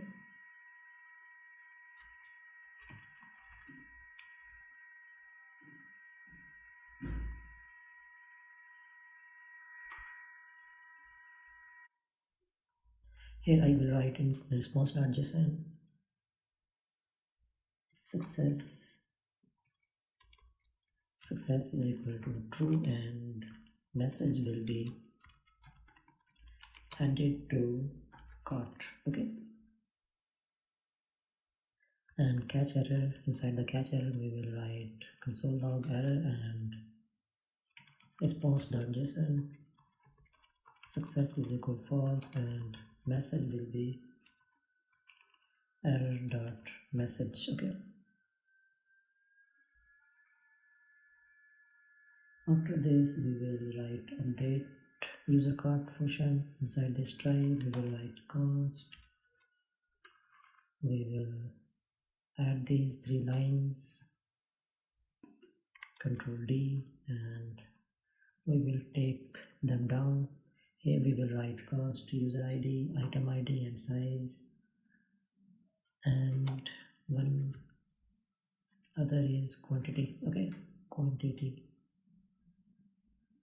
from request.body, and here we will write const user data await user model find by ID user ID card data from user data.card data, and after that we will write card data item ID size is equal to quantity. Okay, so by doing this we can update the quantity, and here we will write await user model dot find by ID and update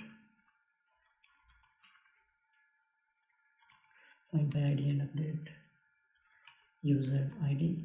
We will provide the user ID and then we will update the card data. Okay, here inside the response.json we will success true, and message will be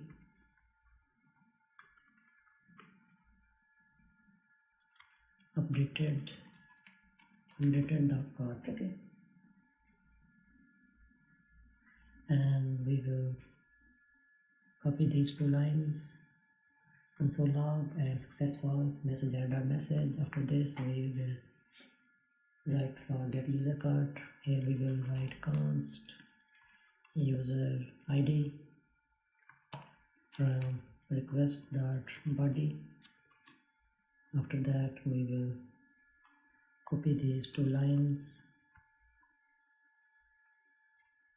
and here I will write response.json success will be true and card data.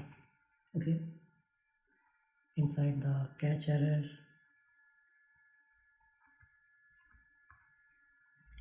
I will copy paste these 2 lines,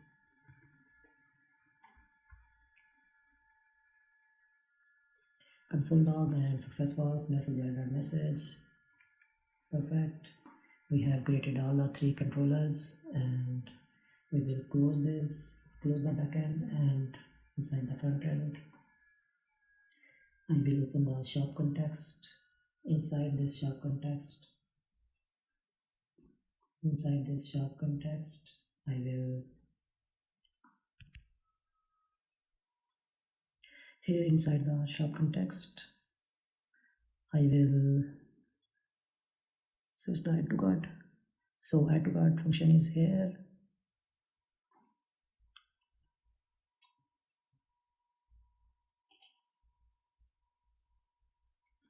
Okay, inside this add to cart I will write, after this add cart items I will write if logged in.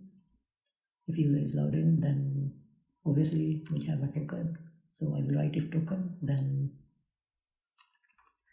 if token is present then we will write a try catch block, and inside this try I will call the API for the cart. I will write await axios.post backend URL /API/cart/add, and here we will provide the item ID and size that we are adding here also. Okay, that's coming from their item ID and size. Then we will provide an object, and here inside the headers we will add token. Okay, and after this catch error, inside this error we will write console.log error and toast.error. It will be error.message. Okay, perfect. Now if we check our app, and here if I add some products, let's add 3 products, 1 for spicy chicken and 2 for vegetarian chicken curry. Okay, let's if we check our MongoDB database, then we are logged out. We will log in again, and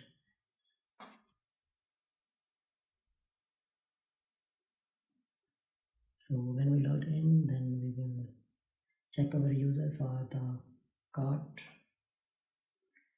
In the users, for user 1, because we are logged in with user 1, here inside the cart data we have both products. Okay, for food 1 we have half will be 1 and full are 2. Okay, vegetarian chicken curry, okay, and spicy chicken curry. Perfect.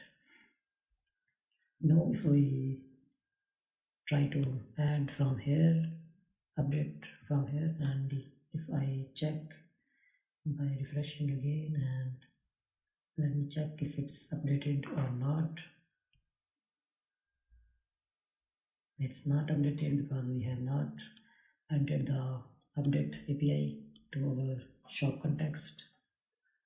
In our frontend, we have update quantity, and we have to provide the API in update quantity function. Okay, in the update quantity, I will write if token, then try catch block, and here I will write await axios.post backend URL plus /API /cart /update.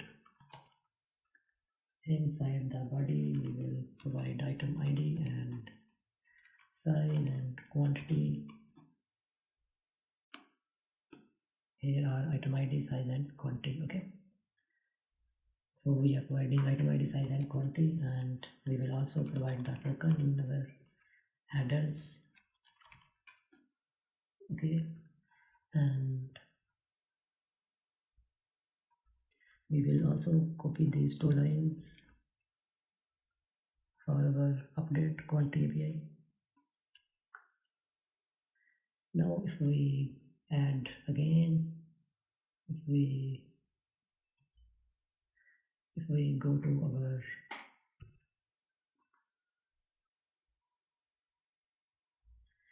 now if we check the cart, we notice that our cart has been cleared because we have not connected it to our database, and whenever the page loads, the cart cleared. So first of all, we will add the function get user cart. So for get user cart, we will write here get. We will make the function down below here upon use effect. Here we will write get user cart data. Okay, here I will write const get user cart is equal async, and here we will provide the token, and after that we will write a try catch statement. Inside the try we will call the API const response is equal to await axios.post backend URL /API /cart /get, and here inside the body we will add an empty object, and we will provide the token. in our headers token, and after this we will write if response dot data dot success, then set cart items will be response dot data dot cart data. Okay, inside the catch error we will write console.log and toast error. We will copy these two lines here. Okay, let's save this, and here we will write inside the use fact, we will call this get user card function. After the set token we will write get user card function. We will call this and provide the token local storage data get item token. Okay, so we have to provide the get user card function a token. Okay, we have provided the token. Now let me check. Now our card data has been back fetched from the database. Now if I reload again and again, our card has been provided. Okay, if here if I log out and if I go back in our Fudessa app, okay, if I log in again and if I check user1@gmail.com, if I log in again, then I will call the get user card function in the API in our login function, in our login page. Inside the pages, inside the login, in our APIs, here I will write fetch user card immediately after login. Okay,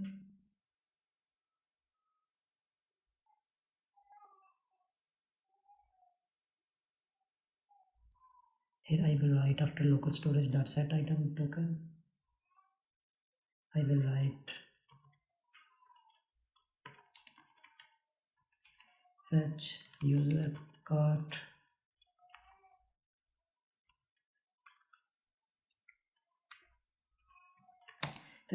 immediately after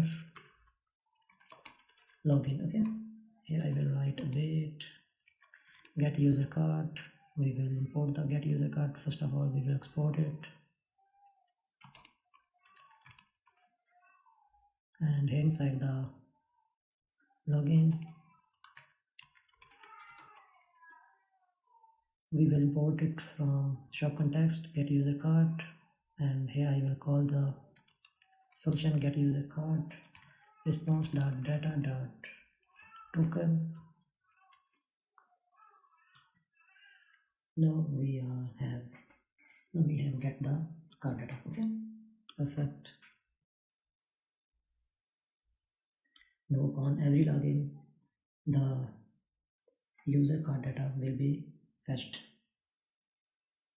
Okay, now if I check for the update cart API, if I update it from here, and let me check, let me refresh, let me check for user 1. Perfect, we have successfully updated the cart.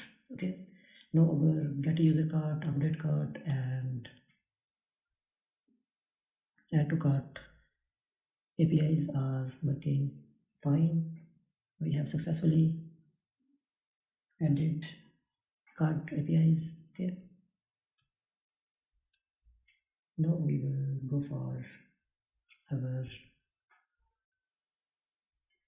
now here if I click on proceed to checkout, then we will be redirected to our place order function, and for place order function we need order API. Okay, for the order API we will close these files and go to our backend. We will close the front end, and here inside the backend we will first create model for order. We will create the, for that we will create a file name order model. Okay, order model.js, and here I will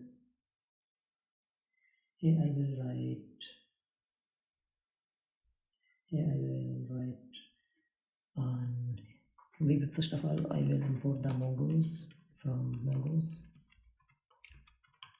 and then I will write a schema for the order. Okay, as we have created for product and user model. Okay, here I will write const order schema is equal new mongoose dot schema. Here I will write user ID, type will be string, and required will be true. Type string and required true. After this I will write items, and for items it will be an array. Items will be an array, and after that I will write amount. Amount will be an number. Amount will be a number, and address will be an object, because it will contain address, it will contain city, state, etc. Okay, address type object required true. After the address I will write status. Status will be a string, required true, and default will be order placed.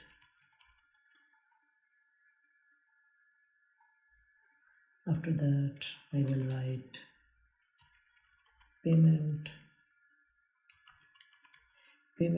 method. Payment method will be, type will be a boolean, type will be a string, and required will be true. Okay,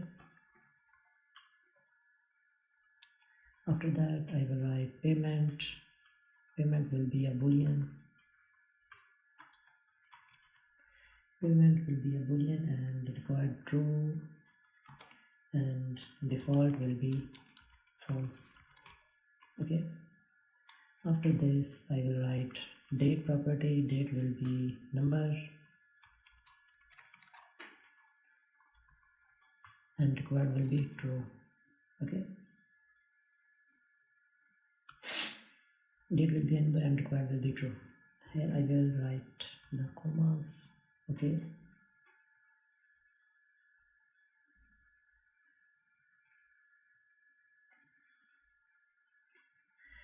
after this I will create the model. Const order model is equal mongoose dot models.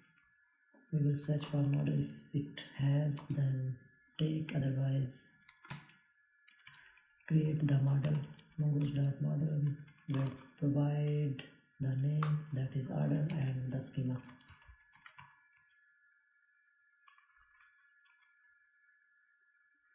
Order schema. Okay, here I will export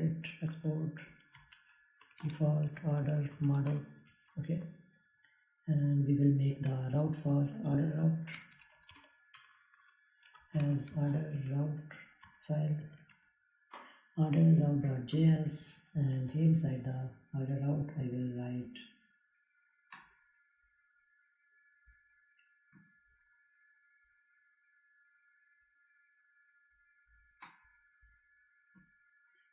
inside the order route I will, first of all I will make the controllers that we will add in order route. Okay, order controller.js,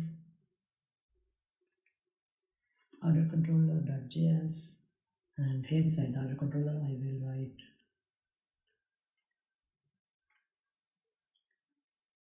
placing order using COD method.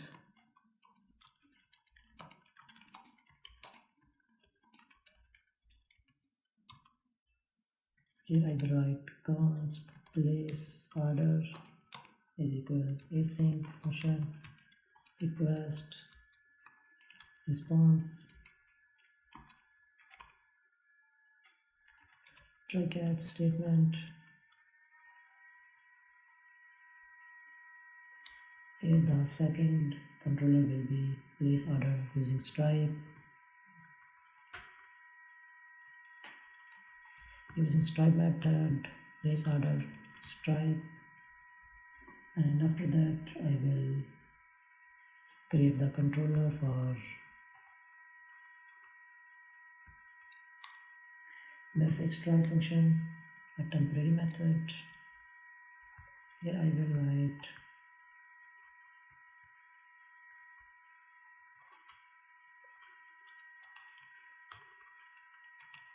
verify Stripe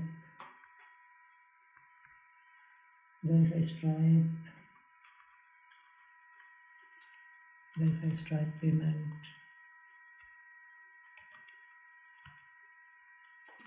temporary method.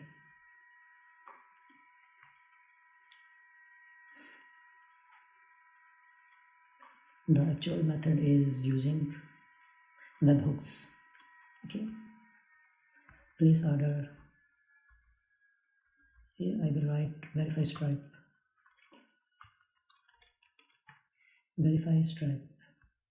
Okay, and after this verify Stripe function I will write all orders data for admin panel. Here I will write all orders data for admin panel. Okay, here I will write all orders, and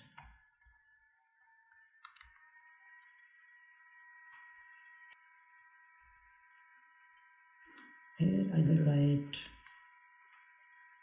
user orders data for frontend.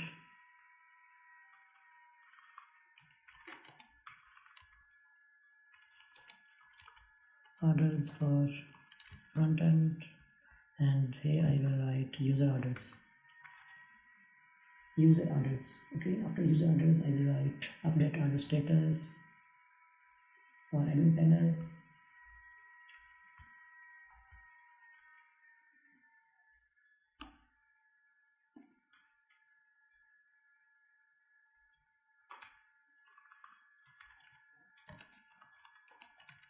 Update order status for admin panel. Okay,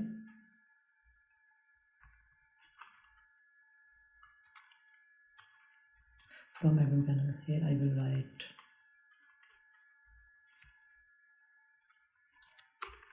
update order status, update status. Okay, and we will export all these functions. Export, here I will write place order Stripe, and then I will write verify Stripe. After this all orders, user orders, update status. Okay, all these functions. Now inside the order route I will write import express from express for creating the router. Const order router is equal express dot router. Here I will write for admin. For admin panel, the APIs are order router dot post /list.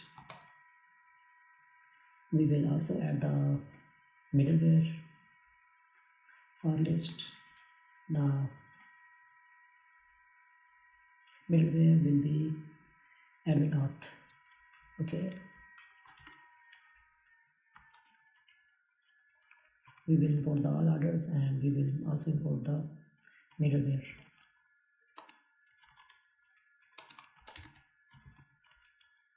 Middleware admin.auth.js file. Okay. After this, I will write order router.post slash status admin auth and update status. We will import this order router.post slash place order auth user.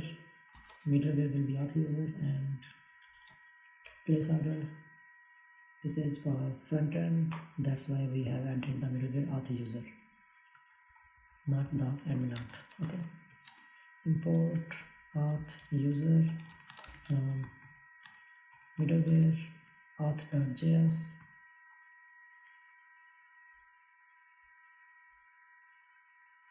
Okay, and after this I will write order router dot post slash stripe auth user place stripe order router dot post slash user orders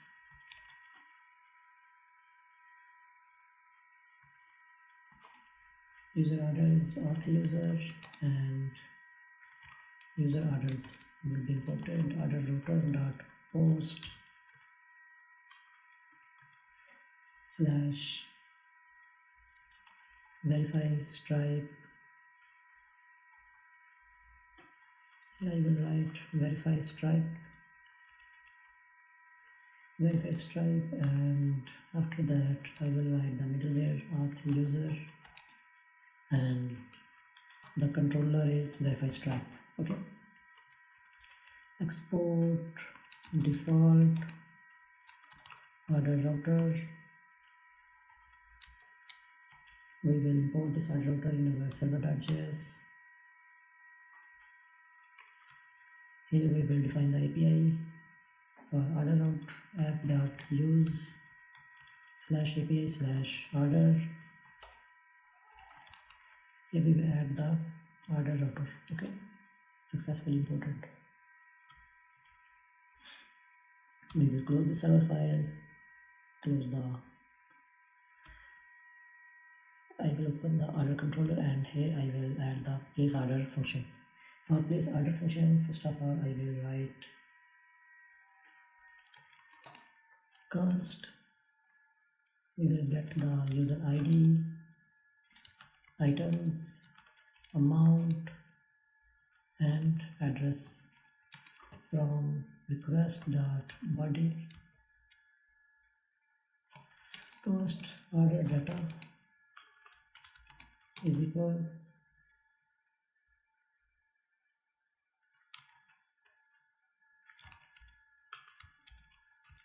user ID, then we have items, then we have amount, we have address,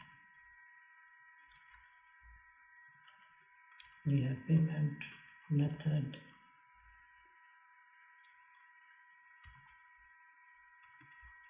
here in the place order payment method will be COD, and payment will be false, date will be date.now,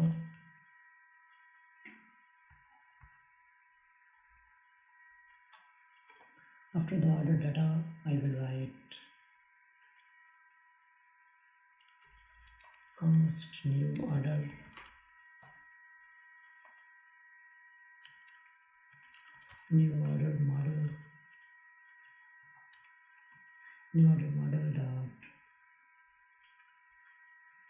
model and here we will add the order data.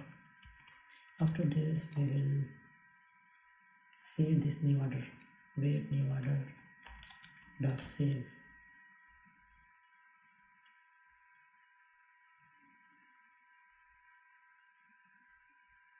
Wait new order dot save function, and same method, and after this I will write await user model.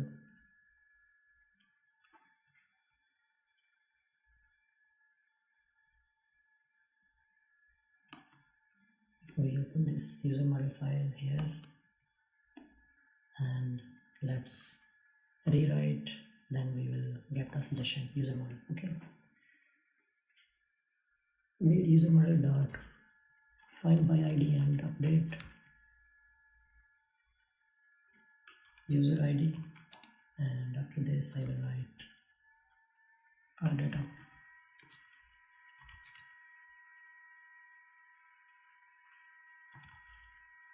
Card data, and card data will be clear. After the order will be placed, the card data will be cleared, and response.json success will be true, success true, and the message will be order placed.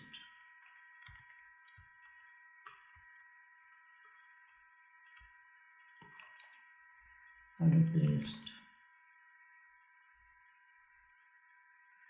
placed, and inside the catcher I will write console log error, and after this I will write response.json success will be false, and message will be error dot message.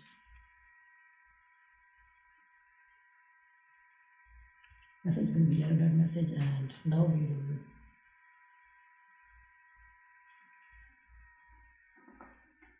apply this place order API to our frontend. Here inside the frontend we will open the SRC and then pages, then place order.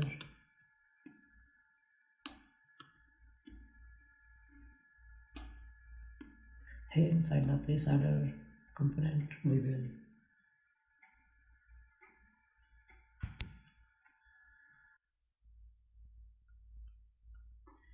now here we will copy paste the place order page. Our place order page will look like,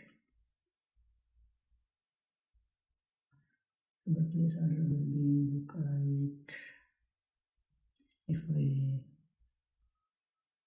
add some products to the cart in the deployed variant, and here if we proceed to checkout, our place order page will contain delivery information, heading, then first name tag, first name input, then last name, email, phone number, state, city, state, zip code, country, and this cart total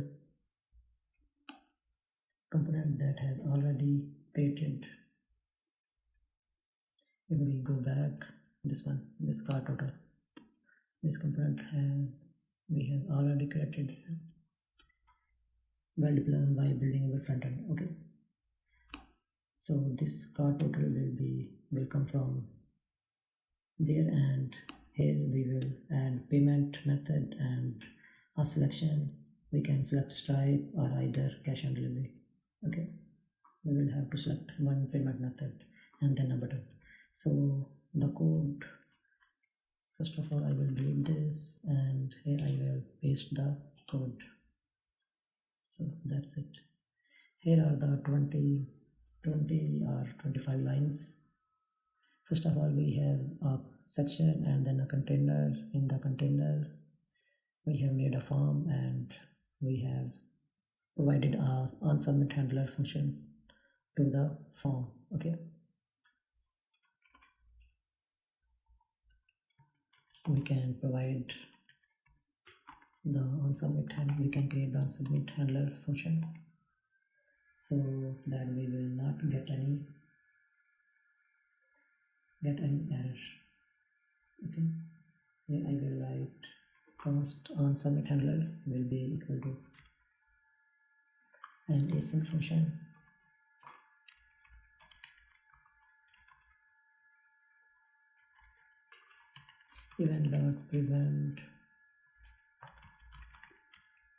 event.prevent default. Okay, so we created this onSubmit handler function, and after this onSubmit handler function we have a container div, and then we have left side and right side. Okay, in the left side we have the form data, that is a title, and then we have input for first name, then we have input for last name, email, phone, street, city, state, zip code, country. Okay, and we have also provided the onChange handler function, and then we have provided value will be form data dot first name, value is coming from the form data. Okay, we will also create the form data, we will also create the onChange handler function. Okay, and we have also provided the type and name should be the same as the form data dot value. Okay, the inside the value we have write the form data dot first name. These both should be same. First name, last name. Okay, like phone and phone in the name. Okay, we have also provided some styling to these inputs, and we have also provided the required property. So we must provide all the information, we must fill the form. Okay, because we have added the required property in each input tag. Okay, after this, for right side we have got total, and then we have two buttons. We have provided a onClick function, and we have provided a state, that is method and set method. Okay, if the state is equal to Stripe, then method is equal to Stripe, then button secondary, otherwise button outline. Okay, so we will create the state here. Use state imported, use snippet, method and set method.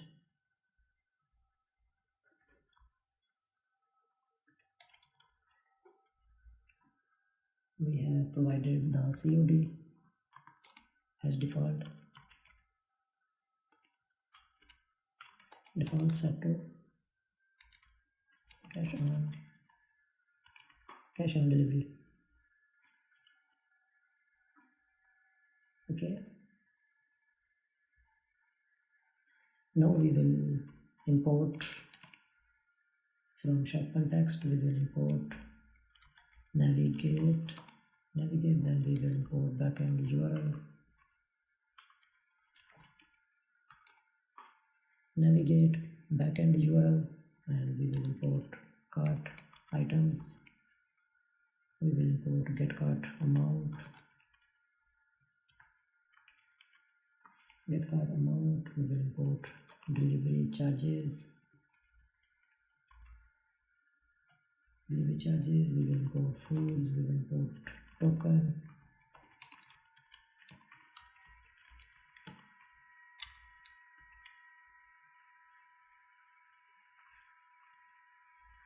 we will import it from shop context.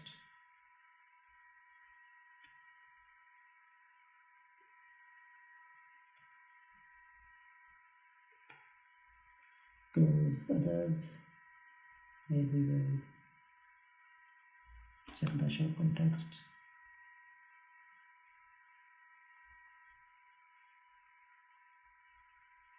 Use context, shop context, imported, and after this we have created the method state.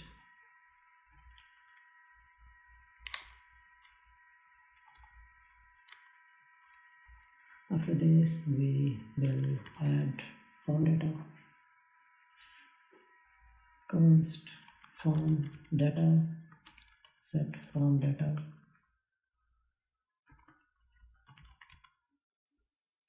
set form data. Actually it is a state,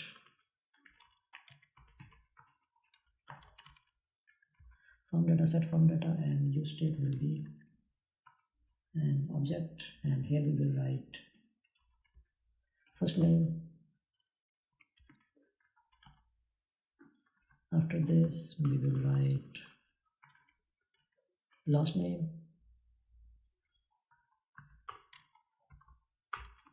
we will write it like this, last name, and then email,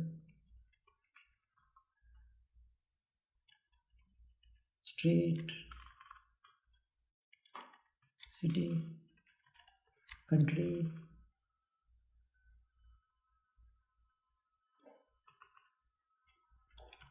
state, city, state, zip code, and then we will add phone. Okay,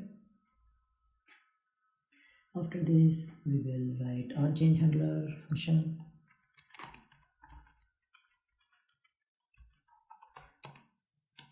Const on change handler will take an event, and after that we will write const name is equal e dot target dot name, and here I will write const value is equal e dot target dot value. After that we will write set form data. We'll take that data and copy the data, and here I will write name, we'll write name value. Okay, name value, perfect. So with this we will change the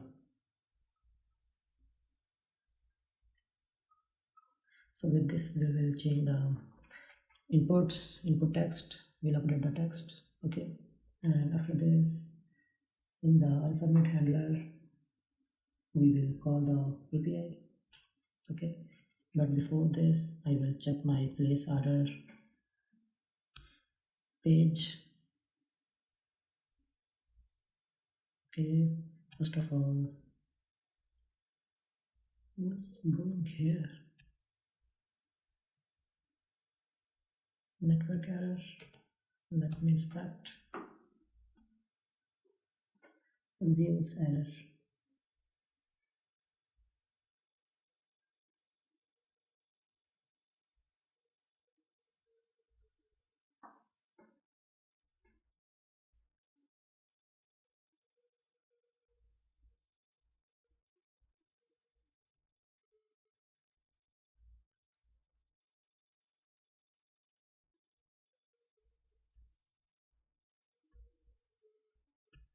Let me check again if there is an internet connection problem or not.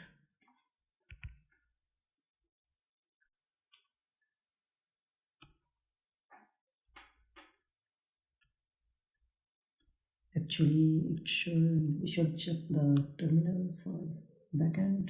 I think the autosave was on.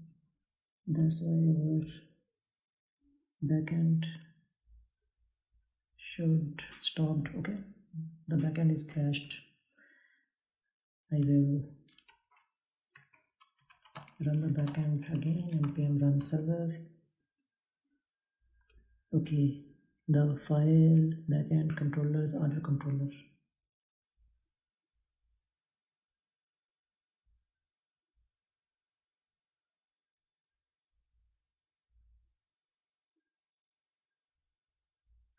Order controller. Okay, in the order route, let me check order route. I think okay, order route. I think the import statement is not completed. Maybe okay, here the extension order controller.js. We'll close this and let me check again. Control C, npm run server. Okay, order model. I will check it again. Inside the order controller we have these import statements, order controller and order model, order route. I think everything is fine. Okay, our database has been connected. We can hide this now. Okay, if I reload the page and close the console, everything is working fine now. Now I will go to our cart and then place order. Our place order has also some errors, and cart reference title is not defined. Okay, we will import the title component. Here was the title component. Yeah, there.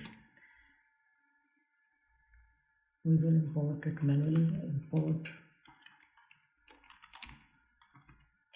components title. Let me reload the page. Cart order is not defined. We will copy paste.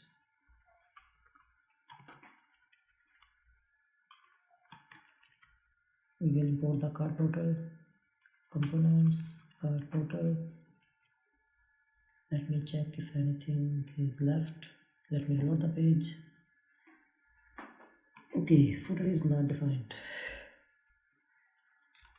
It's okay. We will import all the. We will check if anything has left. Show context title, cart order, footer. Okay. I think we have imported all the stuff. Now we will close the console. We have localhost, place order, delivery information, first name, last name, everything is fine. Perfect. Now we will call the API inside the submit handler function. We will complete our API. Here we will, for this purpose, we will write try catch. Inside the try, I will write let order items. First of all, we will check for order items. Let order items will be an empty array. For const items in cart items. Okay, we are importing the cart items for const items in cart items. And here we will write for const item in cart items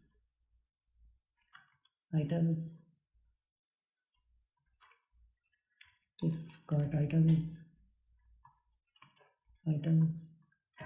item, it should be item. Okay, item is greater than 0. Okay, if it has the ID and it is the product ID, then the size and quantity is greater than 0, then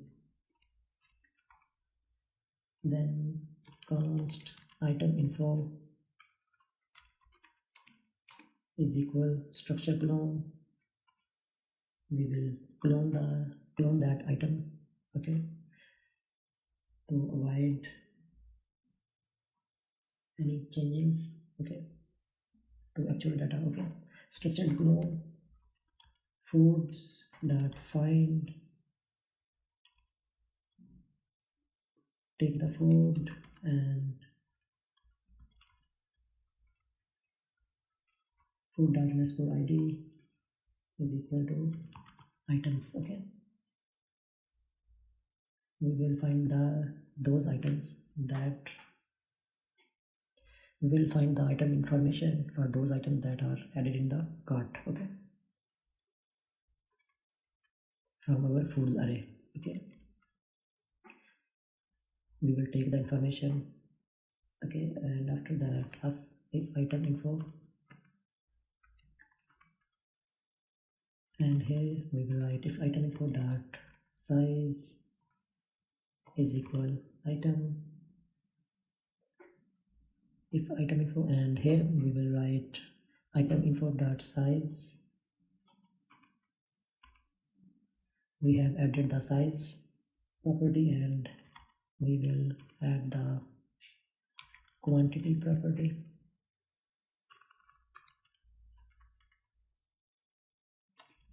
We will attach the quantity property.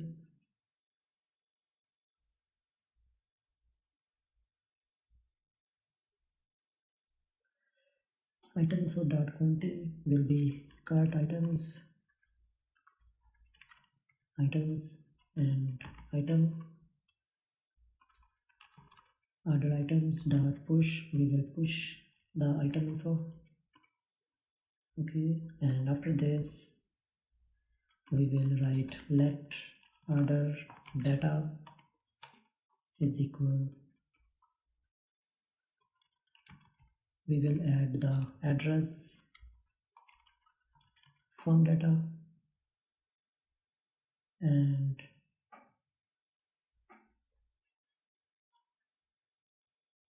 form data, and after this we will write items will be order items and amount will be get cart amount. Okay, plus delivery charges. So we have provided the order data, and after that we will call the API. So we have two methods, cash on delivery and Stripe payment. For that purpose we will use the switch method.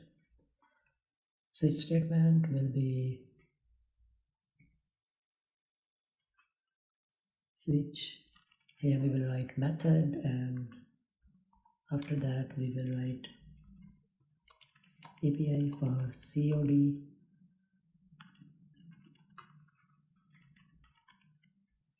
payment. Okay, and here we will write case will be COD. Okay, and after that we will write const response is equal await axios imported auto imported axios.post backend URL plus slash API slash order slash place. This was the API. Okay, and we will provide the order data, that is first name, last name, email, state, city, country, state, zip code, phone. Okay, here we have provided address and items and amount, order data, and inside the object we will add the headers, we will add the token in headers, we will pass it as an object.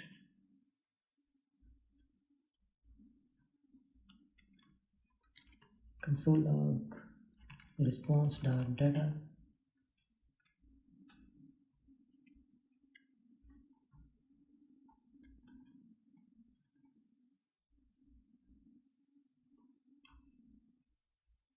okay, console.log response.data.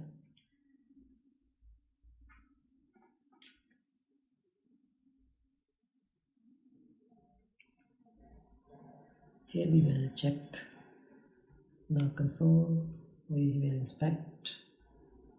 First of all we will write we will reload the page, and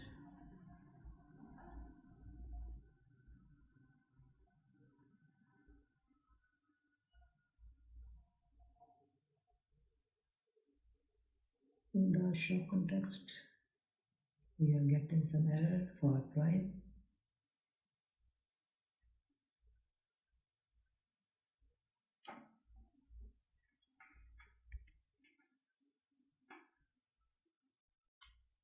Let's avoid for now. First of all we will check our order using COD. Okay, here I will write user, then one, okay, user1@gmail.com,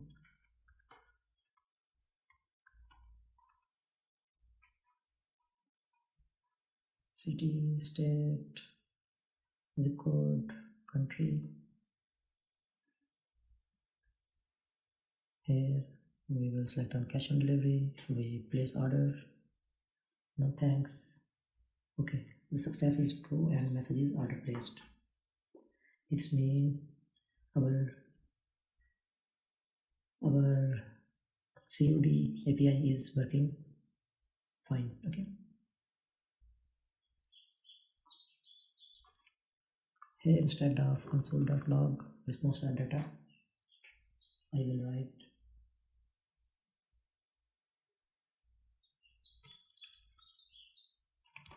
if response.data success.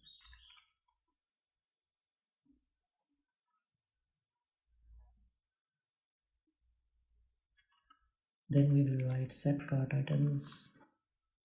For that purpose, we will import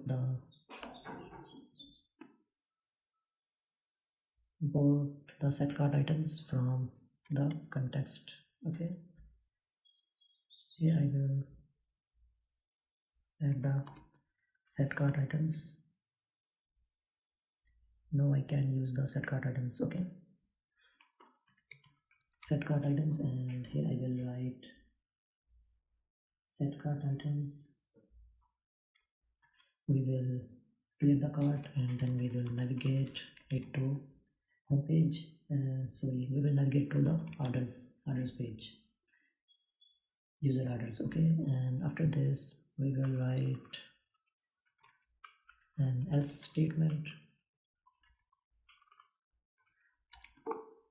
else and toast.error, toast imported, response.data.message,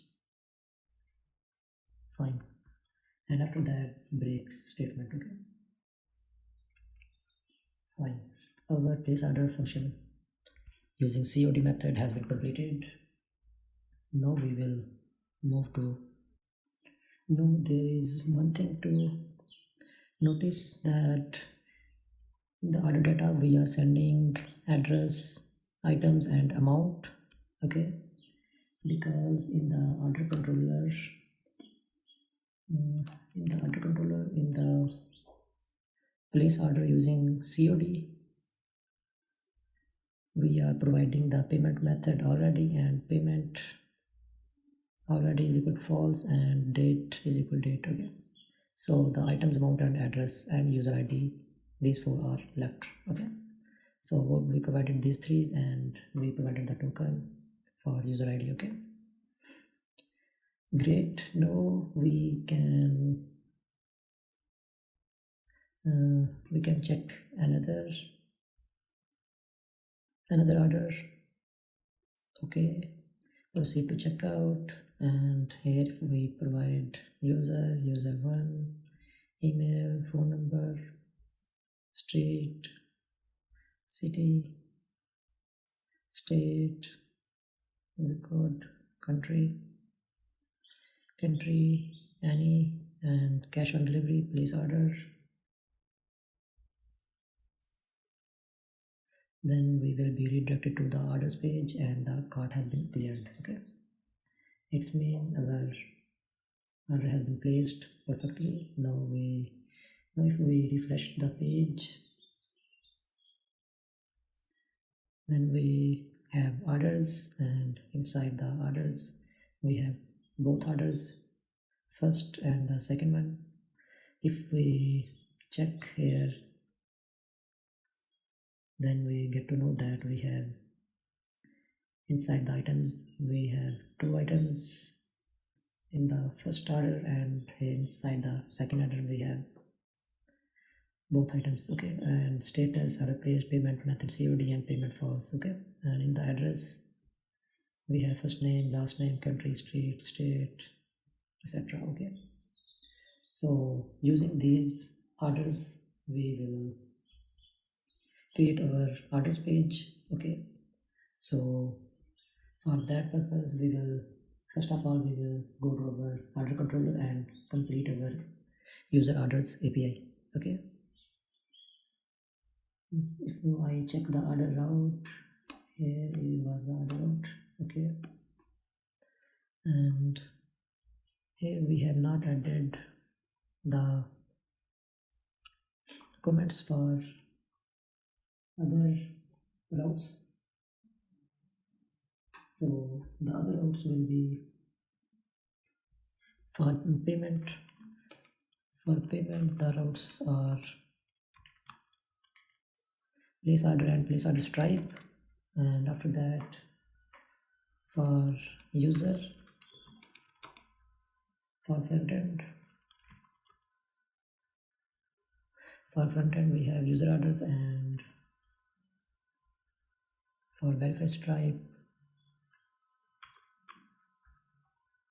Here we take it upside. Okay, now it's looking perfect. Order out. Now we will complete our user orders for frontend. This API, we will complete this. Inside the user orders, I will write try catch statement.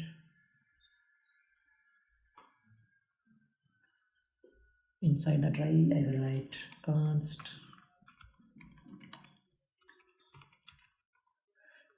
user ID. We'll get from request.body and we'll restructure from request.body, and const orders is equal await order model dot find, and here we will provide the user ID. Now we will get all the orders that are for this user ID. Okay, and here we will response.json. Success will be true and orders. Okay, and for catch error we will write console.log error, and we will write response.json.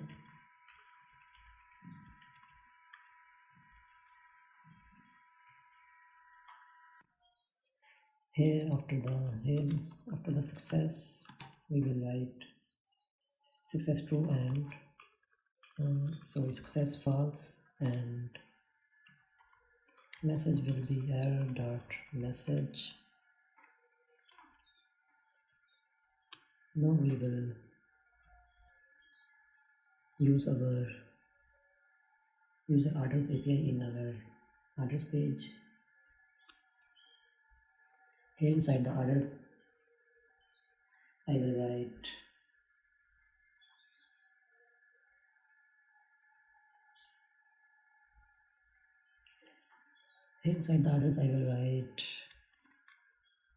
first of all we will check our orders page in our deployed variant.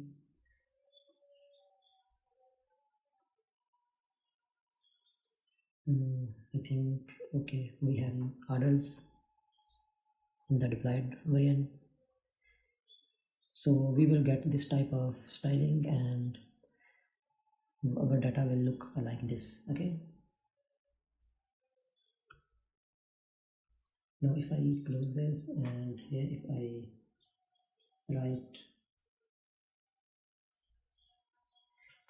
I write const, first of all I will import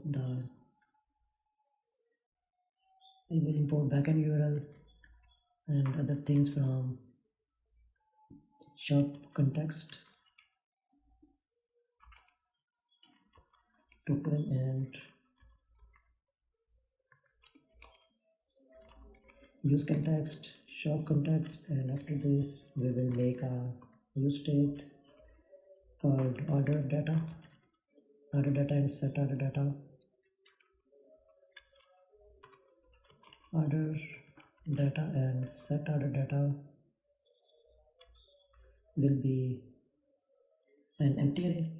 We'll initialize it with an empty array, and here I will write const load order data. Const load order data is equal an async function. Here I will write a try catch block, and inside the try I will write if not token then return null. We will stop the execution here, and if visit then const response is equal, we will call the API await axios dot post backend URL plus slash API slash order slash user orders, and we will send in body we will send an empty object, and then in headers we will provide the token as an object, and after that I will console log the data response.data. and obviously we will call the useFact function to call our load order data function.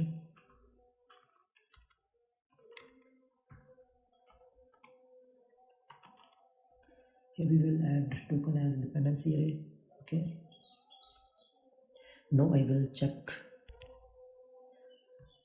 the console log, and here in console log, if I reload the page, in console log success true and orders. Okay, success true and orders. In orders we have 2 orders and each order has items, so instead of displaying orders we will show all the items that are in the that are in each order. Okay, we will display all the items of orders. Okay, like we displayed here. Okay, the items that are in all the orders. Okay, for that purpose we will write an if statement. If response.data.success, if response.data.success, then let all order item will be an empty array. All orders item. Okay, all orders item, it will be close to the definition. Response.data.orders. So basically we are getting the orders. Response.data.orders.map each order. We will map through each order, and order.items. Here if I console log again, response.data to clear you, again inspect inside the console log. Inside the orders we have 2 orders and each order have items. Okay, each order have items. So basically we are hitting this one, items. Here order.items. We can close this, we can comment this. Okay, order.items dot map each item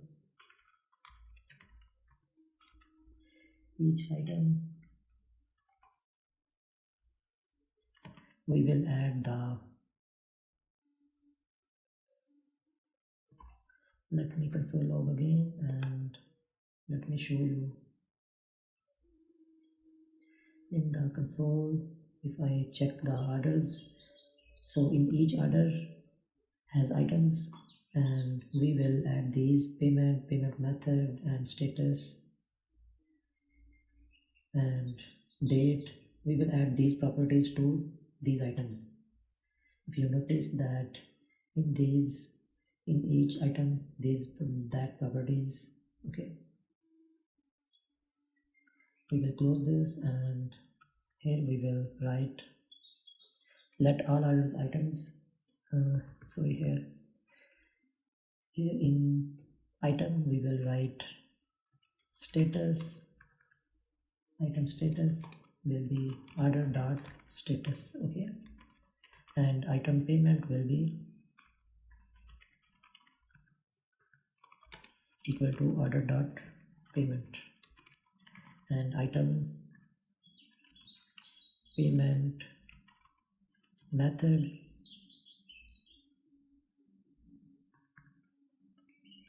will be order.payment method. Item date will be order.date.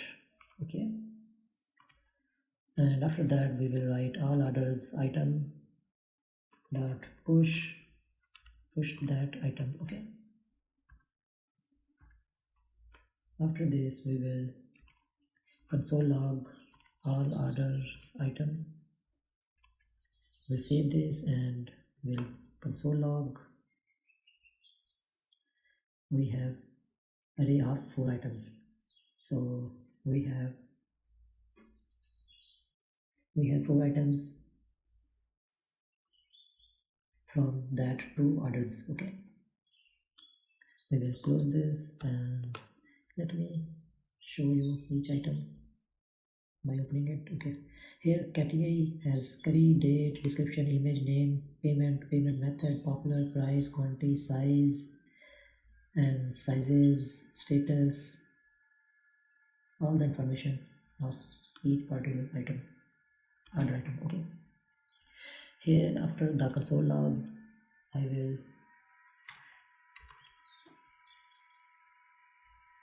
we will comment this, and here I will write set order data as all order items, and we will reverse them. Actually I will do it after this. Let me show you first that it will be let me show you first their arrangements. Here inside the catch error, console log error, and after this I will write toast dot error dot message. Here we will write the div, and inside this div I will write another div for title, and here I will write title. We will import the title component. Title 1 will be orders, title 2 will be orders list, then we will write title styles, that will be h3, and after that we will write the container. We will write the container. Inside the container I will map through each item. Here we will write order data dot map each item and index. Then we will write a div, the key will be index, and after this we will write a div, another div for image tag. src will be item dot image. Let me show you, it's working fine. And the classes will be width 16, and for small, after small the width will be 18. Let me check if it is present or not. No, 18 width is not present in Tailwind CSS. Okay, after this closing div I will write order info.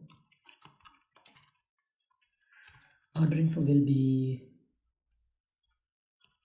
we will write a div first, and inside this div I will write h5 for item.main,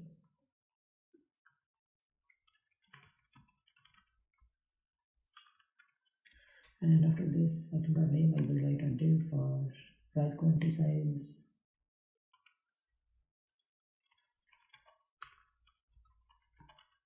price, quantity, size, date, payment.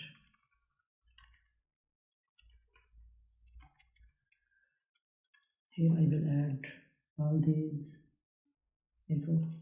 We will write a div and again a div.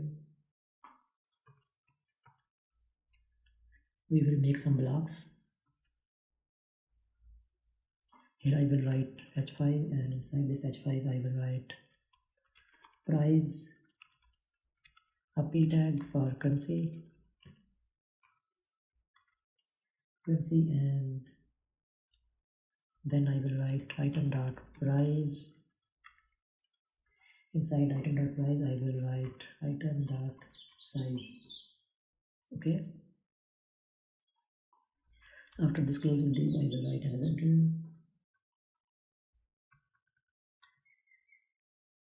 Here I will write classes, that will be flex center, and gap x will be 2. Up down, and here I will write quantity. For p I will write, for h5 I will write medium 14, and for p I will write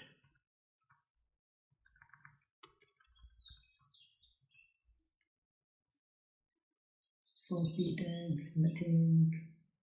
Okay, here I will write quantity.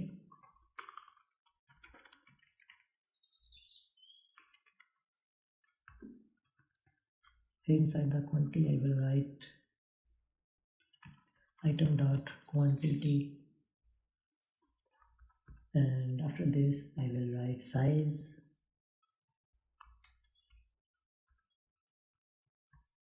Here I will write size and item dot size. After this div I will write another div, flex item center, gap x2,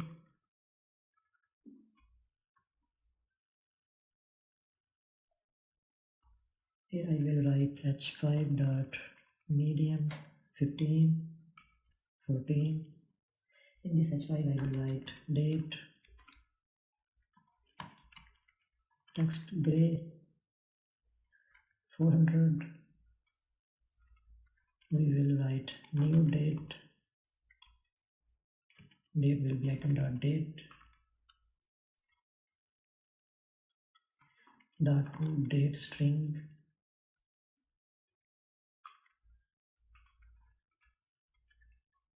like this, and after this div we will write a div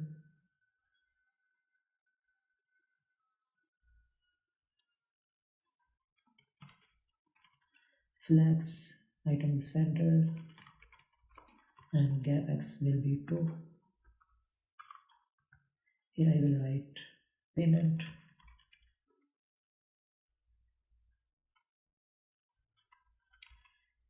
and I will write a p tag for text gray 400.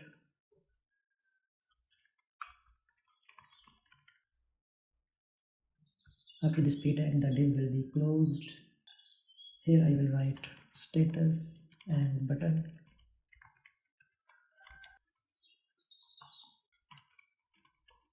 flex column, gap 2 for small screen, padding right 4, another div for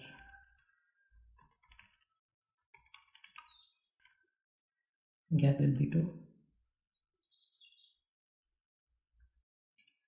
Here I will write for status button I will write minimum width 2 and rounded full bg green 500. Another p tag for item dot status,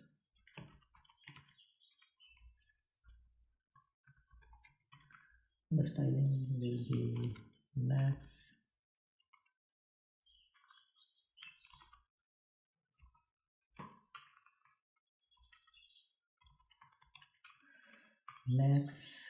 sn will be text center, text access extra small. Okay,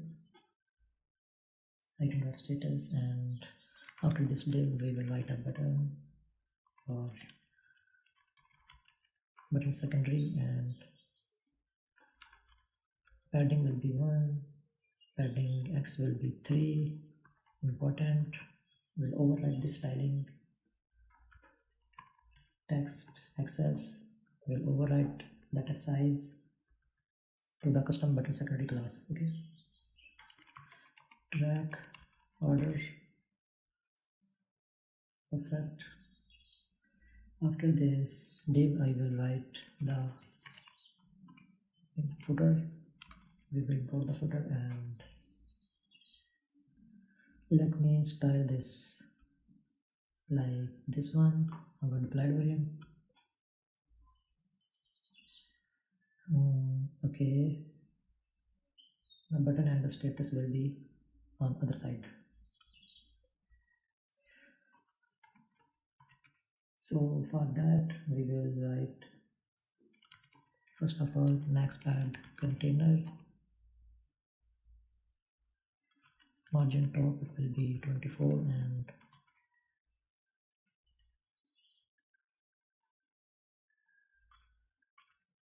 padding top will be 6 and padding bottom will be 20.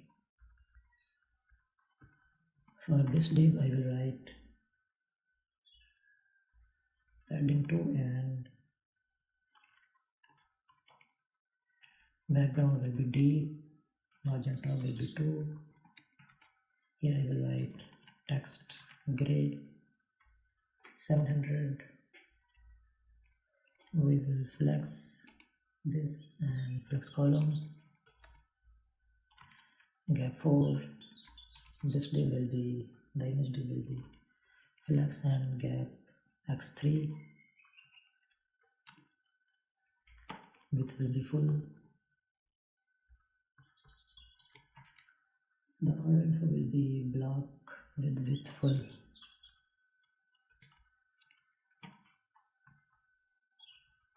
H5 will be pattern name. I will write H5, capitalize line clamp 1.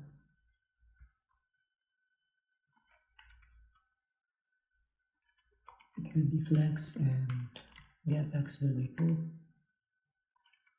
Flex column, flex row. After small screen, flex row and justify it between. For price, quantity and size, text extra small, flex item center, gap x2. After small screen, gap x3. I think all of the stylings are done. If we check,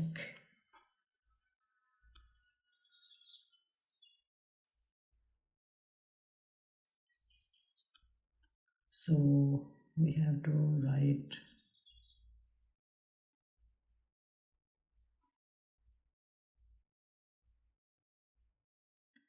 status and button, flex gap x2, flex column.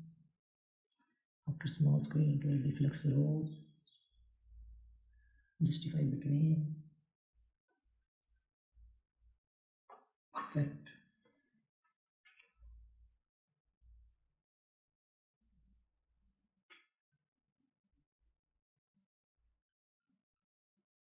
Here it will be flex center text access.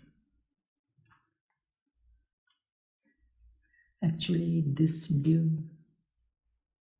will not close here, but it will be down here. Okay, and we will close this image inside our div. The classes will be, we will add classes like, we say flex center, padding 2 and background will be light, rounded algae. We will enclose the image into this div, and after this div the order info starts, and inside this order info, perfect, and inside this order info we will check again if everything is fine. No. After this div we have h5 tag, and we have another div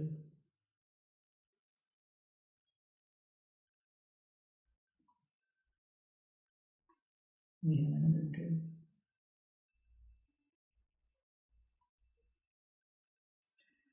This div justify between.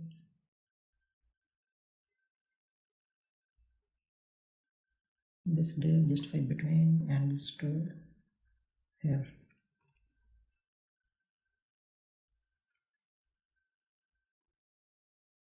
Perfect. Now I think everything is looking fine for now. Let me check.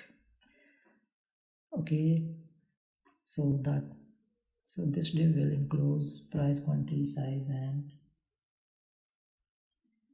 payment. Okay,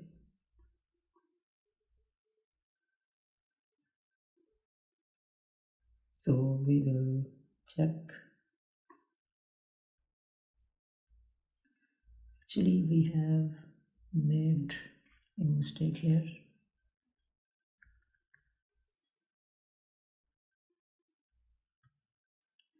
We will make a h5 tag here, median 14. We will add like here, or shift F. Now if we check again,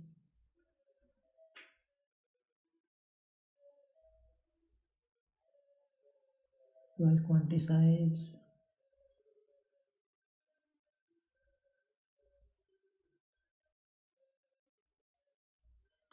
Okay, I think everything is fine for now. Now we will check.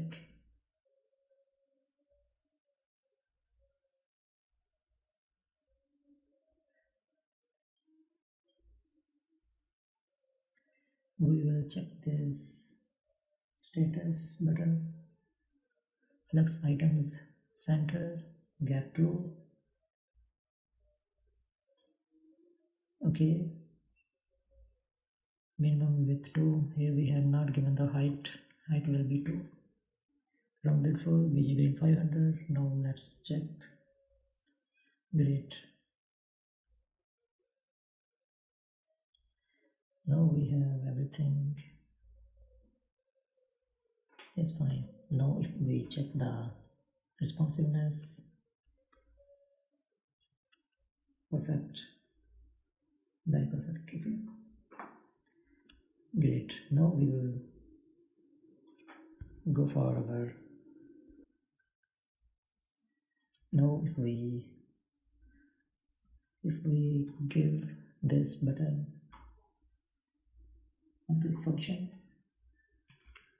on click it will refresh the data through load other data function. Okay, so if I change the status of any order from here, let me add here, if I add DE delivered,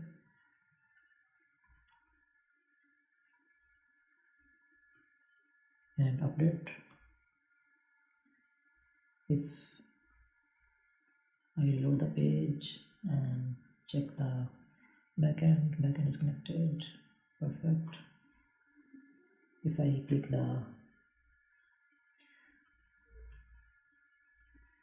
if I edit it with out for delivery,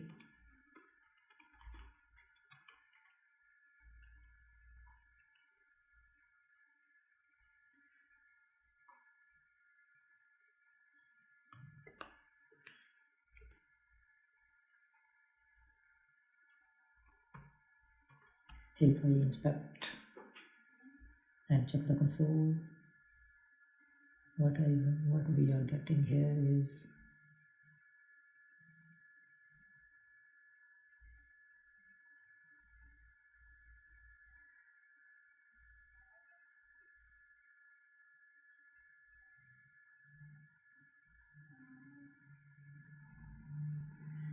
actually we are calling it here. It's not like this. We will call the loader data like this, and now if I reload the page,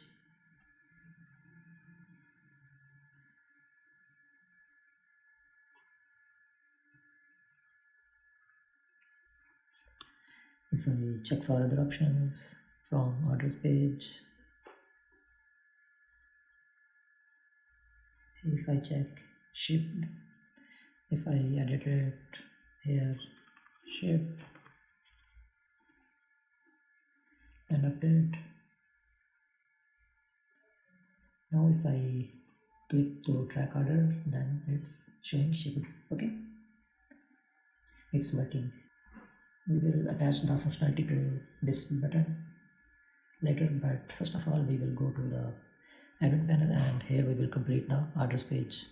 For the orders page, first of all we have to go for our order controllers, and here in orders controllers, let me close others. Here in order controllers we have to complete the API controller for orders, all orders data for admin panel. So inside the try block we will add const, let's say const orders is equal await order model dot find.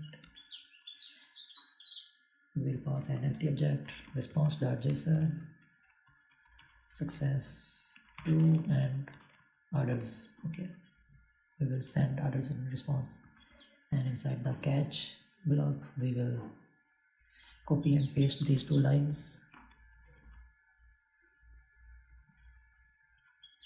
like this. And now I will go to the admin panel, and here inside the page, list page, orders page, here inside the order page we will make a function for the API of all orders, getting all orders. We will call the function like const fetch all orders. It will be an async function.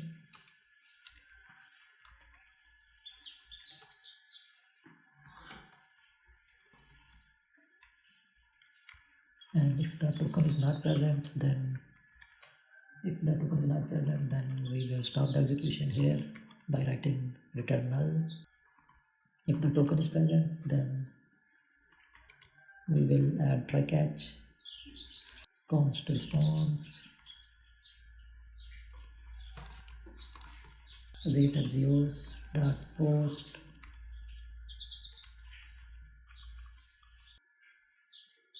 If I open the .jsx file, then we /API/ orders / then we will provide an empty object, and then inside the headers we will provide the token.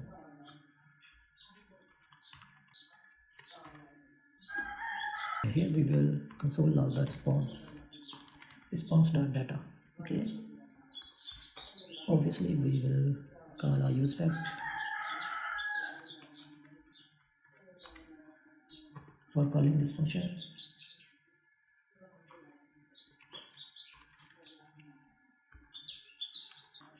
Fetch all orders. Now we will test our list API.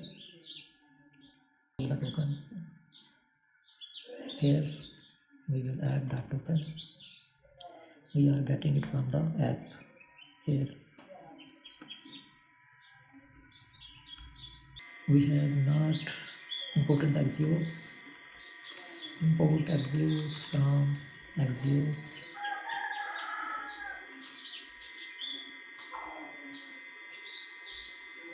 Now we will check success true and orders. We have 2 orders. Okay,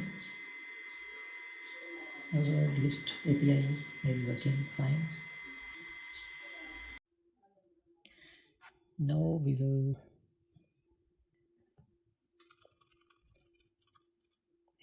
paste the code, and what's in this code is, let me show you our deployed variants. So basically we want to achieve this type of styling. Our orders page will look like this, the deployed version. Okay, basically 1 2 3 4 5 columns. Inside the orders page, basically we have a div and then an inner div. Then we are mapping through the orders. Okay, after the orders mapping, inside the orders we have another div, and inside this div we are making a grid and we set the grid columns. Then we have, these are the stylings. First we have the package icon, then we have the items, then we have order.items.map. We are mapping through each order's items, okay, and then we are saying that if index is equal order.items.length -1 means if the item is the last one, then we will not put the comma. This one, then we will not put the comma, otherwise we will put the comma, okay, at the last, like this. And after that we have name, first name and last name. Then we have address, city, state, country, zip code, and after that phone. Then we have total order.item.length. Then we have order.payment method. Then we added the payment if it is done or pending. Then we have added date, and we have converted the date into local date string. After that we have added price, currency, order.amount, and then we added the status. Okay, so these are the statuses that we will select. The options are order placed, packing, shipped, out for delivery, and delivered. Okay, we will select from these options. Okay, now I will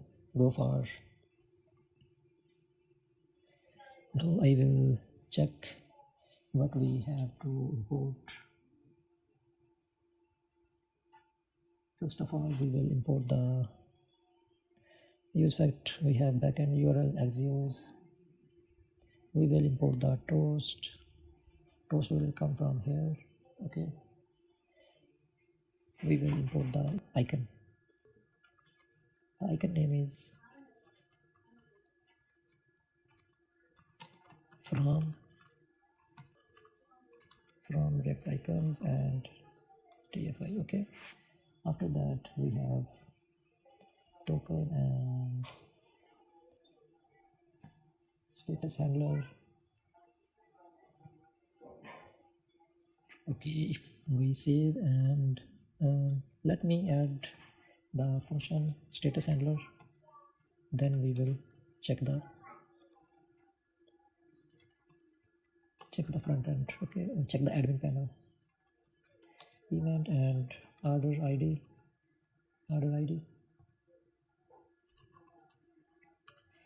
Here we will add try catch block, and we will save this. Let me check. Inside the order is not defined. Use state for orders.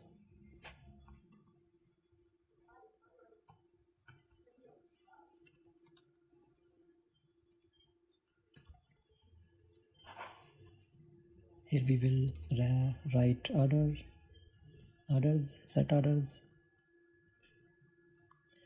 and we will initialize it with empty array.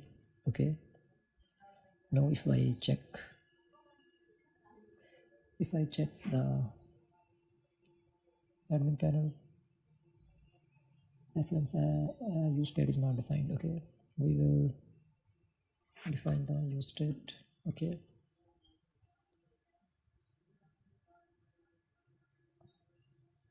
success true and orders. Okay, we have not set orders, we have not provided the orders to the set orders state. Okay, to the orders state with set orders. Okay, here I will write set orders and response dot data dot orders. Okay, and we will delete the console log statement, and Then inside the catch error we will toast dot error response dot data dot message response dot data dot message, and here inside the actually it will be if we will pass the set orders in if statement through if response dot data dot success. If response dot data dot success, then set orders will be then set the orders to the set order state, otherwise toast dot error. And inside the catch block we will write toast dot error and error dot message like this, and here we will import the toast as well. Import toast from React Toastify like this, and perfect. Now if we check the admin panel, if we reload the page, then currency is not defined. Okay, we will import the currency. Here is the currency. Okay, this one. We will import the currency from app.jsx file. Okay, if I check again, then perfect, we have the orders data. So it's been working fine for desktop screen and for small screen as well. Okay, this is our add product page, list product page, and the orders page. It's fully responsive. And now if I try to change the order status from here, if I click the order, if I click the out for delivery, then this is not changing from here because we have not set the functionality, and we have also not made the API. So first of all we will make the API, and then we will attach that API to this status handler function. For this purpose we will go to the backend and we will go to the controllers, order controllers. Inside the order controllers we will check the update status. Here we will add, inside the add we will write inside the try block we will write const order ID and status is equal request dot body, and after this I will write await order model dot find by ID and update.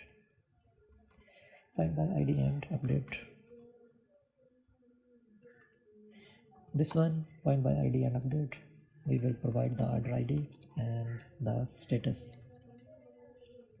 We have provided the status as well, and after that we will write response.json success is equal to true, and message will be updated, status updated.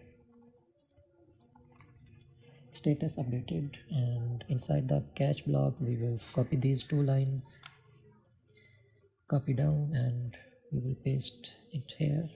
Okay, now if I go back to the orders page, and here inside the status handler we will call the API const response is equal await axios dot post, then backend URL, then we will add the API slash order slash status slash API slash order slash status, and after that I will provide the order ID, and status will be event.target.value. Okay, like this, e.target.value, and we will pass the token. We will write headers and token like this, and after that I will write if response dot data dot success, if response dot data dot success, then await fetch all orders, and then we will add console.log error, and toast.error will be response.error.message, response.error.message, like this, response.data.message. Okay, and let me check. The status handler function has been provided to the select tag through onChange, and we have added event, then status handler event, and order._id. We have provided both values, id and event, and the value is equal order.status. Perfect. You can write by watching and by pausing the video. You can make your own orders page. And here, if I change the status to out for delivery, then it's perfectly been done. And here if I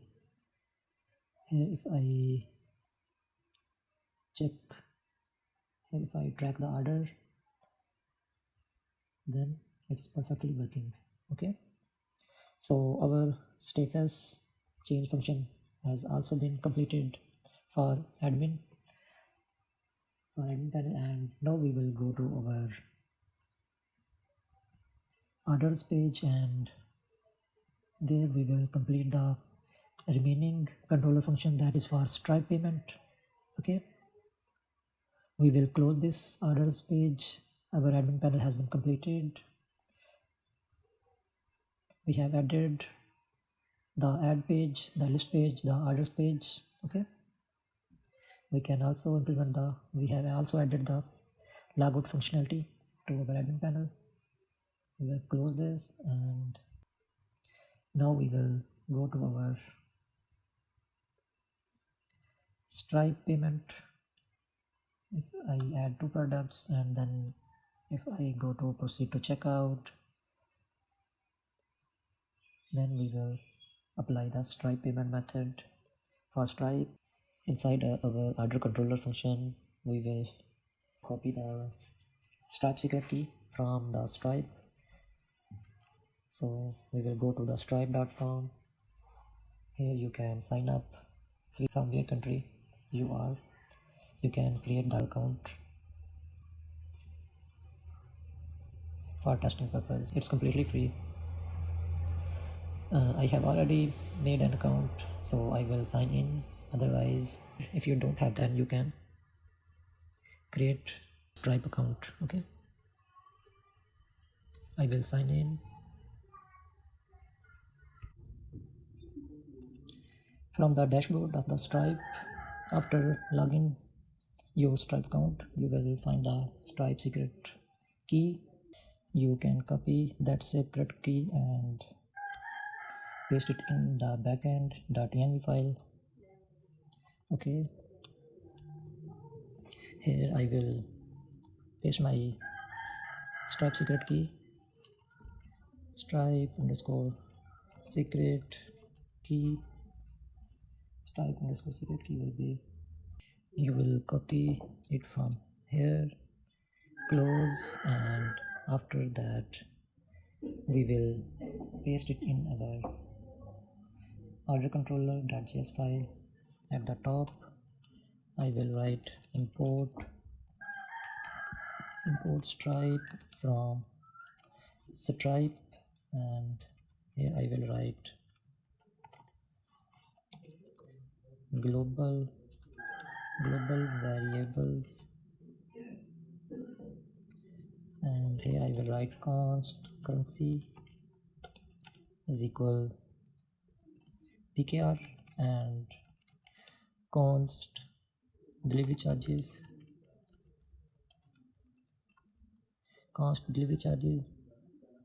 delivery charges is equal, let's suppose 10, and after that I will write stripe gateway in the stripe. For the stripe gateway I will write const stripe is equal new stripe. Be careful while the naming convention.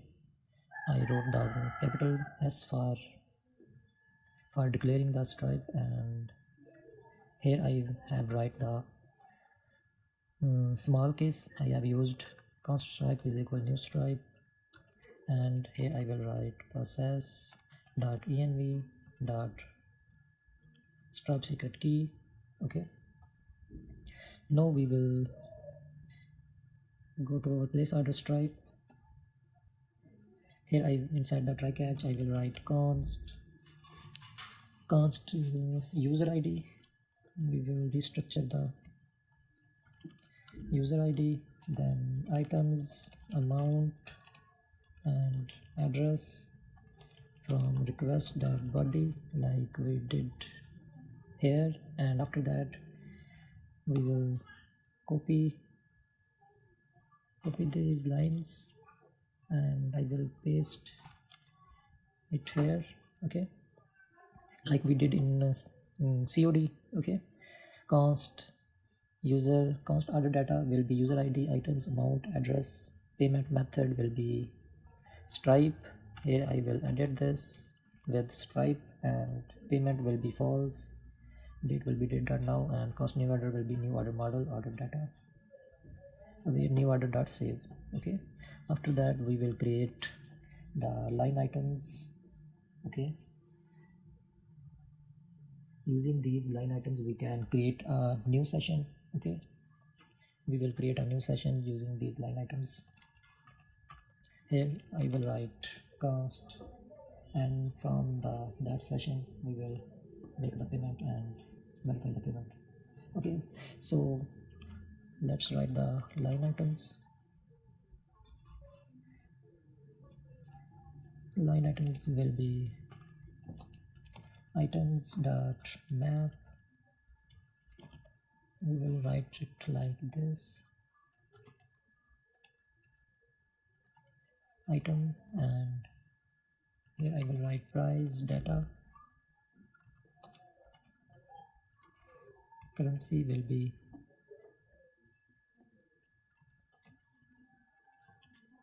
currency, and product data will be an object. Product data will be name is equal item dot name, and after that we will write a comma, and here I will write unit amount. Unit amount will be item dot quantity,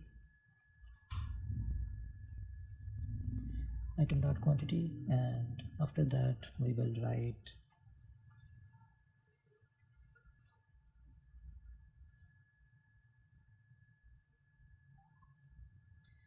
unit amount will be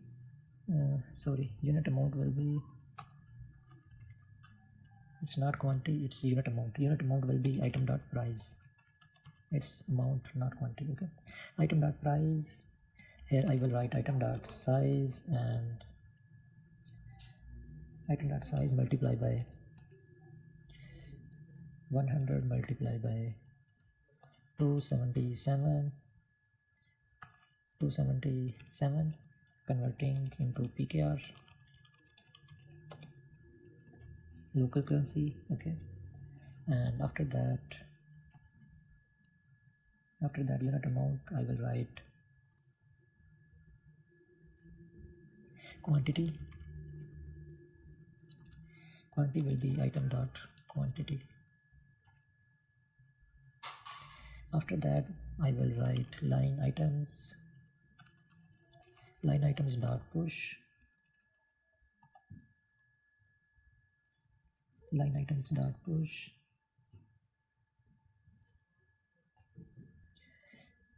here I will write price data will be an object, and here I will write currency is equal currency, and here I will write product data. Product data will be an object, name is equal delivery charges,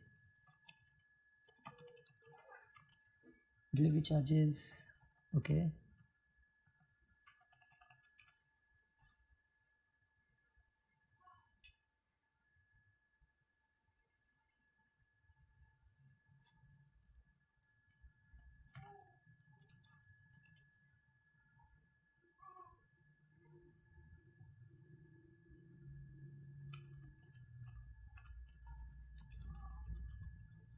delivery charges, and here I will write capital C,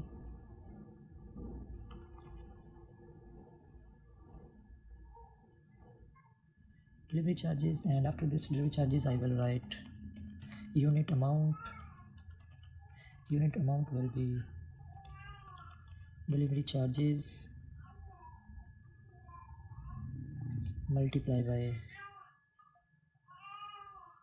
100, then multiply by 277, converting into PKR, okay, and after that we will write quantity will be 1. Quantity will be 1. Here we will write a comma. After that we will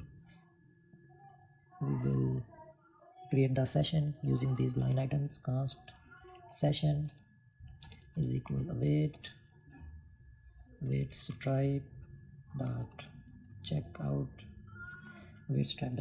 dot sessions dot create method, and here I will, in an object I will write success URL. Success URL will be like this. We will write in dollar curly braces origin. Here I will write slash verify, and I will write success is equal true, and order ID will be success is equal true, and order ID will be dollar new order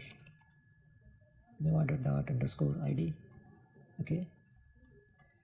We will copy and paste this. Here I will write success false, and everything will be same, and this will be cancel URL,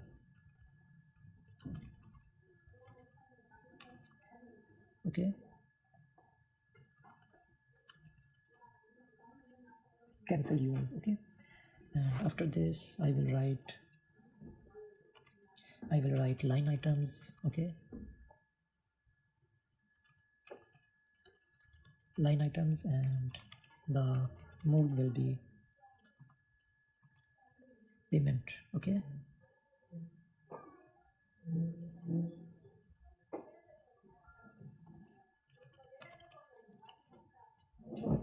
Mode will be payment, and after this I will write response.json.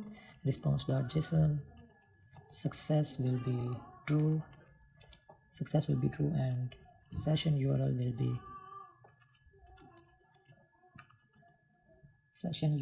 be session.url,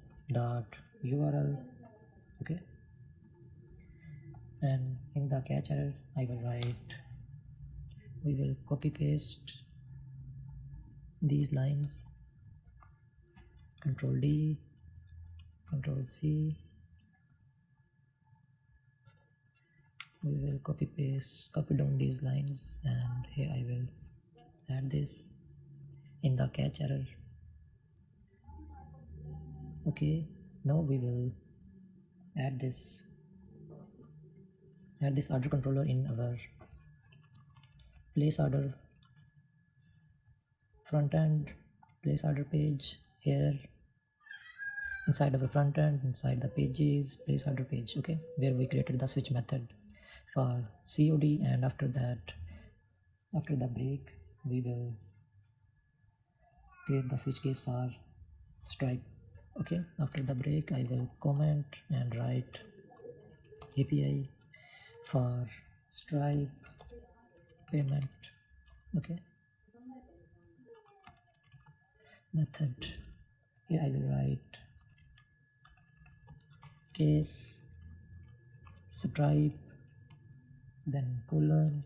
Here I will write const response Stripe is equal await axios dot post, and inside I will write backend URL and slash API slash order slash Stripe, and inside the, and after that we will add order data. We will pass the order data and we will add the headers. We will add the token headers. Okay, inside the object. After that we will write if dot data dot success, then URL const session underscore URL is equal data response Stripe dot data. Okay, after that we will write window dot location dot replace session URL. Okay, session URL, and here I will write else toast dot error will be response Stripe dot data dot message. After that we will write break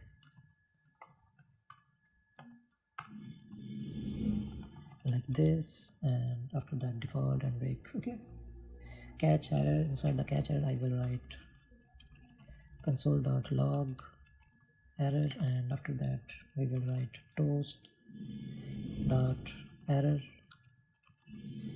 dot message. Okay, perfect. Now if we save this and let me check.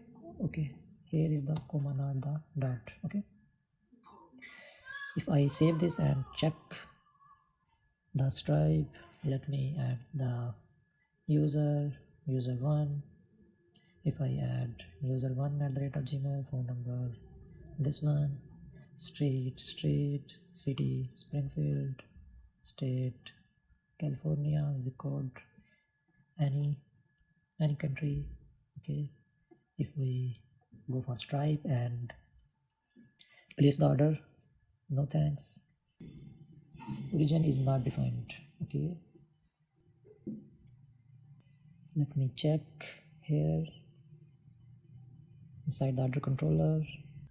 So where is the origin? Okay, oh okay, we have not restructured the origin from the headers. Origin is equal request dot headers. We will restart the server, request dot headers, and now if I place the order again, then it will work fine. Okay, that's great.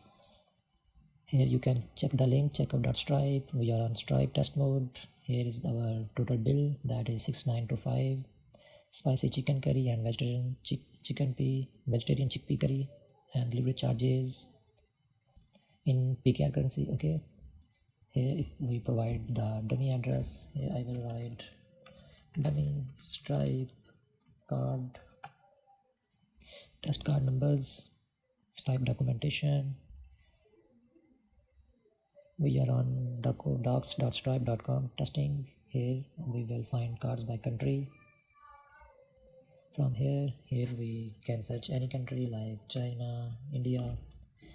If I copy the card, copy, and here if I inside the email, if I give any dummy email, we will paste that card that we have copied earlier. Any next future date 2026 CVC any 123 user 1 for testing purpose. Here we can remain Pakistan, it will remain, and here we will when we click the pay, here the payment has been successful. Okay, and we are redirected to the verify success URL. Our URL has been changed to this one here, success URL. So we got the success URL. Using this success URL we can verify the payment. Okay, here is the order controller. Inside the order controller we will write the code for verify Stripe. Here inside the verify Stripe, inside the try block, I will write, first of all I will destructure the order ID success and user ID from request.body, and after that we will write inside the try, I will write if success is equal to true, if success is equal to true, then await order model dot find by ID and update. We will update by giving the order ID, we will update the payment. We will set the payment is equal to true from false to true. Okay, and here I will write await user model dot find by ID and update by providing the user ID that we will get from the headers. Okay, user ID from token, and here we will update the user model by providing the user ID. We will delete the card. Okay, so the card data will be an empty object. Okay, like this, and after that we will write response.json, success will be true and enough. Okay, and after this we will write for else, we will write await order model dot find by ID and delete. If the success is equal false, means the payment not succeeded. If the payment fails, then the order model dot find by ID and delete the order ID. Okay, we will delete the order by giving the order ID, by providing the order ID. Okay, we will delete the order in case of payment failed. Okay, after that we will send a response, success will be false and catch error will be, copy these two lines, we'll paste it in catch block. Okay, now our order controller has been completed. We can close from here and we will make a page for verify order already created inside the verify page. If we check the app for frontend app.jsx, here we check the route for verify. Okay, the verify route has been created already. Okay, now here we will write the API for the, here I will write inside the, first of all we will import the navigate token and set cart items and backend URL, set cart items backend URL from use context shop context. After that we will write a use state imported use state snippet. Here I will write search parents, set search parents. We will import the use search parents from reactor.dom. Okay, we will call it and after this we will write const success is equal search params dot get. We will get this one success. Here is the success and here is the order id. We will get it from using search params. Okay, get it from here, from the origins, right? If I write here order id, and here I will write const order id, here I will write order id search params dot get order id. Okay, here I will write order id like this, and here we will make a function with the name of verify payment. Const verify payment is equal async function. Here we will write a try catch block. Inside the try block I will write if not token, if token is not present, then return will be null, and we will stop the execution here, and if it's present then const response. We will call the API await axios imported post backend URL plus /API /order /verify stripe. I will check the spellings from the route here inside the backend in the routes folder, order route. Okay, we will confirm the verify stripe like this. Here I will write in single case verify stripe. After this we will send the success and order id. In the headers we will send the token.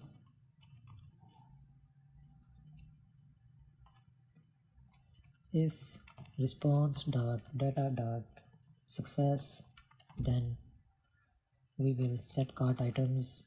We will clear the cart items, and we will be navigate the user to /orders page. Okay, if the response dot data dot if response dot data dot success, then clear the cart items and navigate the user to /orders page. Okay, else we will navigate, otherwise we will navigate the user to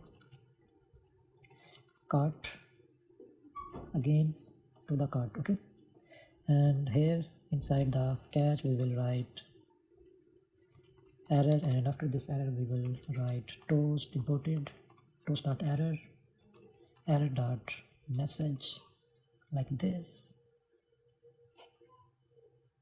and of course we will call this verify payment function with a useFact function.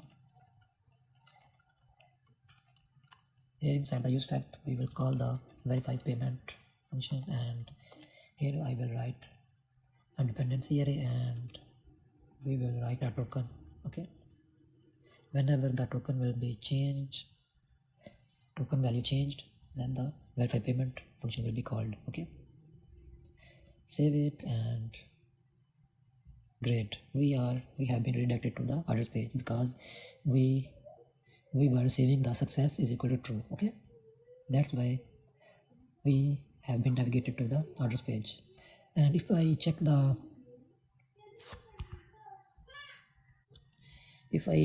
orders here and I refresh the page,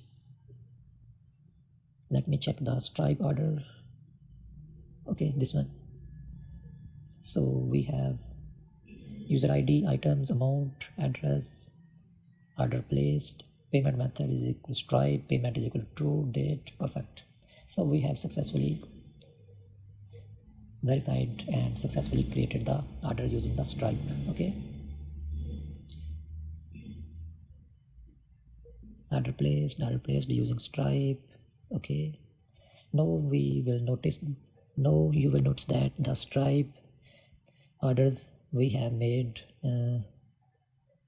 now and the COD, through COD payment, these orders were placed earlier, okay, but newly orders are on the bottom and previous orders are on the top.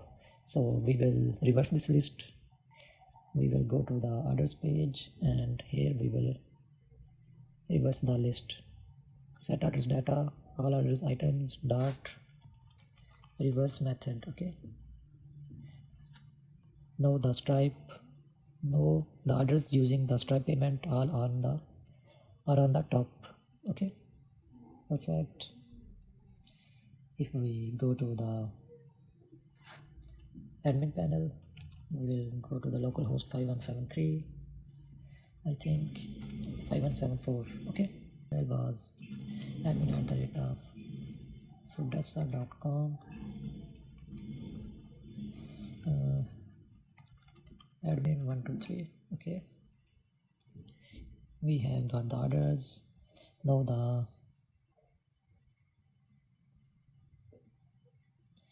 orders using the Stripe. Inside this, we will close this. We will close all the tabs for the payment Stripe, and payment is done. I will, if I change the order status to delivered, okay, to delivered, and check it here. If I track the order, then the order is delivered, status is updated. Okay, perfect. Now everything is working fine. We have implemented all the APIs. We have, after the payment successful and our cart has been cleared, okay, the products are removed from the cart upon successful payment. Everything is working fine. You can check here. Remember that the verify payment method that we have used is a temporary method, and the actual verify payment method is using through webhooks, that is a secure method, but we will not cover that in this video because a very long process. Okay, now we will deploy it to GitHub but before uploading it to GitHub, we will add some configurations for Vercel. Okay, let me close all the terminals from here, close the folder. Okay, and here inside the backend, I will create a file name vercel.json for deploying this application to the Vercel. Okay, inside the vercel.json, I will copy some code. You will also get these vercel.json configuration files in the description. Okay, I will copy paste it. This configuration code is for Express backend. Okay, I will close this, and we will also make a vercel.json configuration file in the front end as well, vercel.json. Here we will also copy and paste. This configuration code is for support of React Router DOM. Okay, because we have used the React Router DOM in our app. Okay, I will close this, and we will also copy and paste this, add this file into our admin as well. Okay, great. We will minimize this folder also. We will create a git ignore file here for upload it to github.git ignore. Okay, and here I will write node_modules folder, node modules folder, and here I will write star.env.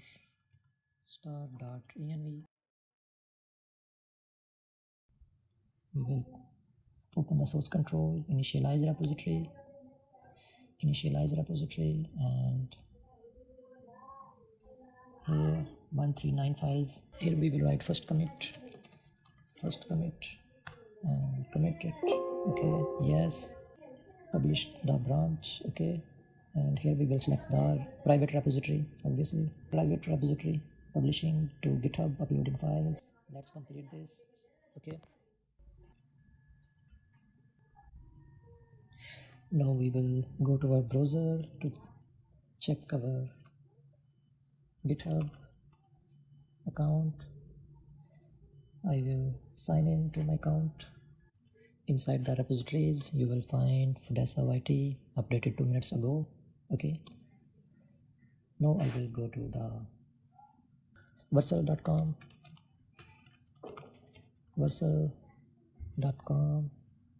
Okay,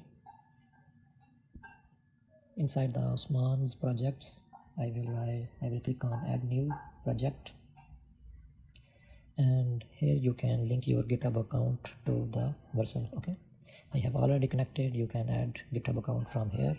Okay, and here is the latest git file Fudesa YT 3 minutes ago. I will import this, and here I will write project name Fudesa backend. Root directory will be added, and I will click on backend.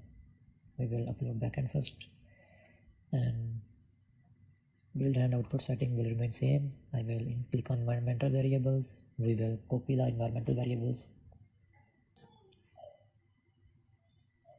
copy all the environmental variables, we'll paste it here and click on deploy. Okay,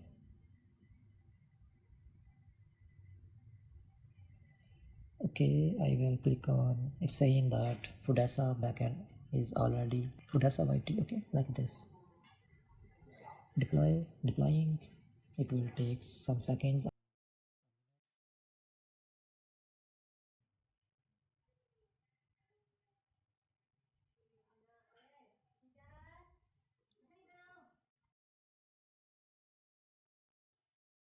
Okay, successfully uploaded to the Versal. Okay, continue to dashboard.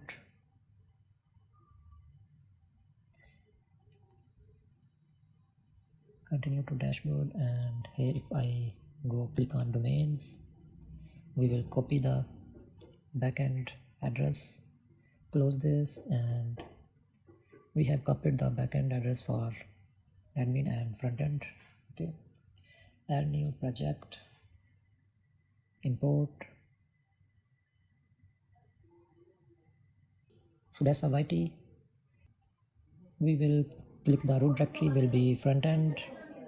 Continue.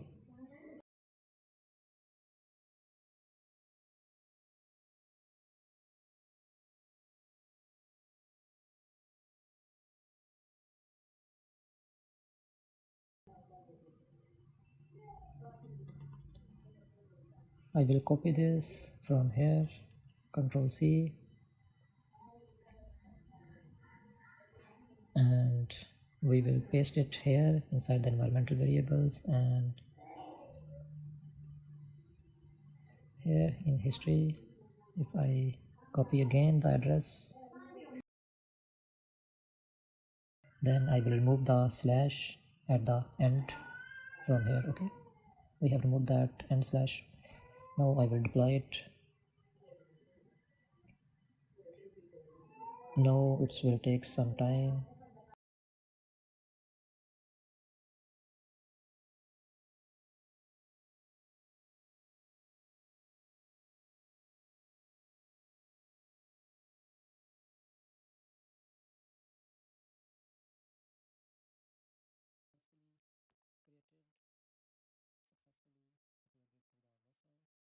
We have successfully deployed the front end also.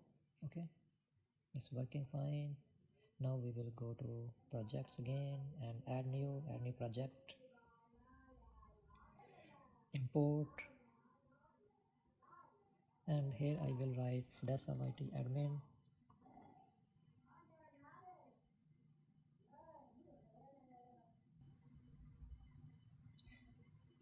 We will copy the environmental variables from the admin.env file, copy, close. We will paste it in environmental variables.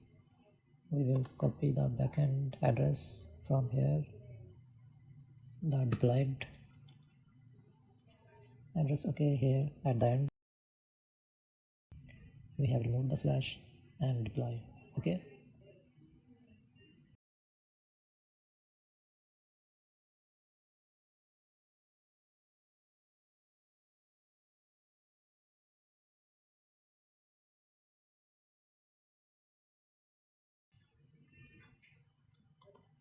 now we have successfully deployed the admin to the Vercel.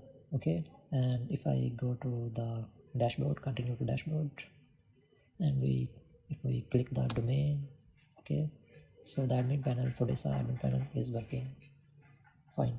Okay,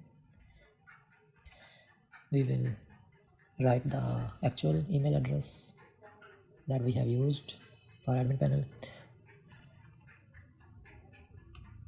That was admin at the rate of fodesa.com, and if we write the wrong password,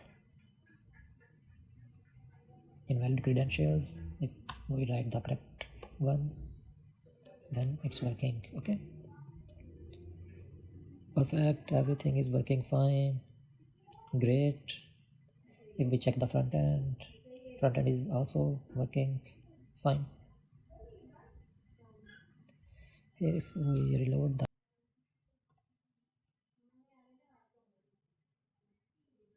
great, all the things are working fine.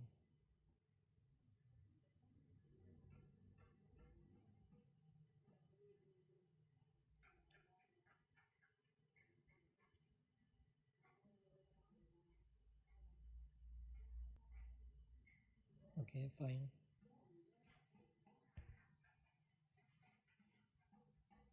perfect.